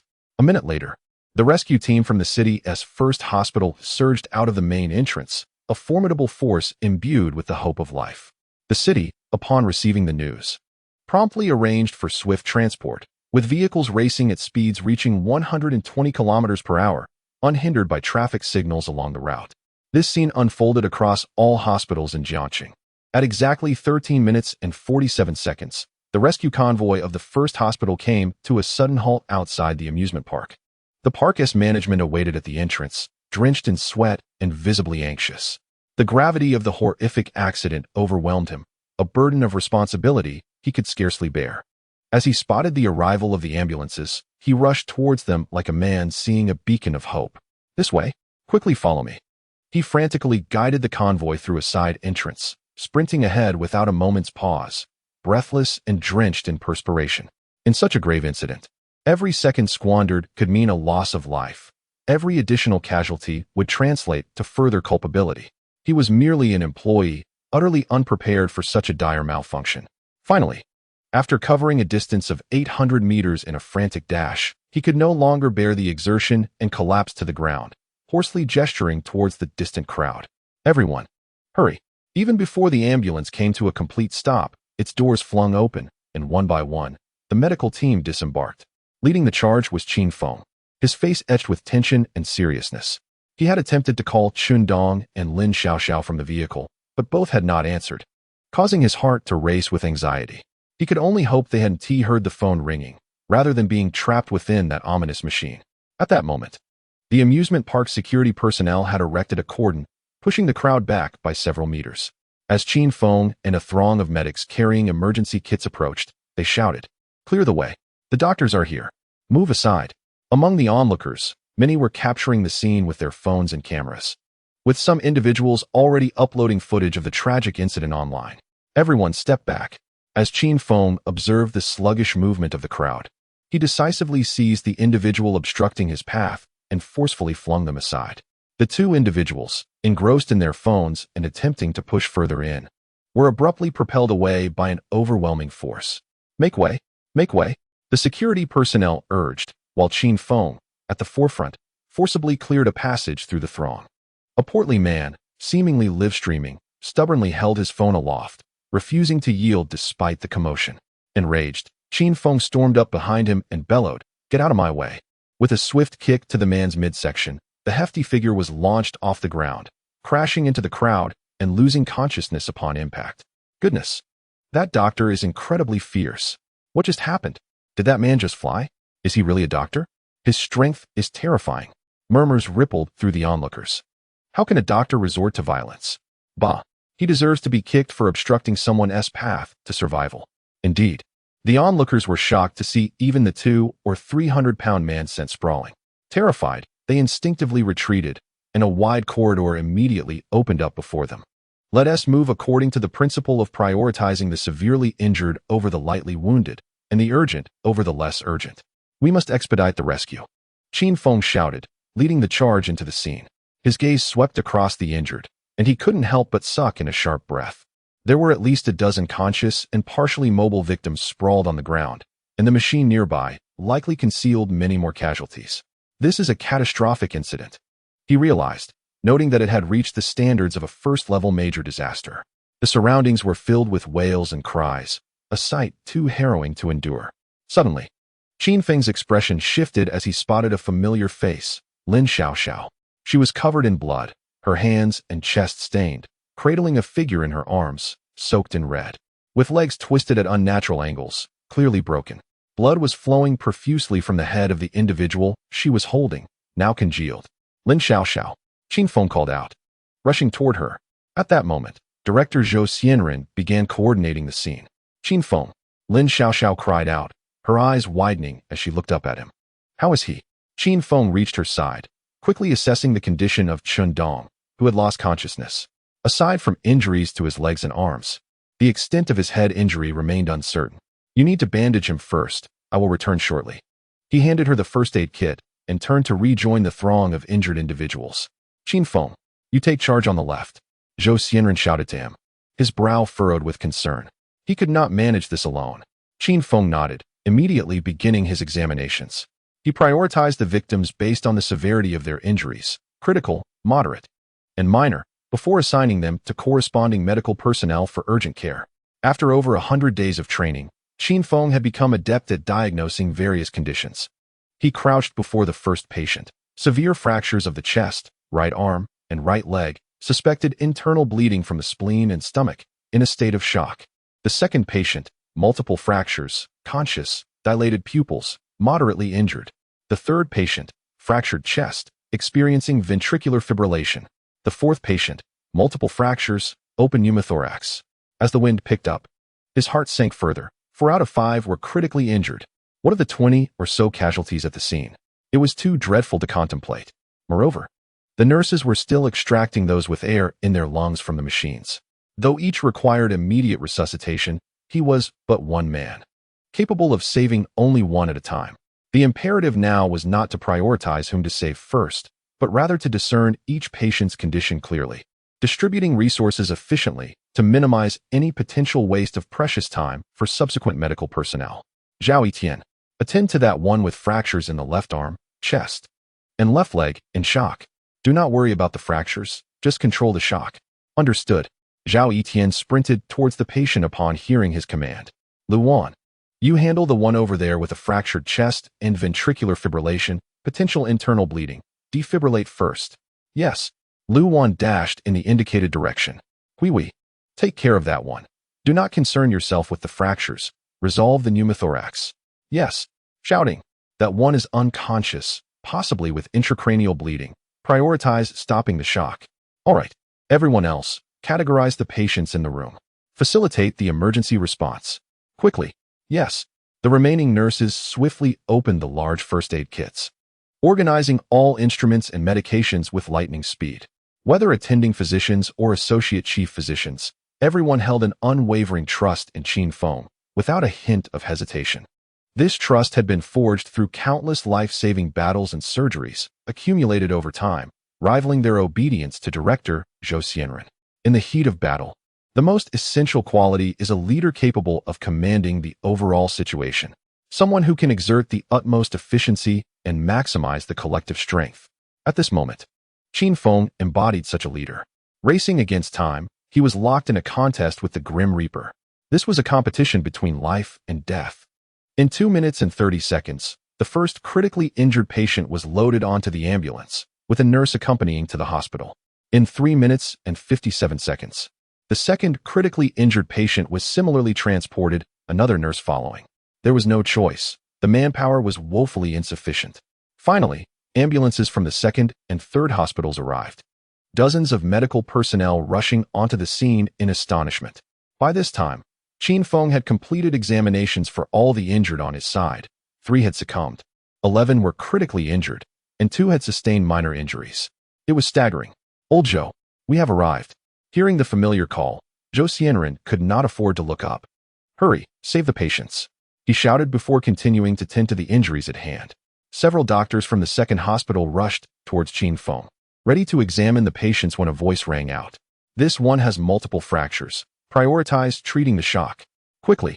After speaking, Qin Feng turned to the next patient, continuing to relay the conditions. The others turned to him in astonishment. Although they did not know him, they said nothing. Several doctors resumed their examinations. Yet the results were astonishingly consistent. My goodness. Everything he said is absolutely correct. At this moment, Qin Feng fervently prayed while joining the rescue efforts. Shendong had already been rushed to the first municipal hospital via an ambulance, where immediate surgery awaited him. Inside the emergency conference room of the hospital, Vice President Liu presided over the meeting, attended by all heads of departments. Even those on break hastily returned without a moment's hesitation. The video currently playing displayed scenes from the accident site, now broadcasted live. All operating rooms across various departments had been cleared, with all scheduled surgeries postponed. Vice President Liu's expression was grave, his eyes filled with resolute determination. Understood. The rooms have been cleared. 2 surgeries are about to conclude, reported Director Qi of the Intensive Care Unit. Liu inquired, how many beds are available? The director responded, we have already made arrangements. Rest assured, Vice President. Qi nodded firmly. Such incidents inevitably became their utmost priority. Meanwhile, the other attendees observed Qin Feng's commanding presence on the video, with even doctors from other hospitals unable to resist following his lead. They couldn't help but marvel at his remarkable prowess, exuding the aura of a great leader. Current reports indicated that at least 20 severely injured individuals required surgery, suggesting that they would be occupied throughout the night. In the medical field, each unexpected event posed a life-and-death challenge. Just then, Vice President Liu's phone rang. "Everyone, the first patient will arrive in 2 minutes. Prepare yourselves." The powerful call to action invigorated all the doctors. The video showcased Zhao Etian swiftly reporting the patient's condition to the attending surgeons in the conference room. The injured party was a male, approximately 30 years old, with multiple comminuted fractures of the left tibia, a fracture of the left fibula, and a fracture at the lower end of the lumbar vertebrae, accompanied by significant bleeding from the left tibia. He was in need of immediate surgery due to shock from excessive blood loss, though his fluid resuscitation was currently stable. "All right, let's assign this patient to orthopedics," Vice President Liu instructed, his gaze fixed on the orthopedic department head. "No problem. I'll arrange it now and send him directly to Operating Room 1. Deputy Director Yang." "You're on," responded the orthopedic chief to his deputy beside him. "Understood. I'll take the team over immediately." Deputy Director Yang promptly left the conference room, accompanied by 2 orthopedic attending physicians, rushing towards the entrance. The operating room had long been prepared. Upon the arrival of the ambulance, they swiftly moved the patient into orthopedics. Subsequently, the conference room received updates on the second injured individual from Shaojing, who was quickly assigned for treatment. Given the internal bleeding, along with a ruptured lung and spleen, surgery would be performed jointly by the surgical team, who swiftly mobilized to prepare. In this manner, Qin Feng remained composed amidst the chaos at the accident site, continuing to stabilize the injured as they were systematically transported away. A total of 27 victims were accounted for. Aside from a few with minor injuries, the rest were sent directly to the first municipal hospital. 10 minutes prior, the city had received the news and promptly issued directives to the second and third municipal hospitals. Due to the proximity of the first municipal hospital, and with all surgical rooms fully operational, it was determined that all surgical interventions would be centralized at this location in accordance with the principle of accessibility. Everyone was to adhere to the directives issued by the first municipal hospital, ensuring that every possible life was saved. At the accident scene, Qin Feng was securing a steel plate for a severely injured patient with a fractured rib that had penetrated the internal organs. Suddenly, his mobile phone rang, but he paid it no mind, continuing to dress the wound. He knew that answering the phone would compromise his gloves, necessitating a change that would waste precious time. The phone rang incessantly after the call was automatically terminated. "Shaoli, please check who that fool is calling Qin Feng," shouted Zhou Xianren, upon hearing the disturbance. Qin Feng turned to the nurse beside him and nodded. "Sister Shaoli, please hand me my phone." Shaoli hurriedly jogged a few steps to retrieve his phone from his pocket. "Dr. Qin, it's Vice President Liu," she informed him. Zhou Xianren, who was bandaging another patient, suddenly halted, feeling a twinge of embarrassment. "Did I just insult the Vice President?" Upon answering the call, Vice President Liu's voice resonated with urgency. "Qin Feng, how is the situation at the scene?" he inquired, sounding somewhat anxious and serious. "Most of the injured have been transported. The hospital's ambulances are en route and should arrive shortly," Qin Feng responded. "Good. Is Director Zhou still there?" Liu asked. "I'm here, President," Zhou Xianren quickly interjected. "Zhou Xianren, you stay on site to continue coordinating. The remaining tasks will be your responsibility," Liu directed. "Qin Feng, the critical patients are being managed. You should return with the ambulance. The surgery here is the larger battlefield, and we need you." Upon hearing this, Qin Feng nodded solemnly and looked at Director Zhou. "The President is right. It's best for you to return. We have everything under control here," Zhou Xianren concurred. "All right. I'll head back immediately." After hanging up, Qin Feng briefed the remaining staff on the conditions and considerations for the last few patients before swiftly boarding the final ambulance. The ambulance sped toward the hospital with great urgency. The coming moments would present the greatest test. En route back to the municipal hospital, the news of the tragedy at Jiangxing Amusement Park had already gone viral on social media, rapidly disseminating across the nation. Online regulators were overwhelmed, hastily removing graphic footage. Major incident at Jiangxing Amusement Park. The most alarming aspect was that unscrupulous self-media and new media journalists were sensationalizing the event with inflammatory headlines, further igniting public discourse. Adults, children, and the elderly alike in workplaces, shopping malls, subways, and schools were engaged in fervent discussions about the incident. However, to prevent the situation from escalating and being stigmatized, The authorities refrained from disclosing casualty numbers or the identities of the deceased until the facts were established. Many individuals who were aware that friends or family members were at the amusement park began frantically making calls. If they were unable to reach them, panic ensued. Fear and chaos reigned as they rushed toward the first municipal hospital, desperately seeking their loved ones. When Qin Feng arrived at the entrance of the city's first hospital, the emergency area was already densely packed with hundreds of individuals, all clamoring for information regarding the specifics and identities of the injured, desperately trying to ascertain whether their loved ones were among them. The police, having been alerted, had cordoned off the area, striving to maintain some semblance of order. The relatives were in a frenzy, wailing and shouting without restraint. "I want to see my son. He said he was going to the amusement park today. My daughter's phone is unreachable. She must be inside. Let me in. Why won't you let us in? We need to see our family. Oh, my son. You must not die." Qin Feng observed the scene outside as an ambulance finally maneuvered through the crowd and entered the emergency green channel, halting at the entrance. "Two people. Come." He leaped from the vehicle, waving to the nurses inside, and swiftly ushered the wounded into the operating room. Casting a glance at the distraught relatives, he sighed in resignation and hurried into the emergency meeting room. He empathized with their anguish, yet he understood that this was a hospital, a place dedicated to saving lives. Such chaos could lead to dire consequences. Injuries that could have been salvaged might be lost due to mere seconds of delay. Furthermore, disturbances within the hospital could escalate into significant issues, imposing even greater pressure and complications upon the already strained medical staff. "Vice President Liu, I'm back." Qin Feng pushed open the door and found Vice President Liu coordinating with doctors from other departments. "Excellent. Operating room 1 on the 7th floor. The hepatobiliary surgery team is at a loss. Can you manage?" Vice President Liu's face lit up upon seeing him, and he immediately stood to inquire. "No problem." Qin Feng nodded affirmatively. "Great. Head over right away. Ma Jiahua will meet you." Without hesitation, Qin Feng dashed out of sight, taking the surgical elevator straight to the 7th floor. "Qin Feng, Dr. Ma." The person approaching was Ma Jiahua, the attending physician from the hepatobiliary department, drenched in sweat and visibly anxious. Upon spotting Qin Feng emerging from the elevator, he rushed over as if he had found a savior, grabbing him and leading him toward the operating room. After scrubbing in, donning his surgical attire, mask, and gloves, Ma Jiahua briefed him on the situation. "We're short-staffed.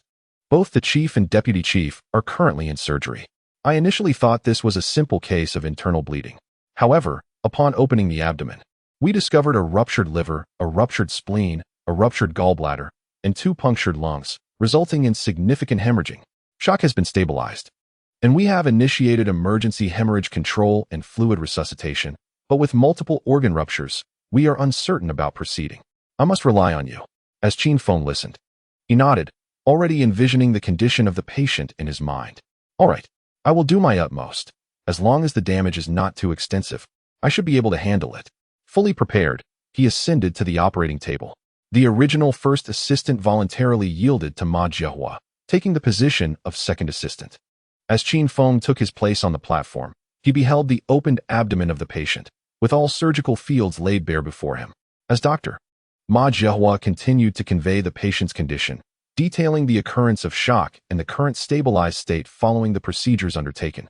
He had fully grasped the nuances of the patient's treatment. The situation was rather critical. "Let us begin with the suturing, number 05, he instructed. Qin Feng accepted the needle and thread, commencing with the liver, which exhibited a relatively intact rupture. Since it was fractured, it must be sutured. In terms of suturing proficiency, no one in the entirety of Jiangcheng, Jinling, or even the nation could surpass him. The left lobe of the liver was in a satisfactory condition, displaying only a few incisions, while the right lobe was nearly shattered, with almost half of it in disarray. Qin Feng assessed that the severely fragmented section of the right lobe could be excised without adversely affecting future growth and healing. He prioritized the suturing of the left lobe, meticulously rejoining the severed edges, and when encountering various blood vessels and ligaments, he employed specialized liver needles and sutures for reconnection. Subsequently, he utilized a scalpel to delicately cleanse the necrotic liver tissue, gradually removing it from the body. This required utmost precision, as the damaged liver was exceedingly fragile, prone to further fragmentation into smaller pieces. Fortunately, Qin Feng wielded a wealth of world-class experience, enabling him to operate with remarkable speed. Within 10 minutes, the cleansing was complete, and he proceeded to suture the right lobe, reattaching the larger fragments. After 35 minutes, the liver suturing was concluded. A collective sigh of relief resonated through the room, accompanied by expressions of astonishment. The speed of his suturing was extraordinary. A procedure that typically required 2 hours had been accomplished in merely half an hour. It was no wonder that the heads of departments and the hospital president praised him so highly. Yet, Qin Feng maintained his serious demeanor. There was no time for respite. The next task was the suturing of the spleen, followed by the removal of the gallbladder. After a rigorous 2 hours, Qin Feng exhaled in relief. Most of the organs had been adequately sutured back. Regrettably, the gallbladder could not be salvaged due to the extent of the damage and had to be excised. Dietary caution and gradual recovery would be necessary moving forward. At that moment, the operating room door swung open, and a nurse hurried in, stating urgently, "Dr. Qin." Director Liu inquired how much longer you would need. "Emergency room 1 requires your assistance. The patient is stable and ready for you." "I'm finished," Qin Feng replied promptly. Turning to Dr. Ma Jiehua, "The rest is in your capable hands." "All right. Thank you, Qin Feng." Dr. Ma Jiehua nodded vigorously, his face an embodiment of gratitude and admiration. "Let us move on to the next case," Qin Feng declared, discarding his gloves, mask, and sterile gown, following the nurse back to the emergency room. At that juncture, Vice President Liu awaited him at the doorway.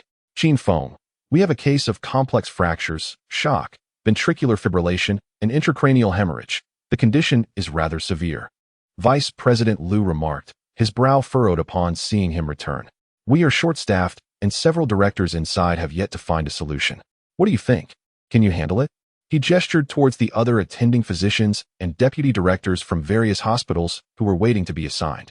The group was left in stunned silence, bewildered by the implications of his words. The group of attending physicians, who have fought valiantly in the hospital for a minimum of several years, some even for over a decade, seemed to pale in comparison to the young doctor before them, who was barely in his 20s. Who was this extraordinary figure? "No problem. Step up."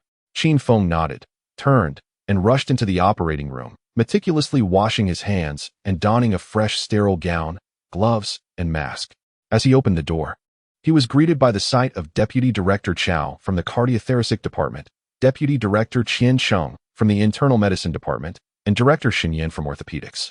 All prominent figures in their respective fields gathered for this operation. Such an impressive assembly. "Wonderful. Qin Feng, you've arrived," exclaimed Director Zhang Fan from the Cardiothoracic Department, his eyes lighting up with surprise upon seeing him enter. "Director Zhang," Qin Feng acknowledged with a nod as he approached. "What seems to be the issue?" "The situation is this." Zhang Fan promptly recounted the details of the patient's condition, eager not to overlook any critical information. Meanwhile, the two directors from the municipal second hospital exchanged incredulous glances, astonished. This was Qin Feng, the very first doctor in Jiangxing to successfully perform an ex vivo tumor resection of the liver. Although they had read reports about him, this was their first encounter. He appeared remarkably youthful. Even Zhang Fan, a top-tier surgeon in the entire Jiangxing area, displayed such enthusiasm for him. It was indeed surprising. At that moment, Qin Feng was oblivious to their astonishment, his expression turning grave. The injuries of the patient before him were exceedingly severe. Compound fractures, shock, ventricular fibrillation, ruptured spleen, damaged cardiac vessels leading to hemorrhage, and intracranial bleeding. The patient had experienced multiple cardiac arrests, with vital signs fading away. Had it not been for the expertise of Zhang Fan and the two directors from the municipal second hospital, they would have been unable to wrest back the patient's life despite the dire circumstances. The fact that he was still alive was nothing short of miraculous. Of course, this was also due to the stringent orders from above. As long as there remained a glimmer of hope, they could not afford to abandon any injured individual. Otherwise, the patient would have likely succumbed several times over by now. "We can address the heart issues, the compound fractures, and the ruptured spleen," stated Director Xinyan from the municipal second hospital, his brow furrowed. "However, the patient is experiencing intracranial hypertension and severe hemorrhage. All the neurosurgeons are currently occupied, and we lack sufficient manpower. If we proceed with the surgery recklessly, the patient may not survive until we finish. Indeed, it is too risky to operate. Should the heart be compromised, coupled with cerebral hemorrhage, survival is virtually impossible," Zhang Fan agreed, nodding in resignation. Yes, at present, over 20 critically injured patients are undergoing surgery, with 12 exhibiting signs of cerebral hemorrhage. The neurosurgeons from 3 hospitals are stretched thin. Deputy Director Qin Feng from the municipal second hospital shook his head, already resigned to despair. Is it too late? Qin Feng inquired, slightly tilting his head. He understood the gravity of the situation and turned to the 3 men for answers. Here it is. Director Zhang Fan hastily handed him the examination report. The patient is beginning to show signs of respiratory failure, based on the findings. This is likely due to cerebral edema leading to brain herniation, compressing the respiratory center. He fixed his gaze intently on Qin Feng. Knowing of his extensive experience with major surgeries in cardiothoracic, obstetrics, and internal medicine, each executed with textbook-level precision.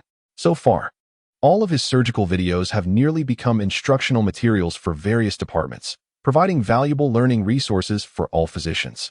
However, I wonder if he is skilled in neurosurgery. Director Zhang, I recall that Qin Feng is still an intern, correct? As Qin Feng was perusing the examination report, the Deputy Director of Internal Medicine, Qin Feng, furrowed his brow and inquired of Zhang Fan. Can he really take the stage? With a mild chuckle, Zhang Fan replied. Qin Feng is already a formal doctor at our city's first hospital, and he possesses surgical signing authority granted by the hospital president. What do you think?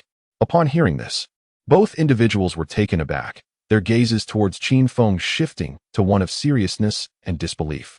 The surgical signing authority granted by the president? One must understand that such authority is typically reserved for those at the level of deputy chief physician or above.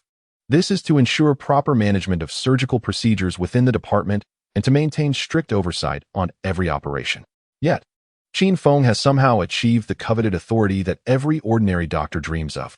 Is this individual truly just an intern? Of course, I am unsure if he is adept at neurosurgery. Let's wait and see. Observing the dazed expressions of the two, Zhang Fan added, Qin Feng, the deputy director, and Director Shun Yin nearly choked in disbelief. Is this a joke? What use is he if he cannot perform neurosurgery? Qin Feng could not help but respond solemnly. This is neurosurgery. A slight misstep could cost lives.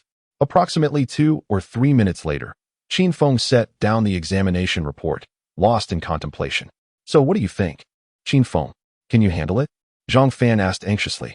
The patient has intracranial hemorrhage exceeding 30, accompanied by elevated intracranial pressure. The situation is indeed precarious and requires craniotomy. Qin Feng replied, glancing at the monitoring data of the injured before turning to the 3 of them.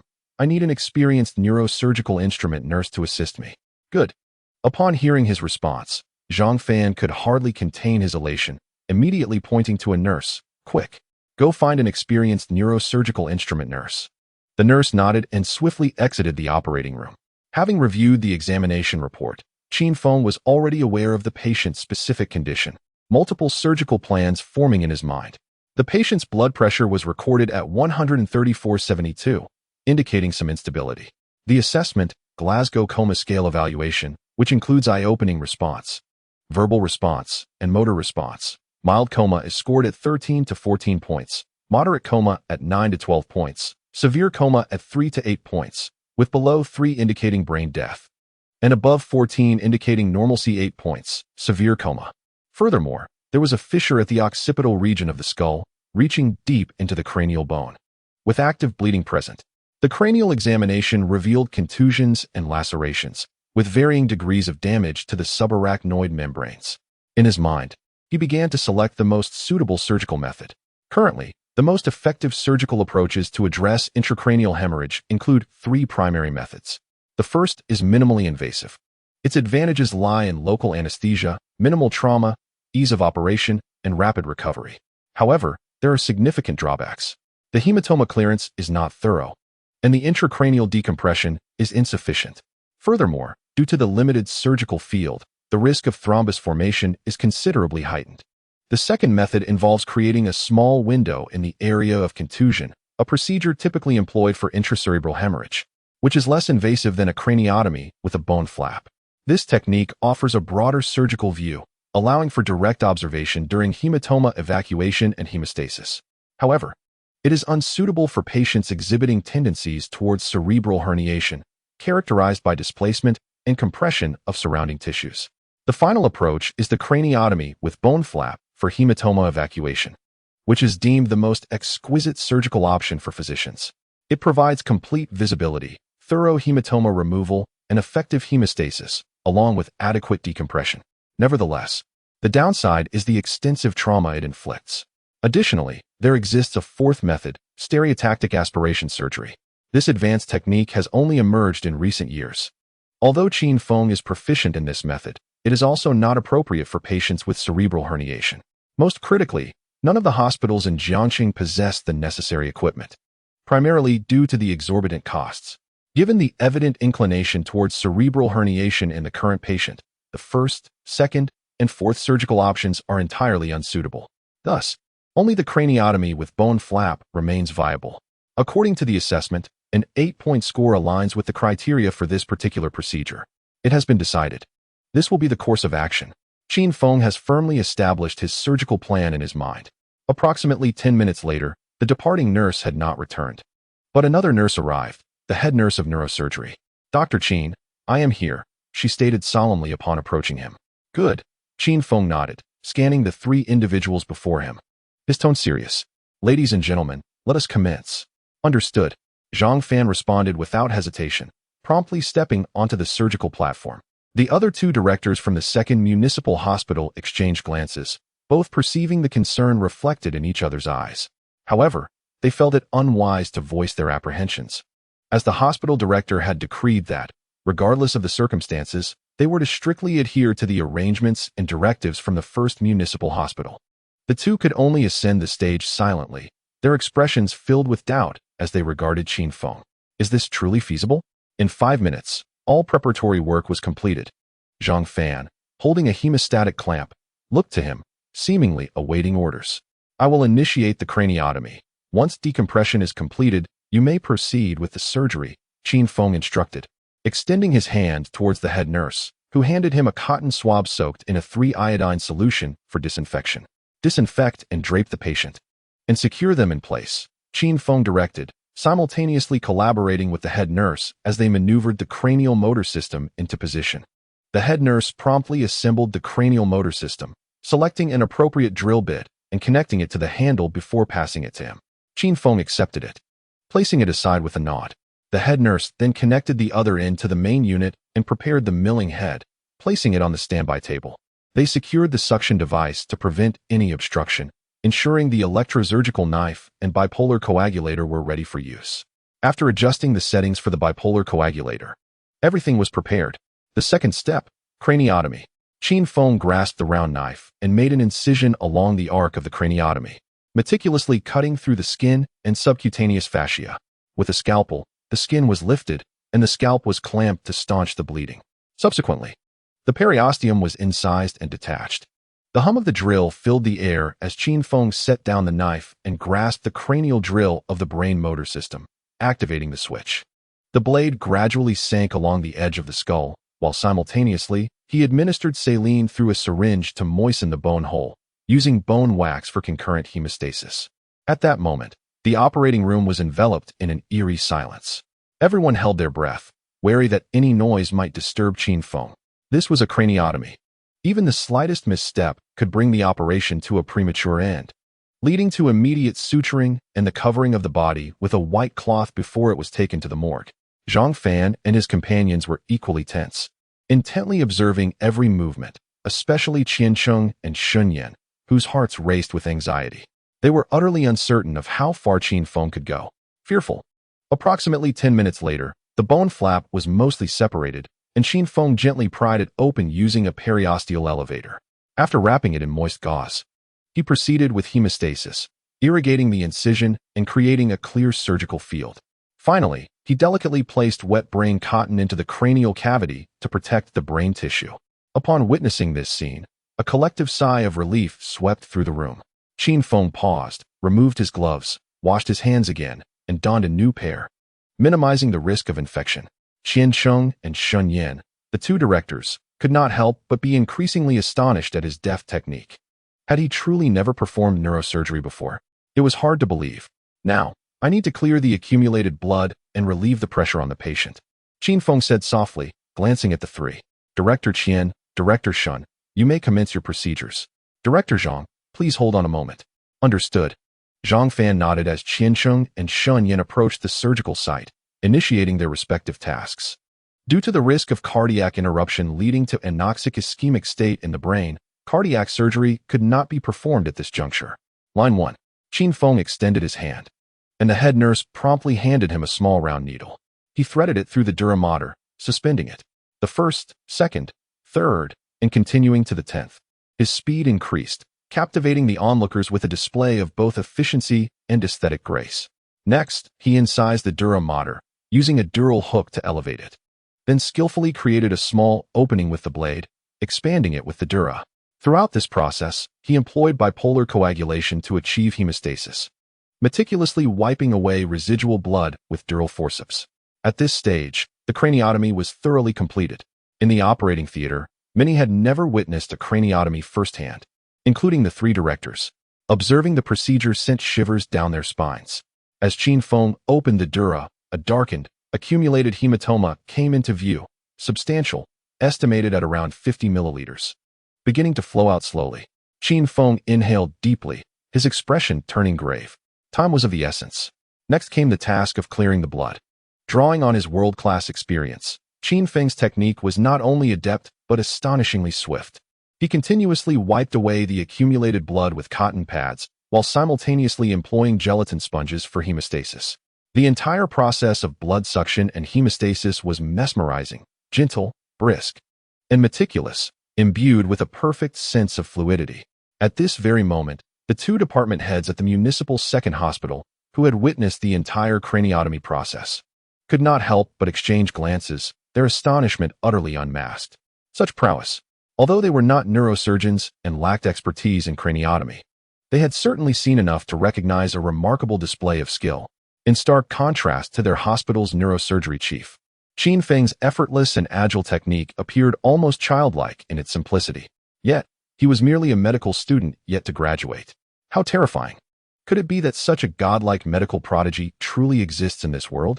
15 minutes later, the hematoma had been successfully cleared, and the hemostatic gelatin was deeply embedded, with the bleeding regions of the brain gradually ceasing their seepage. At this juncture, the cerebral data on the monitor had returned to normal ranges. The pressure relief in the brain was complete, and a meticulous examination of the entire cranial area, including the capillaries, confirmed no further issues. Now, only the wound needed to be addressed. After another 10 minutes or so, Director Xin Yan from orthopedics had commenced the alignment of the fractured tibia, while Deputy Director Qiansheng from internal medicine had finished his cleaning and was prepared for excision. With a clang, Qin Feng tossed aside his forceps and turned to Director Zhang Fan. Director Zhang, the hematoma and the wound have been addressed. I am ready to suture. You may begin. Excellent. Zhang Fan, who had been eagerly anticipating this moment, nodded vigorously and immediately commenced his procedure. At that moment, he felt an overwhelming surge of strength. Merely observing Qin Feng perform surgery ignited his passion, rekindling the fervent dedication he had felt when he first embarked on his medical career. Gazing at the patient before him, Zhang Fan was consumed by a singular thought. He could not betray Qin Feng's efforts, nor disappoint the patient's family. He must save him. Without delay, Zhang Fan initiated cardiac occlusion while Qin Feng prepared to suture the skull. At that instant, in operating room number 1 of the emergency department, 4 distinct surgeries were unfolding simultaneously, all meticulously recorded by the surgical recorder. Meanwhile, in the monitoring room, Vice President Liu felt a weight lift from his chest. As he glanced at Qin Feng, a smile of relief crept across his lips. Unbeknownst to him, he seemed to have become the linchpin of all surgeries at the municipal first hospital. That $500,000 was well worth it. With hemostasis achieved, Qin Feng began suturing. He meticulously counted all used gauze pads and sutures, ensuring not a single item was overlooked. He then selected a size 20 absorbable suture to close the dura mater. Following a saline wash, he placed the drainage tube and bag. Next, he intermittently sutured the aponeurosis, performing a second inventory of pads and instruments. After removing the scalp clips, he disinfected the scalp with alcohol. Using a triangular needle with mousse suture, he performed 3 rounds of disinfection, completing the closure of the scalp. Finally, he covered the circular window with gauze and adhesive, applying bandages and elastic wraps. The craniotomy was complete. With a sigh of relief, both Qin Feng and the head neurosurgical nurse exchanged glances. Dr. Qin, you are remarkable. The head nurse could not help but smile and give him a thumbs up in admiration. We succeeded. Zhang Fan and two others paused, turning their gaze towards Qin Feng, nodding in acknowledgement. Meanwhile, Qian Sheng and Shun Yan were devoid of any worries or doubts, having already elevated Qin Feng to a status equal to, if not superior to, their own. This individual is a medical prodigy, sharing the same alma mater, Jiangxing Medical University. How could the disparity be so vast? Suddenly, a mobile phone rang from a distance. The circulating nurse answered it. It was Shun Yan, the head of orthopedics, receiving a call from Jiao Guoyang, the director of neurosurgery at the 2nd Municipal Hospital. Hello, Shun Yan. How is the surgery going over there? Is the patient stable? Jiao Guoyang's urgent voice resonated through the line. Oh, everything is fine on my end. Don't worry, Shun Yan replied. Good, good. I'm on my way to you now. Once I arrive, I'll perform the craniotomy, so please prepare the surgical instruments. The neurosurgery director spoke rapidly, his breath heavy, indicating he was rushing over. A moment of silence ensued, leading to an awkward tension. Cough, cough. Director Jiao, please hold off on coming over, Shun Yan interjected. What is the matter? Is the patient in critical condition? Jiao Guoyang inquired, taken aback. No. We've already completed the craniotomy. Everything is fine now. Shun Yan hastily clarified. What? It's already done? Jiao Guoyang's voice escalated, filled with astonishment. Who performed it? I thought all the neurosurgeons from the 1st Municipal Hospital were in surgery. It was done by one of their interns, Shun Yan replied, exasperation creeping into her voice. What? This is outrageous. Jiao Guoyang's incredulity morphed into a furious outburst. Shun Yan, who was responsible for the surgery at the 1st Municipal Hospital, has their judgment been compromised? Allowing an intern to perform a craniotomy, are they planning to abandon their responsibilities? Zhang Fan felt a wave of unease wash over him. However, he refrained from commenting, recognizing that they were all colleagues and that Jiao Guoyang held considerable seniority. He was acknowledged as the foremost neurosurgeon in Jiangxing, his status even surpassing that of Zhang Fan, a distinguished cardiovascular surgeon, given his long-standing expertise in the province. Qin Feng, feeling increasingly awkward, gestured towards the doorway, indicating he would step outside. Zhang Fan nodded in understanding and began to assist the head nurse of neurosurgery in removing sterile gowns and gloves, preparing to clean up. Bang! Within 2 minutes, the operating room door swung open and a hurried, silver-haired doctor in his 50s rushed in. Jiao Guoyang, the esteemed director of neurosurgery at the 2nd Municipal Hospital, paid little heed to his surroundings as he dashed past Qin Feng and the head nurse, entering the surgical suite without a moment's delay. Despite his haste, he was careful not to disturb the 3 individuals already engaged in the surgery. Quietly approaching the patient's head, he glanced over and confirmed that the procedure was indeed complete, with sutures and dressings in place. Director Jiao, you have arrived, Shun Yan acknowledged him, lifting her gaze. As I mentioned, the surgery is finished and everything is under control. Upon hearing her words, Jiao Guoyang furrowed his brow, a substantial question mark forming in his mind. Is there a video of the surgery? I would like to see it. He remained unconvinced. A mere intern performing a craniotomy seemed akin to a child playing with clay. Having conducted neurosurgery for decades, how could he possibly be unaware of such intricacies? The demands of brain surgery are exceedingly high. It is a task that ordinary physicians cannot undertake. Let Director Jiao have a look, he said. Zhang Fan straightened his back, smiled, and instructed the nurse to activate the video recorder to replay Qin Feng's segment. In the first minute, Director Jiao was taken aback, his expression revealing a hint of dissatisfaction. By the 2nd minute, his astonishment grew. In the 5th minute, he was utterly shocked. By the 10th minute, he appeared dazed. As the surgery concluded, Director Jiao's face was a canvas of disbelief. Everyone in the operating room witnessed his expressions shift dramatically over half an hour. Jiao Guoyang finally straightened up. Taking a moment to regain his composure, his brow furrowed as he murmured, "Where is this intern?" "You arrived just as he left," Zhang Fan casually replied. Recalling his entry into the operating room, Jiao Guoyang realized he had indeed seen a young doctor and a nurse in the scrub area. Could it truly be him? "Old Zhang, can you tell me his name?" Jiao Guoyang inquired after a brief moment of contemplation. Zhang Fan's lips curled into a knowing smile, a glimmer of insight in his eyes. He understood Jiao Guoyang's intentions. He was clearly contemplating poaching talent.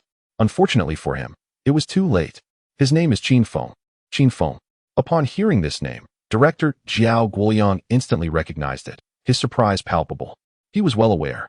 The name Qin Feng had been trending online, and the detached liver surgery had shattered records in Jiangqing's internal medicine history. It was said that it was completed by an intern named Qin Feng at the first municipal hospital. To think he could execute a neurosurgery with such finesse. He was undoubtedly a once-in-a-millennium prodigy. This talent must be recruited. He envisioned having Qin Feng by his side, nurturing him for a few years before sending him to the provincial capital, Sioux City, or Jinling for more advanced surgical training. Step by step, he would ascend to the zenith of medicine, becoming a luminary in the realm of medical science. Meanwhile, Qin Feng was engrossed in a cardiac surgery. If he knew that a veteran neurosurgeon was contemplating his future in the emergency operating room, he would likely roll his eyes. I possess unparalleled surgical expertise. Why must I take baby steps? How long will that take? By the time I'm in my 70s or 80s, will I still be able to wield a scalpel? After completing the third surgery, Qin Feng received a call, hastening to the fourth procedure. An hour and a half later came the fifth, followed 2 hours later by the sixth surgery.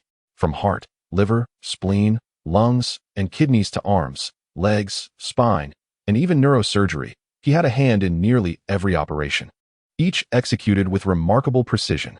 Within a single day, the name Qin Feng began to circulate amidst the staff at the first municipal hospital and the support teams from the second and third municipal hospitals. Over 20 complex surgeries had left dozens of medical staff utterly exhausted. Some, having just emerged from the operating room, leaned against the wall and immediately succumbed to sleep. In his hand, he clutched a bag of glucose, remnants of a drink he had not yet finished.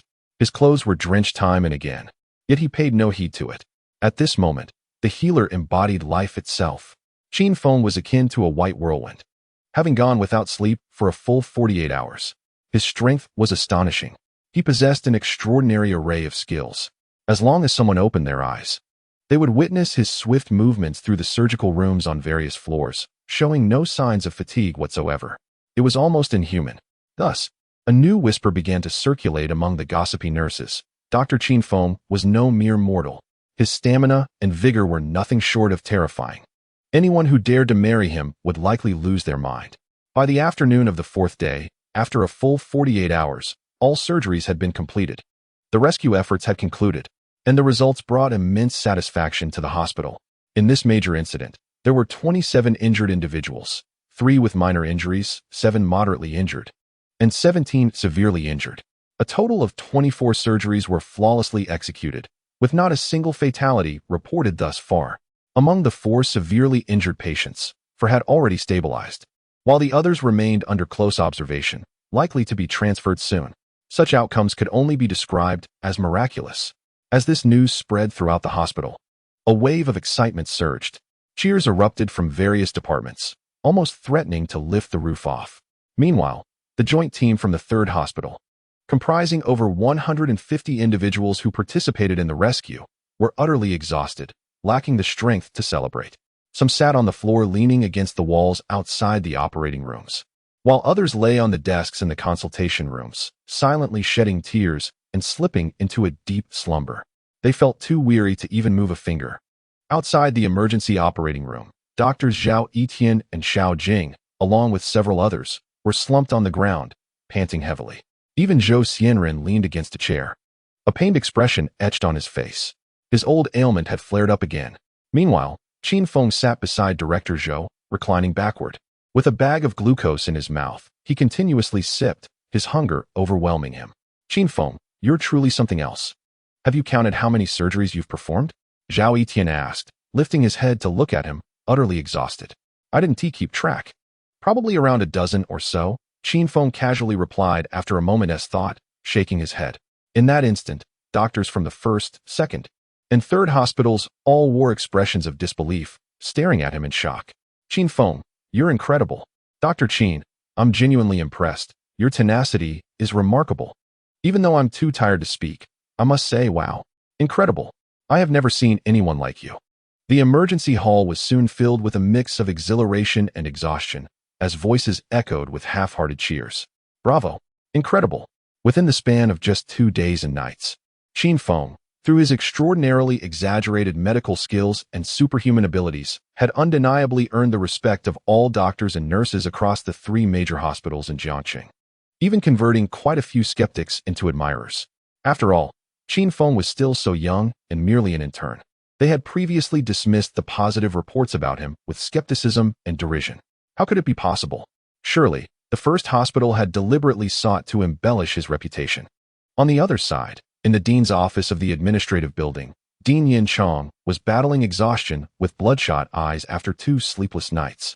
Overcome with excitement, he seized the report and rushed out of the room, boarding a special vehicle that sped towards the city government to relay the results to the awaiting superiors. Half an hour later, a comprehensive meeting was convened with all key departments and leaders of the Jiangxing municipal government, who, upon hearing his report, erupted in fervent cheers and applause. A collective sigh of relief swept through the assembly, for the outcome had far exceeded their expectations. The command to spare no effort in rescuing lives, ensuring not a single individual perished, had indeed been fulfilled. Truth be told, they had mentally prepared for the worst. The propaganda department had even drafted 3 versions of a report, awaiting the hospital's results to determine which final announcement to release. Remarkably, this time, the result was precisely what they had yearned for, a medical miracle. At the entrance of the first municipal hospital, a throng of citizens had gathered daily. Some unfurling white banners proclaiming slogans like "First Municipal Hospital, a grave injustice," and "We want to see our family." Others, draped in mourning cloth, wailed loudly, expressing their outrage.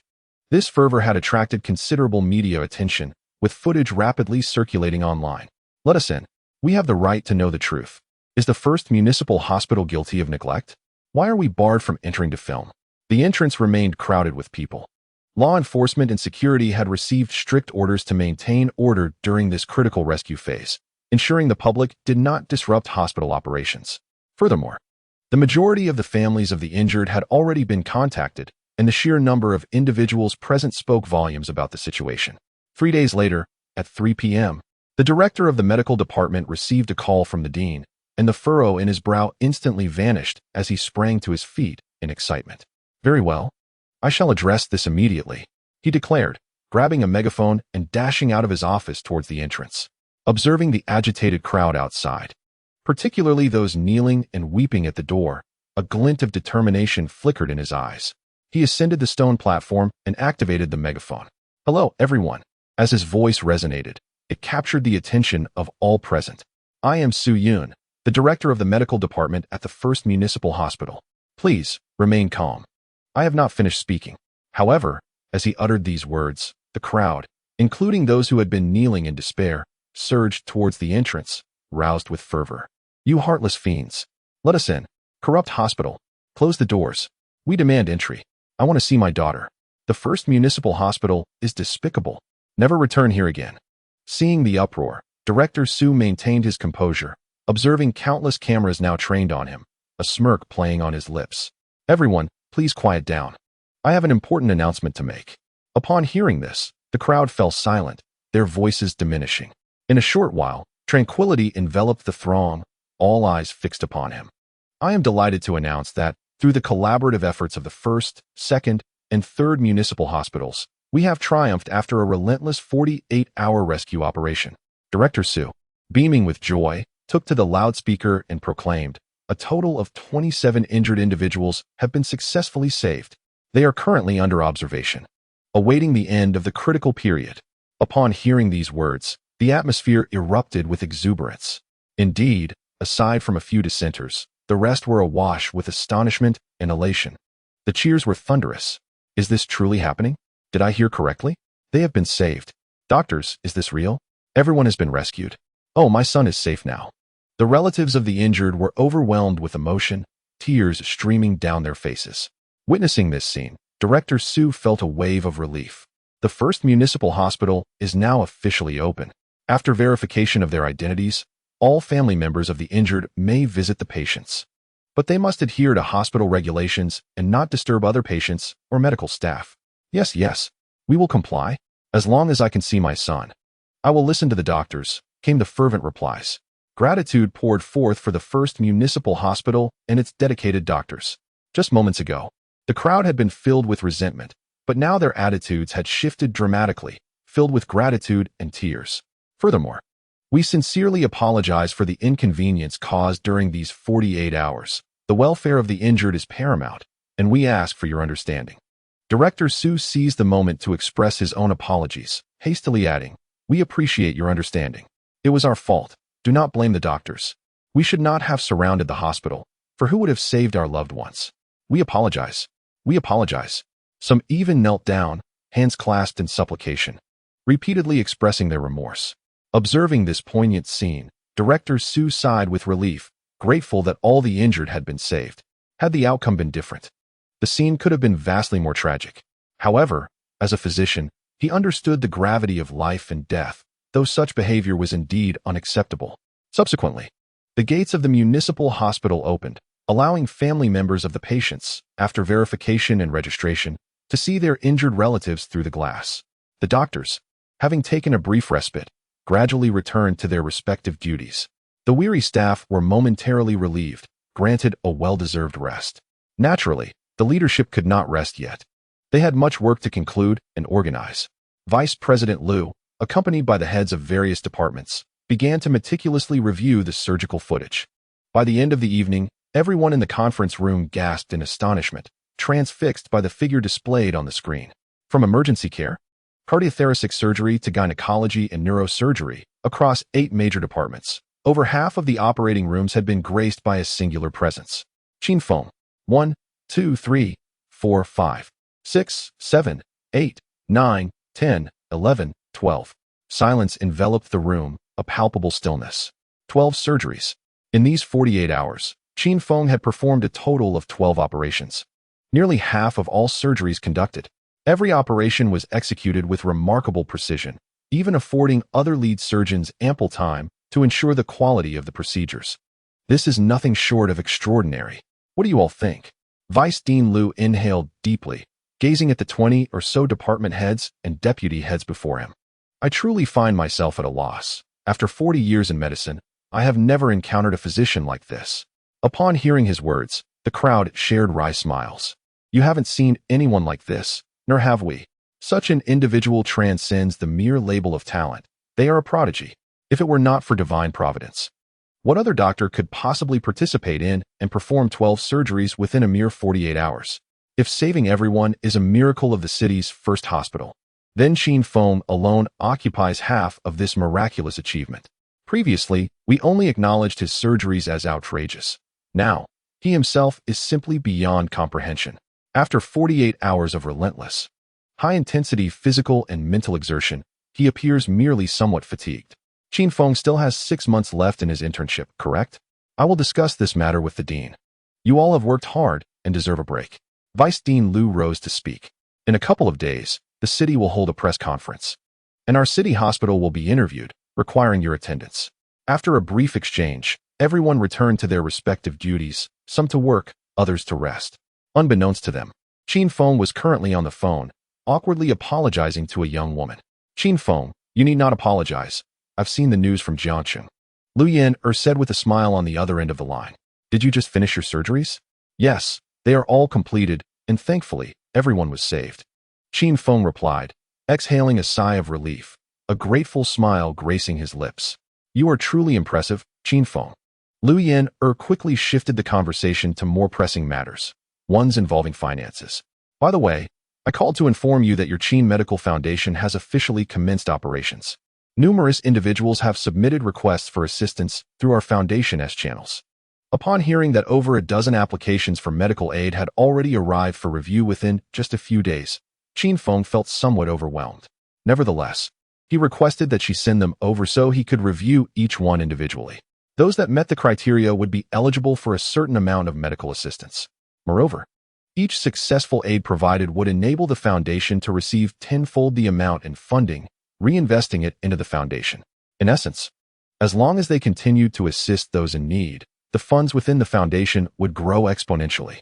As for the purpose of this money, there are numerous medical expenses to be covered. A single state-of-the-art machine can cost tens of millions or even over 100 million. Not to mention the costs associated with pharmaceuticals and medical research. In the medical sector, this amount barely registers. It is akin to how a billionaire attempted to invest 10 billion into healthcare, yet saw no significant returns. The pharmaceutical industry is far more costly than one might imagine. It seems I will need to enlist the help of professionals for this. Relying solely on myself is simply unsustainable. In the stillness of the night, Qin Feng sat in his office, finally completing the last of the rescue application materials, weary and sighing. Suddenly, he thought of Dong and decided to check on him. After tidying up his belongings, Qin Feng made his way to the intensive care building, where the critical care research center was located, overseeing the monitoring of all critically ill patients. Upon entering, he was met with the sight of a row of seats filled with anxious family members waiting to visit. Among them, a particularly striking figure was deeply bowed, sobbing uncontrollably. It was Lin Xiaoxiao. Xiaoxiao, Qin Feng approached her quietly. She looked up, her eyes swollen and red from crying. Qin Feng, she called his name with a trembling voice, and in the next moment, she stood up and embraced him tightly. Unable to hold back her tears. Dong's legs and arms are broken. He can never be a doctor again. Qin Feng gently patted her back, feeling a wave of sorrow wash over him. After 5 arduous years studying clinical medicine, enduring days more stressful than the college entrance examination, all for the noble aspiration of becoming a healer, to learn that all one's efforts have crumbled into nothingness is undoubtedly the greatest devastation. A significant portion of life had already passed. Do not worry, Dong will be all right. Qin Feng attempted to reassure her. After about 10 minutes, Lin Xiaoxiao gradually ceased her sobbing and sat beside him. Qin Feng, I have decided to resign and take care of him, she declared, her voice trembling yet resolute. If he hadn't taken me to the amusement park, he wouldn't have been injured so severely. I want to care for him, and then we will get married. Are you truly resolved? Qin Feng was taken aback by her words. Lin Xiaoxiao nodded firmly without uttering another word. He couldn't help but marvel at Dong's fortune in encountering Lin Xiaoxiao. Had it been another girl, the likelihood of a breakup would have been high. Considering Dong's future now seemed bleak. Aligning himself with him had cost her the most basic of securities. Yet, Lin Xiaoxiao's ability to make such a decision filled him with profound admiration. Have Dong's parents been contacted? He inquired. Yes, they are on their way. Since it is quite far, they will arrive tomorrow, Lin Xiaoxiao replied. Rest assured, I will keep a close watch on Dong. Everything will be fine, Qin Feng assured. Feeling slightly relieved, he had introduced Lin Xiaoxiao to Dong, and thus felt an unexplainable sense of guilt. As for Dong's future, if he could no longer be a doctor, there were other paths he could pursue. Moreover, Qin Feng was currently in need of personnel. If Lin Xiaoxiao resigned, he could easily bring both of them into his foundation. Perhaps this was a case of fortune hidden within misfortune. After chatting for a while, Qin Feng arranged for Lin Xiaoxiao to rest in a lounge, as she had not slept for 2 days and nights. At this moment, Lin Xiaoxiao began to realize that Qin Feng did not quite resemble an ordinary hospital intern. The director greeted him with a warm smile and courteous demeanor, treating him as an equal, which left her somewhat perplexed. However, Lin Xiaoxiao was utterly exhausted and sank into a deep slumber as soon as she touched the bed. Qin Feng also returned home to catch up on sleep. Meanwhile, the online discourse had fermented for 48 hours. At this moment, social media platforms such as Weibo, Douyin, and Tushio were abuzz with news reports regarding the catastrophic incident at the amusement park in Jiang City, due to rampant sensationalism by various small media outlets. The majority of the public's attention was fixated on the official silence regarding the casualty figures and the investigative report. Why was there no specific list of the deceased? Were they attempting to conceal something? 3 fatalities had already been confirmed, but what about the others? How many had perished? There was a fervent demand for an official statement and clarity on the park's handling. Was there an intention to downplay the severity of the situation? Absolutely not. The online discussions were a cacophony of chaos, with the nation engaged in fervent debate, under the scrutiny of billions, as the topic soared to the top of trending searches. Finally, at 10 p.m. that evening, the authorities released a comprehensive statement. Major announcement. The catastrophic incident at the Jiang City amusement park resulted in a total of 30 casualties, including 3 immediate fatalities and 27 individuals suffering from varying degrees of injury, all of whom have received medical attention. Under the command of the Jiang City government, an emergency rescue team exceeding 150 members was formed, led by Jiang City First Hospital, alongside second and third hospitals. After 48 hours of relentless effort, All 25 critically injured individuals have successfully undergone surgery, with no fatalities reported. Subsequently, Jiang City Television, Jiang Province Television, and various official accounts, including Jiang City First Hospital, all disseminated the announcement across the internet. The news sparked a tremendous wave of relief among the populace, instantly dispelling the conspiracy theories. Everyone had been saved. This outcome was beyond anyone's expectations. Given that footage of the amusement park disaster had circulated wildly, many had speculated that at least half had perished. Yet, astonishingly, only 3 had died on the spot. The survival of the others was truly a delightful surprise. Within a mere hour, the online community erupted in a frenzy of shares and accolades, with comments on Weibo surpassing 10,000. Short video platforms like Douyin and Kuaishou, along with people's social media feeds, were ablaze with enthusiasm. Jiang City Hospital's efforts were hailed as miraculous. All the critically injured had been rescued. Truly a marvel. I could hardly bear to watch the harrowing scenes again. The outcome was simply too wonderful. A salute to the dedicated doctors. You are the true angels in white. A salute to the dedicated doctors. You are the true angels in white. A salute to the dedicated doctors. You are the true angels in white.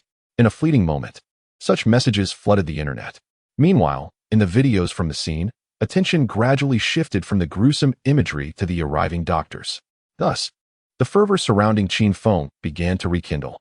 While he lay in slumber, the Weibo account of Qin Feng was unearthed by others. This account belongs to Qin Feng. At this moment, another individual is unable to sleep. Director Jiao Guoyang of the Neurosurgery Department at the 2nd Municipal Hospital. Tossing and turning in bed, his mind is consumed with thoughts of Qin Feng's craniotomy. Distressed as if a cat were scratching at his heart, he eventually rises and picks up his phone to dial a number. Hello, Lao Jiao. What brings you to call me at this late hour? The voice of Vice President Liu resonates through the receiver. Lao Liu, I wanted to inquire if your hospital has an intern named Qin Feng. Jiao Guoyang attempts to keep his voice casual. Yes, what about it? Vice President Liu's eyes brighten at the mention of the name, immediately grasping the old man's intentions. Well, I have an intern here who claims to be classmates with your Qin Feng and wishes to be with him, so he asked me if I could bring him over. Jiao Guoyang feigns nonchalance, though his heart races. Look, he's just an intern. Can you let him go? It is the first time in his 60 or 70 years of life that he has lied for an unrelated doctor. The tension is palpable. Oh, is that so? Just an intern, and you had to call me personally. How embarrassing. Vice President Liu chuckles lightly, then shifts the conversation. How about this? Come see me tomorrow. And aside from Qin Feng, you can take any other interns you wish. How does that sound? Quite generous of me. I assent it, old man. At this juncture, Jiao Guoyang begins to comprehend the underlying jest. Lao Liu, are you teasing me? You initiated this jest. Vice President Liu retorts without reservation. If it weren't for our decades-long friendship, I would have hung up by now. To be frank, Qin Feng is not available to you. And you want to be able to lure him away. Ha ha ha. Not able to lure him away. What can you offer him? Merely a position to stay at your hospital. Jiao Guoyang's tone rises, driven by his ambition for the prodigy. If you don't grant me this, I will personally seek him out. Our 2nd Municipal Hospital will not only provide him with a position in neurosurgery, but I will also take him under my wing as my disciple, ensuring an immeasurable future for him. Come now, Lao Jiao, do you truly believe you can teach him? Vice President Liu rolls his eyes, responding with irritation. Let me inform you, the hospital has offered him not merely a position, but a salary equivalent to that of a department director, 500,000 a year.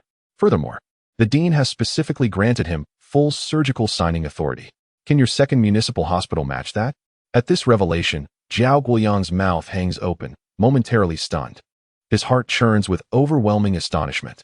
An intern yet to graduate commands a salary of 500,000 a year. Moreover, he is granted surgical signing authority during his internship? This is utterly unprecedented. How dare the 1st Municipal Hospital make such an offer? A 500,000 annual salary. Such a figure is rare even among department directors at the 2nd Municipal Hospital. It is terrifying. Unbeknownst to him, he feels a dryness in his throat. Lao Jiao, do you still want to proceed? Vice Dean Liu, hearing no response from the other end, couldn't help but chuckle. You may as well discuss this price adjustment with your dean and see if he can afford a higher rate. Enough of this idle chatter. I need to get some sleep. I haven't closed my eyes in days, and this old body of mine is nearing its limits. With that, he abruptly hung up the phone. Glancing at the screen, he scoffed lightly. You folks at the second hospital still hope to recruit Qin Feng? Dream on. Huh. With a smile playing on his lips, he drifted off to sleep. The next day, Qin Feng awoke, had breakfast at the hospital, donned his white coat, and settled into his office to begin organizing his surgical records. The rewards from the previous day were rather generous. He had cast them aside. These tainted tokens of monetary gain felt rather superfluous, laden with lavish homes and riches. As a doctor, he was perpetually busy, with little time to indulge. However, amidst the bounty, two particularly enticing rewards brought him joy: shares in Hung Rue Pharmaceutical and the Qin Life Research Center. These were accolades for successfully performing two exceptionally challenging Level 4 surgeries, a commendable achievement indeed. Hung Rue Pharmaceutical, ranked among the top 10 pharmaceutical companies nationwide, not only produced drugs, but also possessed a degree of research and development capability. This was of significant importance to him. Holding 30 shares catapulted him to the position of the second largest shareholder, though he had yet to receive a call from them, and he was in no rush. As for the Qin Life Research Center, the implications were even more profound. Establishing a privately owned life research center in the country was an arduous task, fraught with bureaucratic hurdles. Yet, the system had granted him one. Regrettably, it was merely an address in Jinling, currently empty, and could not yet be developed for research. However, he knew that it was only a matter of time. Sign in. Ding. On the 130th day of sign-in. Congratulations to the host for obtaining experience in World Pituitary Tumor Resection Surgery. Upon hearing the voice in his mind, a satisfied expression graced Qin Feng's face. Pituitary tumor resection was a life-threatening and highly complex procedure. No hospital in Jiangcheng could perform such advanced surgeries. Patients had to travel to Jinling or other first-tier cities to specialized hospitals. Now, he had essentially expanded his repertoire with an experience level surpassing that of Jiangcheng's medical capabilities. Just as he reveled in his achievement, his phone rang unexpectedly. Qin Feng picked it up and noticed it was an unfamiliar number from Jinling, one he had never seen before. His brow furrowed slightly. Who could it be? Perhaps Hung Rue Pharmaceutical? He answered the call, and a stranger's voice came through. Hello. Is this Dr. Qin Feng? Who is this? Wonderful. I finally found you. The voice on the other end brightened. Hello, we've met before. I am Liang Donglai, the head of cardiovascular surgery at Jinling First Hospital. Qin Feng recognized the name after a moment of mental searching. It was indeed the provincial expert whom Xiao Yi's father had invited. Director Liang, how did you find me? Qin Feng inquired cheerfully, eager to maintain a respectful demeanor toward the esteemed elder. The words of Liang Donglai left him astonished. Qin Feng, I have a rather troublesome cardiac tumor and would like to consult with you. I wonder if you are available in the next few days? Director Liang, I have a surgery scheduled for this morning, but I can meet at 2 p.m., Qin Feng replied after a moment of contemplation. Early that morning, Director Zhou from the emergency department had approached him, requesting assistance with a surgery. Both Associate Director Chun and he had their own operations, leaving them unable to help. All right, let us stick to your schedule. We shall convene at 2 p.m. and invite several specialists from internal medicine to join the consultation. On the other end of the line, Liang Donglai seemed pleased with Qin Feng's agreement and promptly said, I will send you the relevant materials and we can discuss them this afternoon. Understood, Director Liang. Qin Feng smiled. After a brief exchange, Liang informed him that Xiao Yi was recovering splendidly and had returned to school. However, during several follow-up visits, she had inquired about why she had not seen her uncle Qin Feng. For some reason, despite their limited encounters during the surgery, the young girl held him in high regard. Months later, she still spoke of him, her affection evident, a truly endearing child. After hanging up, Qin Feng proceeded to the emergency department. Dr. Qin, you've arrived, greeted the staff. Hello, Dr. Qin. From the moment he left his office and entered the emergency building, every doctor and nurse he passed greeted him with smiles. It could be said that his popularity had reached its zenith at the municipal hospital, where he was known by all. Coupled with his handsome appearance, he had effortlessly captured the hearts of women across the age spectrum of 20 to 50. Indeed, some had even begun to fervently introduce potential romantic partners to him, forging connections. Meanwhile, Director Wang Yu from the Obstetrics and Gynecology Department was dismayed to learn that Qin Feng had once again been summoned by Zhou Xianren for a surgery. Isn't Qin Feng part of our obstetrics and gynecology team? Why is it that other departments can simply borrow him? She lamented, feeling it was utterly excessive. However, She did not blame Qin Feng, for during his time in their department, the atmosphere had undergone a remarkable transformation. Women, when gathered, often found themselves embroiled in emotional conflicts or intrigues, a common occurrence. Regardless of the setting, whenever women congregate, disputes are bound to arise. Even she, as the director, sometimes struggled to maintain order, resorting to ignoring the disturbances or suggesting a break. Everyone was merely striving for their work, yet it resembled a dramatic court intrigue. Nevertheless, with Qin Feng's presence, he became the focal point for all, fostering an exceptionally harmonious environment among the medical staff and between doctors and patients alike. There were instances when two nurses, quarreling over trivial matters, would immediately reconcile upon seeing Qin Feng. Everyone aspired to showcase their amicability and concern, hoping to entice him to remain. He embodied the very essence of prosperity, democracy, civility, and harmony. Qin Feng is in surgery again. I must go watch, exclaimed one. Huh, a bunch of foolish humans. What is the point of watching from outside? I've managed to secure the position of second assistant. Huang Zijuan, you are quite the scoundrel. Secretly applying to take the stage. How ridiculous. How could a mere intern like me surpass you all? Forget it, I must secure a prime spot first. Wait for me. I'm coming too. In an instant, a tumultuous scramble ensued among the interns and attending physicians, each vying for the best position in the observation room. Nearby, the intern doctors watched the commotion, barely suppressing their tears.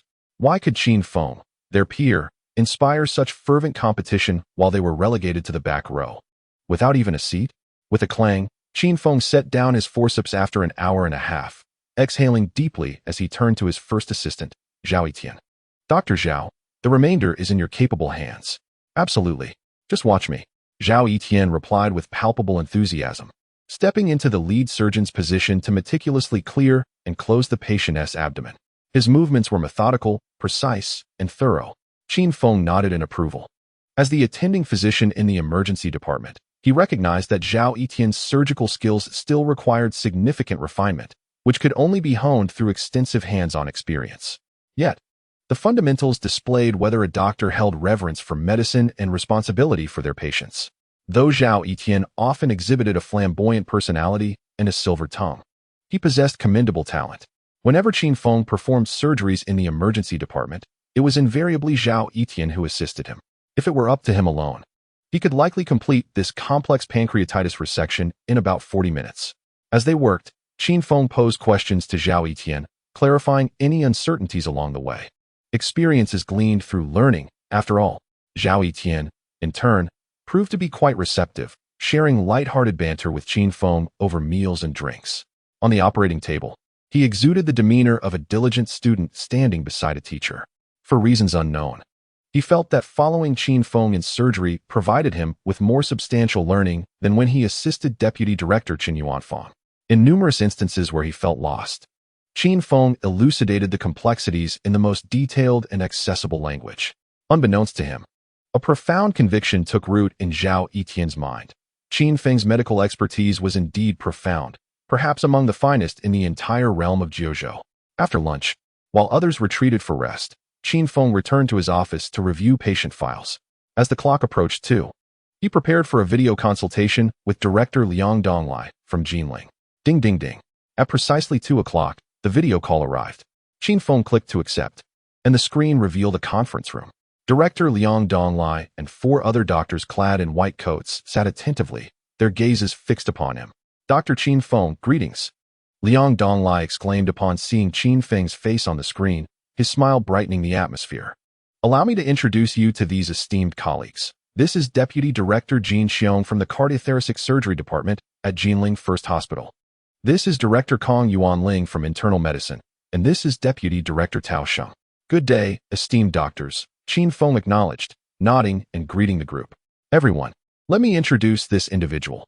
This is Dr. Qin Feng from Jiangxing First Hospital, currently in his internship. As soon as the words fell, the other 3 individuals furrowed their brows in astonishment, casting complex glances at Liang Donglai, as if to say, Old Liang, are you jesting with us? A mere intern from Jiang City as First Hospital, appearing to be in his early 20s. How could he possibly engage in a discussion regarding such a grave medical condition? Was this a jest at our expense? Do not underestimate Qin Feng, Liang Donglai interjected. Do you recall the aortic dissection of General Manager Qiao's daughter? He continued, unfazed by the peculiar expressions from his colleagues. At that time, Qiao Yi was still studying in Jiang City when an unexpected rupture of her aneurysm occurred, placing her in a critical situation. It was Qin Feng who performed the surgery. As for the outcome and recovery, who better than Director Jin to be aware? Upon hearing this, Jin Xiong, the deputy director beside him, appeared taken aback and questioned, He did it? I thought you were the one who went. Indeed. But I arrived late. By the time I got there, the surgery was already halfway through, Liang Donglai clarified. At this, the three exchanged glances. Sensing the complexity of the matter at hand, their gazes toward Qin Feng shifted, especially in Jin Xiong's case, now tinged with disbelief. It was crucial to note that Xiao Yi's aortic dissection was particularly severe. There was no time to transfer her to Jinling for surgery, compelling Liang Donglai to rush to Jiang City. Could it be that an intern was capable of executing a surgery of such magnitude? This was indeed a level 4 operation. Yet, age was undeniable, and all present grew solemn, refraining from further comments. Qin Feng, today marks our inaugural provincial consultation. Liang Donglai observed the change in demeanor and turned to Qin Feng. Have you reviewed the materials I sent you? I glanced at them briefly. And the situation indeed appears dire. Qin Feng nodded, a smile creeping into his thoughts. This could certainly be deemed a provincial expert consultation, for the 4 individuals present were heads of departments from the finest hospital in Jinling. The caliber was undoubtedly sufficient. Yes, the situation is quite challenging for me as well. The heart tumor is already the size of a tennis ball, Liang Donglai remarked, his demeanor shifting to one of seriousness, his brow furrowing. Qin Feng nodded thoughtfully, recognizing that since they sought his input, he ought to share his insights. Moreover, the tumor's location was perilous, nearly entirely encroaching upon the heart's arterial vessels, rendering the situation exceedingly troublesome. Indeed, we share that assessment. Hence, it has been 3 days, and we still hesitate to proceed, Liang Donglai replied, a wry smile forming on his lips. The 3 proposed plans entail a high degree of risk, with an over 80% chance that the patient would not survive the procedure. Qin Feng cast another look at the 4-dimensional rendering of the heart, his expression turning grave. This situation could hardly be described as merely challenging. It had effectively obstructed all viable avenues for intervention. Unbeknownst to them, the moment an artery is compressed and ruptured, the tumor becomes inoperable. At that point, it truly becomes a matter of no return. Qin Feng, speak freely without reservation, Liang Dong urged, sensing the underlying implications in his words. Very well, I shall speak. Qin Feng nodded in acknowledgement. If you wish to preserve the heart, traditional surgical methods are no longer viable. I propose the ex vivo removal of the tumor, employing a full circulatory system to sustain life. As his words echoed, a profound silence enveloped the 4 of them. Liang Dong nodded slightly, contemplating his response. To be candid, Qin Feng, we have deliberated over this surgical plan as well. It may indeed represent our best chance at success. He paused momentarily before continuing. We possess the necessary equipment, and the feasibility of the procedure is fundamentally sound. However, time remains our most critical constraint. Should we opt for an ex vivo approach, even with a full circulatory system, we can only sustain life for a duration of 1.5 to 2 hours. Qin Feng acknowledged this with a nod, recognizing the gravity of the situation. The full circulatory system serves merely as an auxiliary support for vital signs. It cannot ensure the normal circulation of blood within the patient's body. The circulatory system is incapable of continuously generating the necessary oxygen and essential elements for the entire body, even with ongoing blood transfusions. It cannot maintain all the vital components for sustaining life. Ultimately, a healthy heart is indispensable for the patient's survival. 2 hours. This is the limit of the full circulatory system. Should the time exceed 2 hours, a decline in blood oxygen levels and various complications would lead to the deterioration and impairment of bodily organs and functions, particularly the death of brain cells. At that juncture, even if the person were to return, they would be a burden to their family, a fate they wish to avoid. Thus, if the ex vivo heart surgery is undertaken, the greatest challenge lies with the lead surgeon, whether they can successfully excise such a substantial tumor and restore cardiac function within 2 hours. It is an arduous task. Even Qin Feng himself, upon observing the enormous tumor that has encroached upon both atria and arterial vessels, could not guarantee a successful operation within the stipulated time frame. Of course, there remains a 70 to 80% likelihood of success. Yet, such assurances cannot be conveyed, as he is currently an intern at Jiang City First Hospital. Even if he possesses the capability to attempt the procedure, he lacks the qualifications to wield the scalpel. At the very least, he must await the acquisition of his medical license. Director Liang, could you share your plan with me? Qin Feng inquired thoughtfully at the outset. Certainly, Lao Jin, please elaborate. Liang Dong gestured towards Jin Xiong, encouraging him to speak. Dr. Qin, our team of cardiac and internal medicine specialists has conducted extensive research over the past 2 days. In addition to the previously mentioned ex vivo heart procedure, we have devised 2 alternative surgical approaches. The first is a tumor resection technique employing gamma knife technology to segment the tumor. After a half-hour pause, Jin Xiong resumed, explaining that both surgical plans are exceedingly intricate and cannot eradicate the issue in a single operation. Multiple interventions will be necessary. Upon hearing this, Qin Feng's mind was already made up. If applied to the patient, the likelihood of survival with these 2 methods would likely be even lower than anticipated. It could be asserted that miracles are not so readily bestowed. The feasibility of performing 35 surgeries to excise segmented tumors from various locations within the heart does exist. But each operation is akin to a gamble. Should even one unforeseen complication arise, the patient's life would be at stake.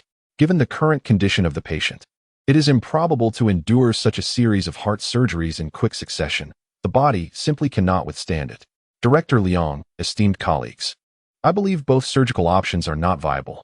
After a moment of contemplation, Qin Feng shook his head solemnly. Each of you must have some awareness of the potential success of these 2 surgical approaches. Setting aside whether the patient can endure them, even if they could, the likelihood of recurrence exceeds 90. Should the tumor cells proliferate within a short time frame, the patient's cardiac function may not sustain even a month. In fact, it could prove less effective than the current conservative treatment. As he finished speaking, the room fell into silence once more. For Qin Feng's words were strikingly candid and pierced through their vulnerabilities.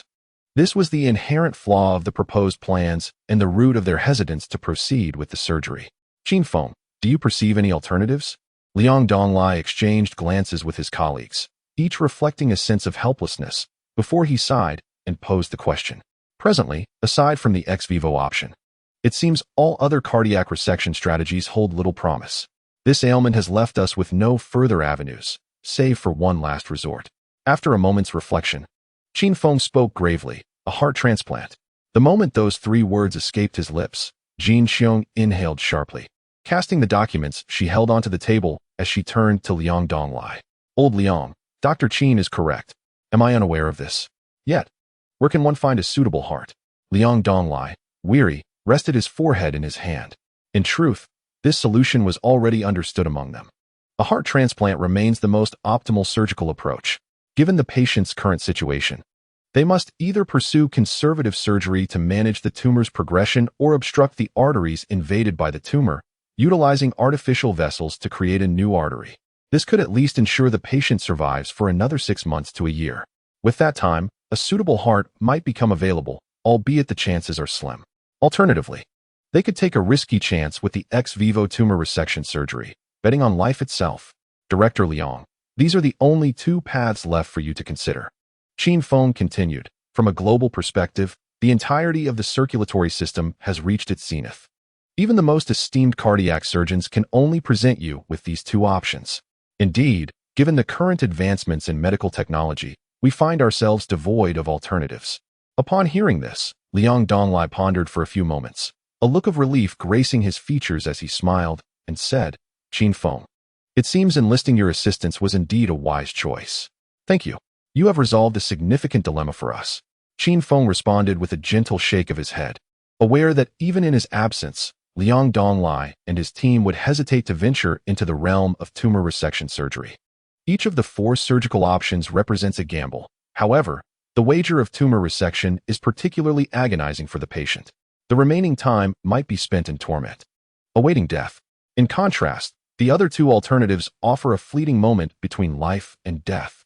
Yet, should they succeed, the patient could be assured of a life filled with health and happiness, a form of humanitarianism in its own right. Medicine is not merely about prolonging life. It is about ensuring that life is lived with quality. As the video consultation concluded, Liang Donglai could not resist extending an olive branch, only to be politely declined by Qin Feng. Having signed a 3-year contract with Jiangxing First Hospital, he could not consider other opportunities. Liang Donglai felt a pang of regret, lamenting that he had not taken Qin Feng with him when he had the chance in Jiangxing. Otherwise, the First Hospital of Jinling would undoubtedly have gained a more exceptional young expert. Rest assured, Director Liang, I will be attending the National College Clinical Competition in Jinling soon. We shall meet then, Qin Feng remarked with a smile as he sensed the conversation drawing to a close. The National College Clinical Competition? You will be participating as well. Liang Donglai was momentarily taken aback, his surprise swiftly morphing into excitement. That's wonderful. Both I and the internal medicine director, Kong Yuanling, will serve as judges for this event. Judges? Qin Feng echoed, equally astonished. How fortuitous. To find myself acquainted with 2 judges for the competition I am entering, and to have consulted together. If the other participants were to discover this, they would surely be envious. Well, this is indeed an unexpected turn of events, Qin Feng thought to himself, somewhat bemused, unsure of how to respond to such serendipity. Then, we shall meet in Jinling, Director Liang. Indeed, I look forward to it. Liang Donglai enthusiastically waved goodbye as the video call ended. With a sigh of relief, Liang Donglai glanced at his colleagues, unable to suppress a faint sense of pride. What do you think? I told you he was an expert. This Qin Feng, is he truly just an intern?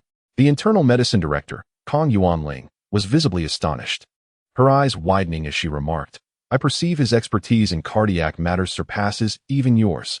Internally, Liang Donglai felt 1,000 blows to his ego. In the days that followed, Qin Feng enjoyed a carefree existence, as the abundance of obstetricians meant that the opportunities for night shifts were less frequent than in the emergency department, occurring roughly once a week. Here, it was akin to completing 35 night shifts in a month. Due to his unique situation, he was paired with Su Yingying for night shifts. After more than a month, the time had finally come for his turn at a night shift. In the evening, the office was sparsely populated, containing only Qin Feng and Su Yingying, alongside a few nurses at the station. They occasionally made their rounds, delivering small snacks or cups of milk tea. After several trips, Su Yingying looked on, bemused. Having spent nearly a decade in obstetrics and gynecology, she had never witnessed such a scene. She glanced at Qin Feng, who was seated at the adjacent desk, and, with a mix of amusement and exasperation, inquired, Qin Feng, do you have a girlfriend? If not, you might consider choosing from our department, I assure you. I know their backgrounds well, and can guarantee you'll find someone without any issues. What do you mean? Qin Feng raised an eyebrow, intrigued by her words. Don't you know? Su Yingying was momentarily taken aback, her curiosity piqued. You ought to be cautious when selecting a wife from 3 specific professions. Qin Feng admitted his ignorance. Who would have thought our illustrious Dr. Qin is so naive? It truly surprises me, a woman approaching her 40s. Su Yingying observed his innocent expression and exclaimed, all right, today, I'll enlighten you for free. You must tread carefully. The 3 professions are flight attendants, kindergarten teachers, and nurses. Additionally, one must also exercise caution with bankers. Why is that? Qin Feng remained perplexed. How should I put it? This represents a professional flaw. While there are certainly good individuals, the number of problematic ones tends to be rather high. I fear you might be swayed by appearances and inadvertently fall into a trap. Su Yingying articulated delicately, though he grasped her meaning. Fine. I confess my ignorance. Qin Feng shrugged nonchalantly. Currently, I am overwhelmed with work and still not graduated, so there's no rush. All right, whenever you decide you want a girlfriend, remember to inform me. I shall personally guarantee to introduce you to someone with good looks, character, and family background. Su Yingying assured him, patting his shoulder confidently. Deal. The 2 engaged in a light-hearted exchange about work anecdotes and patient conditions until the clock struck 1 in the morning, prompting Qin Feng to retire for the night. The obstetrics and gynecology department was unusually quiet, save for the occasional sound of a bell from the nurse's station indicating a drip change. He found himself relishing the tranquility of such a night. At 2 in the morning, the phone at the nurse's station finally rang. Shortly thereafter, Qin Feng heard Su Yingying's voice. Where are you? All right, I'll be right there. After hanging up, the sound of hurried footsteps faded away. Could something have gone awry? A sense of urgency filled Qin Feng as he donned his white coat and made his way to the nurse's station. Xiaoling, where did Dr. Su go? Oh, we just received a call from the emergency department. They have a patient in labor they can't manage, so they requested Dr. Su to assist. The nurse replied with a cheerful smile. Dr. Qin, you should get some rest. We'll keep an eye on things here and call you if necessary. Never mind. Since Dr. Su has left, I should head to the office. We can't be without a doctor, Qin Feng resolved. Feeling invigorated since the system's rewards had significantly boosted his energy and stamina. Even if he were to go 2 or 3 days without sleep, a single good rest would allow him to enter deep sleep in moments, recovering most of his energy within a few hours. However, after spending a tedious 20 minutes in the office, his phone suddenly rang. Qin Feng, are you in the lounge? The voice on the other end belonged to Su Yingying. Slightly hurried. I'm in the office. What's wrong, Dr. Su? Is there an emergency? Qin Feng's heart raced as he detected the tension in her tone, quickly inquiring. We have a patient in the emergency room who is in critical condition. I can't reach Director Wang. Could you come over? Su Yingying replied promptly, in operating room 2. Understood. I'll be there immediately. Qin Feng hung up and dashed out of the office. 2 minutes later, upon arriving at the entrance of the emergency surgical room, he found Su Yingying and Deputy Director Chen waiting outside. What is the situation? He asked urgently. The patient is experiencing severe hemorrhaging. The blood loss has already exceeded 5,000 milliliters, and we cannot stop it. We need your assistance. Deputy Director Chen responded immediately. Qin Feng was taken aback. 5,000 milliliters. And it's still 1 T stop. His heart sank. This was indeed a grave situation. Let us proceed, he declared. There was no time to lose. Saving the patient was paramount. Qin Feng pushed open the surgical door, commenced with scrubbing and sterilizing, donned sterile attire, equipped himself, and stepped into the inner chamber. Inside the operating room, Xiao Jing and a nurse were desperately attempting to stem the bleeding, but blood continued to surge from the abdominal cavity. What is the situation? The patient, Lu Jing, is 33 years old, pregnant with her second child at 38 weeks, presenting with a perilous placenta previa. Su Yingying detailed. Her first delivery was via cesarean section, and now the placenta has implanted at the site of the previous incision. Furthermore, parts of the placenta have encroached upon the cervical opening and the lower segment of the uterus, even invading the uterine muscle layer. As Su Yingying concluded, Qin Feng's heart sank further. A perilous placenta previa. This was no ordinary hemorrhage. This condition refers to the placenta developing and attaching over the incision from a prior cesarean section, with fragments invading the surgical site. During labor, the intense pulling and pressure can easily cause the incision to rupture, leading to catastrophic bleeding. This complication is one of the leading causes necessitating a hysterectomy for the mother. In such instances, the mother is in extreme danger.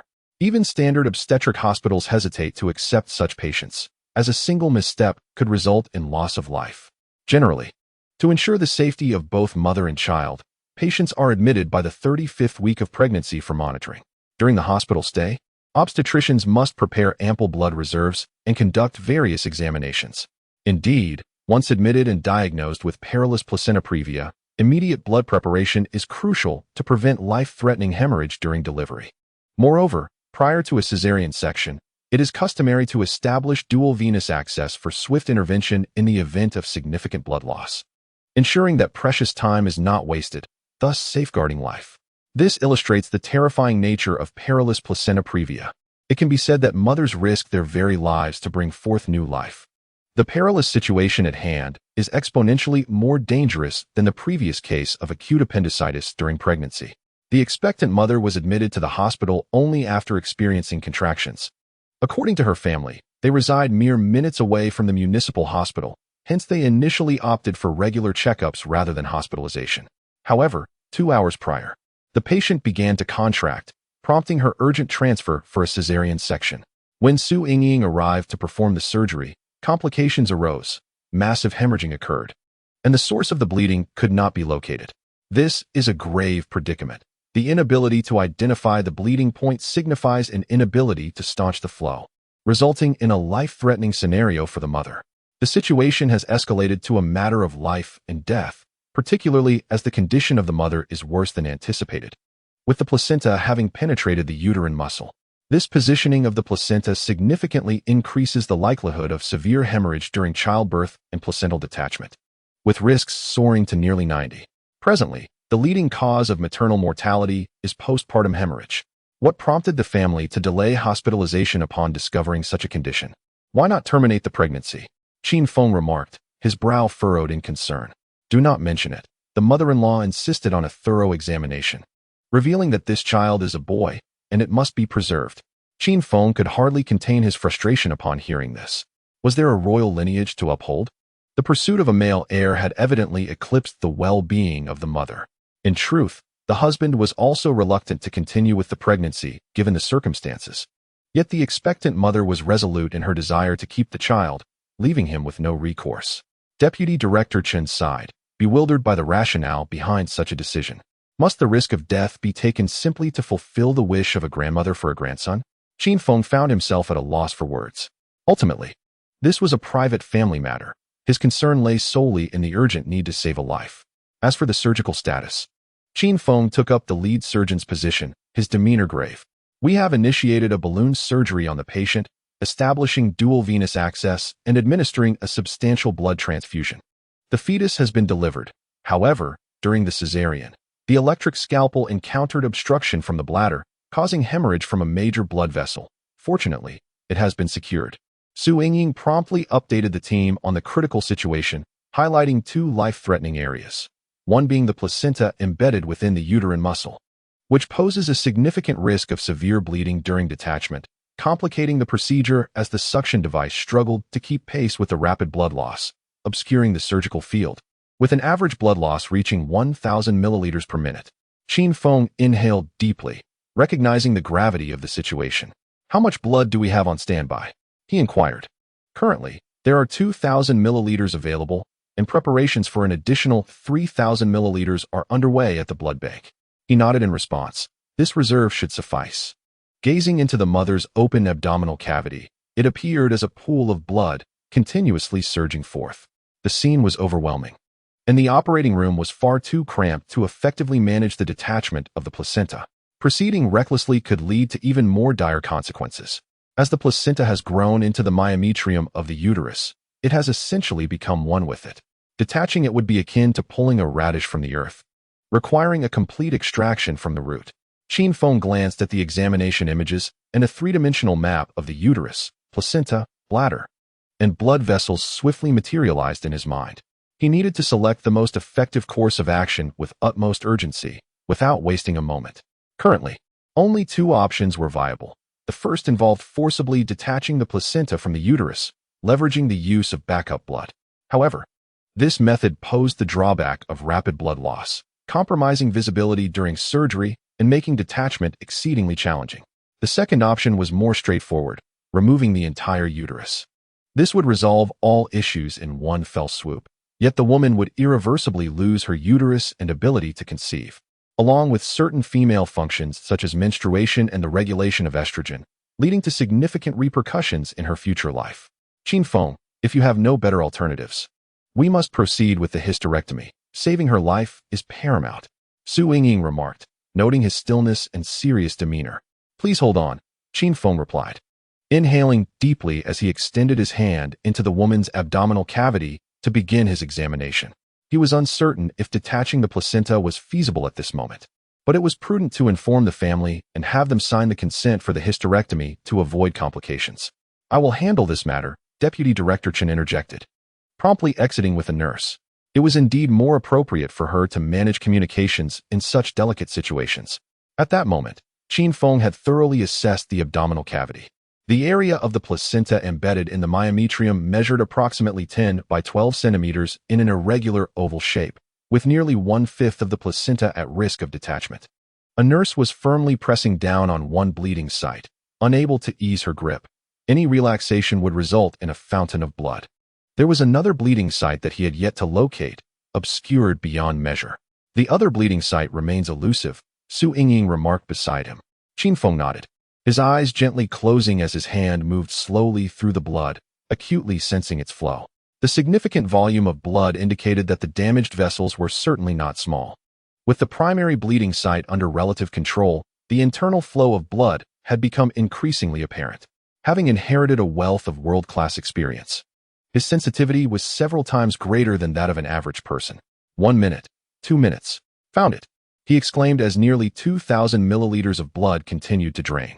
With a sudden clarity, he opened his eyes, deftly twisting his arm and pinching the bleeding vessel with his fingers. Hemostatic clamp, he called out. swiftly acquiring the clamp and inserting it into the blood-filled cavity to occlude the vessel. This position was indeed exceedingly concealed. The suction device began to rapidly draw out the blood, and the volume within the cavity swiftly diminished, gradually revealing a clearer surgical field. However, signs of continued bleeding were evident, suggesting the presence of additional hemorrhaging sites.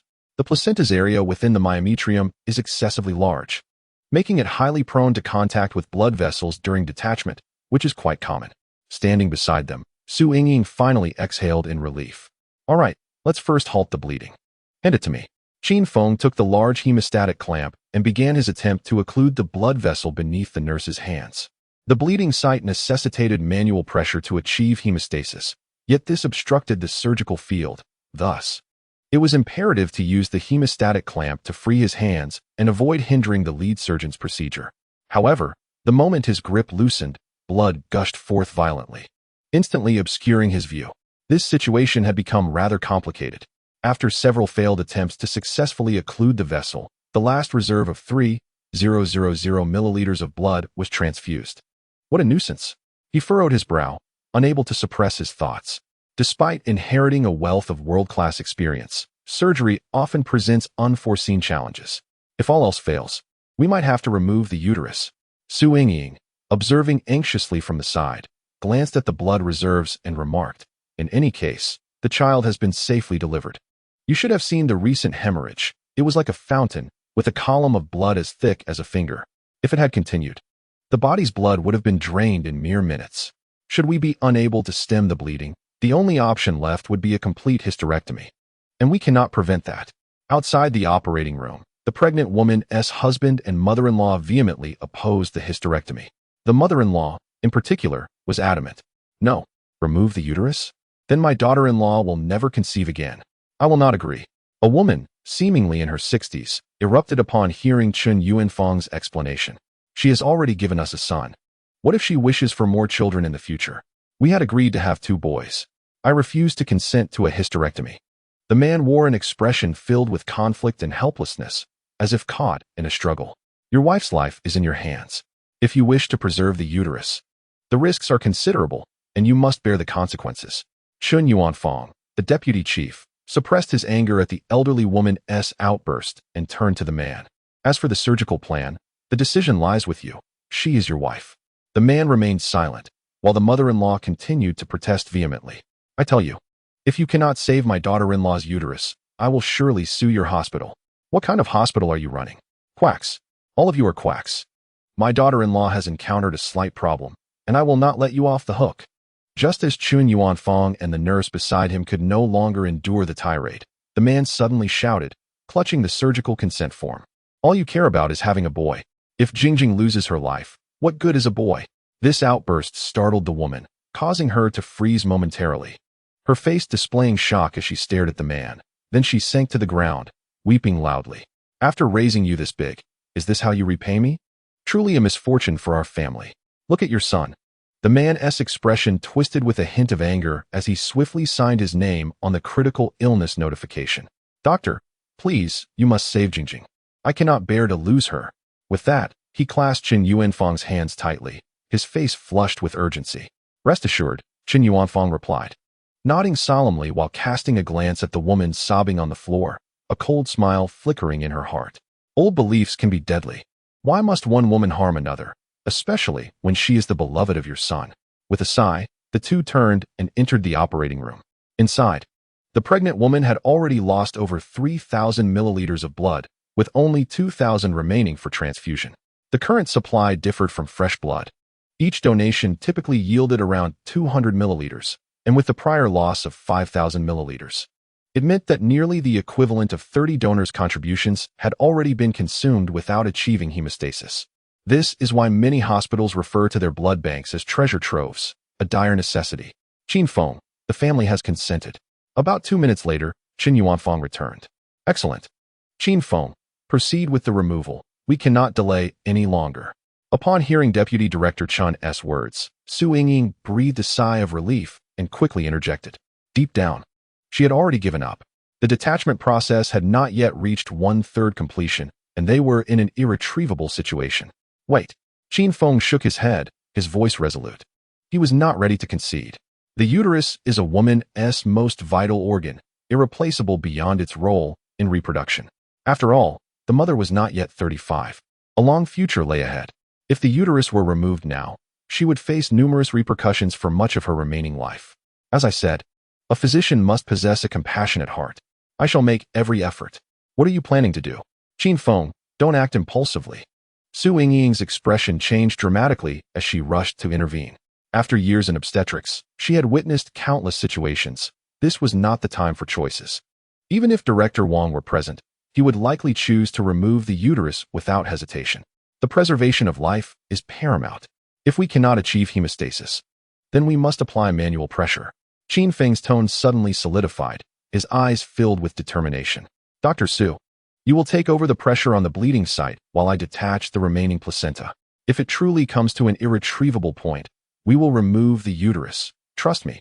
Su Yingying, well aware of Qin Feng's surgical prowess, nodded in agreement. If even Qin Feng could not save her, there would be no second chance in all of Jiangqing. However, given the urgency of the situation, with time and blood supplies critically low, she felt a twinge of anxiety. The placenta had deeply embedded itself within the uterine muscle, requiring delicate detachment skills. I will take over. Su Yingying seamlessly coordinated with the nurse, successfully applying pressure to the bleeding vessel. Qin Feng immediately seized the electrocautery and forceps, sparing no moment of hesitation as his hands delved into the uterus to commence the delicate separation. This time, he exhibited a cautious demeanor. For the multitude of blood vessels within the uterus posed a significant risk. A moment's negligence could result in a hemorrhagic catastrophe. With only 2,000 units of blood remaining, he could not afford even the slightest error that might lead to unnecessary wastage. He began the meticulous process of dissection, slowly separating the placenta from the uterus. The surgical visibility within the pregnant woman's abdominal cavity was not particularly favorable at that moment, which further tested his finesse and patience, as well as his experience, qualities that Qin Feng possessed in abundance. He felt his pace was rather sluggish, yet to Su Yingying and Chen Yuanfang, his dissection speed appeared perilously slow. Nevertheless, each time he encountered a blood vessel, he adeptly maneuvered around it. 20 minutes passed, then 30, and finally an hour. He successfully detached 1/3 of the placenta from the uterus without any instances of hemorrhage due to ruptured vessels. At this juncture, the blood loss remained under 1,000 units. Wiping the sweat from his brow, Qin Feng paused momentarily, lowering his hands. The nurse beside him promptly took a piece of gauze to wipe the perspiration from his forehead. He gazed at the bleeding point before him, having already navigated to the area where Su Yingying was applying pressure to the vessel. Now, he needed to address this most treacherous location. Dr. Su, gradually shift the pressure to the left while maintaining constant pressure. Qin Feng positioned the electrocautery adjacent to the placenta and glanced at Su Yingying. She nodded, her fingers exerting force as she gradually shifted the muscle and the accompanying blood vessel to the left. The connection between the uterus and the placenta was meticulously stretched, maximizing exposure of all relevant areas. Qin Feng dared not linger. He swiftly followed Su Yingying's fingers with the electrocautery, remaining within 2 millimeters of her movements as he delicately progressed with the dissection. As her fingers grew pale from exertion, he finally spotted the blood vessel. Hold on just a moment. Let me expose the vessel, he urged, raising his brow as he continued his operation. Su Yingying, nearly at the limit of her strength, could only manage this much. 30 seconds passed, then 1 minute, and finally 2. The distal end of the blood vessel was successfully freed from the surrounding muscle tissue. Ready for occlusion. 2 small occlusion clamps, Qin Feng exclaimed, and as he reached out, the surgical nurse swiftly placed the instruments into his palm. He adeptly squeezed the bleeding vessel inward from both sides, and then released. All right, slowly let go. Upon hearing his instruction, Su Yingying gradually lifted her fingers. Blood oozed from around her fingers, but as she fully raised her hand, there was no anticipated spurt. The occlusion was successful. A collective sigh of relief resonated throughout the operating room, as the tension in everyone's hearts dissipated. Finally liberated. Qin Feng, you did it, Su Yingying exclaimed, wiping the beads of sweat from her forehead, her eyes sparkling with excitement. Now, 2/3 remain. Dr. Su, let us continue the dissection together. Qin Feng replied with a smile, acknowledging that with only a little over 1,000 units of blood left, he might not manage alone at his current pace. Now, Only Su Yingying, the attending physician in obstetrics and gynecology, could accompany him, striving to minimize the duration of the procedure. Taking a deep breath, Su Yingying grasped the electrosurgical knife and forceps. Together, they began to dissect. Qin Feng stood nearby, observing the duo, unable to suppress his astonishment. It was a revelation. Although Su Yingying possessed considerable experience as an attending obstetrician and was being groomed for the deputy director position, her pace paled in comparison to Qin Feng's. Unbeknownst to her, Qin Feng was intentionally moderating his speed for absolute safety. Were he to exert his full capabilities, he might have been at least 35 times swifter than Su Yingying. Another hour elapsed. At this juncture, more than 2/3 of the placenta and uterus had been separated, leaving less than 1/3 remaining. 700 milliliters of blood remained. As the third hour commenced, the operating room fell into a profound silence, punctuated only by the sounds of machinery. Even the heartbeat was audible. With the final segment of the placenta embedded within the uterine muscle layer successfully detached, the placenta was entirely liberated. Qin Feng extracted it from the uterus and placed it into a nearby surgical basin. A collective sigh of relief resonated throughout the operating room as everyone exhaled simultaneously. The most perilous and arduous phase was complete. Presently, it appeared that the mother's uterus had been preserved. "Thank you, Dr. Su. I'll take it from here," Qin Feng said, smiling at the perspiring Su Yingying. "All right, I am indeed feeling a bit fatigued," Su Yingying replied, nodding in agreement as she stepped aside to observe. Next came Qin Feng's forte, the suturing of the bleeding vessel ends. In just 15 minutes, the vessel was successfully stitched, and the hemostatic clamps were gradually released. The vessel filled once more, with not a hint of leakage. Perfection. Following this, the uterus was washed and disinfected, stitched, redisinfected, and finally closed. With a resounding clang of the instruments hitting the basin, the operating room erupted into applause and cheers. "Dr. Qin, you are truly remarkable. Dr. Qin, I wish to have your children. Dr. Qin is incredible." Meanwhile, Su Yingying, tears glistening in her eyes, fervently nodded in agreement, exclaiming, "Qin Feng, from this day forward, you are my idol. Please, let us not get overly sentimental," Qin Feng replied, waving his hands with a chuckle. Even Deputy Director Qin regarded him with admiration and respect. To be candid, the operating room was filled with women, apart from Qin Feng. While the junior nurses might not fully comprehend, both Su Yingying and Qin Feng were mothers with husbands. The preservation of the uterus held immense significance for women. No one could voice this more authoritatively than they could. It transcended mere reproduction. It was, in many respects, a matter of dignity for women, at least for a portion of them. Qin Feng's ability to safeguard the mother's uterus in such dire circumstances not only preserved her dignity, but also secured her future. Qin Feng had personally witnessed the man and the elderly woman awaiting outside the operating room. Should the uterus indeed be removed, there would be no turning back. Although the outcome was already sealed, the woman's future in this household would likely be shrouded in sorrow, far outweighing any joy. However, Qin Feng's audacious decision had, in a sense, salvaged her. At this moment, there were merely a couple of 100 milliliters of blood left, with a maximum of 15 minutes remaining. The mother's vital signs were stable and within a safe range. All that remained was for her to rest and recuperate. "All right, my task is complete. You may leave now," Qin Feng said with a smile. Immediately, the three of them donned their regular clothes after removing the sterile gowns, washed up, and prepared to exit the operating room. Just as the door swung open, before the trio could react, a figure dashed in, collapsing to the ground and clutching Qin Feng's legs tightly. "Oh, you bunch of malevolent doctors. You've rendered my daughter-in-law unable to bear children. You are all beasts. Do you wish for our family line to end? I cannot go on living." Upon looking down, Qin Feng saw an elderly woman, perhaps in her 50s or 60s, with her eyes tightly shut, wailing in despair. As if on the brink of death. "Mother, what are you doing?" the man exclaimed as he rushed over to pry her away. The woman, her cheeks wet with tears, opened her eyes and, upon realizing she was clutching a male doctor, was momentarily taken aback. In an instant, she sprang to her feet, her finger jabbing at Qin Feng's nose, her face a mask of fury. "You had a male doctor perform surgery on my daughter-in-law. How can this be? Was she not exposed to him? You little beast. I will strike you down." The elderly woman raised her hand, intent on slapping Qin Feng. Just then, two figures moved to shield him. Su Yingying seized the old woman's wrist and forcefully flung her aside, rebuking her without hesitation. Were it not for Dr. Qin, your daughter-in-law would have perished long ago, and you dare to berate him? In the next moment, footsteps echoed from all directions. Zhao Tian, accompanied by Xiao Jing and a dozen nurses, rushed in. A thunderous shout reverberated throughout the emergency hall. Who dares to strike Dr. Qin? The following day, an assembly was convened in the emergency department, where Vice President Liu looked helplessly at the obstinate expressions below. A group of doctors and nurses had effectively coerced the patient's family into offering an apology. This was surely a peculiar occurrence nationwide.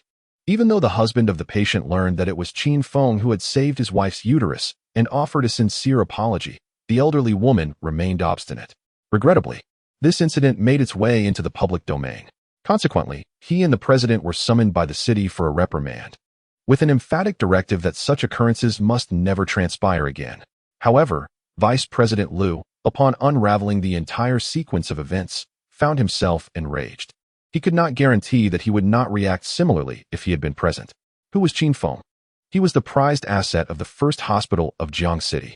Since this incident occurred within the emergency department, they could only target that department for scrutiny, resulting in a grand meeting for criticism and deductions in the annual evaluation. Zhao Etian had his performance bonus withheld for a month, and then he waived 3 days of hospitalization fees for a new mother, thinking the matter was settled.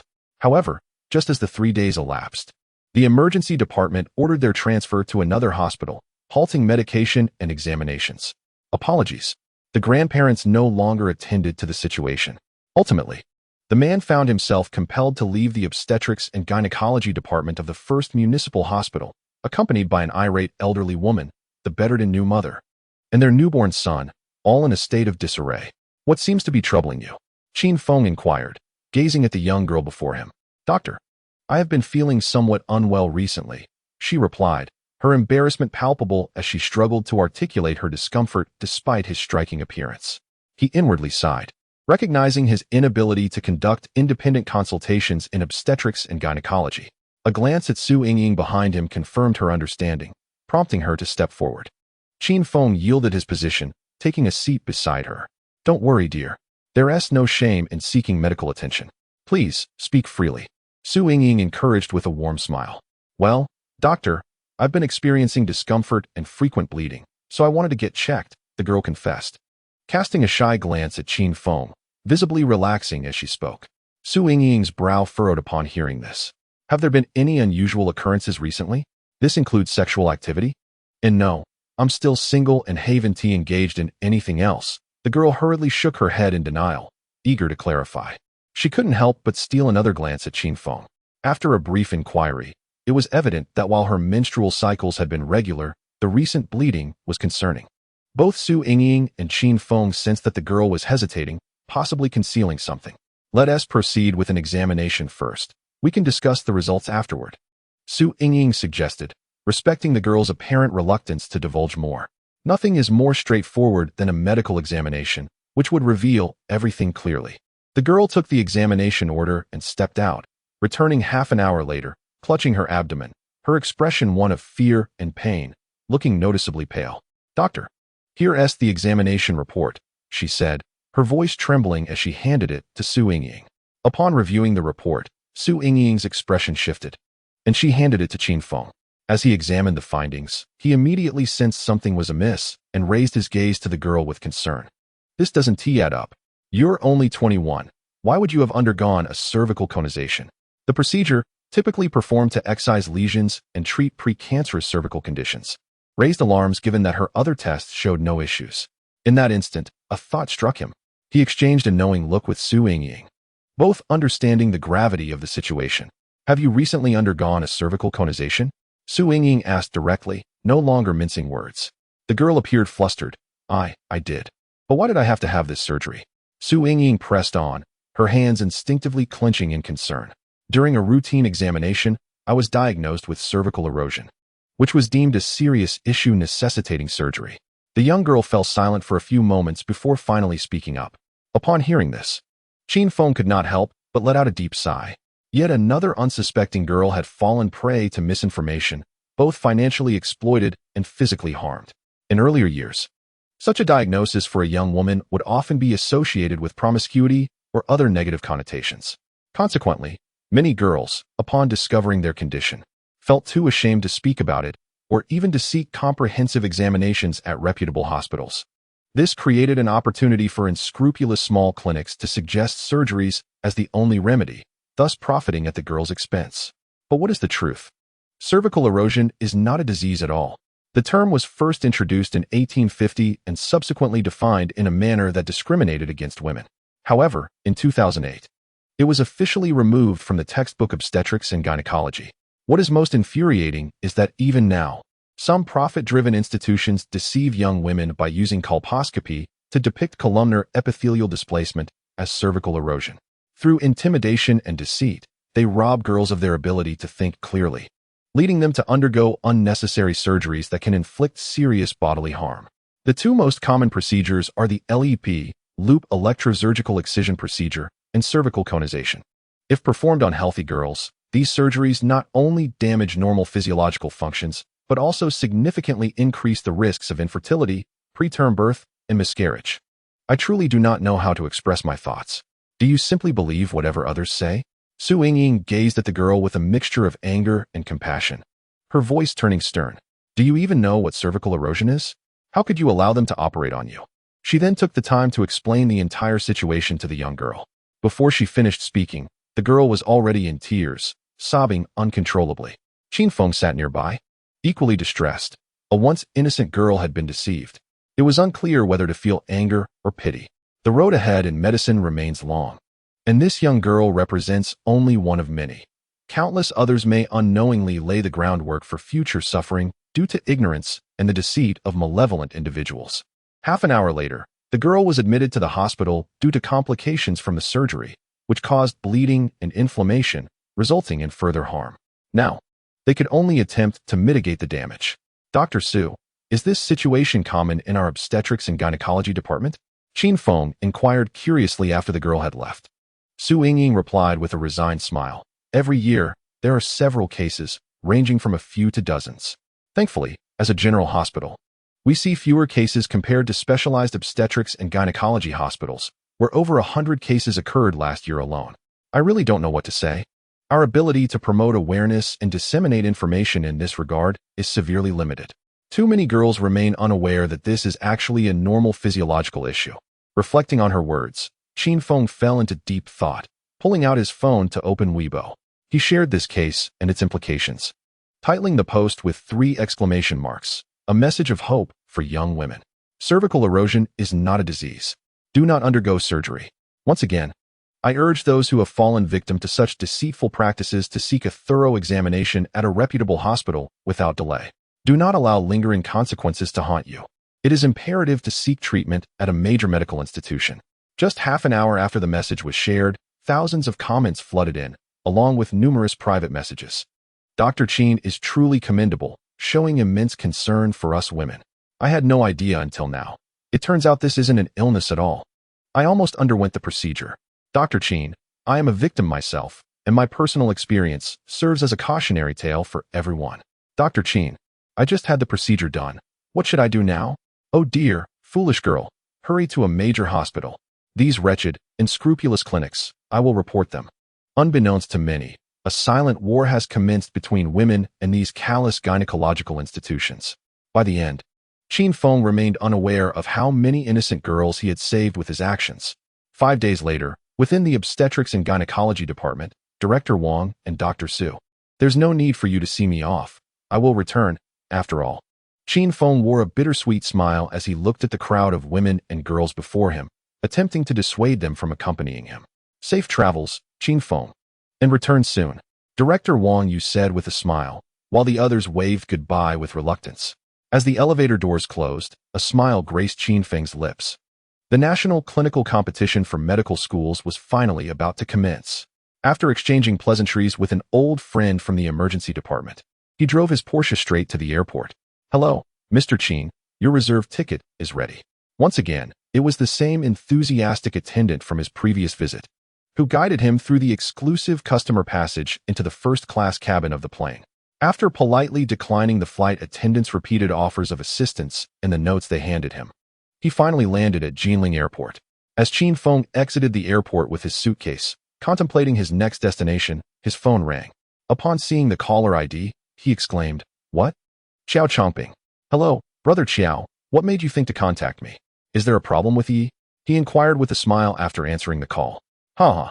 Qin, my brother. You come to Jinling without telling me. Do you consider me and your sister-in-law as outsiders?"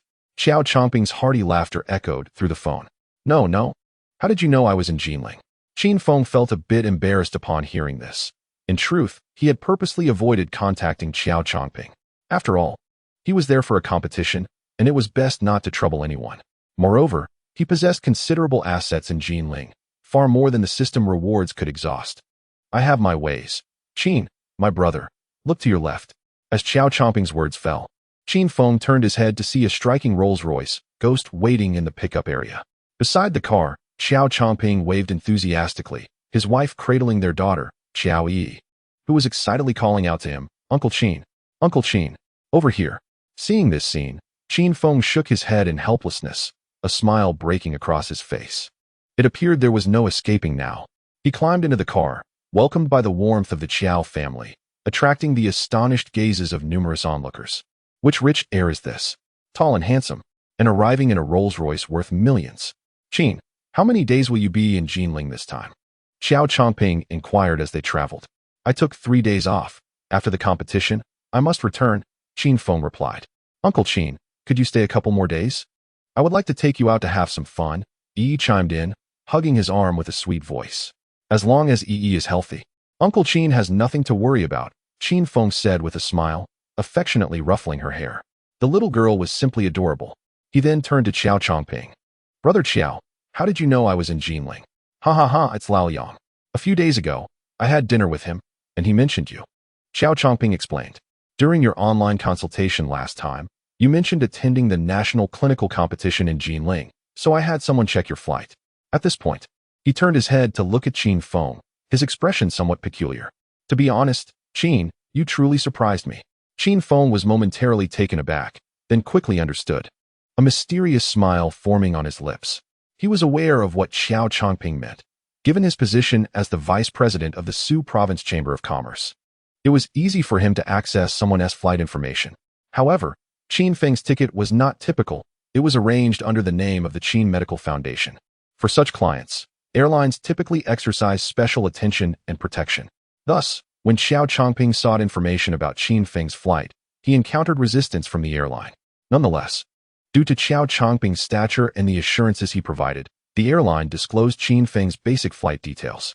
Yet, they revealed not a shred of personal information, maintaining the most fundamental confidentiality standards. "Brother Xiao, are you surprised?" Qin Feng responded with a smile. "Ha, you are correct." Xiao Chongping paused for a moment, then laughed. "With you, nothing is truly surprising. After all, you are Yi's savior. Let us focus on our feelings and not discuss anything else. You should stay at our home for the next few days. There will be people to take care of you, which will save you some trouble." "All right. I appreciate the hospitality from you and your wife, Brother Xiao," Qin Feng agreed after a moment of thought.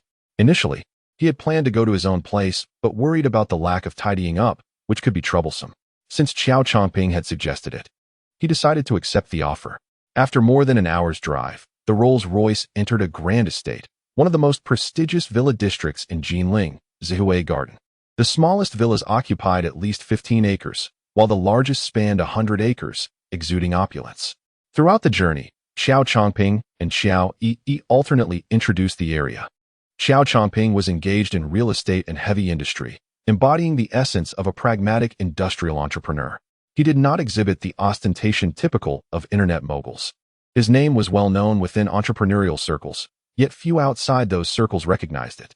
Perhaps this was a shared trait among many industrial pragmatists. People knew their companies, but remained oblivious to the identities of the owners behind them. "Modesty. We have arrived," he announced.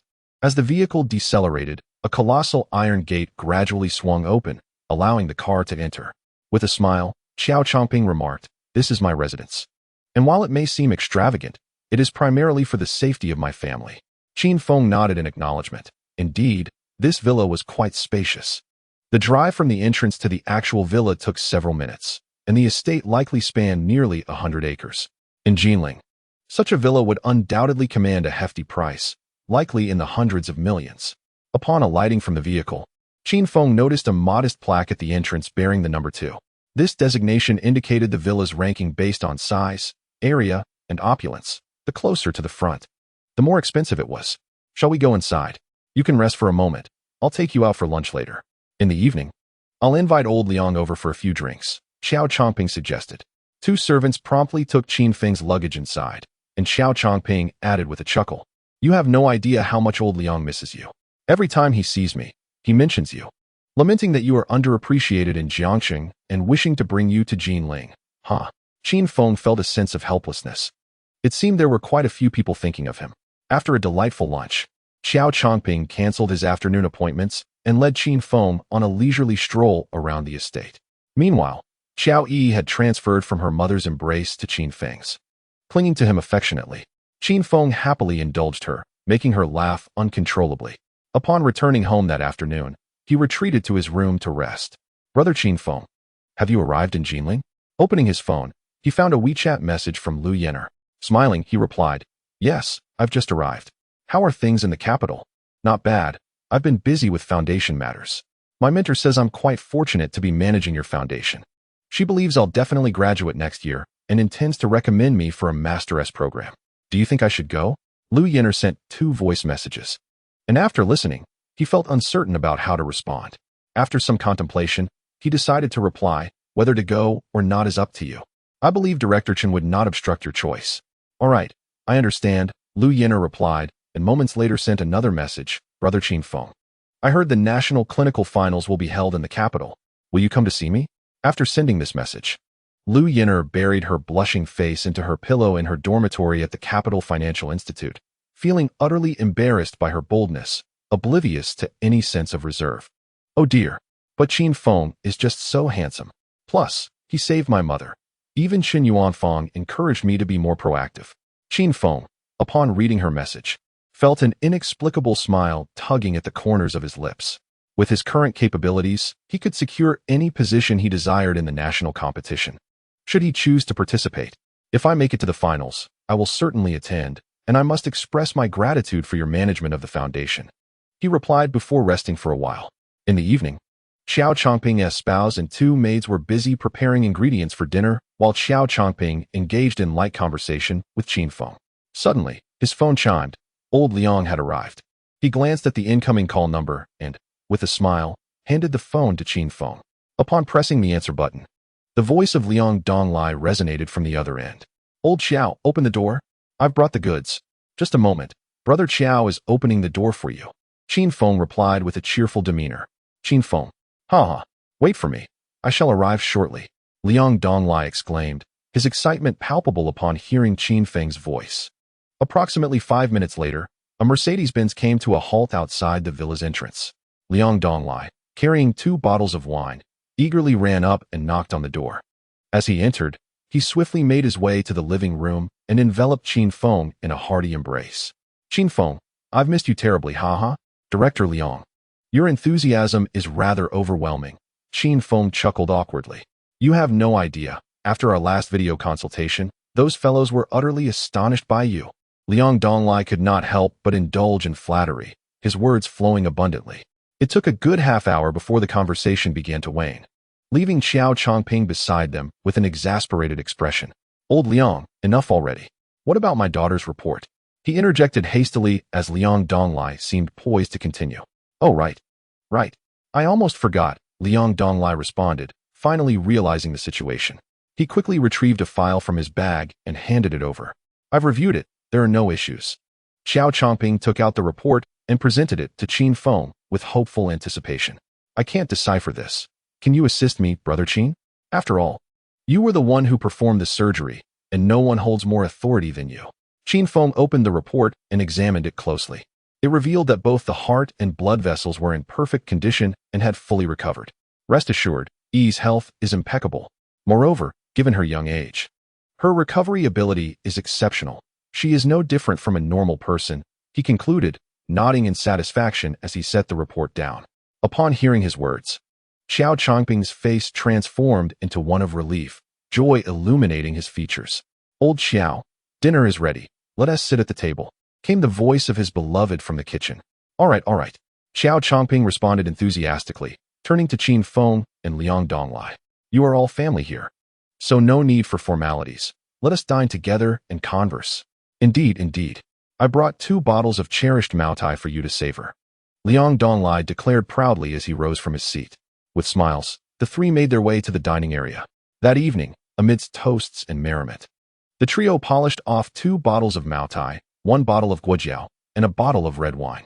Xiao Chongping, a businessman with commendable resilience in social drinking, managed to remain relatively sober, while Liang Donglai was thoroughly intoxicated. As for Qin Feng, with his formidable mental and physical fortitude, he could easily withstand 1,000 cups without inebriation. Ultimately, it was he who escorted Liang Donglai to the guest room. The following morning, Qin Feng arose early, refreshed after a shower, and joined the Qiao family for breakfast. Brother Qin, are you leaving today? Xiao Chongping asked, momentarily taken aback by his words. Yes, came the simple reply. Qin Feng nodded slightly, noticing Qiao Yi pause with half a piece of bread in her mouth, her large eyes fixed upon him. You see, I received a notice from the school about a gathering. My classmates are convening, so I'll be spending some time with them. However, I will return right after the competition tomorrow. Oh, I see. That is fine, Xiao Chongping replied, understanding. He then turned to Qin Feng, since it's a class gathering, allow me to make the arrangements. It wouldn't be convenient for you to travel alone. There are 3 cars in the garage. Choose whichever one you prefer. With that, he waved to the housekeeper, who promptly brought out several sets of keys from the cabinet at the entrance. Qin Feng gazed at the keys for the Maybach, Rolls-Royce, and Bentley, a bitter smile creeping onto his face. Was it necessary to be so ostentatious? He was merely a small doctor. Driving a car worth millions was already quite absurd. The vehicles owned by Xiao Chongping were practically worth tens of millions. If his classmates saw this, they would surely go wild. Brother Qin, please feel free to take whichever you fancy. This is your home, and there is no need for politeness. Your kindness to the Qiao family is everlasting, and I will do everything within my power for you, Xiao Chongping said with a serious expression upon noticing Qin Feng's discomfort. Indeed, Qin Feng, if you don't find a car to your liking here, just let old Xiao know. Anything available in Jinling can be delivered within an hour, Xiao Chongping's wife added with a smile. It was only yesterday that Qin Feng discovered this graceful woman held an extraordinary status. She was the only daughter of a retail magnate in Jinling, having grown up with a golden spoon in her mouth. Compared to her, Xiao Chongping, though a genius, could only be considered a wealthy farmer. Starting with 300,000, he had built an industrial group over 15 years, from the age of 20 to 35, even surpassing his father-in-law in business prowess. The remarkable aspect of him was his humility. He enjoyed a stellar reputation within the business community and had completed numerous philanthropic projects for the nation and its people. This was the true strength of the man before him. Brother Qiao, sister-in-law, you truly need not be so courteous. I actually have assets in Jinling as well, Qin Feng admitted, shaking his head, deciding it best to share this information. You have assets in Jinling? Xiao Chongping and his wife exchanged curious glances, momentarily taken aback. Yes, my house is not far from yours, Qin Feng replied with a slight nod and a smile. It's right next door. Next door? Xiao Chongping furrowed his brow. That couldn't be right. Next door was Manor number 3, home to a female celebrity. Could Qin Feng be associated with her? No, that couldn't be. That celebrity was in her 40s. Wait. Suddenly, Xiao Chongping's eyes widened in shock as he gazed at Qin Feng in disbelief. Are you saying it's Manor No. 1? In the next moment, he saw Qin Feng remain silent, merely nodding in acknowledgement. Click. No way. Indeed, it was only last night that Qin Feng became aware of this. After returning to his room and finding himself unable to sleep, he instructed the system to review his assets in Jinling. To his astonishment, he discovered that he possessed a reward in the form of the No. 1 manor in ZY Garden, Jinling. This revelation was rather embarrassing. He had not anticipated that his residence was situated right next door to Xiao Chongping's, and it was even grander than Xiao's own abode. What shocked him further was the status of Xiao Chongping. The number 1 manor, let alone Xiao, was beyond the reach of even more prominent figures, as it was said to have been acquired by an anonymous buyer, prohibiting any external sales. It had remained uninhabited since its renovation a few years prior. Yet now, Qin Feng claimed that the manor belonged to him. Who exactly was he? Merely a doctor? Brother Qin, Please do not jest with me. Xiao Chongping swallowed hard, speaking cautiously. Qin Feng flipped his palm to reveal a square iron plate, approximately the thickness of a pinky finger. Etched upon it was a design of a ZY flower, with a prominent numeral 1 in the center. Indeed, it was the electronic chip for ZY Garden Manor. Xiao Chongping recognized it instantly. It could not possibly be a forgery. The ZY Garden was not for public sale. Only individuals of certain status and identity were invited.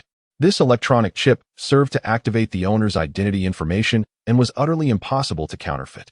Brother Xiao, I do not ordinarily reside in Jinling. I would like to store this with you for safekeeping. Qin Feng said with a smile as he placed the electronic chip before him. I would also appreciate your assistance in managing it, if that is possible. Not a problem at all, Xiao Chongping readily agreed, nodding emphatically. Previously, he had regarded Qin Feng merely as a benefactor of the Qiao family. But now he sensed that Qin Feng was shrouded in enigma. Naturally, he would not pry, as that would be quite impolite. After breakfast, he and Xiao Chongping made their way to the manor, where 5 new cars awaited in the garage. Qin Feng selected the most modest and understated white Bentley and sped away. Xiao Chongping took charge of the manor, promptly arranging for a housekeeper and a steward to oversee its daily maintenance and management. It is rather ironic that the lavish homes of the wealthy often go uninhabited, becoming mere residences for servants and caretakers. As for Liang Donglai, when he finally awoke, it was already noon. Where is Qin Feng? Where is Qin Feng? His first order of business upon descending the stairs was to search for him, as if he had lost a treasured possession. Meanwhile, Qin Feng had gone to meet with his classmates and professors from Jiangsheng at Jinling Medical University. Xiao Chongping was also preparing to head to his company when he offered, "Would you like to accompany me? I can give you a ride." "Oh dear, let us go," Liang Donglai exclaimed, as if recalling something important. "I need to report to the organizing committee of the competition. I am a judge." Xiao Chongping and his partner were left speechless. This fellow had clearly forgotten everything in his inebriated state. The next day dawned. At Jinling Medical University, the provincial division of the National Clinical Skills Competition officially commenced. Teams from graduating classes of various medical universities across nearby provinces and cities had gathered in full force. Around the playground of Jinling Medical University, numerous heads emerged from the surrounding lecture halls, all captivated by this grand spectacle. There were easily over 1,000 attendees. After all, in the entirety of Jiangsu province, the only medical universities of notable repute, apart from Jinling Medical University and Sichuan Medical University, are Pengcheng Medical University and Jiangqing Medical University.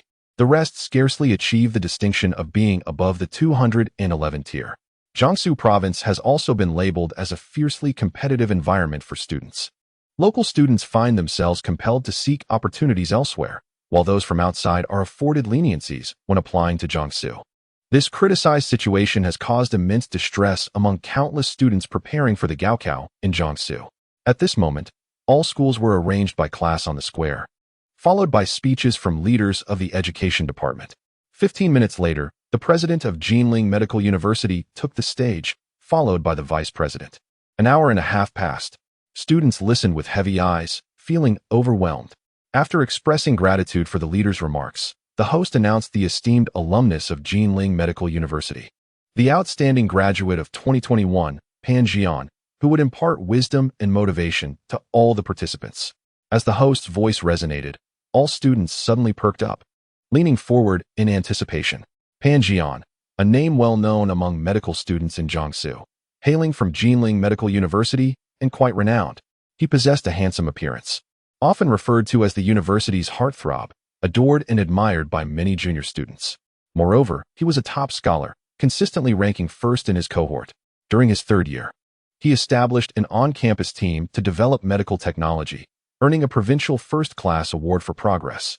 In his 4th year, he claimed victory in the National Clinical Skills Competition and, under the guidance of his mentor during his internship, authored a thesis published in one of the 4 major medical journals, The Lancet.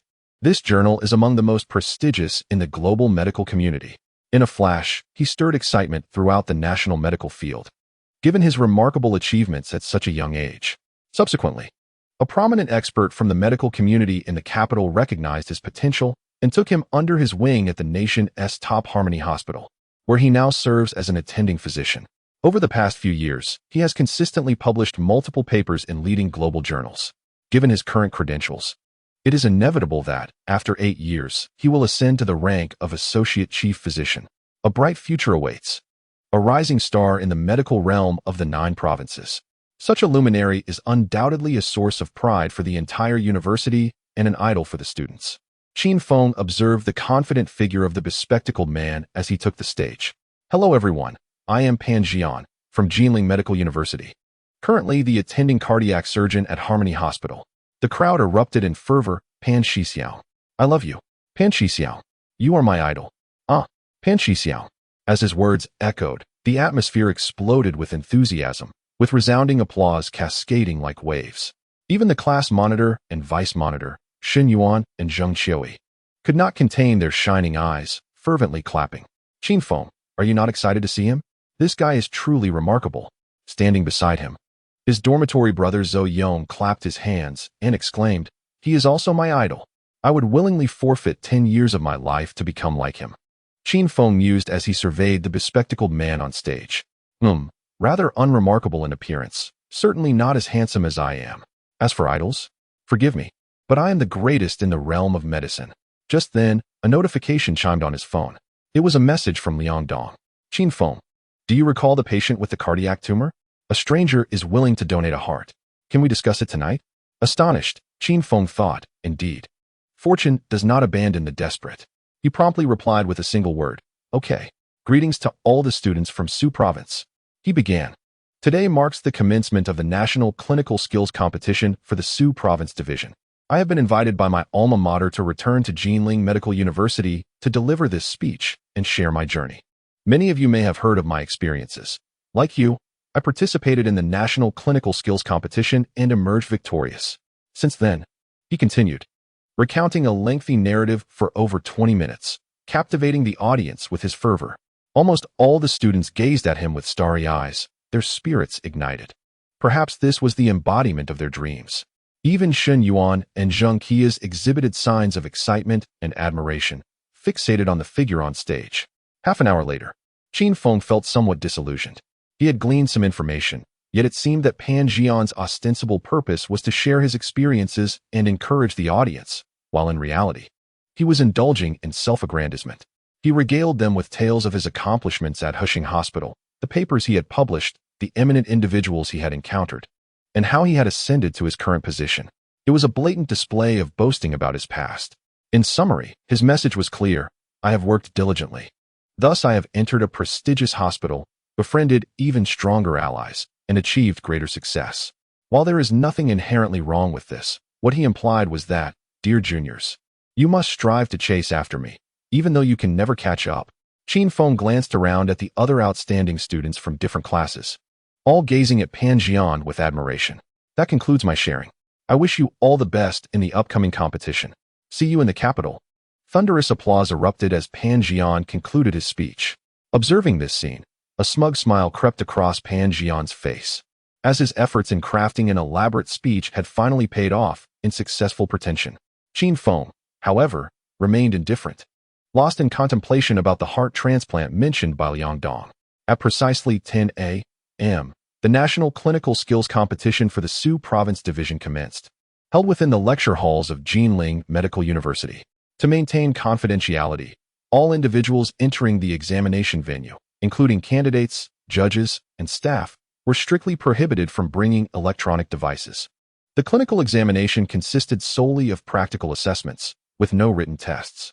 The specific format of the examination is as follows. The examination hall is entirely sealed off, with the competition questions meticulously curated by the organizing committee of the capital city competition and the highly confidential documents distributed to the examination sites. Each question is accompanied by a detailed quantitative scoring rubric, and the judges evaluate the students based on their performance. A total of 6 medical colleges participated in this competition, comprising 330 teams. The teaching building of Jinling Medical University has been divided into 30 small examination rooms, allowing for the simultaneous competition of 30 small teams. Each practical question has a time limit of 7 minutes, a duration that is exceedingly tight, nearly equivalent to the standard time for an emergency rescue. This level of difficulty presents a significant challenge to recent graduates who have just begun their internships in hospitals. Qin Feng, along with Zhou Yong and Lin Xiaoxiao, formed a team. Initially, Lin Xiaoxiao was reluctant to participate, but she was persuaded by Qin Dong, who lay in a hospital bed, to give it a try. For Qin Dong, his professional career had already come to a close, yet he was determined not to undermine Lin Xiaoxiao's efforts. Upon learning that Lin Xiaoxiao had arrived in Jinling that morning, Qin Feng drove to pick her up and took her directly to the school. He approached a teacher and registered himself and Lin Xiaoxiao as part of the same group, with Zhou Yong also opting to join them, thus forming the trio now known as Qin Feng's team. Qin Feng drew the number 66, indicating that they were part of the third batch of teams. Team 130. Please enter the designated examination room and prepare to begin the competition. Team 3160, please get ready. 15 minutes later, the first batch exited. Some were elated, while others were expressions of dismay. Team 3160, please enter the designated examination room and prepare to begin the competition. Team 6190, please get ready. 30 minutes later, the second batch emerged, with some celebrating in joyous embraces, while others were dejected, casting blame upon one another. Upon hearing the announcement, Qin Feng and his team stood up. Come on, we must give it our all. Let's aim for first place. Zhou Yong replied, it's not that simple. Just look at how disheveled they are. Lin Xiaoxiao declared, I believe in you, Qin Feng. Rest assured, I'm here for you. Observing the stark contrast in their reactions, Qin Feng smiled gently. The trio made their way to examination room 6, and upon entering, they spotted several familiar faces. Wow, this is incredible, exclaimed Pan Jian, a top student invited from Jinling, who had just been awarded the title of Best Performer. Liang Donglai, the head of the cardiac surgery department at Jinling City First Hospital, had recently shared a few bottles of Maotai with them, during which Qin Feng and Xiao Chongping had nearly overwhelmed him. Jin Xiong, the deputy director of the cardiac surgery department, and Kong Yuanling, the head of the internal medicine department, were also present. The sight of these three, whom he had recently consulted with, left Qin Feng rather astonished. In total, there were 6 judges, 4 were acquaintances, 1 was a top performer, and the last was an unknown figure clad in a white coat from Jinling City Second Hospital. As soon as Liang Donglai entered the room, his gaze fell upon Qin Feng, whose striking appearance was undeniably eye-catching. In the next moment, the 4 of them exchanged glances, each recognizing an inexplicable sense of camaraderie and anticipation in each other's eyes. Liang Donglai proactively nodded at him, leaving Qin Feng feeling quite awkward. Responding seemed inappropriate. Yet remaining silent felt equally uncomfortable. It was an examination, after all, a time to refrain from personal connections. Although the majority of students paid little heed, a few observant individuals took note of the interaction. Among them were the class monitor, Shen Yuan, and the vice monitor, Zheng Qiui, who exchanged puzzled glances. They were both acquainted with Liang Donglai, a renowned cardiac surgeon from Jinling City First Hospital, as well as the other 3, who held positions as directors and deputy directors in their internship hospital. Why would Director Liang nod at Qin Feng? This gesture was unmistakably a sign of recognition and camaraderie. Could it be that Qin Feng knew Director Liang from their hospital? Additionally, Zhou Yong and Lin Xiaoxiao, who stood beside Qin Feng, also noticed the exchange. Qin Feng, I saw that judge nodding and smiling at you. Do you know each other? Zhou Yong whispered curiously into his ear. Not too bad, Qin Feng replied succinctly, his 3 words conveying a wealth of information. Zhou Yong's eyes lit up in realization. He knew a judge? No wonder Qin Feng had exuded such confidence moments ago. Meanwhile, Lin Xiaoxiao merely displayed a momentary surprise before regaining her composure. After all, Qin Feng's reputation in Jiangsheng was unparalleled. Coupled with Dong's injury during this period at the first hospital, Qin Feng had become an undeniable icon, a universally acknowledged heartthrob. Even the heads of various departments greeted him with smiles. Once, while accompanying them in the ward, Deputy Director Liu entered seeking a discussion with him. This individual was extraordinary. Sometimes, she and Dong found it hard to believe that Qin Feng was their classmate. They had all graduated 5 years ago, so why was he so exceptional? All right, let us prepare for the examination.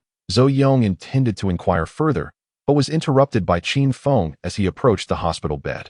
Candidates, the examination questions are before you. Please review them and prepare for the assessment.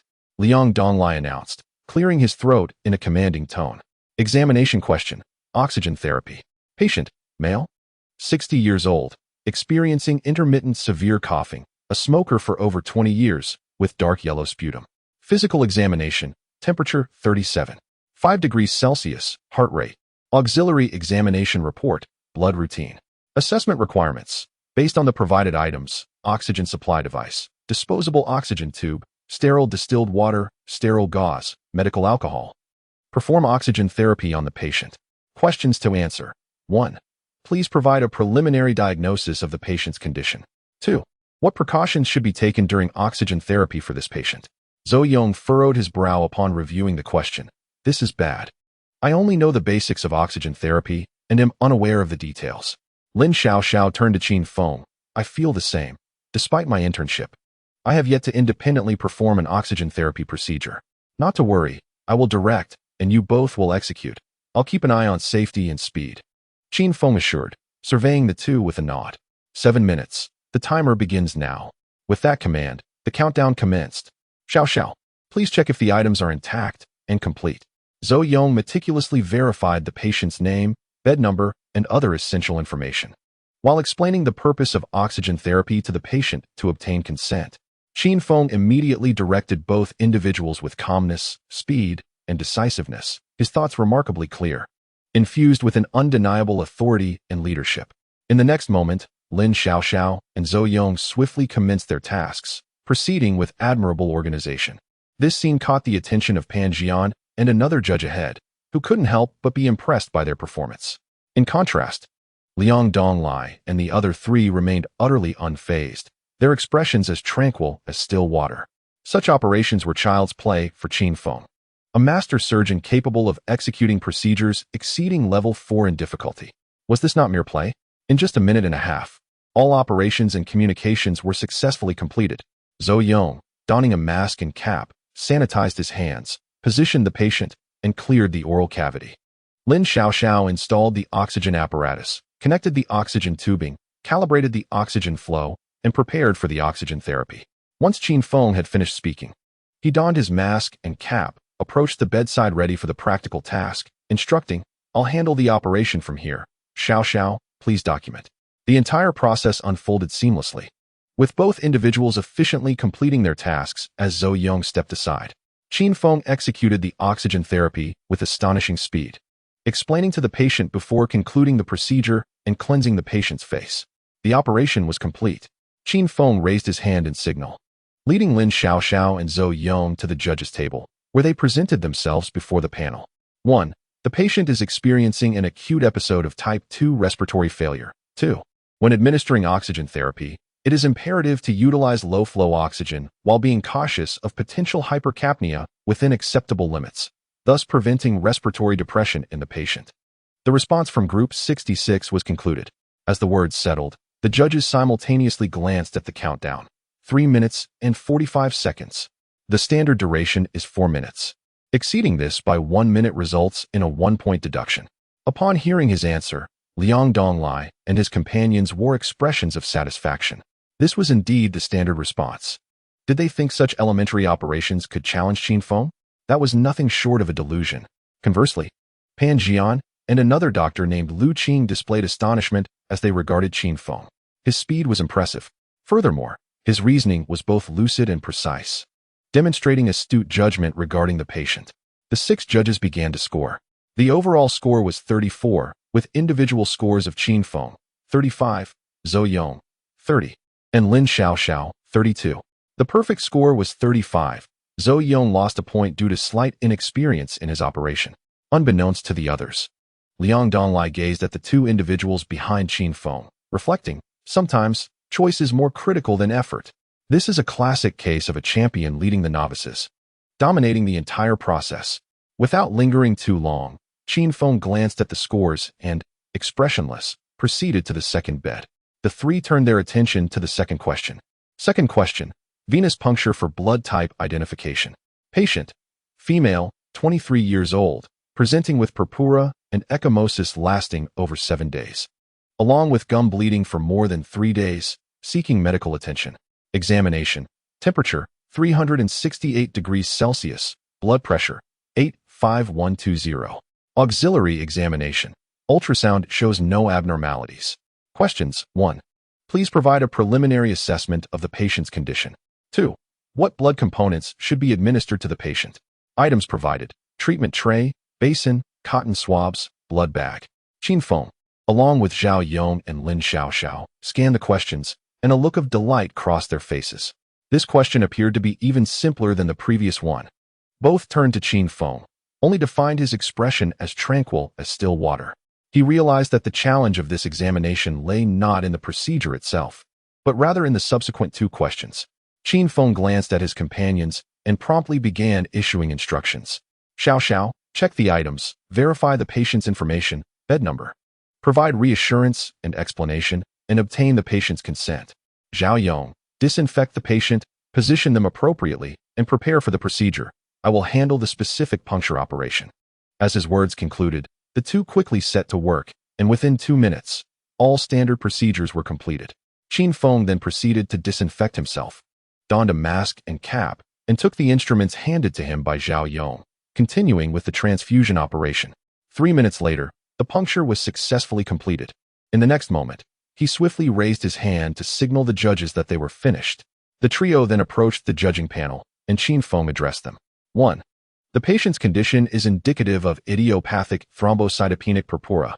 Platelets should be administered promptly to stabilize the purpuric symptoms. 2. The blood components to be administered to the patient are. Having finished his responses, the countdown concluded. 3 minutes and 12 seconds. The 6 judges exchanged astonished glances as they watched most of the students below still engaged in puncture operations. This was astonishingly swift.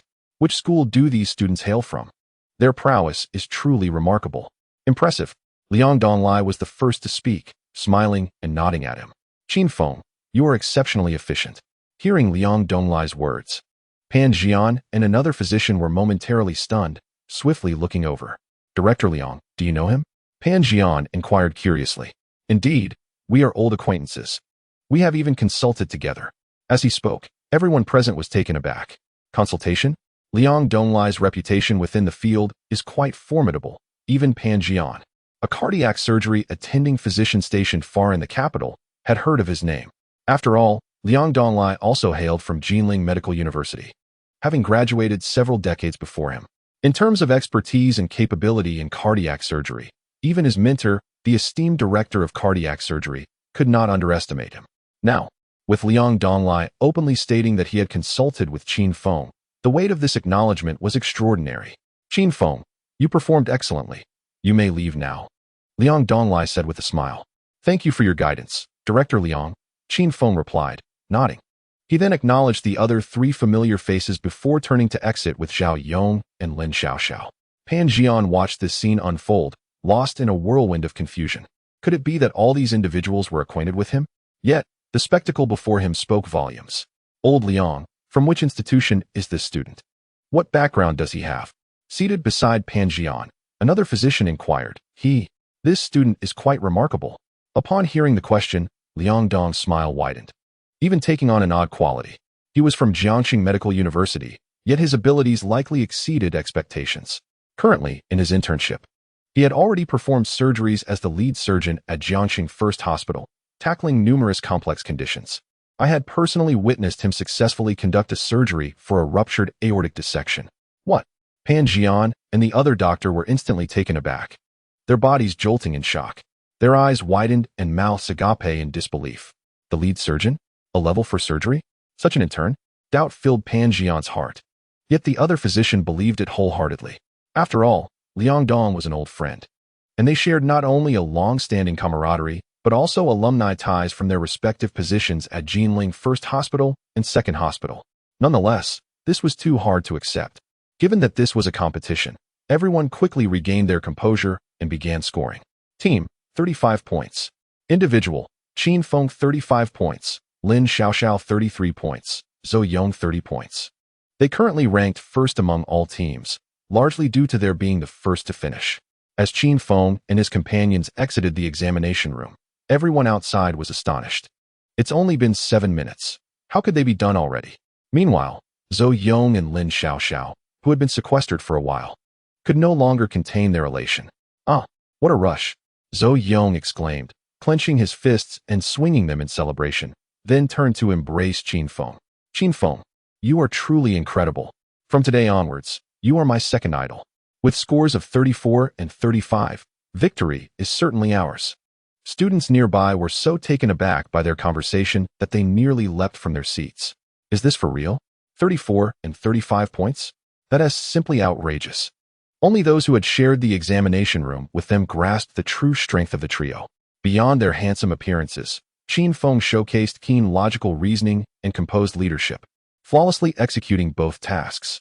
As they reveled in their excitement, shortly thereafter, Shen Yuan, Zheng Qiya, and another classmate emerged. Each bore varying degrees of delight. Indeed, our performance was commendable, with only one exceeding the time limit by a minute, resulting in a mere 5-point deduction, Shen Yuan noted with satisfaction, a slight smile gracing his lips. Yes, I too was surprised by our results. They exceeded expectations. A score of 95 should secure us first place, Zheng Qiya chimed in, unable to restrain her enthusiasm. Nearby, Zhou Yong nearly burst into laughter upon overhearing their conversation. 95 points and you think you'll claim first? Excuse me. Our team only had a 1-point deduction. Keep it low-key. Don't flaunt your joy so brazenly, Qin Feng remarked, noticing Zhou Yong's grin nearly revealing his gums. Soon after, the three departed from the examination venue. The next step was to await the results, as numerous other teams were yet to participate. As time passed, the class group chat gradually buzzed with activity, with many beginning to estimate their scores. When Shen Yuan and Zheng Qiya shared their estimated scores in the group chat, it instantly sparked a wave of envy.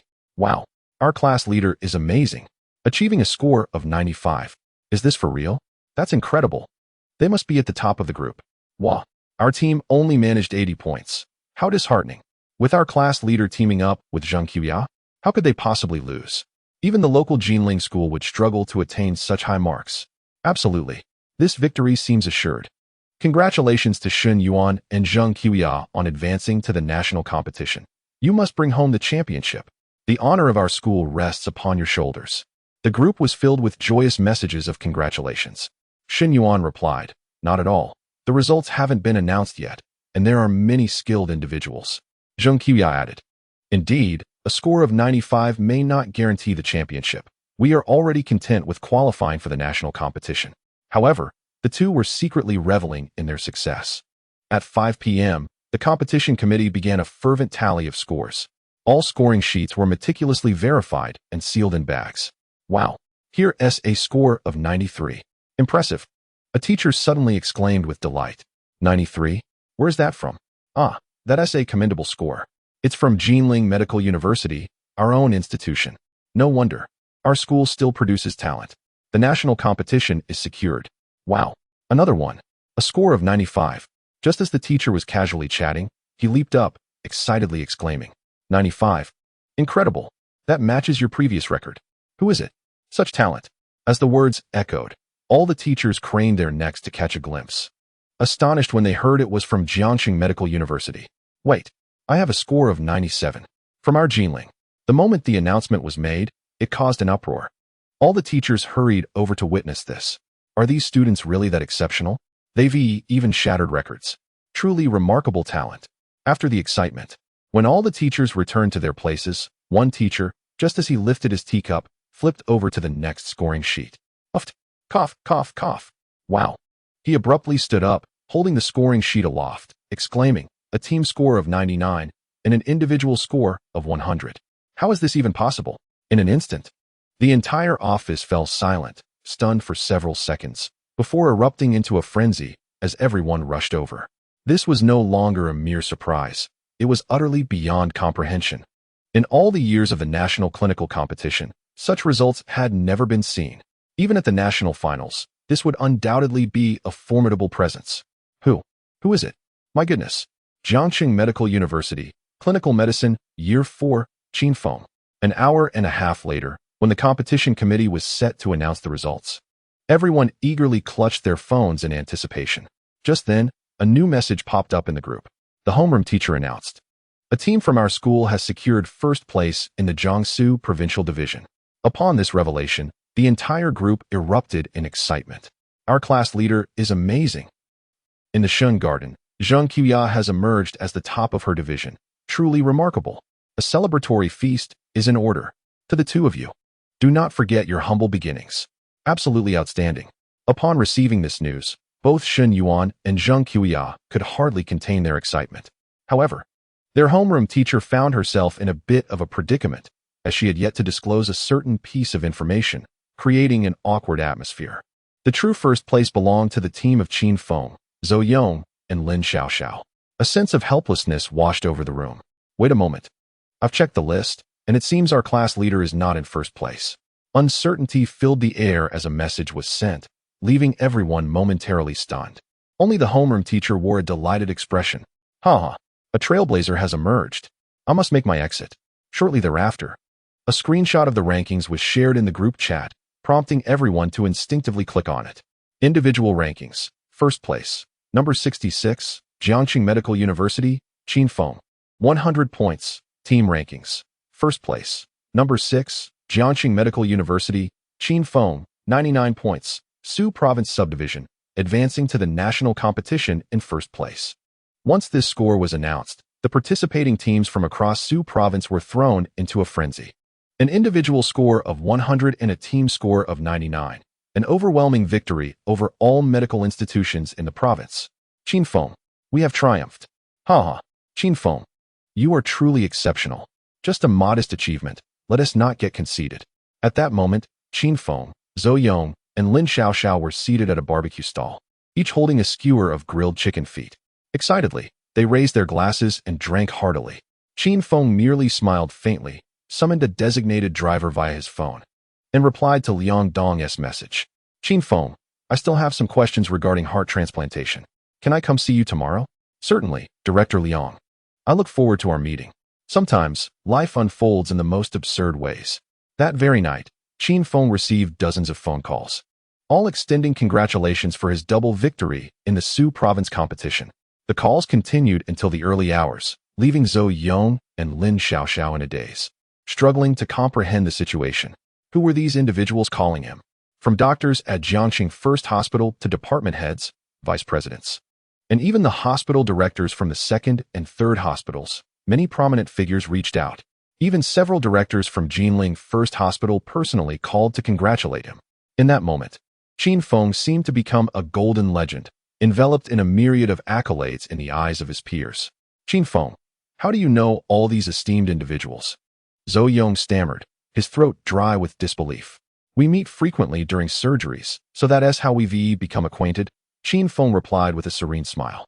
Zhou Yong, you may not be aware, but Qin Feng is now the lead surgeon at Jiangxing First Hospital and has already signed a contract with the institution, Lin Xiaoxiao proudly elaborated. Hearing this, Zhou Yong was once again struck with astonishment. Lead surgeon? Meeting frequently during surgeries? Is this truly my classmate? It is noteworthy that even the top students, class leader Shen Yuan and Zheng Qiuyi, who ranked among the top 5 in the competition, have yet to conduct an independent consultation. They are still in their internship period and do not possess a legitimate license, thus they are not authorized to practice independently. However, Qin Feng has already taken on the role of the lead surgeon. This revelation completely shattered his expectations. Without further ado, Qin Feng, I raise my glass to you. After a moment of contemplation, Zhou Yong glanced around in a daze, seized his wine glass, and stood up excitedly. With that, he downed a full glass of draft beer in one gulp. Burp. Qin Feng, from this day forth, you shall be my idol. I, Zhou Yong, am with you. Let us strive together. When your internship concludes and you wish to return to Jiangxing, feel free to seek me out.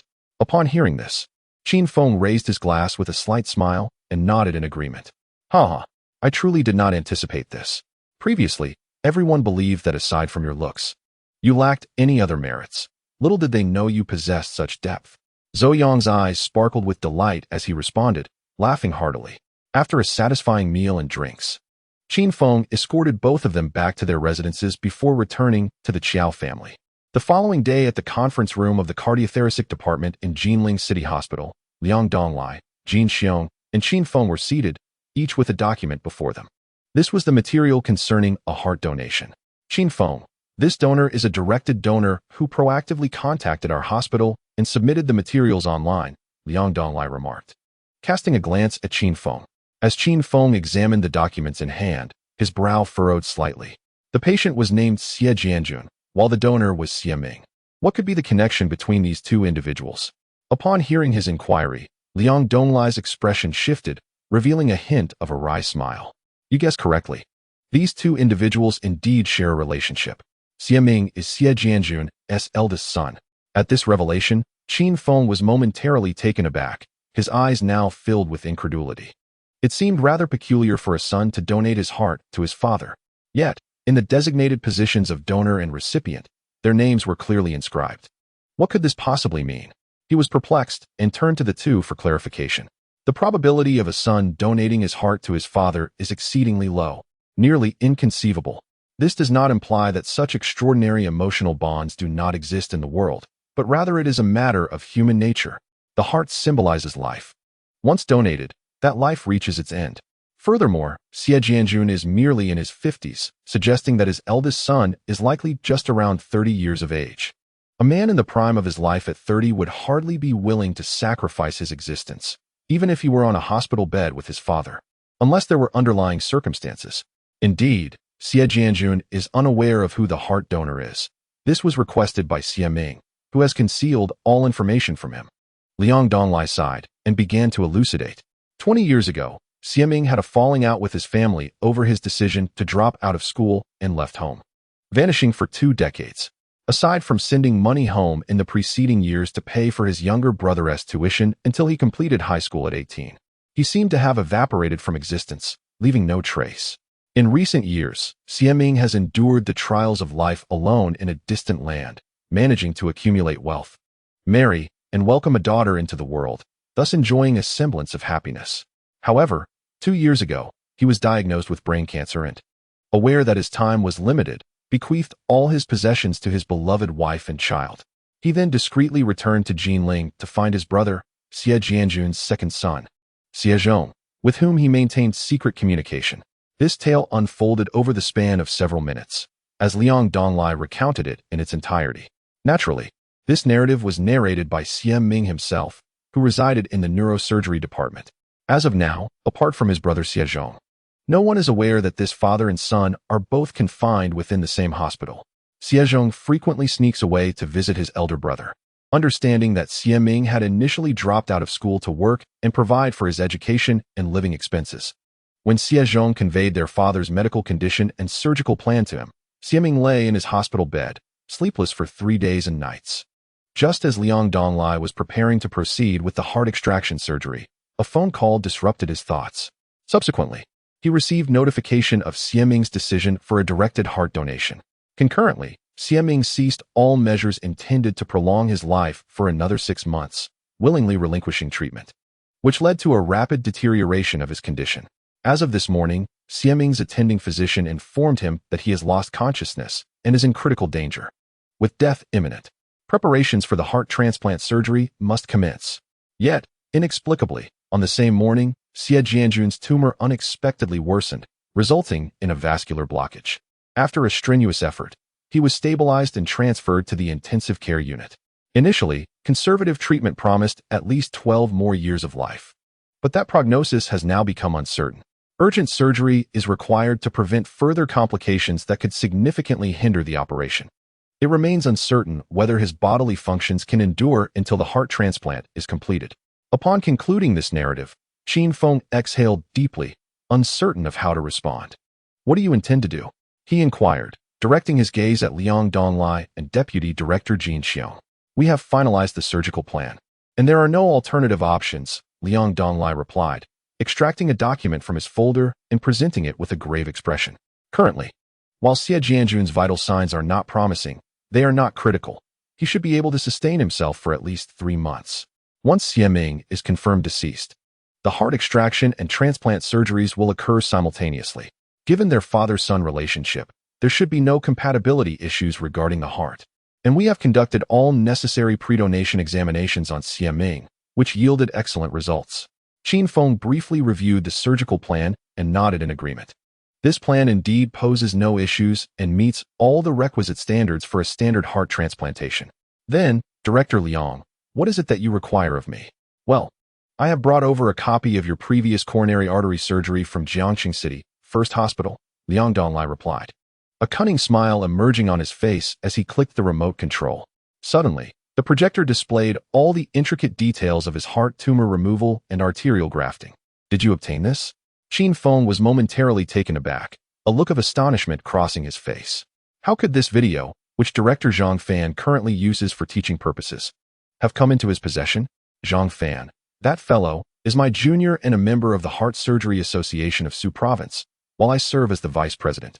Chuckled Liang Donglai with an air of confidence. Well, after all this time, it turns out these two old fellows are on our side. Given the unusual nature of Xie Jiandong's heart tumor and the imminent risk of rupture, the stakes were incredibly high. Aside from myself and Deputy Director Jean at Jinling Heart Surgery, no one else possessed the requisite experience or skills in this area. More critically, the timing was paramount. The sooner the grafting and suturing could be completed, the better the patient's recovery would be. Your skills are indisputable, even among all of Jiuzhou. I would dare say you are among the elite. Liang Donglai's smile abruptly faded, his expression turning solemn as he gazed intently at Qin Feng, speaking in a low tone. Perhaps it is a blessing from the heavens that I have encountered a prodigious talent like you. Therefore, I wish to invite you to participate in this heart transplant surgery, overseeing the suturing of the cardiac vessels. Upon hearing this, Qin Feng remained silent, a bitter smile gracing his lips as he shook his head. I do not possess a license. While it may not pose an issue at Jiangxing First Hospital, here, even if I could step in, your hospital would never permit it. Liang Donglai understood the rules involved. Without the hospital's consent, allowing a doctor from another institution to operate would be enough to ruin his career in the medical field, especially if anything were to go awry. This would entail criminal responsibility. However, he was no fool. Just as he was about to speak, the conference room door swung open. Director Liang, it's bad. Xie Ming is in critical condition. Outside the intensive care unit, a young man huddled in a corner, weeping openly, tears streaming down his cheeks. His fists were clenched so tightly they turned white, oblivious to the pain as his nails broke the skin. In his right hand, he clutched a crumpled note, on which a haphazard line of text was scrawled. What? Before he could finish, Liang Donglai sprang to his feet, appearing somewhat startled, but quickly regained his composure. Have Director Deng prepare the machinery. Let us delay for as long as possible while I prepare for surgery. Understood. The doctor nodded in response before swiftly exiting the room.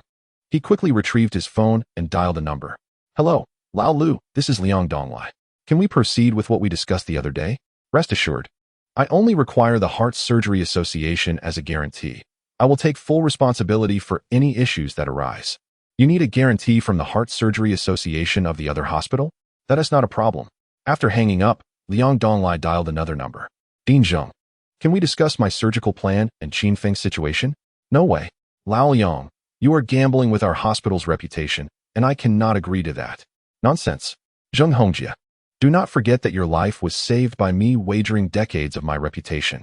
Now you dare speak of reputation? Do you not find that absurd? I am here to save a life. Moreover, you have watched surgical videos before. Have you not contacted the First Hospital of Jiangxing? On the other end of the line. Even without using the speakerphone, Qin Feng and Jin Xiong could hear the angry shouts. To their utter astonishment, Liang Donglai exhibited no fear. Instead, he retorted with fervor. I haven't made contact. This is too grand a venture. I have learned about that Qin Feng, and he is indeed a formidable young talent. Yet he is still in his internship phase. Not only is he unqualified to operate, but you also expect him to perform surgeries across hospitals. Is this not akin to gambling? On the phone, there was a brief pause before the voice on the other end resumed. I don't care. I'm coming to find you right now. You will contact the First Hospital of Jiangxing in my presence. With that, he abruptly hung up the phone and stormed toward the administrative building, dragging Qin Feng along in a fit of anger. Upon arriving at the vice president's office, he forcefully pushed the door open. Zheng Hongjie, if you do not agree to let Qin Feng perform this surgery, then you shall do it yourself. I refuse to believe anyone can stitch faster or better than he can. Liang Donglai, seething with anger, approached the desk and shouted at the middle-aged man before him. Qin Feng and Zheng Hongjie exchanged a glance, feeling a sense of awkwardness. He had attempted to persuade Director Liang all the way here, yet it had proven utterly futile. He had dragged him to this confrontation. Old Liang, are you incapable of performing this surgery? Zheng Hongjie withdrew his gaze and sighed. The risks are too high. Even I have only a 30 to 40% chance of success. Liang Donglai inhaled deeply and replied solemnly. And what about him? Zheng Hongjie gestured towards Qin Feng. Liang Donglai turned to look at him as well. Seeing this, Qin Feng sighed helplessly. Director Liang was determined to press on. After contemplating for a moment, he resolved to voice his own conviction. Under the full circulatory system, I possess over an 80% chance of success. As his words echoed in the room, an air of silence enveloped them. 80% chance? What does this signify? In surgical terms, an 80% success rate equates to a likelihood of over 95%. All physicians strive to be cautious and conservative when it comes to surgery, especially in life and death situations. It is imperative to prepare the family for both the best and worst outcomes. As doctors are not omnipotent, myriad dangers may arise in the face of severe illness. Even in the case of appendicitis, one would not disclose a 100% success rate to the family, despite the physician's own understanding of the situation. Old Zheng, take a look at this. After a moment of silence, Liang Donglai, upon receiving a photo on his phone, felt a surge of excitement and passed it over. Zheng Hongjia accepted the phone, his expression quickly transforming into one of astonishment. This was indeed the guarantee agreement issued by the Extracorporeal Association. To his surprise, Liang Donglai had achieved such a feat, even securing the signature of the chief of cardiology in Jiangxing. It is important to note that this guarantee was not merely a simple endorsement for Qin Feng to operate. Should any complications arise during the surgery, it could tarnish decades of hard-earned reputation. Very well, I shall make a call to inquire. Overwhelmed with astonishment and sensing Liang Donglai's piercing gaze, he had no choice but to acquiesce. He promptly dialed the office of the president of the first hospital of Jiangxing and began to discuss the matter in their presence. Is Qin Feng available? Suddenly, the director inquired over the phone. Director, I am here. Qin Feng promptly stepped forward to respond. Very well, then. You shall decide whether to proceed with this surgery. To Qin Feng's astonishment, the director posed this question to him. If you wish to take the stage, I can provide a certificate to grant you the qualifications for lead surgeon. However, should you feel unprepared, do return promptly, as there are numerous surgeries awaiting your expertise. Upon hearing these words, Zheng Hongjie and Liang Donglai were left speechless. What did it mean to return if unprepared, when there were still many surgeries ahead? Cough, cough. Old Zhang, this is excessive. You have left me no face. Zheng Hongjie could not help but cough twice, speaking with irritation. Ha! Director Zheng, do not be so sensitive. I, a humble practitioner from Jiangxing First Hospital, cannot possibly compare to Jinling. I have but this one precious gem. Should any mishap occur at your esteemed hospital, I assure you, I would bring my people to demolish your office the very next day. Upon hearing the director's words, Qin Feng nearly burst into laughter. You truly are. Zheng Hongjie, at a loss for words, found himself caught between laughter and tears. Fine, if even you trust him so implicitly. And given the endorsement from the Heart Surgery Association, let him choose for himself. At that moment, four pairs of eyes turned towards him. After a moment of contemplation, Qin Feng's gaze grew resolute. I can do it. Splendid. With you on board, I feel much more at ease. Liang Donglai exclaimed, his face brimming with excitement and enthusiasm as he embraced Qin Feng. All right, since that is the case, I shall not stand in your way. Zheng Hongjie nodded in agreement, letting out a sigh as he smiled. Old Zhang, let us prepare some documentation between our two hospitals, just in case. Very well, send it over. And I shall sign it. Director Zhang responded without hesitation. Although he harbored some concerns regarding Qin Feng's decision, he felt an inexplicable calmness within, as though a profound trust enveloped him. How peculiar. In Jinling City First Hospital, within the heart surgery operating room number 1, for nurses had begun to busily prepare the instruments. Half an hour prior, Liang Donglai had received alarming news from the intensive care unit. Xieming has passed away. Following human death, the viability of organs does not exceed 2 hours, and low-temperature preservation lasts no longer than 15 hours. This meant they must complete the surgery expeditiously to minimize damage to the heart. Concurrently, Xie Jianjun's family was notified that they could proceed with the surgery immediately. Everyone else was elated, particularly Xie Jianjun's spouse, who was so overwhelmed with joy that she fell to her knees to express her gratitude to the doctors. Only her son stood apart from the crowd, inconsolable in his tears, for he alone harbored the knowledge that this heart belonged to his elder brother, the biological son of their father, Xie Jianjun. His brother, Xie Ming, had instructed him not to disclose anything to the family until the very end. He hoped that once the Xie family became aware of this matter, they would care for his beloved spouse and daughter. Perhaps it was this unique bond that compelled Qin Feng to undertake this surgery. Not only is the surgery an exceedingly rare occurrence, but the relationship and experiences of both the donor and the recipient also weave a poignant narrative of legend. To witness such a life is indeed a privilege. As the family members signed the informed consent for the surgery, the patient was transferred to the operating room. Meanwhile, the recently declared deceased, Xie Ming, had already entered the operating room in advance, awaiting the moment in silence. "Let us proceed," Jiang Dong remarked, glancing at Qin Feng and Jin Xiong. The two nodded in agreement, opening the door to the operating room and commencing the disinfection and gowning process. Upon entering, Qin Feng was momentarily taken aback by the scene before him. Apart from the two patients on the operating tables, there were also 6 or 7 doctors from various specialties, all prepared and ready. Qin Feng, I neglected to mention that Xie Ming donated not only his heart, but also a pair of corneas and all other viable organs. Furthermore, these were all directed towards students of medical schools across the nation, Liang Donglai explained as he noticed Qin Feng's days. As Liang Donglai's words resonated, Qin Feng sensed a distinct quality about the deceased. Liang Donglai continued to share details regarding Xie Ming's will. The corneas were allocated to a third-year student at Guangzhou Medical University, the liver to a first-year student at Beijing Medical University, and 2 kidneys to Xihua Medical University in Sichuan. The remaining body was donated to Jinling Medical University, becoming a silent mentor for medical students. "Ah, I understand," Qin Feng sighed deeply, a profound respect swelling within him as he nodded. "Let us begin." Immediately, Qin Feng took his position as the lead surgeon at Xie Jiandong's operating table, with Jin Xiong as the first assistant. Adjacent to them, at Xie Ming's operating table, were Liang Donglai, the chief of cardiac surgery, alongside the heads of internal medicine, ophthalmology, and 6 other senior specialists. Their objective was to expeditiously retrieve all donated organs for medical preservation, ensuring swift transportation to their respective transplantation sites. In a vacant neurosurgery ward, a woman wept profusely, cradling her 6-year-old daughter, her eyes filled with anguish and reluctance. "Mommy, did Daddy die?" the little girl inquired. "No, sweetheart, Daddy has not died. He has merely transformed into many people and become someone to be revered," the mother reassured her. "When will I be able to see Daddy again?" "If you wish to see Daddy, you must strive to gain admission to Jinling Medical University and become a good doctor. Only then will you see him again." Chapter 54.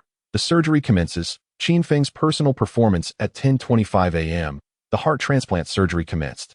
At that same hour, the heart excision procedure began. Liang Donglai and Qin Feng exchanged a glance, both uttering in unison as the surgical timer on the screen began to count down. Disinfection, prepare the incision. The surgery across from them promptly initiated, with Qin Feng directing Jin Xiong in the disinfection process. He grasped the scalpel and made a longitudinal incision of approximately 10 centimeters at the lower rib area. Given the severity of the tumor on the patient's heart, the procedure could not proceed as typical heart surgeries do. Numerous critical factors had to be evaluated first. For instance, the segmentation of cardiac artery obstructions while avoiding tumor locations and freeing the cardiac tissue presents considerable challenges. The thoracic retractor was handed to him, who gradually opened Xie Jiandong's ribcage, unveiling the surgical field, while the blood seeping from the incision was meticulously suctioned away. Approximately 5 minutes later, a heart and its surrounding tissues lay exposed before the two of them. The subsequent task involved liberating the healthy connective and epithelial tissues surrounding the tumor, a procedure fraught with peril prior to cardiac excision. The magnetic resonance imaging had revealed that the tumor had enlarged the left atrium by nearly 1/3, intimately adhering to the external myocardium. This was a true test of the lead surgeon's exceptional technical prowess. "I am prepared to commence the dissection," Qin Feng declared, his demeanor suddenly turning grave. A formidable aura emanated from him, making it seem as if the individual standing on the stage was far from a mere 23-year-old youth. He grasped the electrosurgical knife and began the meticulous dissection, starting with the right atrium. The degree of pathology here was relatively mild, allowing for easier separation, which would subsequently alleviate the immense pressure exerted on the left atrium by the tumor's expansion. Meanwhile, doctors were concurrently performing the incision for the extraction of the deceased, Xie Ming, at a remarkably swift pace. After all, once a person has passed away, physiological functions rapidly deteriorate. Even the corneas, devoid of blood vessels, have a time limit of 6 to 12 hours.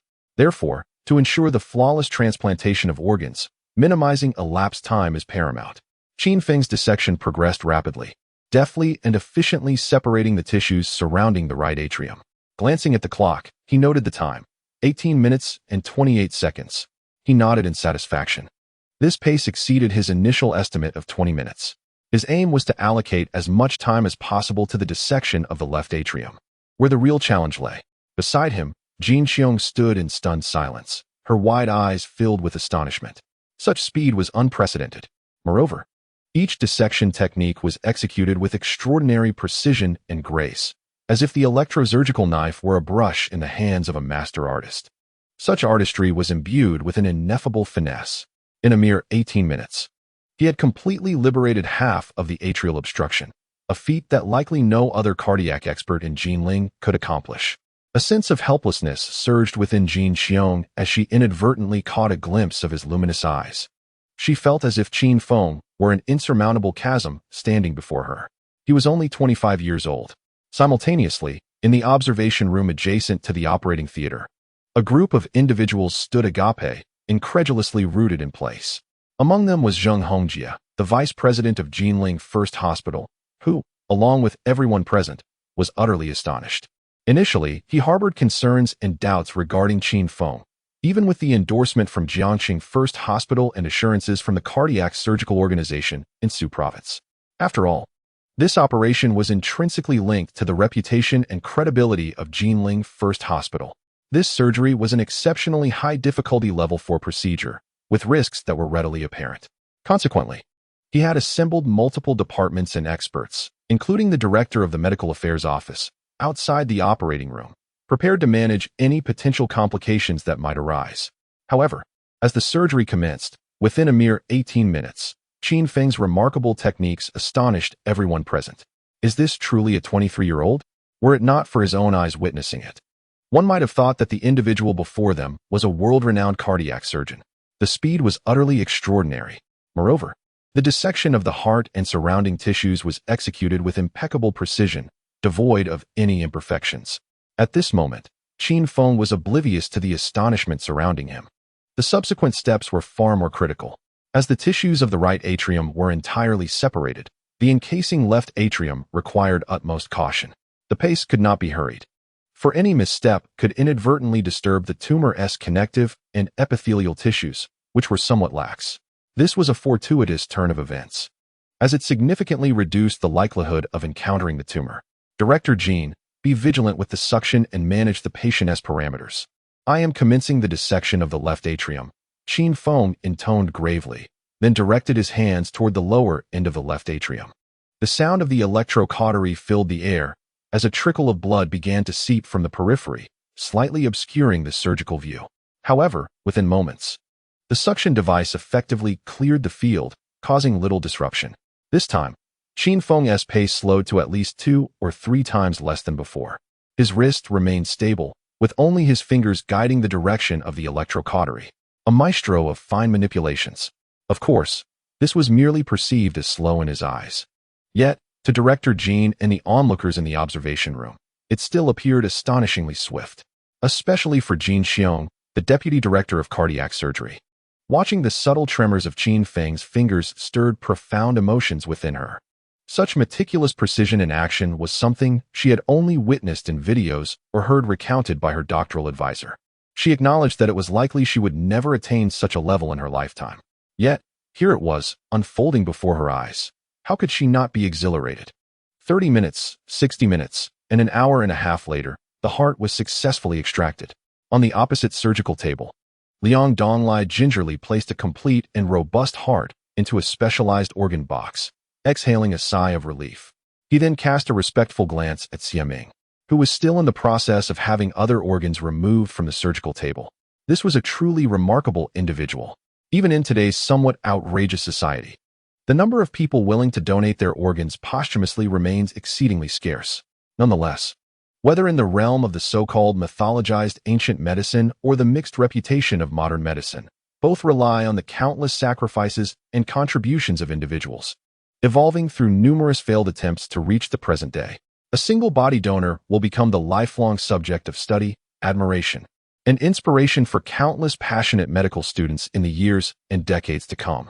Currently, on the National Organ Donation website, the number of individuals who have officially registered to consent to posthumous organ donation has surpassed 3 million. The greatness of medicine lies in the greatness of humanity. The anthem of courage is the anthem of humankind. In the operating room, Director Jean prepared the extracorporeal membrane oxygenation system. At that moment, Liang Donglai heard Qin Feng's voice behind him and, glancing at the time, was astonished and moved closer. At this moment, Xie Jiandong's heart had been nearly entirely dissected, now adrift among the arterial vessels overtaken by a tumor. Strikingly, the surgical procedure had yet to exceed a mere 2 hours. The pace was astonishing, bordering on the absurd. Liang Dong gazed at the impeccably separated heart and the massive tumor, unable to suppress a gasp of astonishment. When he devised the surgical plan, he had allocated 4 hours for the heart's dissection. Yet now, Qin Feng had accomplished this in less than half the time. The advantages for the forthcoming heart transplant were self-evident. Liang Dong's eyes now reflected admiration and envy as he regarded Qin Feng. An operation of such intense complexity, which left everyone in awe, appeared to be a captivating personal performance in his skilled hands. What extraordinary talent! Achieving a level of expertise that eludes many seasoned professionals before even graduating from university. Jiangxing First Hospital was truly fortunate. At this moment, the machines were fully prepared, particularly the two most critical components, the membrane lung, artificial lung, and the blood pump, artificial heart, capable of providing prolonged cardiopulmonary support for critically ill patients. With a deep breath, Qin Feng withdrew his hands from the cardiac region. The heart and tumor had been successfully separated. Instantly, a collective sigh of relief resonated both inside and outside the operating room, faces illuminated with joy. There was no hint of surprise. Perfection. It is worth noting that this step is crucial for heart transplantation. Qin Feng, splendid work. Liang Dong could not help but give him a thumbs up, his eyes brimming with delight. Qin Feng, upon hearing this, looked up, smiled, and nodded in acknowledgement. He then grasped the vascular clamps, promptly initiating the process of vascular occlusion. 1, 2, 3, 4. Within a brief span of 2 minutes, all arterial vessels were successfully occluded, and other significant vessels had also been secured with hemostatic clamps. Following this, he deftly severed each blood vessel, performing arterial cannulation. He swiftly established an external circulation pathway by connecting the machine's tubing to the arteries and veins, allowing the perfusion of arterial blood to enter the circulatory system and ensuring the vital organs received adequate blood supply. The next phase of this intricate transplant surgery was about to commence. Beep, beep, beep. The instruments indicated that the patient's parameters fluctuated erratically, steadily declining. Administering adrenaline and increasing sodium bicarbonate, he stabilized the vital signs. Qin Feng promptly issued commands, and the nurses swiftly infused the pre-prepared fluids into the patient. 2 minutes later, the patient's physiological indicators finally stabilized, albeit at lower values. Fortunately, this did not impede the transplant. Meanwhile, Qin Feng's hands moved with remarkable speed, suturing the double pouches, excising the inner and outer membranes, and clearing the loose connective tissues, while perforating the aortic wall. At this juncture, the operating room was enveloped in silence, the atmosphere so tense that it seemed to hold its breath. Only the sound of Qin Feng's focused activity could be heard. The heart is here. As he spoke, Liang Dong pushed the prepared heart toward him. He gazed at the heart within, an inexplicable surge of emotions welling up within him, rendering him momentarily disoriented. The complexities of love and resentment inherent in a son saving his father were overwhelming. The tumor-ridden heart of Xie Jiandong had been set aside, and Qin Feng delicately cradled the heart belonging to his son, Xie Ming, gently placing it into the vacant thoracic cavity, restoring its fullness. The physiological parameters were all in accordance with transplant criteria. Without raising his gaze, Qin Feng simply inquired, to which Jin Xiong promptly responded. Nodding, he spoke with a grave tone, commenced the heart transplant. At this juncture, Qin Feng had relinquished all reservations. The suturing technique he employed was the culmination of his initial experiences, amalgamating the finest suturing techniques from around the globe. It could be asserted that his surgical stitches were infallible. However, others remained tense, as this was a heart transplant, and even the slightest error in suturing could precipitate catastrophic failures in recovery. Should the procedure fail, it would occur in an instant. leaving no opportunity for resuscitation, an immediate pronouncement of death. Given the patient's low vital signs, Qin Feng opted for a single vessel occlusion technique rather than simultaneous blockage. This method involved occluding one artery at a time while maintaining normal external circulation for the other blood vessels, thereby minimizing risk. Nonetheless, this approach posed a significant challenge to a physician's limits. The use of single-vessel occlusion effectively mitigated the abrupt drops in blood pressure and oxygen saturation that could arise from complete withdrawal. Yet it simultaneously induced ischemia in various parts of the patient's body, altering the pump pressure and increasing the demands on other areas. Typically, a complete occlusion would be employed first, followed by priority suturing and simultaneous release. Few doctors would dare to undertake such a method. Lowering the pressure to maintain reduced blood pressure and oxygen levels in the patient, Qin Feng re-occluded an artery and immediately addressed Jin Xiong. Gradually, the pressure began to decrease, and the monitoring indicators briefly spiked before steadily declining into stability. He grasped the suture, deftly connecting the arterial vessels with rapid, fluid motions. At that moment, everyone in the observation room, including Liang Donglai, fell into stunned silence. The next instant, they comprehended Qin Feng's intent. Single-vessel reconnection. He was racing against time. In an instant, everyone's hearts leapt into their throats. Such audacity. To employ a high-risk suturing technique under conditions of low vital signs was a gamble even Liang Donglai would not dare to make. Yet, Qin Feng's speed surpassed their wildest imaginations. Each stitch was inserted before the previous one could be tightened, his pinky deftly pulling back with a gentle flick. The slack from the previous suture was drawn tight, then relaxed and slid down to be retightened. The suturing was astonishingly swift. Zheng Hongjia, standing at the forefront, could no longer maintain his composure, his eyes widening in disbelief as he whispered in astonishment. He once hailed from the realm of cardiac surgery, having spent over a decade in both emergency and internal medicine. This suturing technique evoked an inexplicable sense of familiarity within him, as if he had encountered it somewhere before. Yet the memory eluded him. Witnessing Qin Feng's suturing now was nothing short of astonishing. It was executed with remarkable speed. In a mere 3 minutes, a major arterial vessel was successfully sutured. With a decisive cut, he took up the occlusion clamp and proceeded to obstruct the second artery, continuing to manage the blood pressure. Once Qin Feng successfully completed the blockage, he did not pause to look up, continuing his instructions. Jin Xiong, attentive and meticulous, carefully lowered the pressure to maintain the patient's vital signs. 3 minutes later, the second arterial connection was established. 3 minutes after that, the third arterial connection was successfully made. Within 15 minutes, all arterial connections had been effectively blocked and sutured. The dazzling technique and breathtaking speed left everyone frozen in place, their reactions stifled by sheer astonishment. "All right, let's remove them," Qin Feng declared, tossing the clamps into the tray as he spoke to Jin Xiong. Nodding in acknowledgement, she proceeded to detach several hemostatic clamps from the venous connections. The patient's vital signs remained stable, indicating that the cardiac connections had been expertly managed. A collective sigh of relief escaped everyone simultaneously, as a deep exhale resonated both inside and outside the operating room. Qin Feng smiled subtly at the sound. This was merely the surface. He then turned his attention to the venous connections, completing the suturing of all blood vessels. The moment of witnessing a miracle was upon them. Gently gripping the hemostatic clamp, he first released the veins, allowing blood to flow back into the ischemic heart. One by one, he removed the clamps. As each venous clamp was removed, not a single drop of blood seeped, and blood flowed smoothly into the heart. Approximately half a minute later, a faint yet discernible rise in the heart's rhythm was observed, signifying that the blood pump had taken form. There were no issues. Next, he was ready to release the arterial vessels. Holding one of the occlusion clamps, he slowly let it go.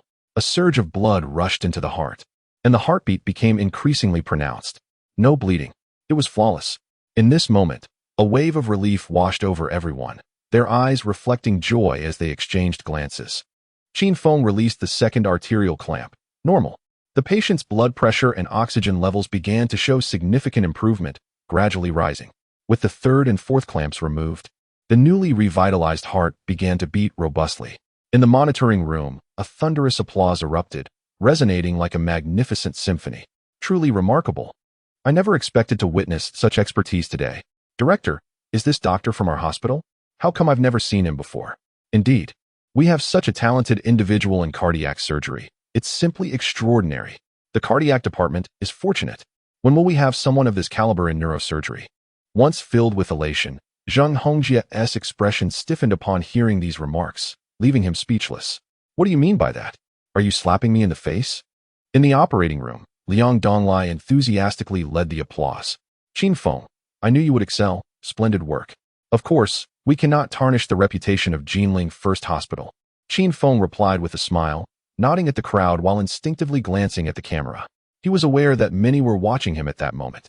This surgery fulfilled numerous aspirations, encompassing final wishes, familial bonds, prowess, and renown.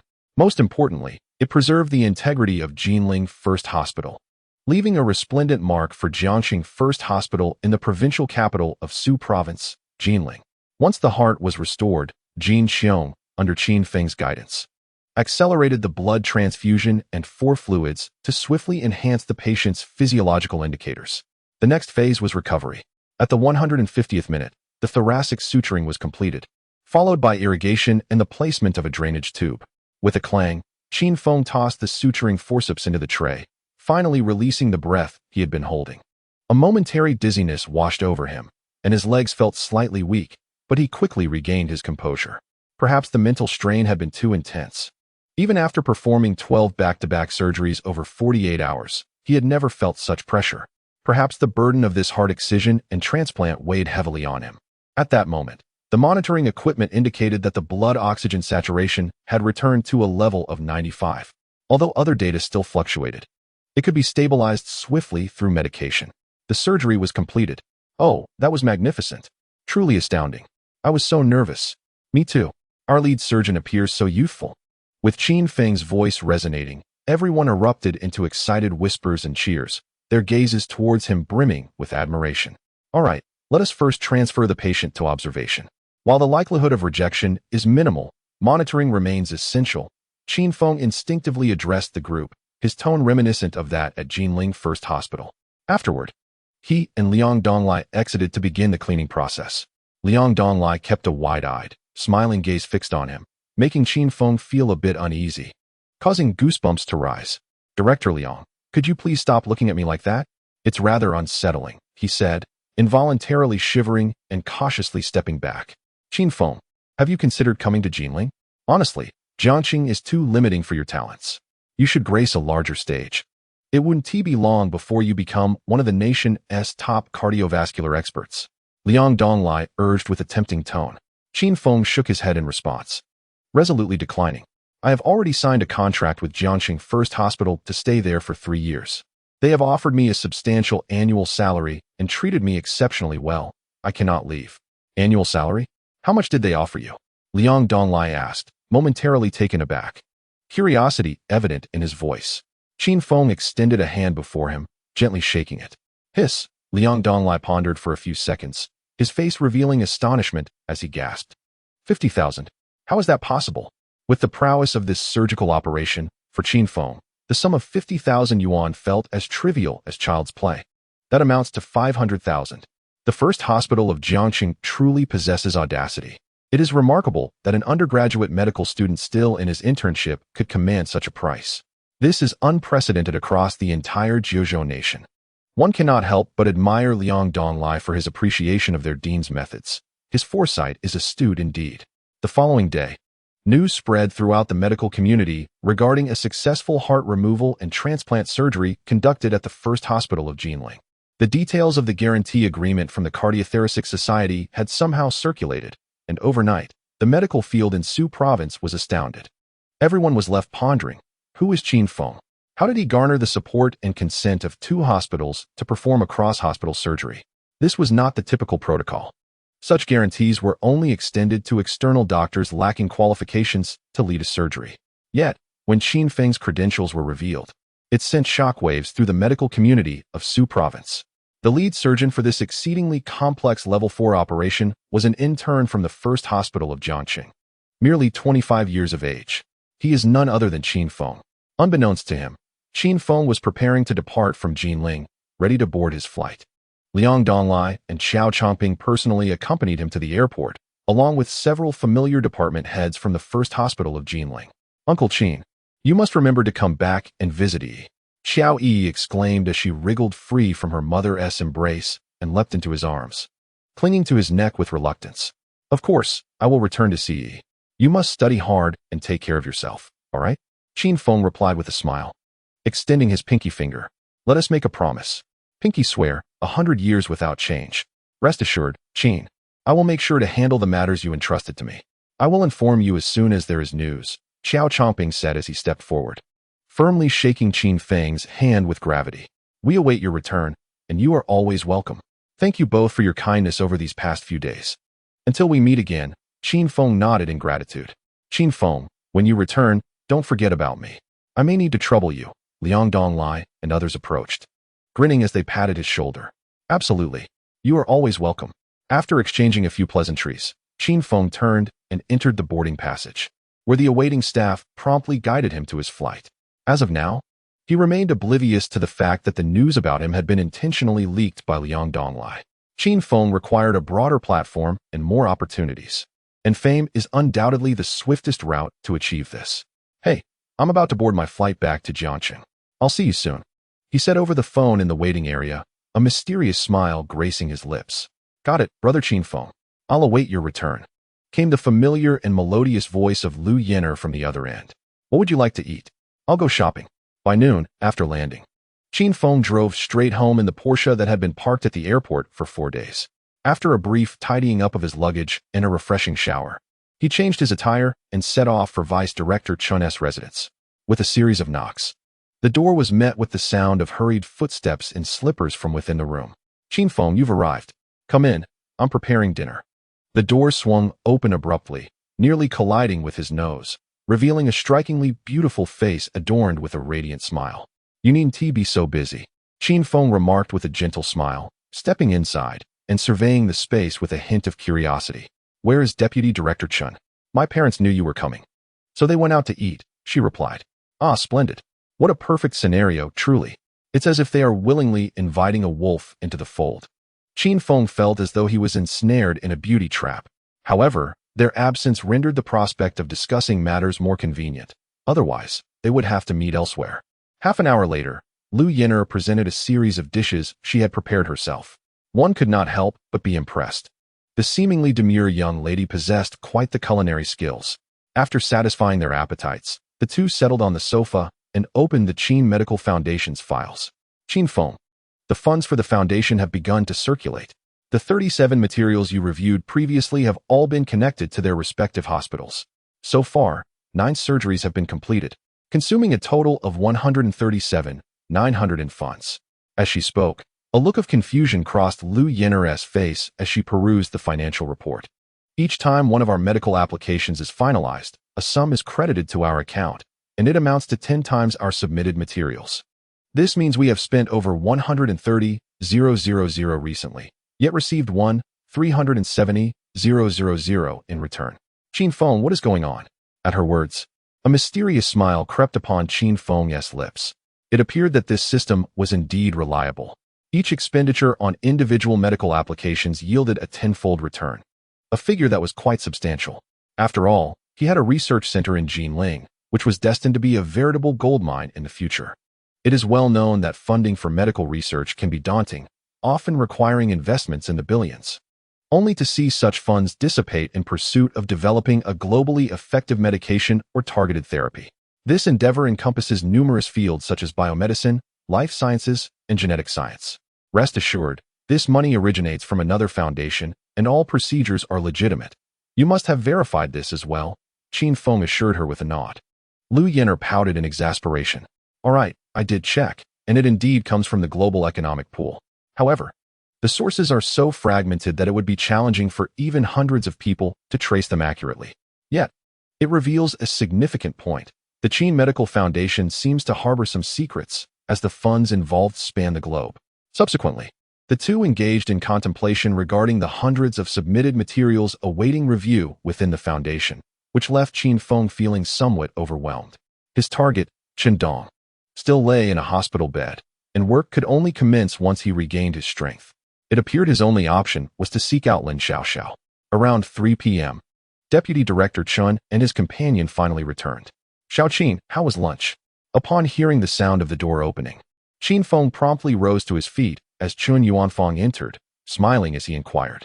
Very good, very good. Yinner's culinary skills truly exceeded my expectations. Qin Feng nodded eagerly, responding with a smile. Please, take a seat. I have to head to the hospital. After speaking, Qin Yuanfang returned to gather a bag. Preparing to depart. Allow me to accompany you. I, too, need to visit the hospital. Having concluded his own matters, Qin Feng was on a quest to find suitable candidates for the foundation. Yinner, you have worked hard. Take this. He withdrew a bank card from his pocket and handed it to Lu Yinner, explaining that it was a salary card arranged through the foundation. Of course, Qin Feng had confirmed with the system that any individual he employed could receive remuneration at the highest industry standards. This sum could be dispersed through the foundation's funds, allowing him to confidently hire trustworthy professionals to manage the foundation's affairs. Lu Yinner was the first, with an annual salary of 600,000. Given that she was still studying in the capital, where living expenses were high, this was a fair compensation reflective of managerial roles in the financial sector. All right, Brother Qin Feng, drive safely. Observing Lu Yinner's somewhat reluctant gaze, he flashed a bright smile, nodded, and turned to leave. In the afternoon, Lin Xiaoxiao and Chen Dong, who lay in a hospital bed, expressed their enthusiastic agreement upon learning about the foundation. Initially, they had been mired in sorrow, but Qin Feng's intervention effectively lifted them from their gloom. Moreover, it was within the medical field. The operational team of 3 for the foundation was beginning to take shape. Beep. Day 157 sign-in. Congratulations to the host for acquiring world-class experience in cerebral aneurysm surgery. Beep. Day 158 sign-in. Congratulations to the host for acquiring world-class experience in small intestinal cancer resection. Beep. Day 159 sign-in. Congratulations to the host for acquiring world-class experience in gallstone surgery. Over a month later, Qin Feng had transitioned to the internal medicine department to commence his internship. The head of internal medicine, Sun Sheng, upon learning of his arrival, specifically arranged for the best attending physician under his supervision to mentor him. Internal medicine encompasses the widest variety of diseases, aside from emergency cases, whether related to the heart, liver, spleen, lungs, kidneys, or digestion. While there are subdivisions, they all fall under the auspices of internal medicine. Thus, Qin Feng found great enjoyment in encountering numerous conditions not prevalent in other specialties. Qin Feng, today is our turn for consultation. Let us go. Just as Qin Feng exited the break room, Wei Daying happened to spot him and cheerfully remarked, All right, let us depart. Qin Feng nodded, donning his white coat as the two prepared to leave. Suddenly, a figure emerged from the office, and upon seeing them about to depart, promptly followed. Dr. Wei, are you heading to the outpatient clinic? Upon hearing the voice, the two turned to see a young man, approximately 28 or 29 years old, smiling at them. Perfect timing. I have no particular engagement, so I shall join you. With that, he stepped closer. Wei Daying and Qin Feng exchanged glances, silently agreeing with a nod. Dr. Wei, I have observed numerous shortcomings within our internal medicine department, and our experience does not quite compare to that of the capital. Might we petition for funding to acquire some advanced equipment? The man, exuding an air of confidence, shook his head in lament. Qin Feng could not suppress a chuckle upon witnessing Dr. Wei's expression, which resembled one of utter dismay. He was not alone in his sentiments. The entire internal medicine staff harbored a certain disdain for Zhang Chun. While undeniably capable, he had an excessive propensity for ostentation. Within a mere few exchanges, he would begin to regale others with tales of his experiences in the capital and the maladies he had diagnosed. Consequently, the staff had covertly assigned him a new moniker, the King of Internal Medicine Pretentiousness. However, there was little they could do, for he was under the mentorship of the newly appointed Deputy Director of Internal Medicine. The man, named Zhang Chun, had been recruited alongside his mentor, who was none other than Cheng Hanwu, the Deputy Chief Physician at the 301 Hospital in the capital and a visiting professor at the Capital Medical University.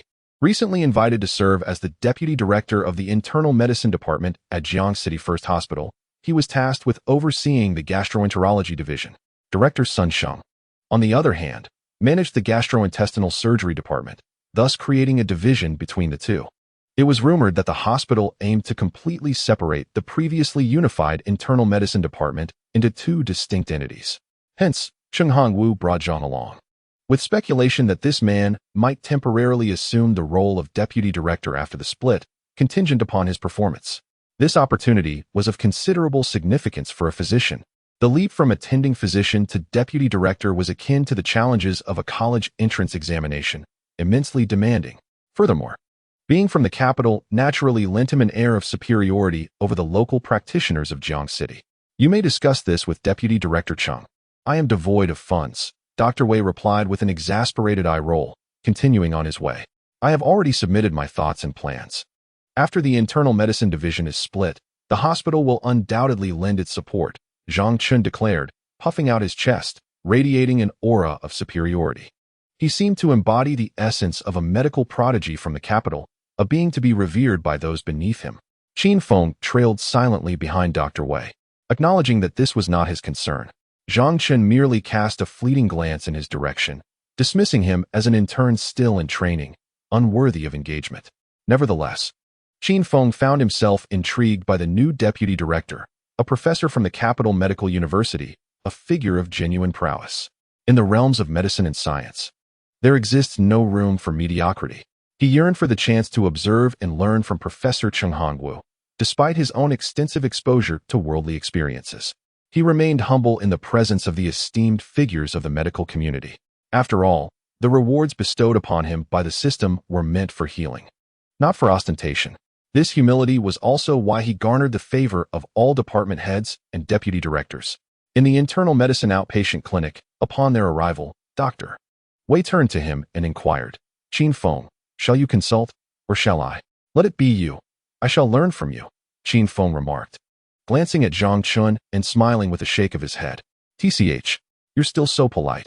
Very well then, Wei Dying responded, understanding the look in Qin Feng's eyes, a glimmer of mischief crossing his own. The three then took their seats, with Qin Feng instinctively positioning himself slightly behind Zhang Chun. You all play. I shall merely observe. Throughout the afternoon, they attended to a dozen or so patients, each presenting relatively straightforward issues. Only one case revealed gallstones, approximately 15 centimeters in diameter, necessitating minimally invasive removal. How's your learning going, Xiaoqin? Zhang Chun inquired, turning to Qin Feng during a moment of boredom. Let me see your notes. Not bad, not bad. I feel I've learned quite a bit, Qin Feng replied, momentarily taken aback before nodding earnestly. However, the brevity of his notes, merely 2 or 3 lines, rendered the situation somewhat awkward. They primarily comprised the basic details of a couple of patients and a brief overview of potential ailments. As for treatment plans, his internal diagnostic speed surpassed the need for documentation as the outcomes aligned with the examinations. Yet, upon glancing at the notes, Zhang Chen's brow furrowed, a look of displeasure crossing his face. He had never encountered such an indifferent intern. How could one fail to document patient information?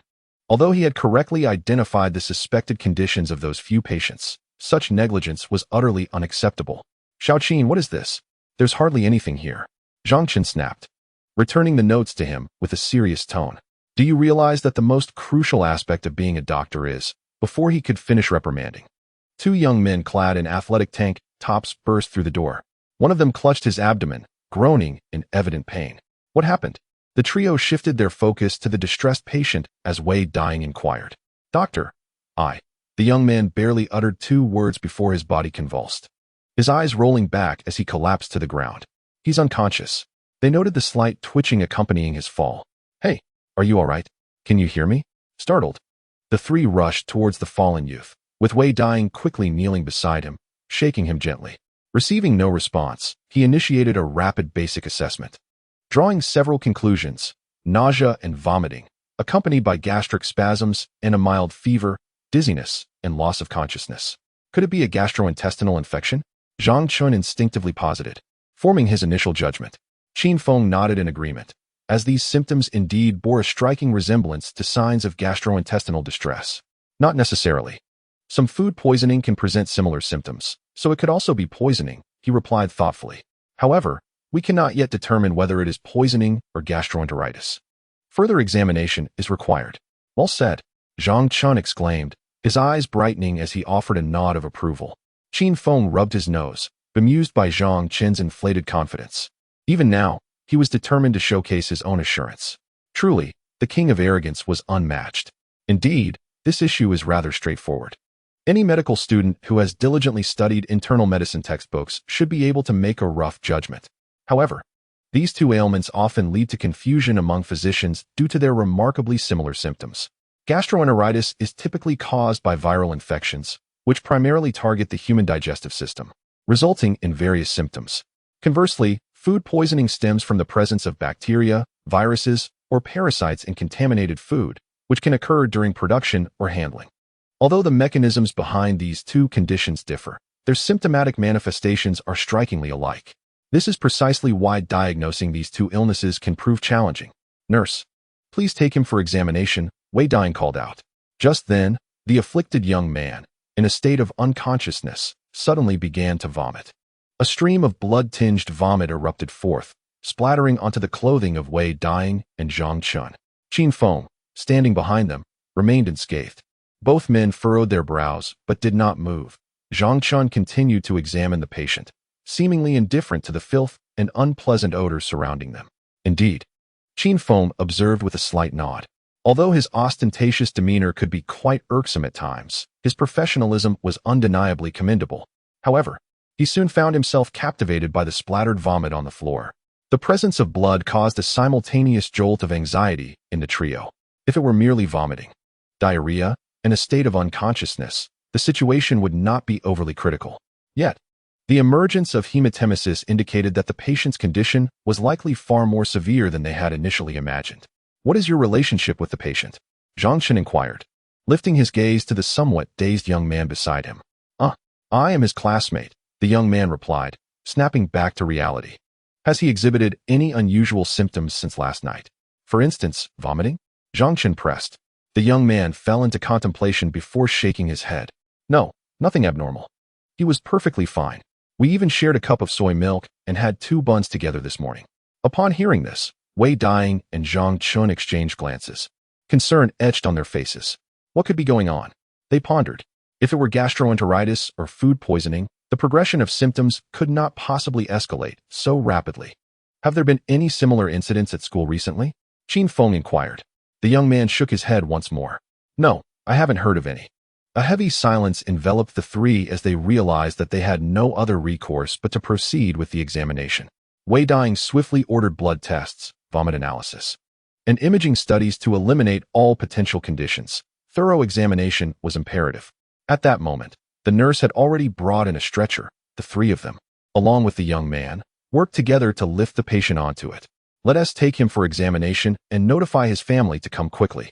"All right, I'll call right away." Upon hearing Wei Dang's words, particularly with the examination report in hand, the young man appeared somewhat flustered and nodded vigorously. He retrieved his mobile phone and began to make a call. "Wait." Just as the nurse was preparing to transport the unconscious boy, Qin Feng suddenly interjected. All eyes turned towards him, and Zhang Chen's expression shifted to one of irritation as he was about to reprimand. In that moment, Qin Feng abruptly lifted the boy's shirt, exposing his upper body. Instantly, the expressions of everyone changed. The boy's torso revealed a series of raised red swellings, some as large as a thumb and others comparable to mung beans, scattered across his chest, creating a rather unsettling sight. The young man's complexion turned pale, and he instinctively took a few steps back. Angioedema. At that moment, Qin Feng, Zhang Chun, and Wei Dang spoke in unison. Angioedema, also known as vascular neurogenic edema or giant urticaria, typically occurs in areas of loose skin tissue and is generally localized swelling. Wei Dang furrowed his brow, still processing the situation. It could be an exercise-induced food allergy. Exercise-induced food allergy?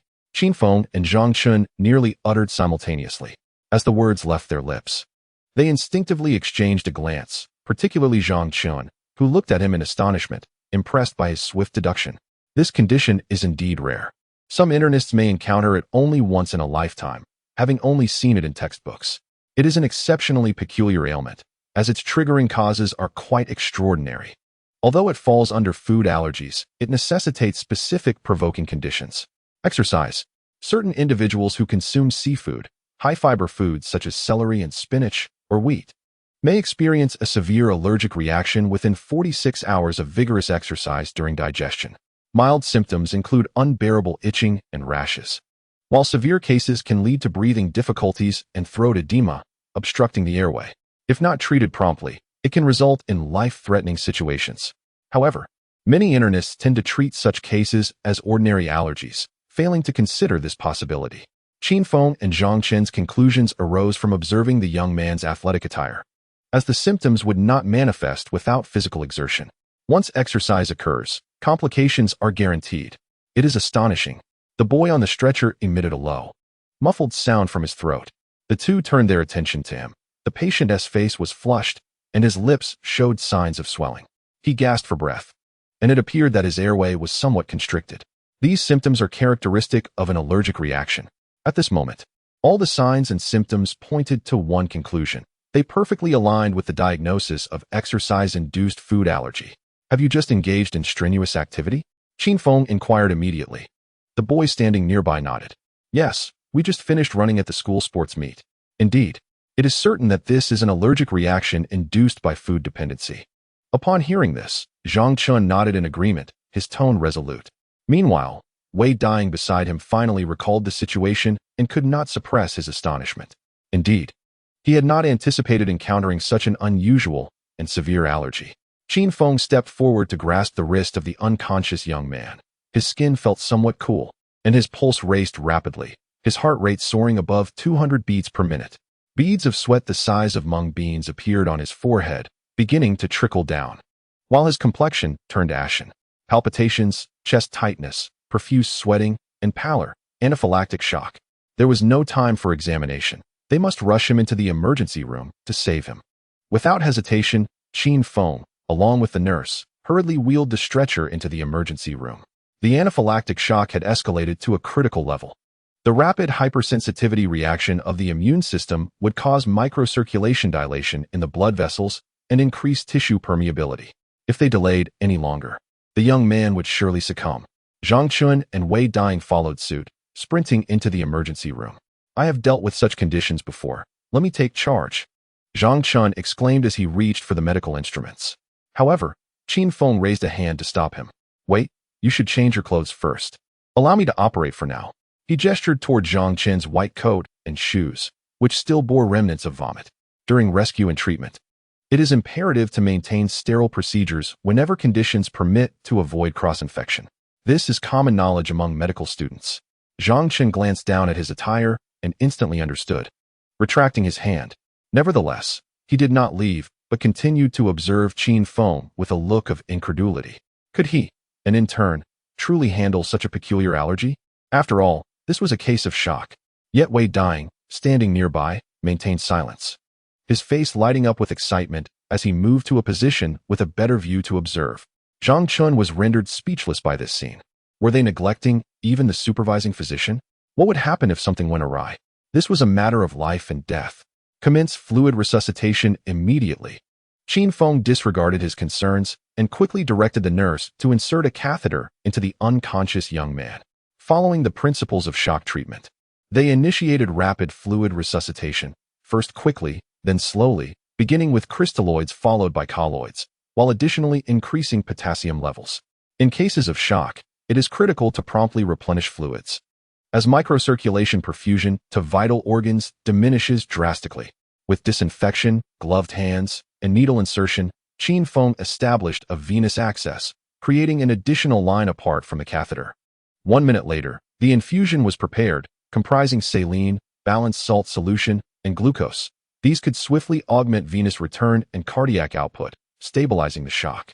Subsequently, plasma and albumin were administered to minimize the extravasation of crystalloids from the blood vessels. As the fluids entered the young man's body, the monitor's readings began to show a decline. The heart rate gradually decreased from 202 to 130 beats per minute, and within a mere 3 minutes, the shock was fundamentally controlled. Zhang Chun stood beside him, utterly astonished, his mouth slightly agape. He gazed at Qin Feng in disbelief. How could this be possible? The speed was astonishing, faster than his own. A thought crossed his mind. Had this intern encountered such a case before? Indeed, it must be so. Otherwise, it would be impossible to recognize such a rare condition at first glance. Even he had only encountered it once at a hospital in the capital. Yet this young man seemed to possess remarkable luck.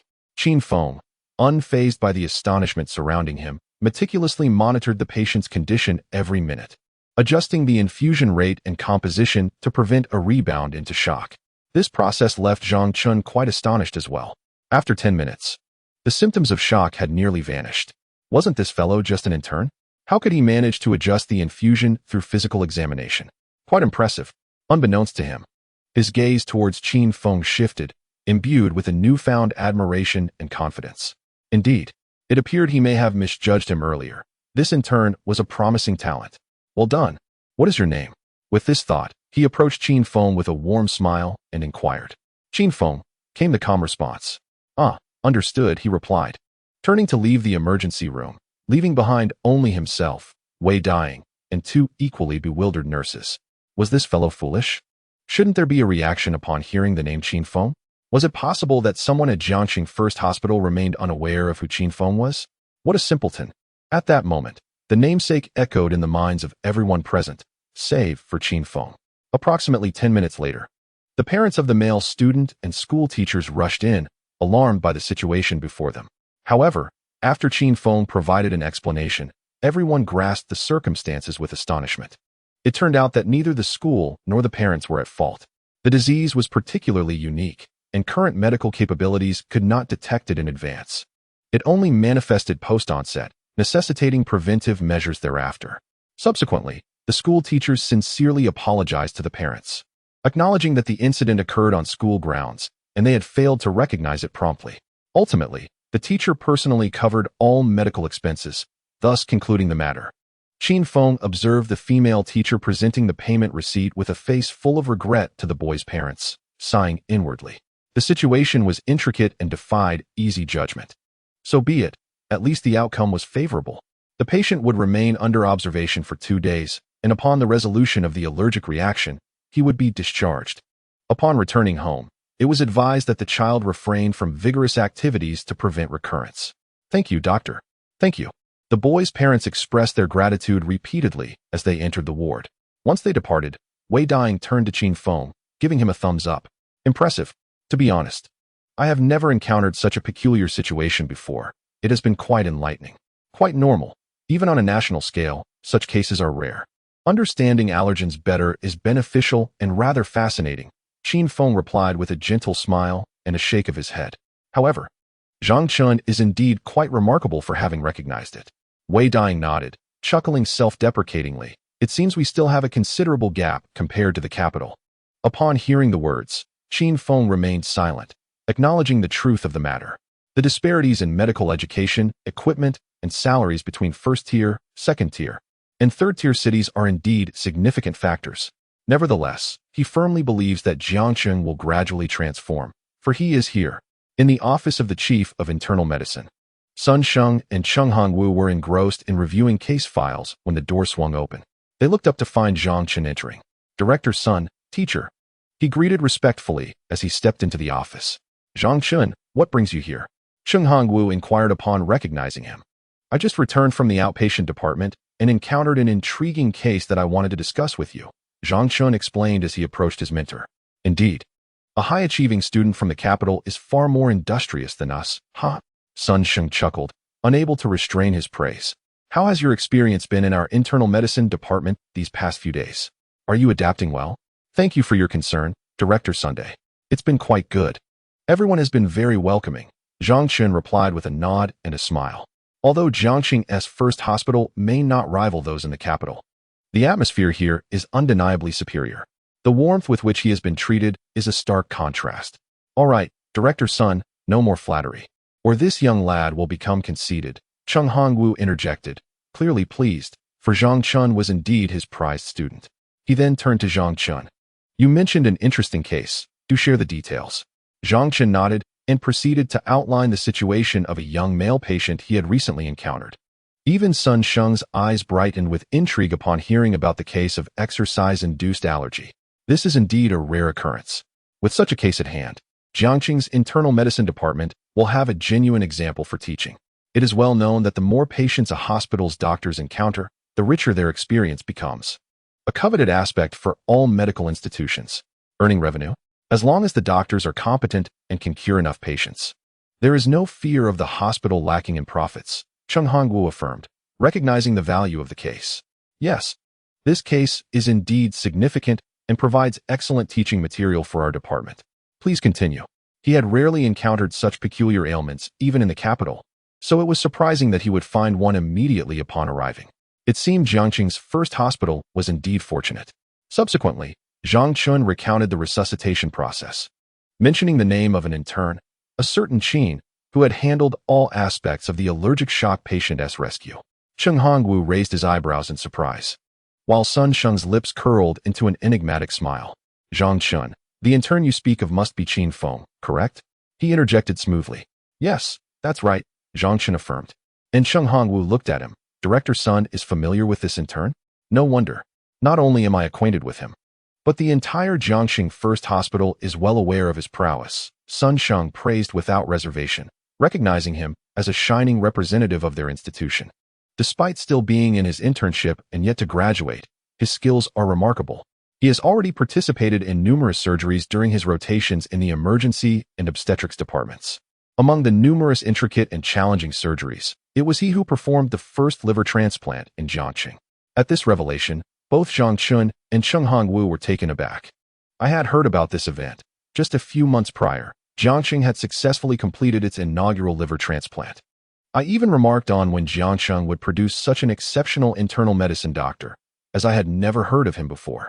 Chung Hongwu slapped the table, unable to suppress his laughter. Haha, I never expected to encounter him here. What a stroke of fate. I am eager to meet him. Meanwhile, Zhang Chun took a while to regain his composure, his heart stirred by tumultuous waves. How could this in turn be so remarkable? The liver transplant is a highly complex level 4 surgery, while he was only able to engage with level 3 surgeries at best, performing merely a fraction of those. Yet, in Jiangxing, he was among the elite attending physicians. The fact that this intern had accomplished a level 4 surgery indicated he was indeed a prodigy in internal medicine. However, he never considered the possibility that Qin Feng had independently executed the surgery. Surely, no intern, no matter how talented, could perform such a procedure alone. What could one learn in a 5-year medical program? He himself had undergone a rigorous 8-year direct doctoral program. The disparity between them was akin to heaven and earth. This talent must not go to waste. Being under Wei Dang's tutelage was a tremendous loss. He must be brought over. If his mentor recognized this genius and made him his pride, then he too could discover Qin Feng's brilliance and take him as his own student. This was the essence of the master-disciple relationship, where the torch is passed down through generations. A beautiful narrative in the realm of medicine. All right, I understand now. You may proceed with your work, Chung Hongwu said, nodding at him. Teacher, you see, I am becoming familiar with our work here, and you are aware of my capabilities. Zhang Chen hesitated before continuing. Perhaps you could discuss with Director Sun about my desire to take on an intern. An intern? Sun Sheng's eyes lit up at the mention. This was indeed a good development. Although Zhang Chen's reputation was somewhat tarnished, he merely exhibited a bit of arrogance. A little pride among capable doctors was permissible, for humility would naturally follow when one's skills were insufficient. Most importantly, his experience and knowledge were not to be underestimated, especially since he was a favored protege of Chung Hongwu. You wish to take on an intern? Chung Hongwu inquired, a hint of intrigue curling his lips. You must consult Director Sun. His approval is necessary. Absolutely, I agree. Sun Sheng immediately interjected. I will select a bright intern and send them your way. No need for such trouble. Zhang Chun gratefully declined. I already have a suitable candidate in mind. Oh, who? I believe that Qin Feng, who is by Wei Dang's side, would be an excellent choice. He possesses a solid foundation.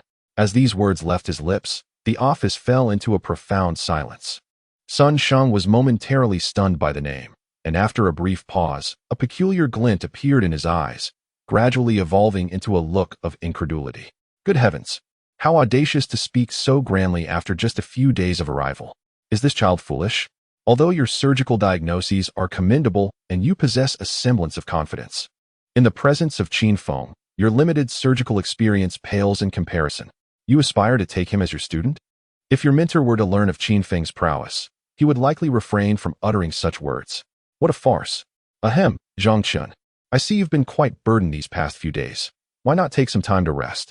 Sun Sheng did not respond, but hastily expressed his concern, urging, "Go on. Go on. I'll grant you a couple of days off to recuperate and explore our Jiangcheng." Before Zhang Chun could utter a word, he was interrupted and hastily dismissed. This left Zhang Chun feeling somewhat awkward as he glanced at his teacher, who merely shook his head, prompting him to leave the office in silence. Sigh. I didn't expect him to decline. I feel a tinge of disappointment. However, it matters not. Once Qin Feng witnesses my exquisite medical skills, he shall undoubtedly be captivated. Later that evening, as Zhang Chun was leaving work, he fortuitously encountered Wei Dying and proudly recounted the incident. He sang praises of Qin Feng and casually mentioned, "In a few days, I may take Qin Feng under my wing, personally guiding him. You shall be liberated." Upon hearing this, Wei Dying regarded him with a look akin to that reserved for a fool, scrutinizing him from head to toe. "You intend to take Qin Feng as a student? Brother, have you been drinking while on duty?" Of course, he refrained from voicing the latter thought. "Do you truly believe you are worthy?" Soon, the news of Zhang Chen's intention to take Qin Feng as his student quietly spread within the department, eliciting both laughter and disbelief. If Qin Feng were not still a student lacking his license, he would undoubtedly be offered a position as a department head without hesitation. After all, his current surgical experience and skill level far exceed the requirements for such a position. Everyone was indeed curious and eager, wondering if, upon Qin Feng's graduation, the hospital would confine him merely to the role of a resident physician. It seems improbable. Such a prodigy should not be wasted in a single department as an ordinary doctor. That would be sheer folly. As Qin Feng exited the elevator in the orthopedics department, he encountered Director Ma, who appeared to be heading out. "Qin Feng, here to visit your classmate?" Director Ma greeted him with a warm smile. "Indeed, Director Ma. Where are you off to?" Qin Feng replied with a gentle smile, promptly returning the greeting. "An emergency patient has arrived. They called me for a consultation. I must attend to it," Director Ma explained. "Old Joe mentioned it's been a while since he last saw you. When shall we gather?" "I'm available. It depends on your schedules, though. We should sit down for a drink," Qin Feng readily agreed. "Ha. Excellent. By the way, your classmate Chen Dong should be able to discharge and return home for recovery in a few days. Do pay him a visit." "Certainly, Director Ma. Take care." After a brief exchange of pleasantries, Qin Feng proceeded to the ward. Upon entering, he immediately spotted Chen Dong's mother standing by the wall, who promptly rose with a smile to greet him. "Dr. Qin, you've arrived." Qin Feng smiled and nodded in acknowledgement as he entered the room, where Lin Xiaoxiao was feeding Chen Dong an apple. "Qin Feng, please have a seat." As he approached, a smile illuminated Chen Dong's face, and he quickly extended his hand, saying, "Wife, please pour a glass of water for Dr. Qin." All right, stop fussing," Qin Feng interjected, sensing the atmosphere and promptly settling onto a stool, beaming as he observed the pair. "Have you two obtained your marriage certificate?" "Not yet, but we have decided that after we are discharged the day after tomorrow, we will head back to our hometown to collect it," Chen Dong replied, shaking his head. He then turned to Lin Xiaoxiao, his eyes filled with gratitude and deep affection. "I have promised Xiaoxiao that I will treat her well for the rest of my life, ensuring she endures no hardships." At his words, a blush crept onto Lin Xiaoxiao's face, and a sweet smile graced her lips. Qin Feng, watching their interaction, felt a sense of reassurance. It seemed that this couple had overcome their greatest obstacle. Yet, he pondered, why not obtain the certificate here in Jiangcheng? Why not do it here instead? He suggested with a smile. "Forget it," Chen Dong replied, a hint of bitterness flickering in his eyes. "I can no longer work as a doctor. And I've caused Xiao to resign as well, meaning we will likely have to apply for a one-year graduation extension." Well, after discussing it with Chen Dong, once his injury heals, I plan to take a position at a small local hospital so I can graduate, Lin Xiaoxiao said, offering Qin Feng an apple. Chen Dong can seek connections to find other opportunities. After all, being a doctor is no easy task and is quite exhausting. Qin Feng nodded in agreement. Indeed, the life of a physician is notably arduous. As he had introduced Chen Dong to Lin Xiaoxiao, he felt a responsibility to consider their future. His purpose for visiting today was to ensure the well-being of this couple. After some casual conversation, Qin Feng's demeanor shifted to seriousness. "Chen Dong, Xiaoxiao, there is something important I wish to discuss with you." Upon hearing his tone, Chen Dong instinctively glanced at his mother. "Mom, could you step out to help me get something to eat? I'm feeling a bit hungry." Didn't you just eat?" she replied. "All right, I'll leave you to it." Her initial reluctance faded as she noticed the change in her son's expression, prompting her to rise and exit the room. Now, only Qin Feng, Dong, and Xiao Xiao remained in the hospital room. Dong, Xiao Xiao, the reason I am here today is to inform you of an opportunity. Qin Feng began. You need not leave Jiangxing. I have a promising job that is perfectly suited for you, and one that you can trust. Both of them were taken aback, their faces reflecting confusion. Qin Feng then elaborated on the work with the foundation, detailing that it involved auditing medical application materials in Jiangxing. Upon approval, the foundation would liaise with banks to allocate funds intended to assist those in need of medical aid nationwide, ensuring treatment at the existing level of healthcare. Of course, not all applications would be approved. They must meet various requirements and funding criteria. For terminal illnesses that could not be cured or did not provide a good quality of life for patients, the significance of funding would be quite limited. The cycle of life and death is an inescapable reality, and one must not harbor illusions of reversing inevitable mortality. However, those who have unexpectedly lost parts of their bodies, the young who have suffered severe setbacks or fallen ill without the means to seek treatment, should be encouraged to live with resilience, for they still embody hope. Qin Feng, do you truly believe this foundation desires our involvement? Dong and Lin Xiaoxiao exchanged incredulous glances upon hearing his introduction and professional background. Indeed, you are the most suitable candidates. Hence, I require your presence in Jiangxing. Qin Feng nodded with a smile, simultaneously assuring them that Jiangxing would provide them with a housing unit free of charge and that their salaries would be calculated according to the auditing standards of the nation's premier medical foundation. With an annual income of 300,000. What? An annual salary of 300,000? Dong and Lin Xiaoxiao were momentarily stunned, their faces reflecting sheer astonishment. Their minds went blank. What does an annual salary of 300,000 imply? They had yet to graduate and were only earning 2,000 to 3,000 a month during their hospital internships. Earning 30,000 a year was already a stretch, and now it had multiplied tenfold.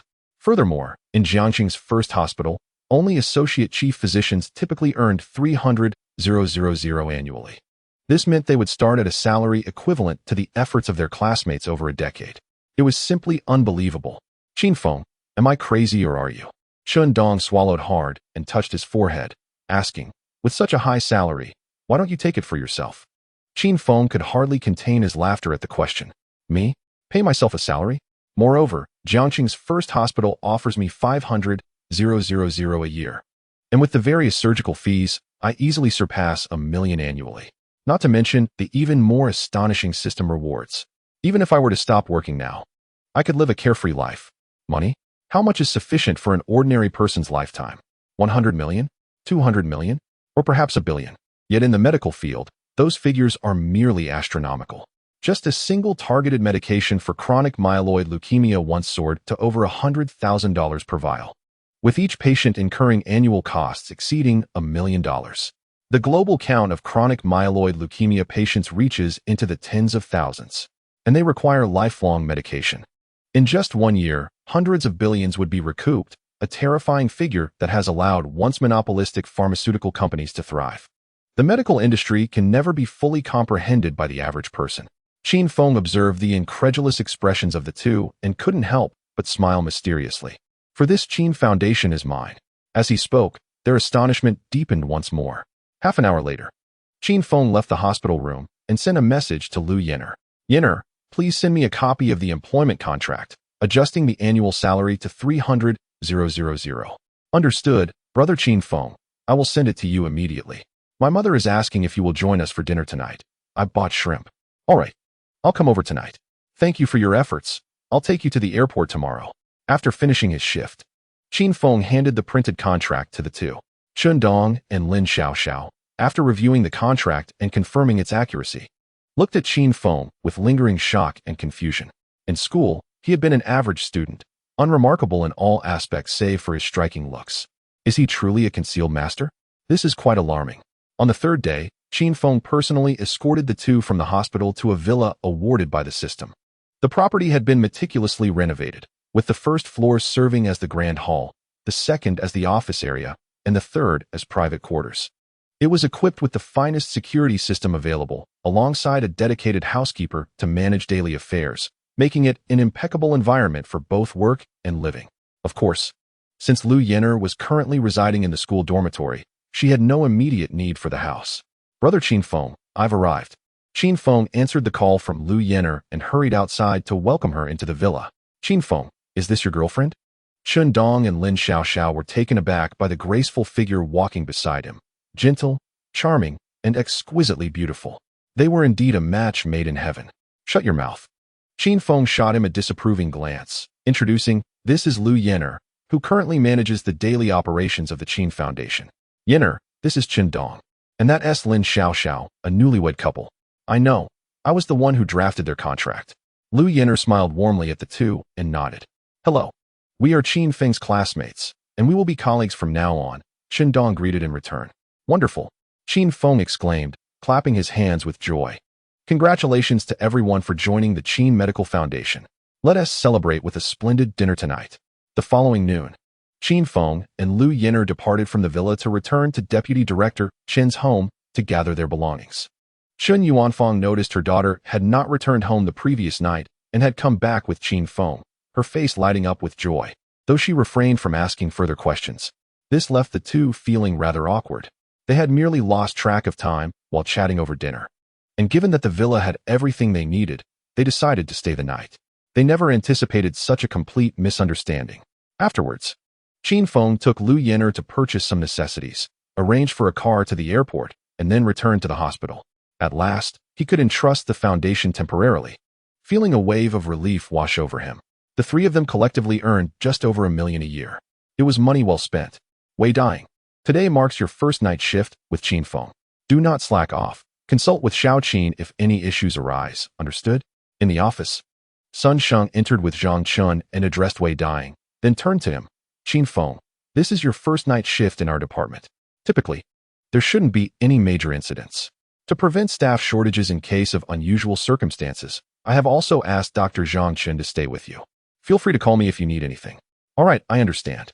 Thank you, Director Sun," Qin Feng replied with a smile and a nod. "No need for formality. Well then, I shall take my leave."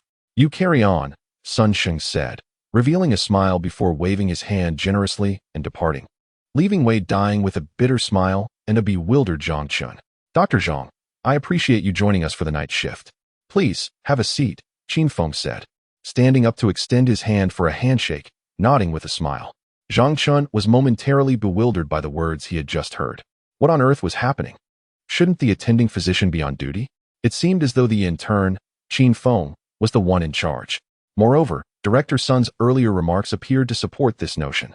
Even Wei Dying, the supervising physician, had not contested it. Confusion reigned.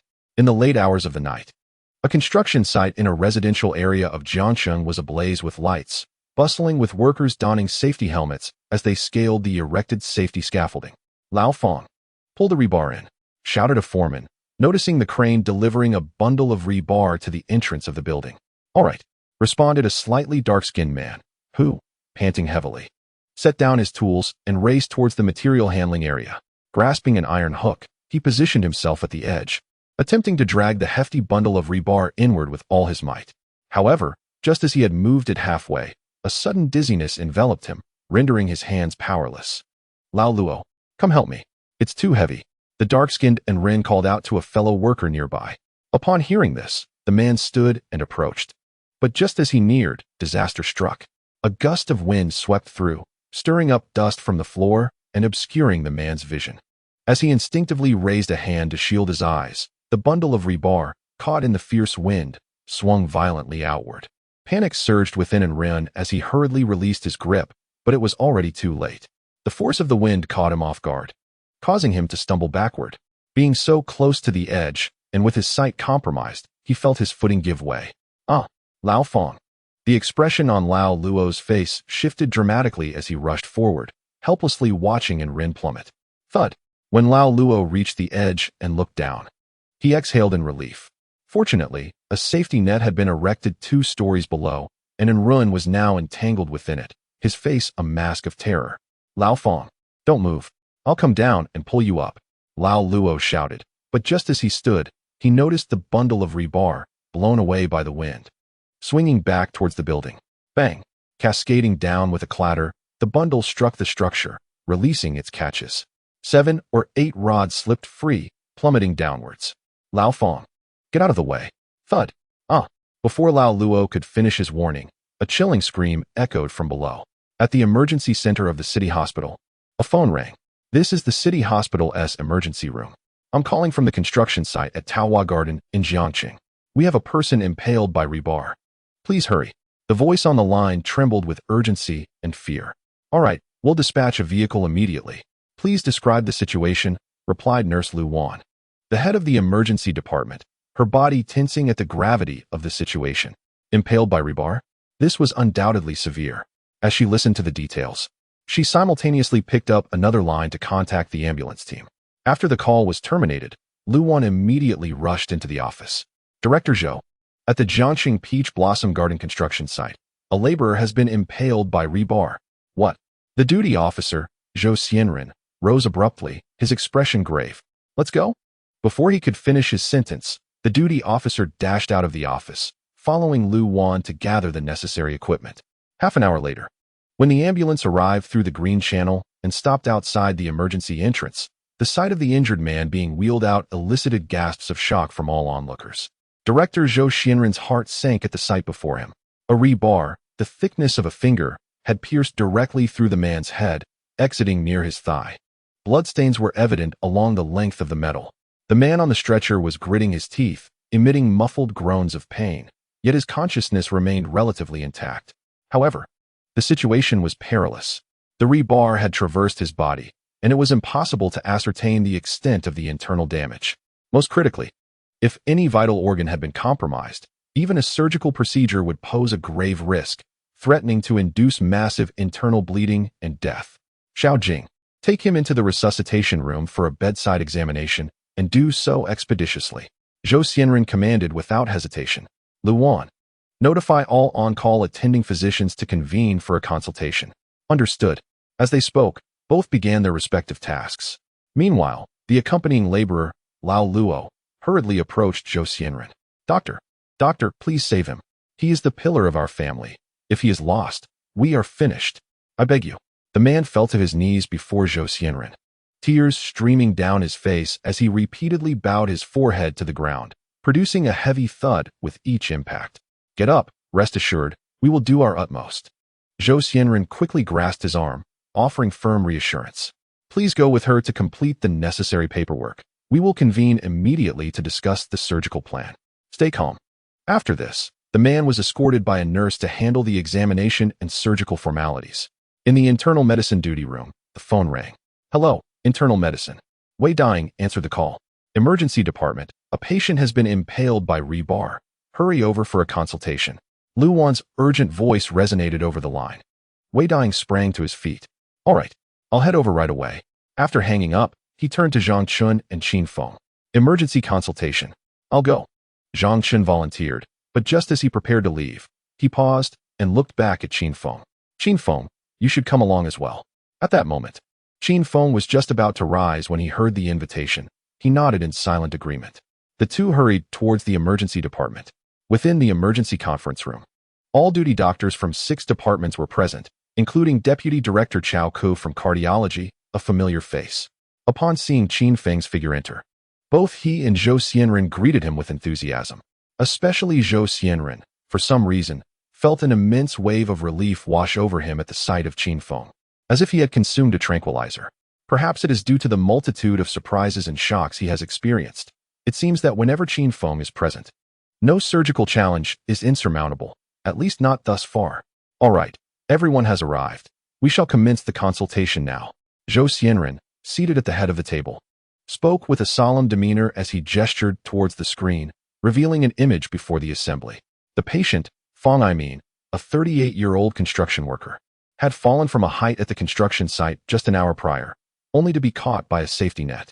However, a steel rebar had penetrated his skull, traversing his body and emerging through one side of his lower region. After providing a brief overview of the situation, he proceeded to display the next image, recently captured. The moment this image appeared, an involuntary shudder coursed through the crowd, their faces reflecting sheer horror. Goodness, how severe! Even Dr. Chao Ku, the deputy director of cardiac surgery, could not suppress a tremor, exclaiming in disbelief. The sight of that steel rebar was nothing short of terrifying. It was evident that the rebar had entered at the hairline of the forehead, traversing the front of the brain, piercing through the back of the oral cavity and the throat, closely following the margins of the heart and carotid artery. Simultaneously, it had perforated the liver and spleen, proceeded through the stomach and intestines, and ultimately emerged beside the left scrotum. One could say he had been skewered alive. Remarkably, the heart and carotid artery, two areas that could be instantly fatal, were perilously close yet miraculously intact. Had the rebar deviated by a mere millimeter, the patient would likely have succumbed before the ambulance even arrived. Zhou Xianren noted that the patient's consciousness remained relatively clear, suggesting that the brain had not sustained severe damage. However, it could not be ruled out that the rapid penetration of the rebar had concealed the extent of the injury. The risks involved were manifold. Presently, the patient's physiological status appeared stable, yet should any complications arise, they could prove fatal at any moment. We are striving to provide everyone with a more comprehensive examination report. Zhou's brow furrowed, his tone growing grave. The most pressing question now is, how shall we extract the rebar? The notion that the patient's condition was stable astonished several attendees. While it was fortunate that he had survived, the extraction of the rebar posed a significant threat, a truly daunting task. The attending neurosurgeon spoke up first. The brain is the most perilous area. From what we observe, the rebar has penetrated the frontal part of the skull. Although the nerves there are not numerous, we cannot dismiss the possibility that some may have been torn. I need to review detailed brain scans to make an informed judgment. Indeed, the enhanced imaging of the brain has been completed. That is of utmost importance. The steel rebar in the head must be prioritized for removal. Zhou Xianren concurred, and the others nodded in agreement. Qin Feng scrutinized the position of the rebar within the skull. If the surgery were to proceed, the extraction of the rebar would undoubtedly take precedence. Otherwise, should any inadvertent movement occur during surgery on other areas, it could potentially result in irreversible brain damage or even death. The position of the heart is precarious. It may necessitate simultaneous surgery alongside the brain. Any minor complication in these areas could prove fatal. Deputy Director Chow of the Cardiothoracic Department spoke up immediately. Based on the examination results, the patient's liver and spleen have begun to bleed, and shock could occur at any moment. I believe our internal medicine team must commence treatment concurrently. Otherwise, once shock sets in, it will be equally perilous. Zhang Chun, with a grave expression, joined the discussion, while Qin Feng remained silent. As one examination report after another was presented before them, the discourse regarding the surgical plan grew increasingly fervent, as there were numerous critical factors to consider. After such a prolonged wait, excessive bleeding had been identified from the wounds within the patient's body. Although the volume of blood loss was not substantial, any slight misstep during surgery could endanger the patient's life. "Oh, Lao Feng, what has happened to you? Please, you cannot die. What will become of our daughter?" The woman's voice was filled with desperation. "Doctor, I implore you, please save him. If he dies, our daughter will have no chance at life." At that moment, faint sounds of a woman's anguished cries and wails echoed from outside the room. Hearing this, Qin Feng rose and opened the door. Following the sound, he saw a plainly dressed woman kneeling outside the emergency room, fervently bowing her head in front of Xiao Jing. Nearby, a young girl, seemingly around 17 or 18, sat on a bench clad in a hospital gown. Her pallid complexion and the tears streaming down her face revealed her profound sorrow. "Dr. Qin," Xiao Jing called out as he approached, "please get up. We will do everything in our power to rescue the patient. Let her examine your husband first." Qin Feng nodded slightly, helping the woman to her feet and gesturing toward the young girl. "Is she your daughter?" The woman nodded. "Let us get your daughter back to her ward. We will inform you the moment we have news, all right?" Qin Feng encouraged, and the woman wiped her tears as she walked to her daughter. Just as she reached out, the girl shook her head vigorously, moving aside to avoid her mother. She then lifted her gaze to meet Qin Feng's, her tear-streaked eyes brimming with emotion. "I want tea leave. I want to wait for my father to come out." Qin Feng entered the emergency room. On the bed, the man lay with visible dark red-black stains on his trousers, gradually spreading. Fortunately, he remained conscious, though his face was as pale as a sheet, lying motionless while murmuring something incoherently. "I cannot die. I cannot die. I cannot die. Can you hear me?" Qin Feng asked, looking at the man and shaking his hand gently, prompting the man to blink in response. "What number is this?" Qin Feng extended a finger and asked loudly. "1. came the reply. And this one, too. Hold on. We are figuring out how to save you. Thank you. The patient murmured, and although Qin Feng nodded, a sense of foreboding weighed upon him. The man's responses had all been incorrect. And although his eyes still gleamed with life, it was evident that his vision was compromised. He cast a glance at the horrifying steel bar protruding from the top of the skull, and in an instant, he constructed a mental map of the insertion point and the distribution of the cerebral nerves. The emergence of visual impairment could only indicate one possibility. The steel bar may have contacted or injured the optic nerve, or the patient was experiencing disorientation. Either scenario was dire. What is the situation? He inquired as he saw Xiao Jing returning. Without uttering a word, Xiao Jing merely shook her head and handed him the recently obtained examination report. Upon receiving it, Qin Feng glanced at the document, his brow immediately furrowing with concern. The enhanced imaging of the brain had been completed, and although the steel bar had not damaged the crucial nerves at the posterior end of the skull, the situation was far more complicated than anticipated. This steel bar was firmly pressed against the trigeminal nerve's semilunar ganglion, exhibiting signs of compression and distortion. This was precisely why the man could not discern his fingers. This is not good, Qin Feng murmured, his heart racing. Should surgery be necessary, they would face at least 3 life-threatening risks: the trigeminal ganglion, the heart, and the risk of massive hemorrhage from the liver and spleen. This was indeed a formidable predicament. Even with his world-class surgical expertise, he estimated the success rate of this operation would not exceed 70%. He felt this was the most significant challenge he had ever encountered. Surgery does not necessarily imply danger and severity only when the body is injured or certain organs exhibit pathological changes. If internal injuries have already occurred, the task becomes a race against time to mend the wounds before the patient's condition becomes irreversible, restoring normal circulation and ensuring vital signs. Yet, for the physician, the greatest challenge is paradoxically the opposite. The condition of the patient before him would likely leave even the most skilled specialists in a state of trepidation. It would require a collaborative effort from at least 3 departments, with each segment necessitating a level 4 surgical intervention. There could be no room for error if there was any hope of safely extricating the steel bar from these critical areas and saving the patient.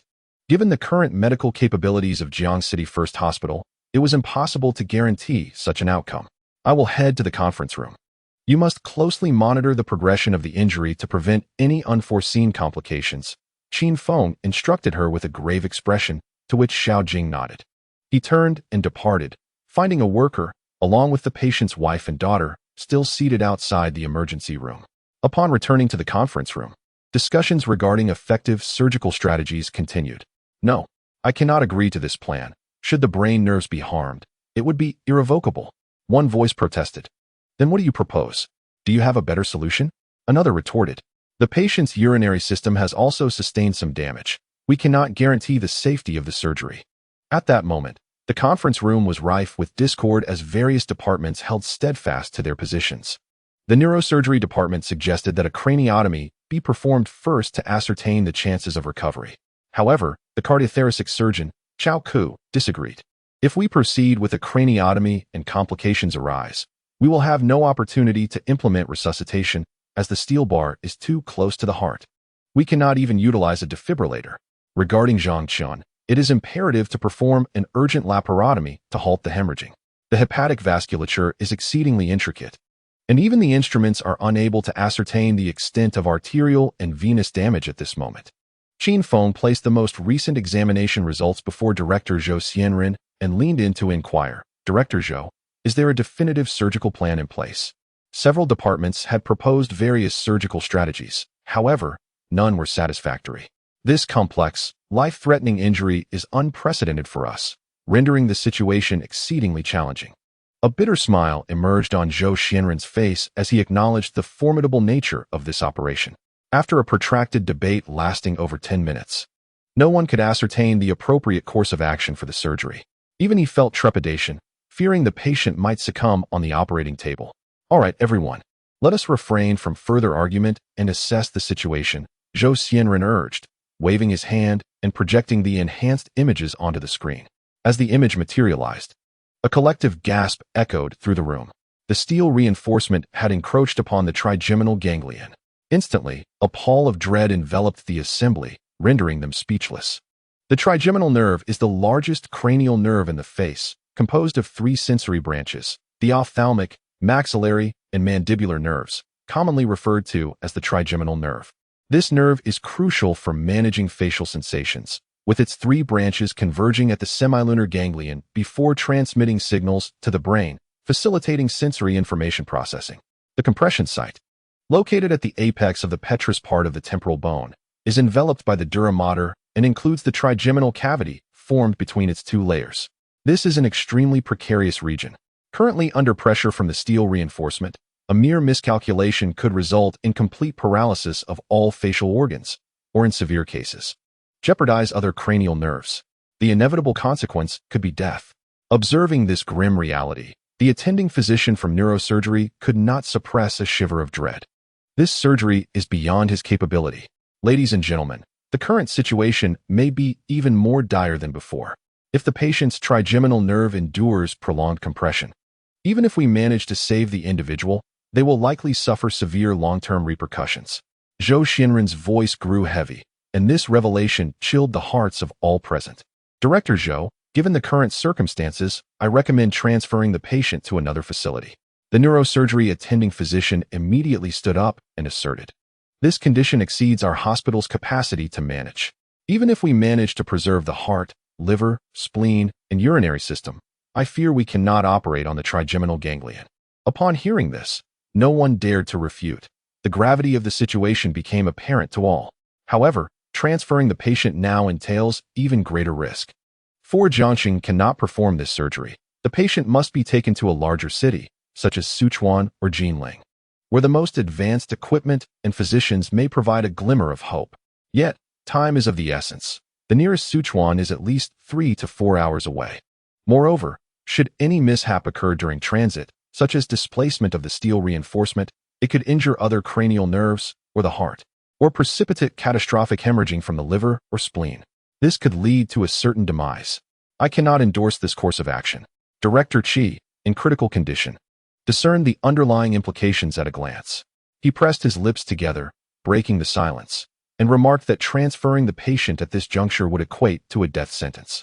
Given the patient's current state, it was evident that they would not survive the journey to a higher-level hospital.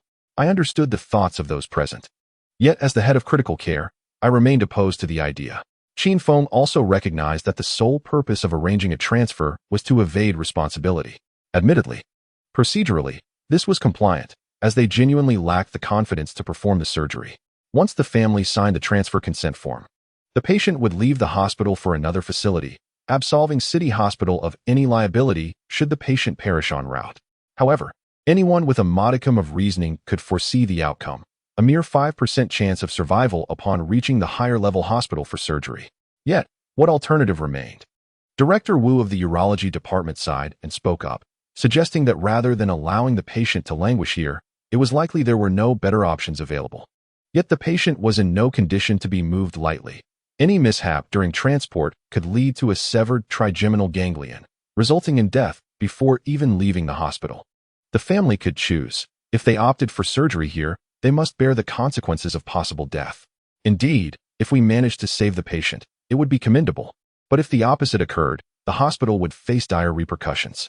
The dilemma of whether to transfer the patient or proceed with the surgery left everyone ensnared in a quandary, each fiercely debating their stance. It was painfully clear that they had largely abandoned the prospect of surgery as a means of salvation, akin to gambling with their last cards.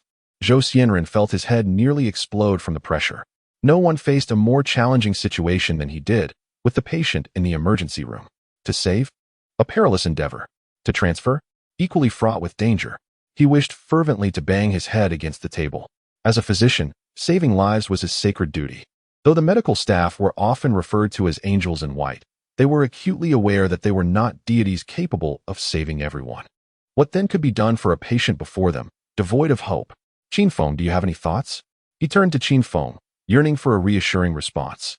I currently have a surgical plan that presents a greater chance of success, albeit with significant risks. It's up to everyone to decide. Qin Feng pondered deeply, his voice low as he spoke, just as his gaze began to dim. Really? Zhou Xianren's eyes brightened at the mention, and he swiftly stood to silence the ongoing discussions.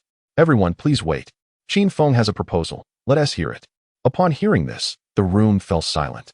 All eyes shifting to Qin Feng. All right, Qin Feng, please share, urged Chao Ke from outside the crowd.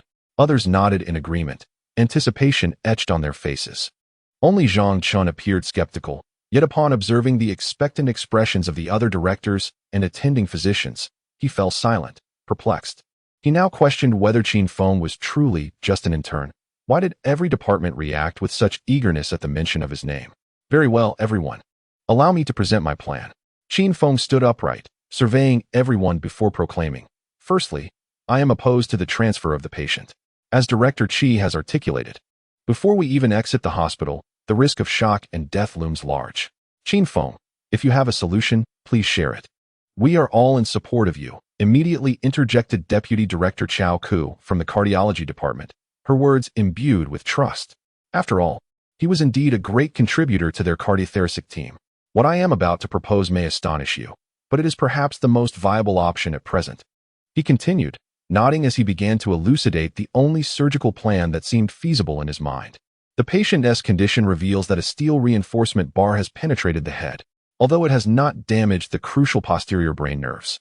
It is perilously close to the trigeminal ganglion and has already begun to exert slight deformation and pressure. The severity of this location is clear to all.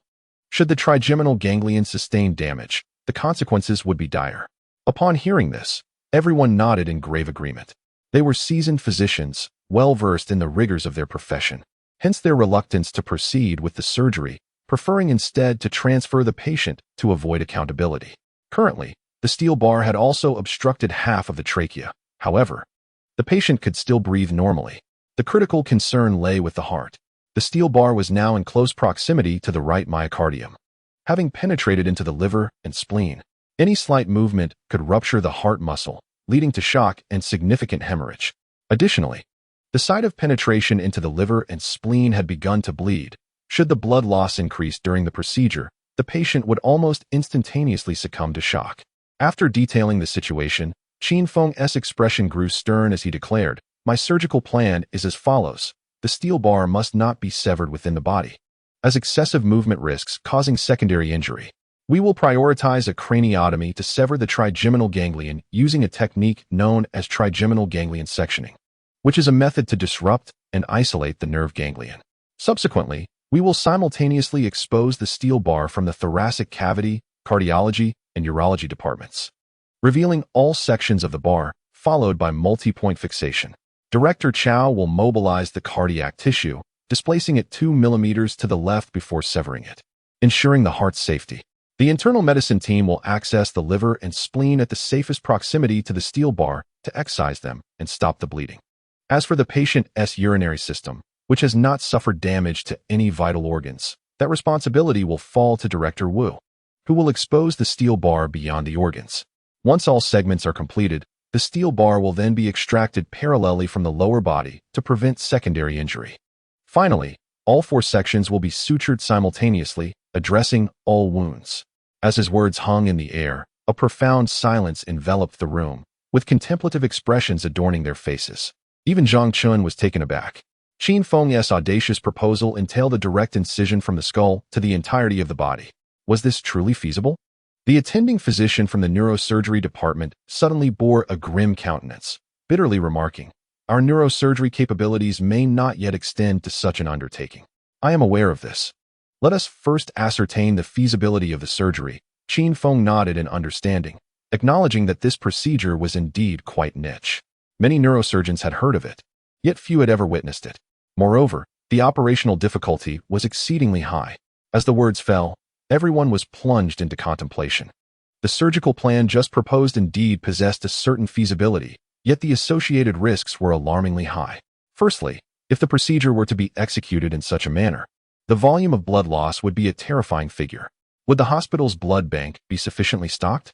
With 3 level 4 surgeries and 1 level 3 surgery combined into an extraordinarily complex procedure, who would wield the scalpel? A slight misstep could lead to complete failure. This was exceedingly audacious. Zhang Chun initially intended to rise in rebuttal, but upon observing the critical points marked on the screen, his brows furrowed deeply. Compared to the surgical plans they had previously discussed, This proposal seemed to hold greater viability. Regardless, at this moment, only he and Wei dying from the internal medicine department remained. In terms of surgical experience, he was undoubtedly the most qualified to take the stage. He too would face the same formidable risks of liver and spleen rupture and significant blood loss. At this juncture, the conference room fell silent. As for the risks, there is no need for concern. If you all trust me, I will take responsibility for this surgery. Qin Feng proclaimed, continuing, of course. If any of the esteemed leaders can present a superior surgical plan, that would be most commendable. Qin Feng, if you are the lead surgeon, I am in agreement. Suddenly, Deputy Director Chao Ku, seated outside the circle, was the first to stand. Considering the condition of the heart, thoracotomy is inevitable, and the current best approach involves cardiac detachment and repositioning. I too concur with Xiao Qin's perspective. The urology department has no objections. Director Wu, on duty in urology, nodded in agreement. Initially, during prior discussions, the team had relegated the patient's urinary injuries to the end of the agenda, prioritizing life-saving measures even at the cost of some damage to the urinary system. However, now, Qin Feng decisively leveled all aspects of the procedure, allowing them to maximize the preservation of the patient's urinary system. His support was, of course, essential. The neurosurgery team had no dissenting opinions. Yet concerns lingered regarding the procedure for the trigeminal ganglion block. The attending physician from neurosurgery frowned with worry and turned to Qin Feng, expressing, what if complications arise, leading to severe sequelae? It could become problematic. You need not fret about that, Qin Feng replied, shaking his head calmly. I will personally handle the neurosurgery. You shall be my first assistant. That is splendid. I agree. Qin Feng, what are you doing? Zhang Chun, seated below, was taken aback upon hearing him declare his intent to lead the surgery. As he regained his composure, he shot up, pointing at Qin Feng and rebuking. How dare an intern say such things? What gives him the audacity? Isn't this a disgrace to the internal medicine department? Yet before he could finish his outburst, the neurosurgeon surprisingly concurred. I didn't get a chance to attend your last craniotomy. I could only learn from the recordings. This time, I can finally observe up close. The ensuing revelation left Zhang Chun utterly bewildered. What? He said Qin Feng has performed craniotomy before. How is that possible? Isn't he just an intern from internal medicine? Dr. Zhang, what did you just say? Zhou Xianren inquired with a grave tone upon hearing Zhang Chen's words, prompting everyone to turn their attention towards him. Isn't Qin Feng our intern in internal medicine? He lacks surgical qualifications. Zhang Chen quickly realized the gravity of the situation and hurriedly replied.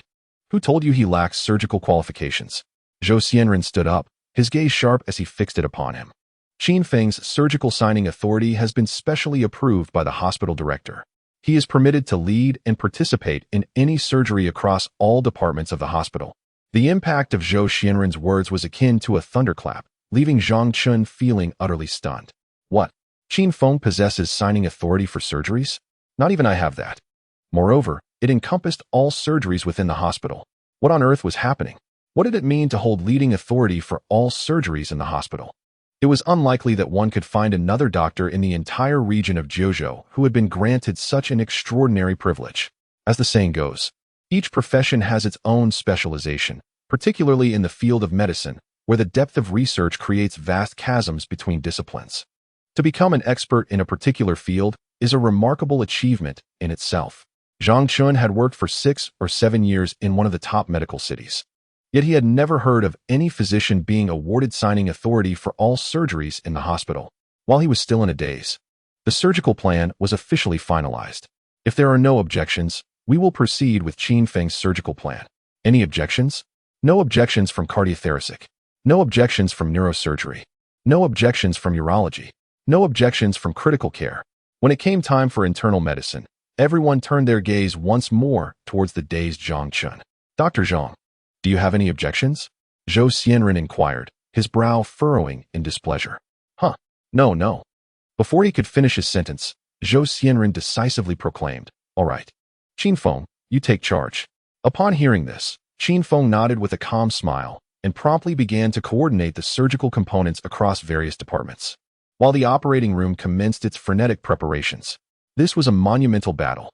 In the emergency room, Qin Feng crouched before a man, gazing into his dimming eyes. We are about to perform surgery on you. Please, I can't die. My daughter is waiting for me to earn money to save her." The man's consciousness was noticeably fading. After such a delay, the bleeding in his brain and spleen had begun to affect his physiological indicators. Surgery was imperative. "Rest assured," Qin Feng replied, his tone resolute. "We will do everything in our power to save your life." With that, he rose and nodded at Xiao Jing.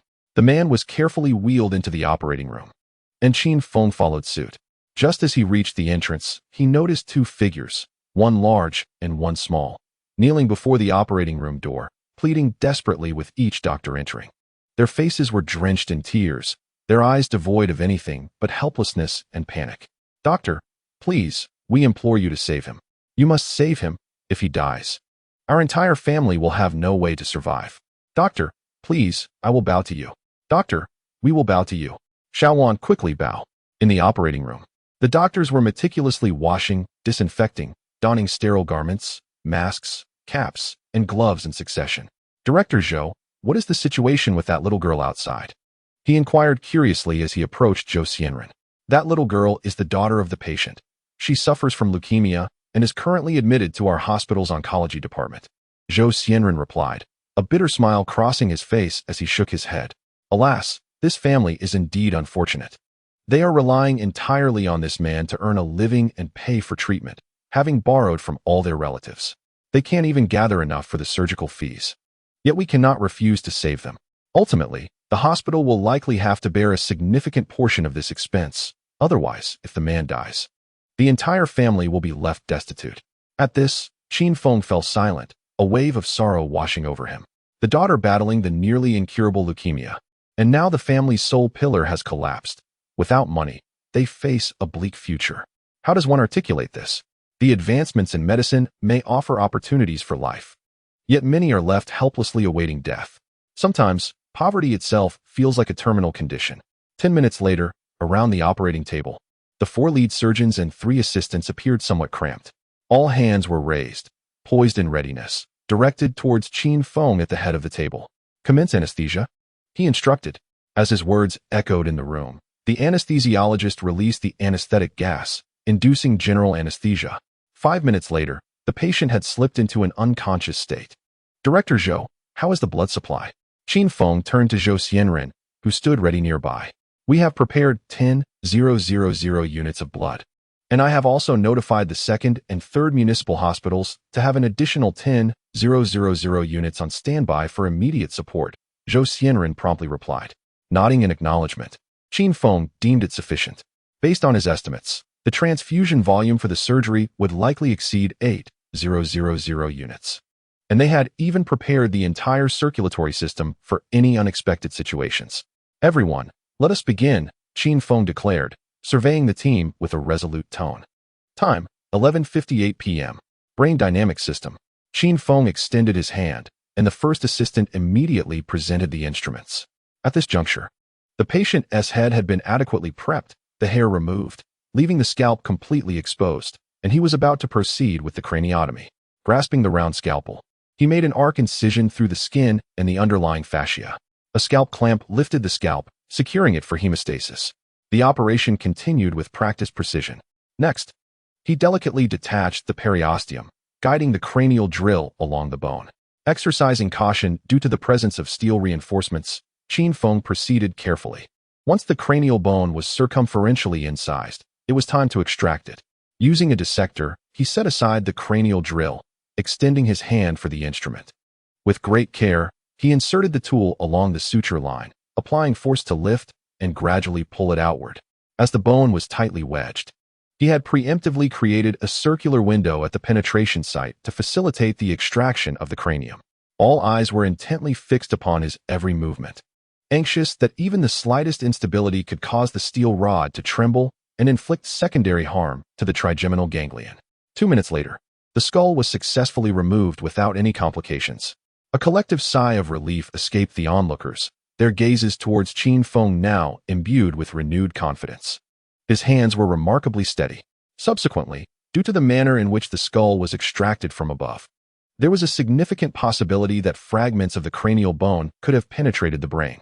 After meticulously cleansing the wound, he began to search the area surrounding the insertion of the steel rod.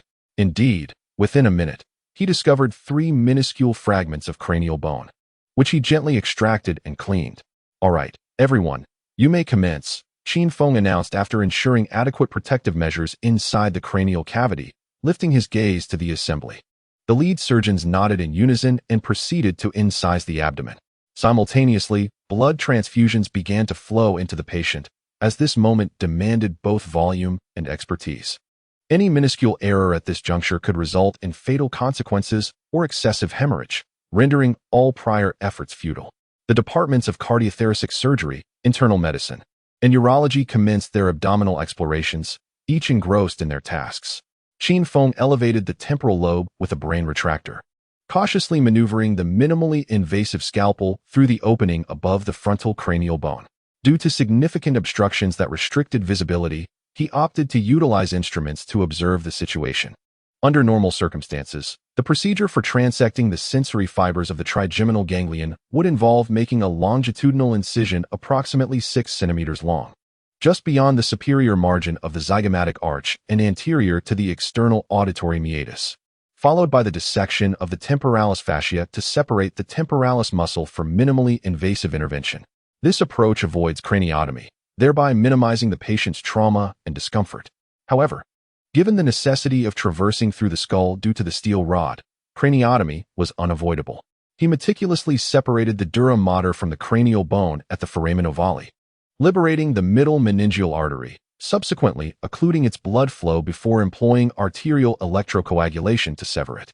Finally, after thorough exploration, Qin Feng successfully accessed the dura mater within the cranial cavity, locating the ganglion and incising both the dura and the intrinsic membrane of the ganglion.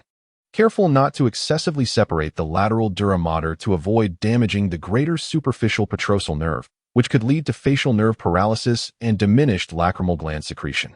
He gradually dissected the trigeminal ganglion with the minimally invasive scalpel. Before him lay the ganglion, its shape distorted by the relentless pressure of the steel rod, necessitating prompt incision.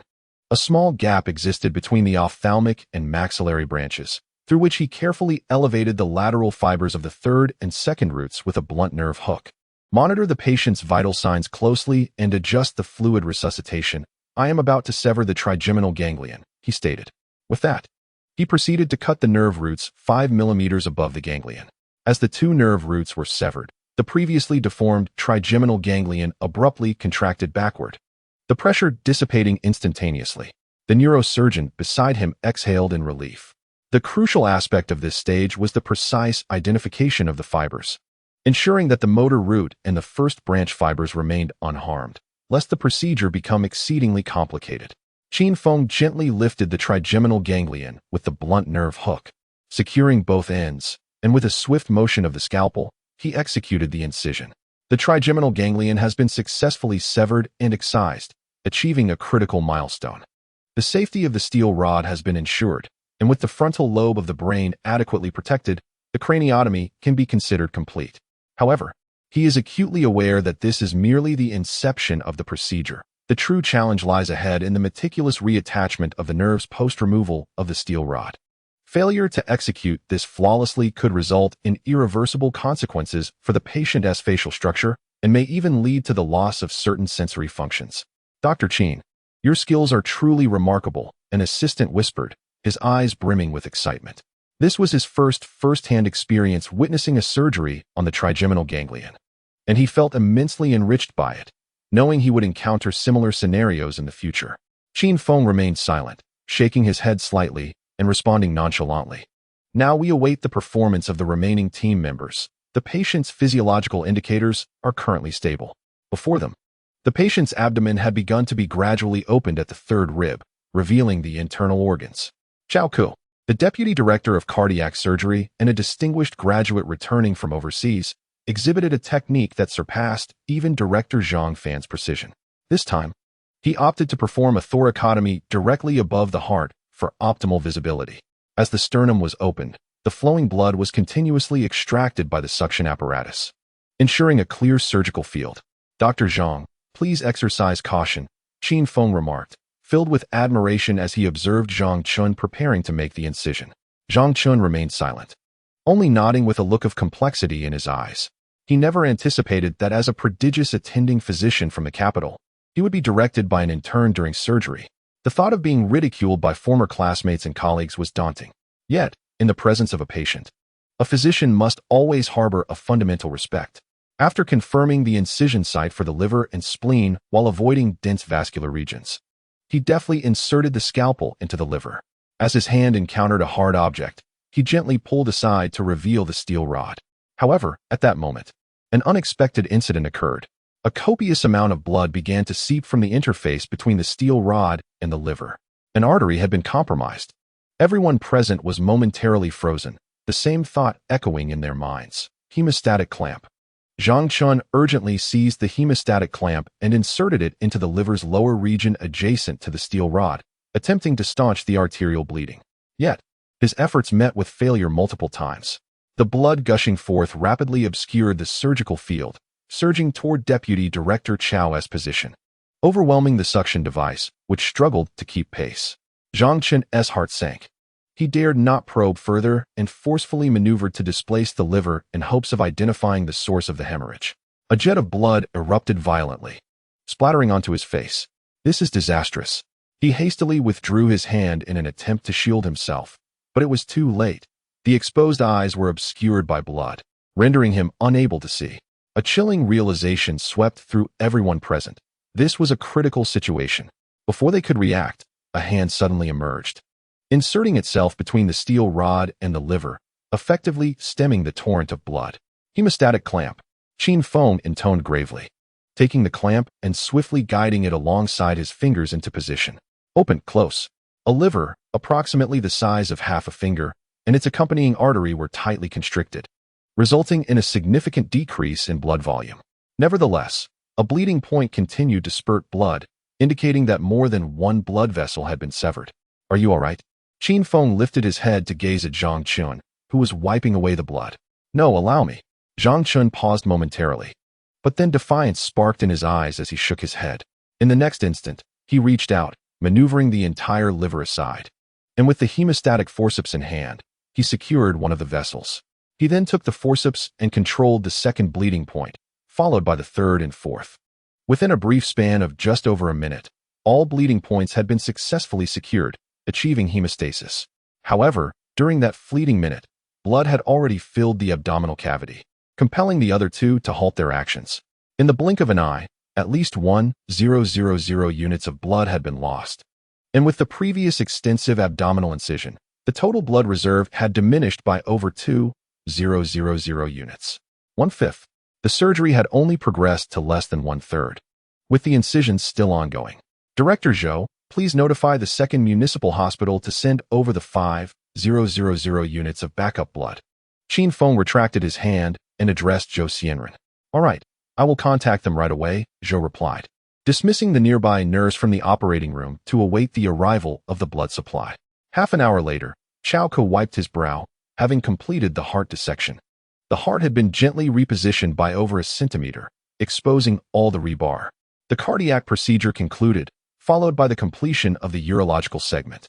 Finally, Zhang Chun was attending to the last phase concerning the spleen. At that moment, the operating room door swung open, and a nurse entered, carrying a specialized blood bank box. The 5,000 units from the second municipal hospital have arrived. The nurse leaned in to whisper something to Zhou Xianren, whose expression suddenly shifted. What is it? Qin Feng inquired, conscious that any development could impact the surgery's progress. It's nothing at all.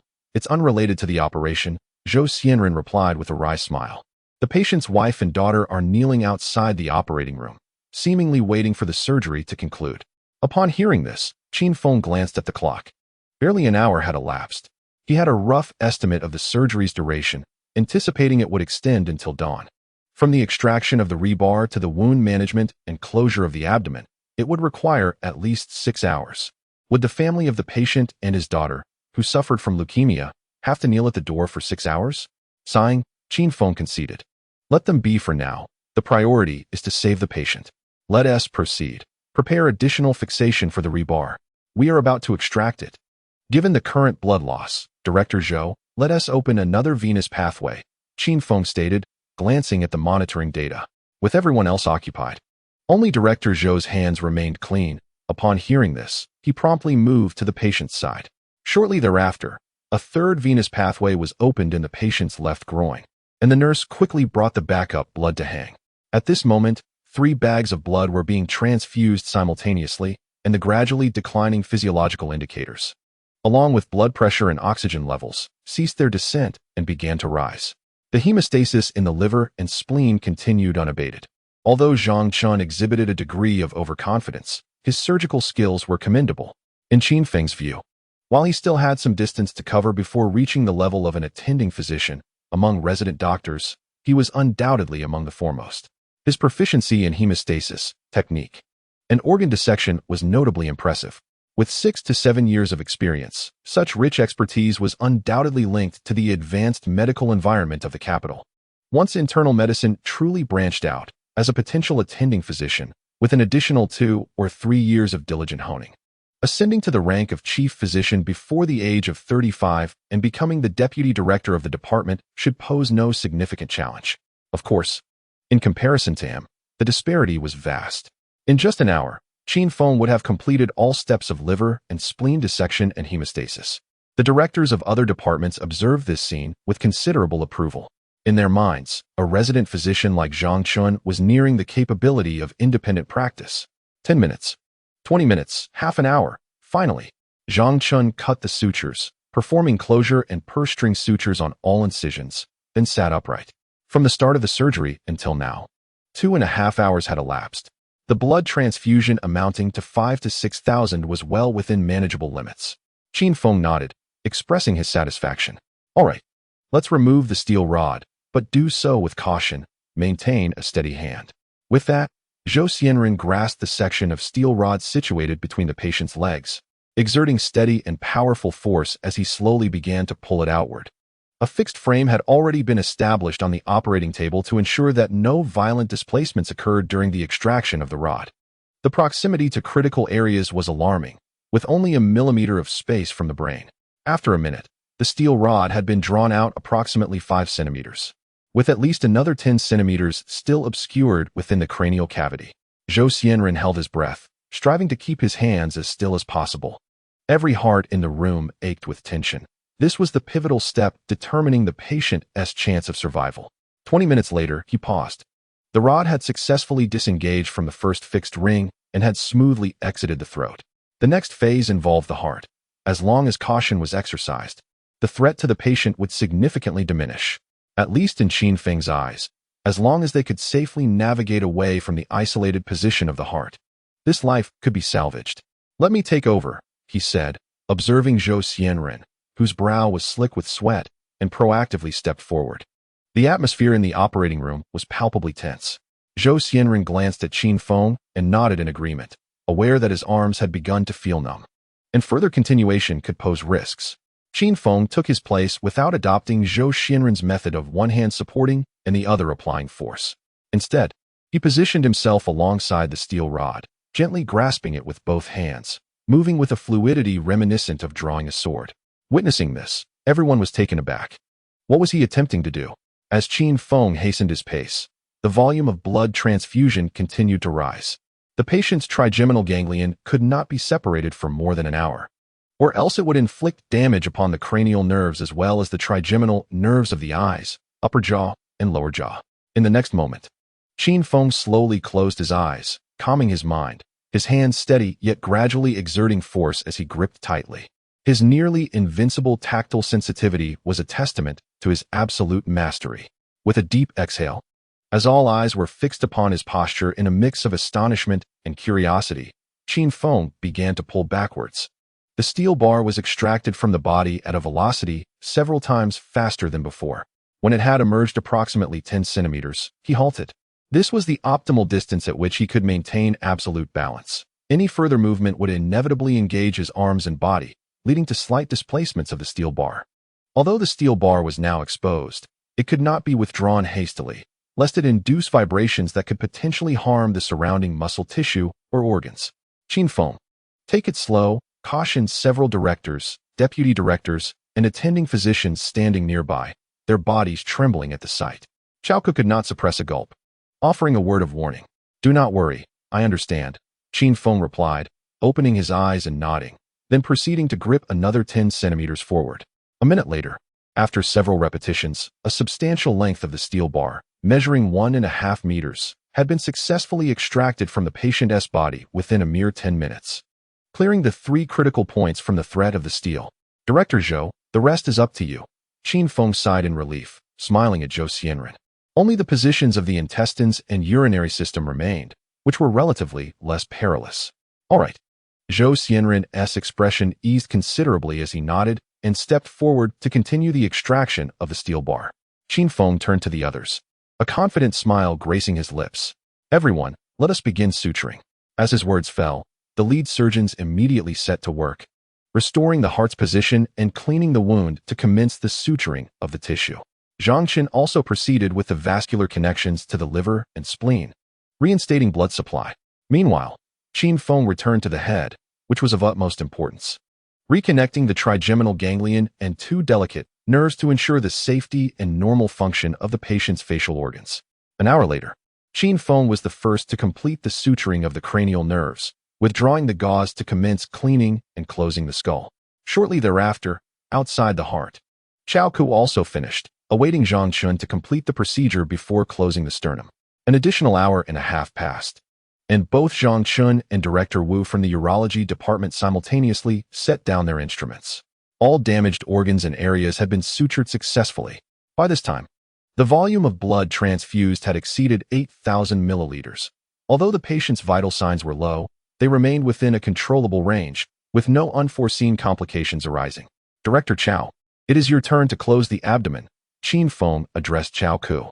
Certainly, no problem, Chao Ku nodded, as Zhang Chun and Director Wu actively retreated from the surgical table, clearing the way in the restoration and closure of the sternum and abdomen. Although the internal medicine specialists were adept, Chao Ku's experience was far more profound and seasoned. In comparison to Zhang Chun, the advantages are significantly greater. After enduring over 4 hours of high-stress surgery, Zhang Chun clearly exhibited signs of fatigue. Thus, it was far more reassuring to entrust this matter to Chao Ku. Once Qin Feng had properly bandaged the patient's head, he exited the operating room, for he had a more pressing obligation to attend to. At this moment, only the staff outside the heart surgery team remained, as the other doctors had departed to clean and sterilize, shedding their sterile attire. Thank you all for your hard work. Please return and rest, Qin Feng said with a warm smile and a nod to his colleagues. No worries, Qin Feng, we owe you a great deal today.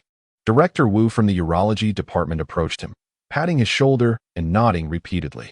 If only you could come and turn with me.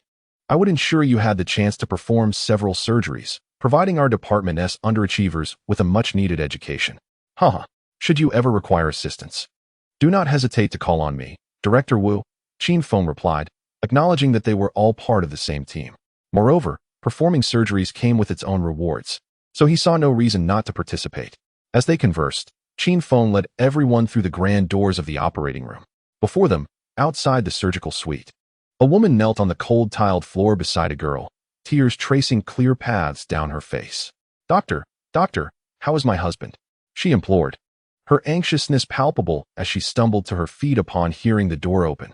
Rest assured, the steel rod has been safely removed. However, he must be monitored for a while longer to ensure he remains out of danger, Qin Feng reassured her, steadying the woman. During this time, it is vital that you heed the doctor's advice and care for him diligently to minimize any potential aftereffects. Thank you, doctor, she sobbed, overwhelmed with emotion upon hearing the good news. She clutched his hand tightly, her grip so strong that had it not been for Qin Feng's superior strength, he might have felt discomfort. It's all right. Additionally, I need to discuss something. Suddenly, mid-sentence, a frail figure collapsed behind the woman, losing consciousness. It was the little girl. He swiftly freed himself from the woman's grasp and rushed forward, placing his hand on the girl's neck, clearly detecting a rapid pulse. After conducting an urgent examination, he confirmed that she was unharmed, likely having fainted from sheer anxiety coupled with her pre-existing frailty.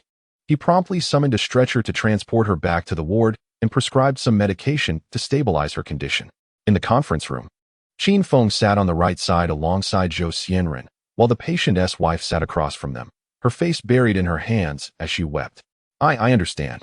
I have already borrowed some money, she murmured when the topic of the surgical fees arose, her complexion paling as tears streamed down her cheeks. After gaining a better understanding of their family situation, even Qin Feng could not help but furrow his brow. This family truly epitomized the adage, one person hospitalized leads to the entire family suffering.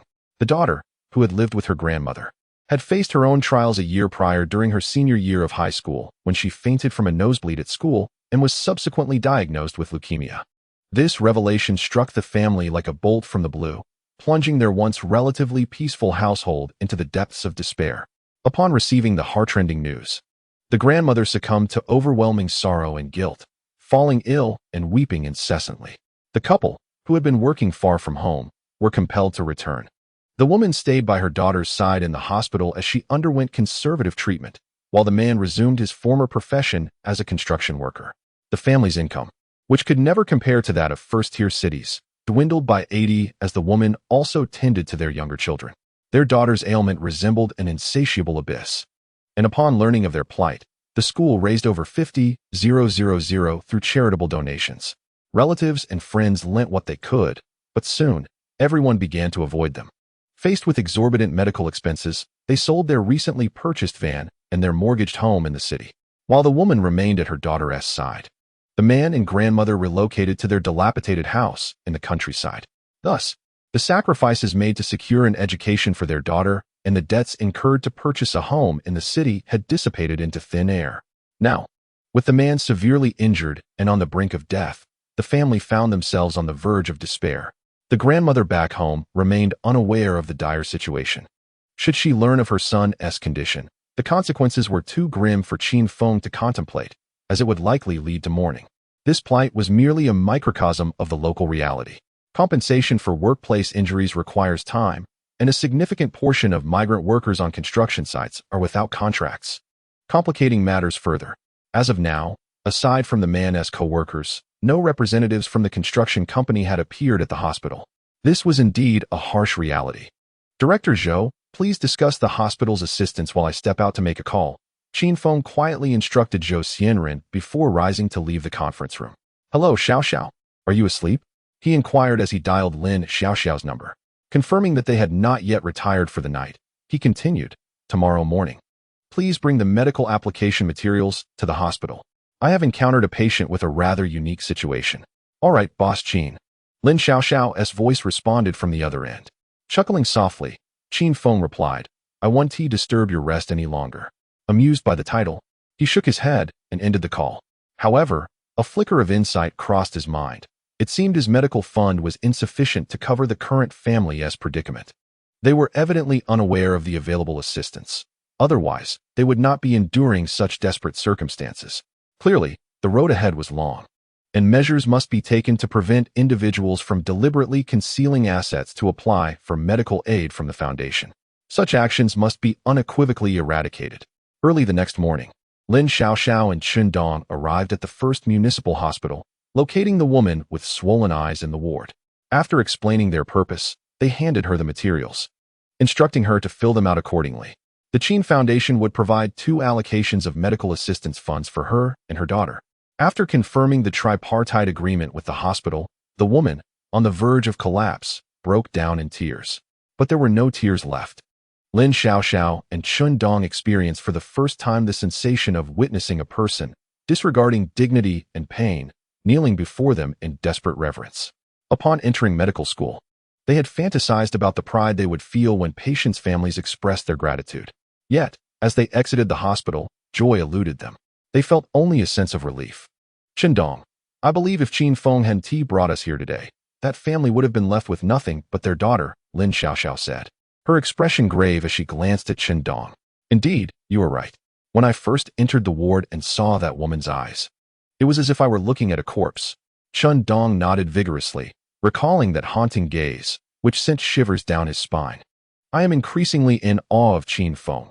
I truly wonder what kind of person he is, Lin Xiaoxiao mused, curiosity dancing on her face.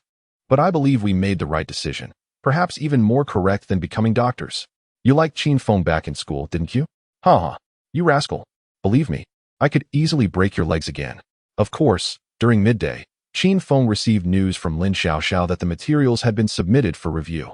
He approved them outright, releasing funds from the foundation to ensure the man and girl received continuous treatment. Simultaneously, the first municipal hospital granted certain fee reductions, stabilizing the situation. The man regained consciousness on the third day and was transferred to a general ward on the seventh, while the woman tirelessly ran up and down stairs to care for the father and daughter. As for the elderly person at home, the woman sent her to stay with relatives, temporarily leaving the village. After all, staying in the village would only expose them to gossip, and they could not afford any further misfortune. In the internal medicine office, Qin Feng, do you have time tonight? Zhang Chun raised his head upon seeing Qin Feng enter and promptly inquired, "What is up? I'd like to invite you to dinner." Taken aback, Qin Feng thought it was quite a surprise. "I'm afraid I can't tonight. I'm on the night shift. How about after my shift ends?" "It's fine. I still have more than an hour. I'll treat you at the hospital cafeteria and have the chef whip up a few dishes," Zhang Chun replied with a smile. Upon hearing this, Qin Feng pondered for a moment. He hadn't had dinner yet, so why not?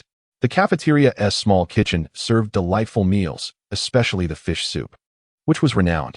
After all, orthopedic and obstetric patients often required fish soup, so the cafeteria specialized in preparing it. Over time, the fish soup from the first municipal hospital had become the envy of other hospitals.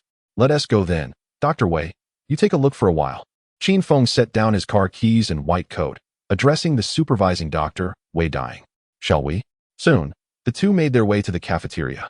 Along the way, Qin Feng noticed Zhang Chun grinning widely, and when he caught his gaze, Zhang Chun seemed a bit shy. "Boss, bring us a few signature dishes." "And another pot of black fish soup," Qin Feng called out, intrigued by Zhang Chun's enthusiasm. "Dr. Qin is here. Coming right up. Please take a seat and wait," came the cheerful response from the kitchen. The elderly woman in the window spotted him and immediately broke into a smile, turning to shout into the kitchen, "Dr. Qin has arrived. Cook well." Witnessing this scene, Zhang Chun was taken aback. Even the cafeteria lady recognized Qin Feng and was so warm-hearted. "Dr. Zhang, don't just stand there. Take a seat," Qin Feng said, making himself comfortable as he plopped down. "You invited me for a meal today, so I assume you have something you wish to discuss?" Zhang Chun hadn't anticipated such directness, as Qin Feng promptly struck at the heart of the matter. "Yes, Dr. Qin. In truth, I wanted to apologize and reintroduce myself." He offered an awkward smile and spoke softly. "Apologize?" Qin Feng was momentarily taken aback, raising an eyebrow. It seemed there had been no friction or conflict between them. What could he possibly be apologizing for? "You see, I've spent the past few days watching every surgical video I could find of yours at the first municipal hospital, and I truly find myself at a loss for words." Noticing the look of confusion on Qin Feng's face, Zhang Chun quickly clarified, "I may have been somewhat dismissive of you before, so please don't take offense."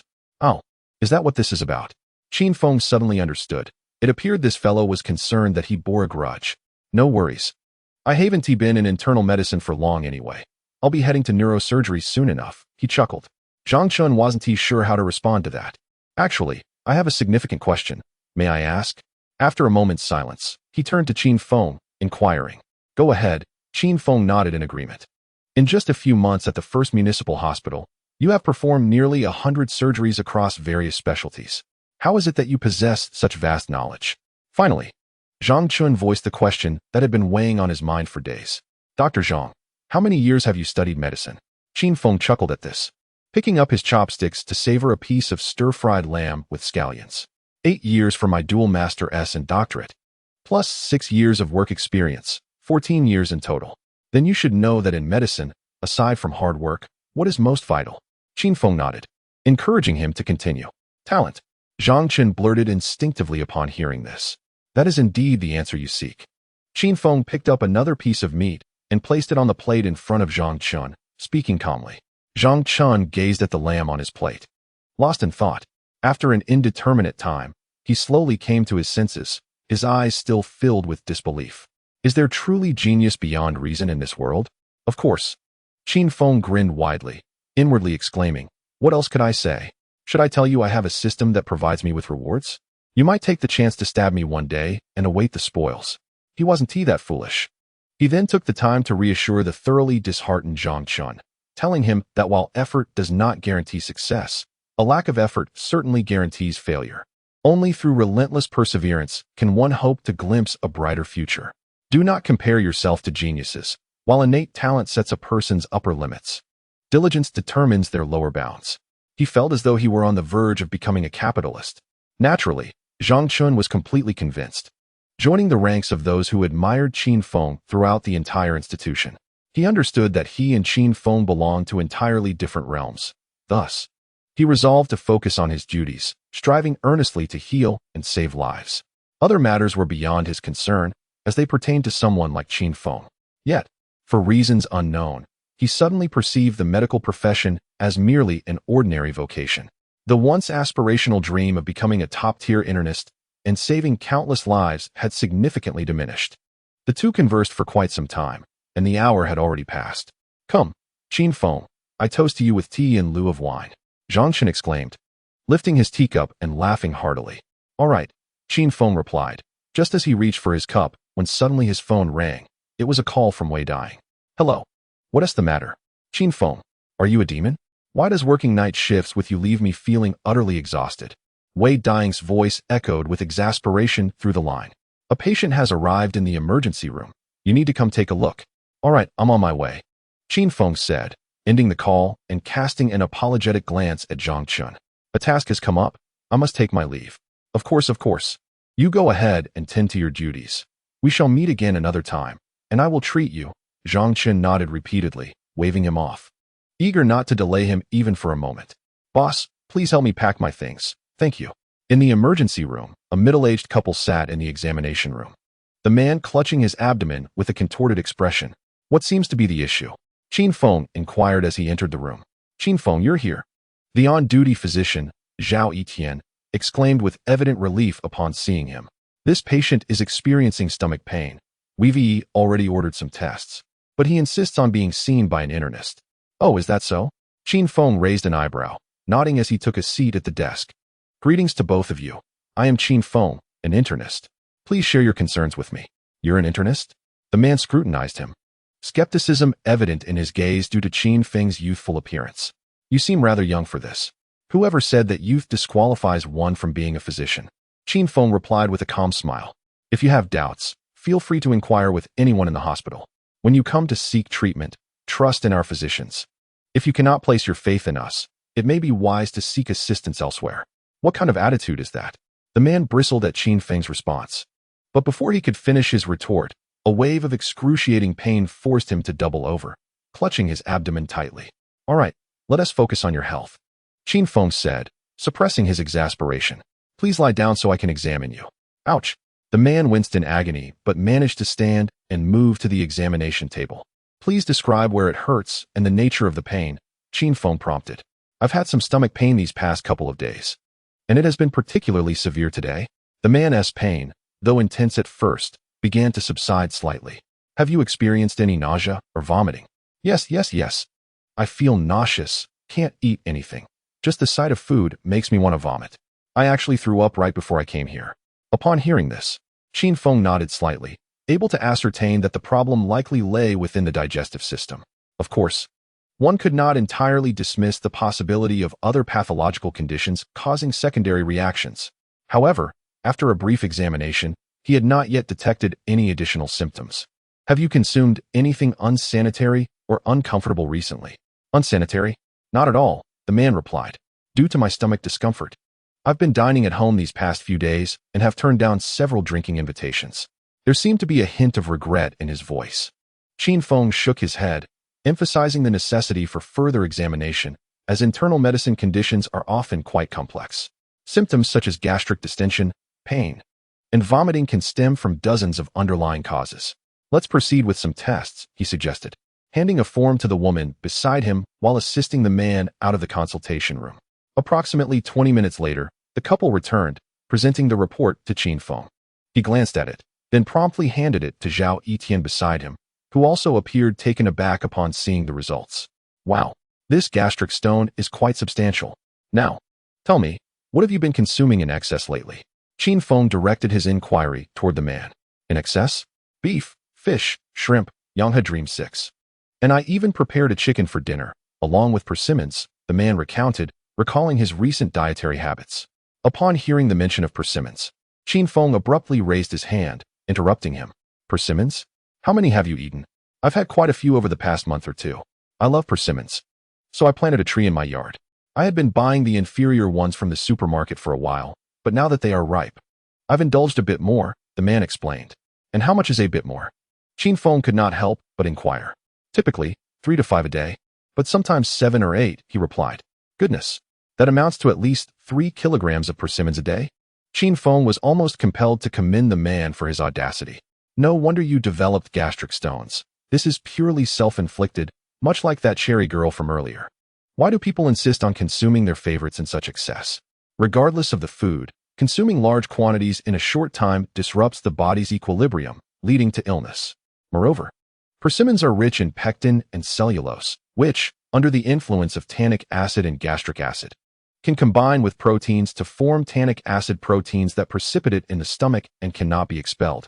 Tannic acid proteins, pectin, cellulose, and other components combine with the skins and other indigestible foods, rapidly forming gastric stones within a short span. The speed of this process can surpass normal comprehension, as it can occur in as little as 2 minutes. You read that correctly. Gastric stones can form in a mere 2 minutes.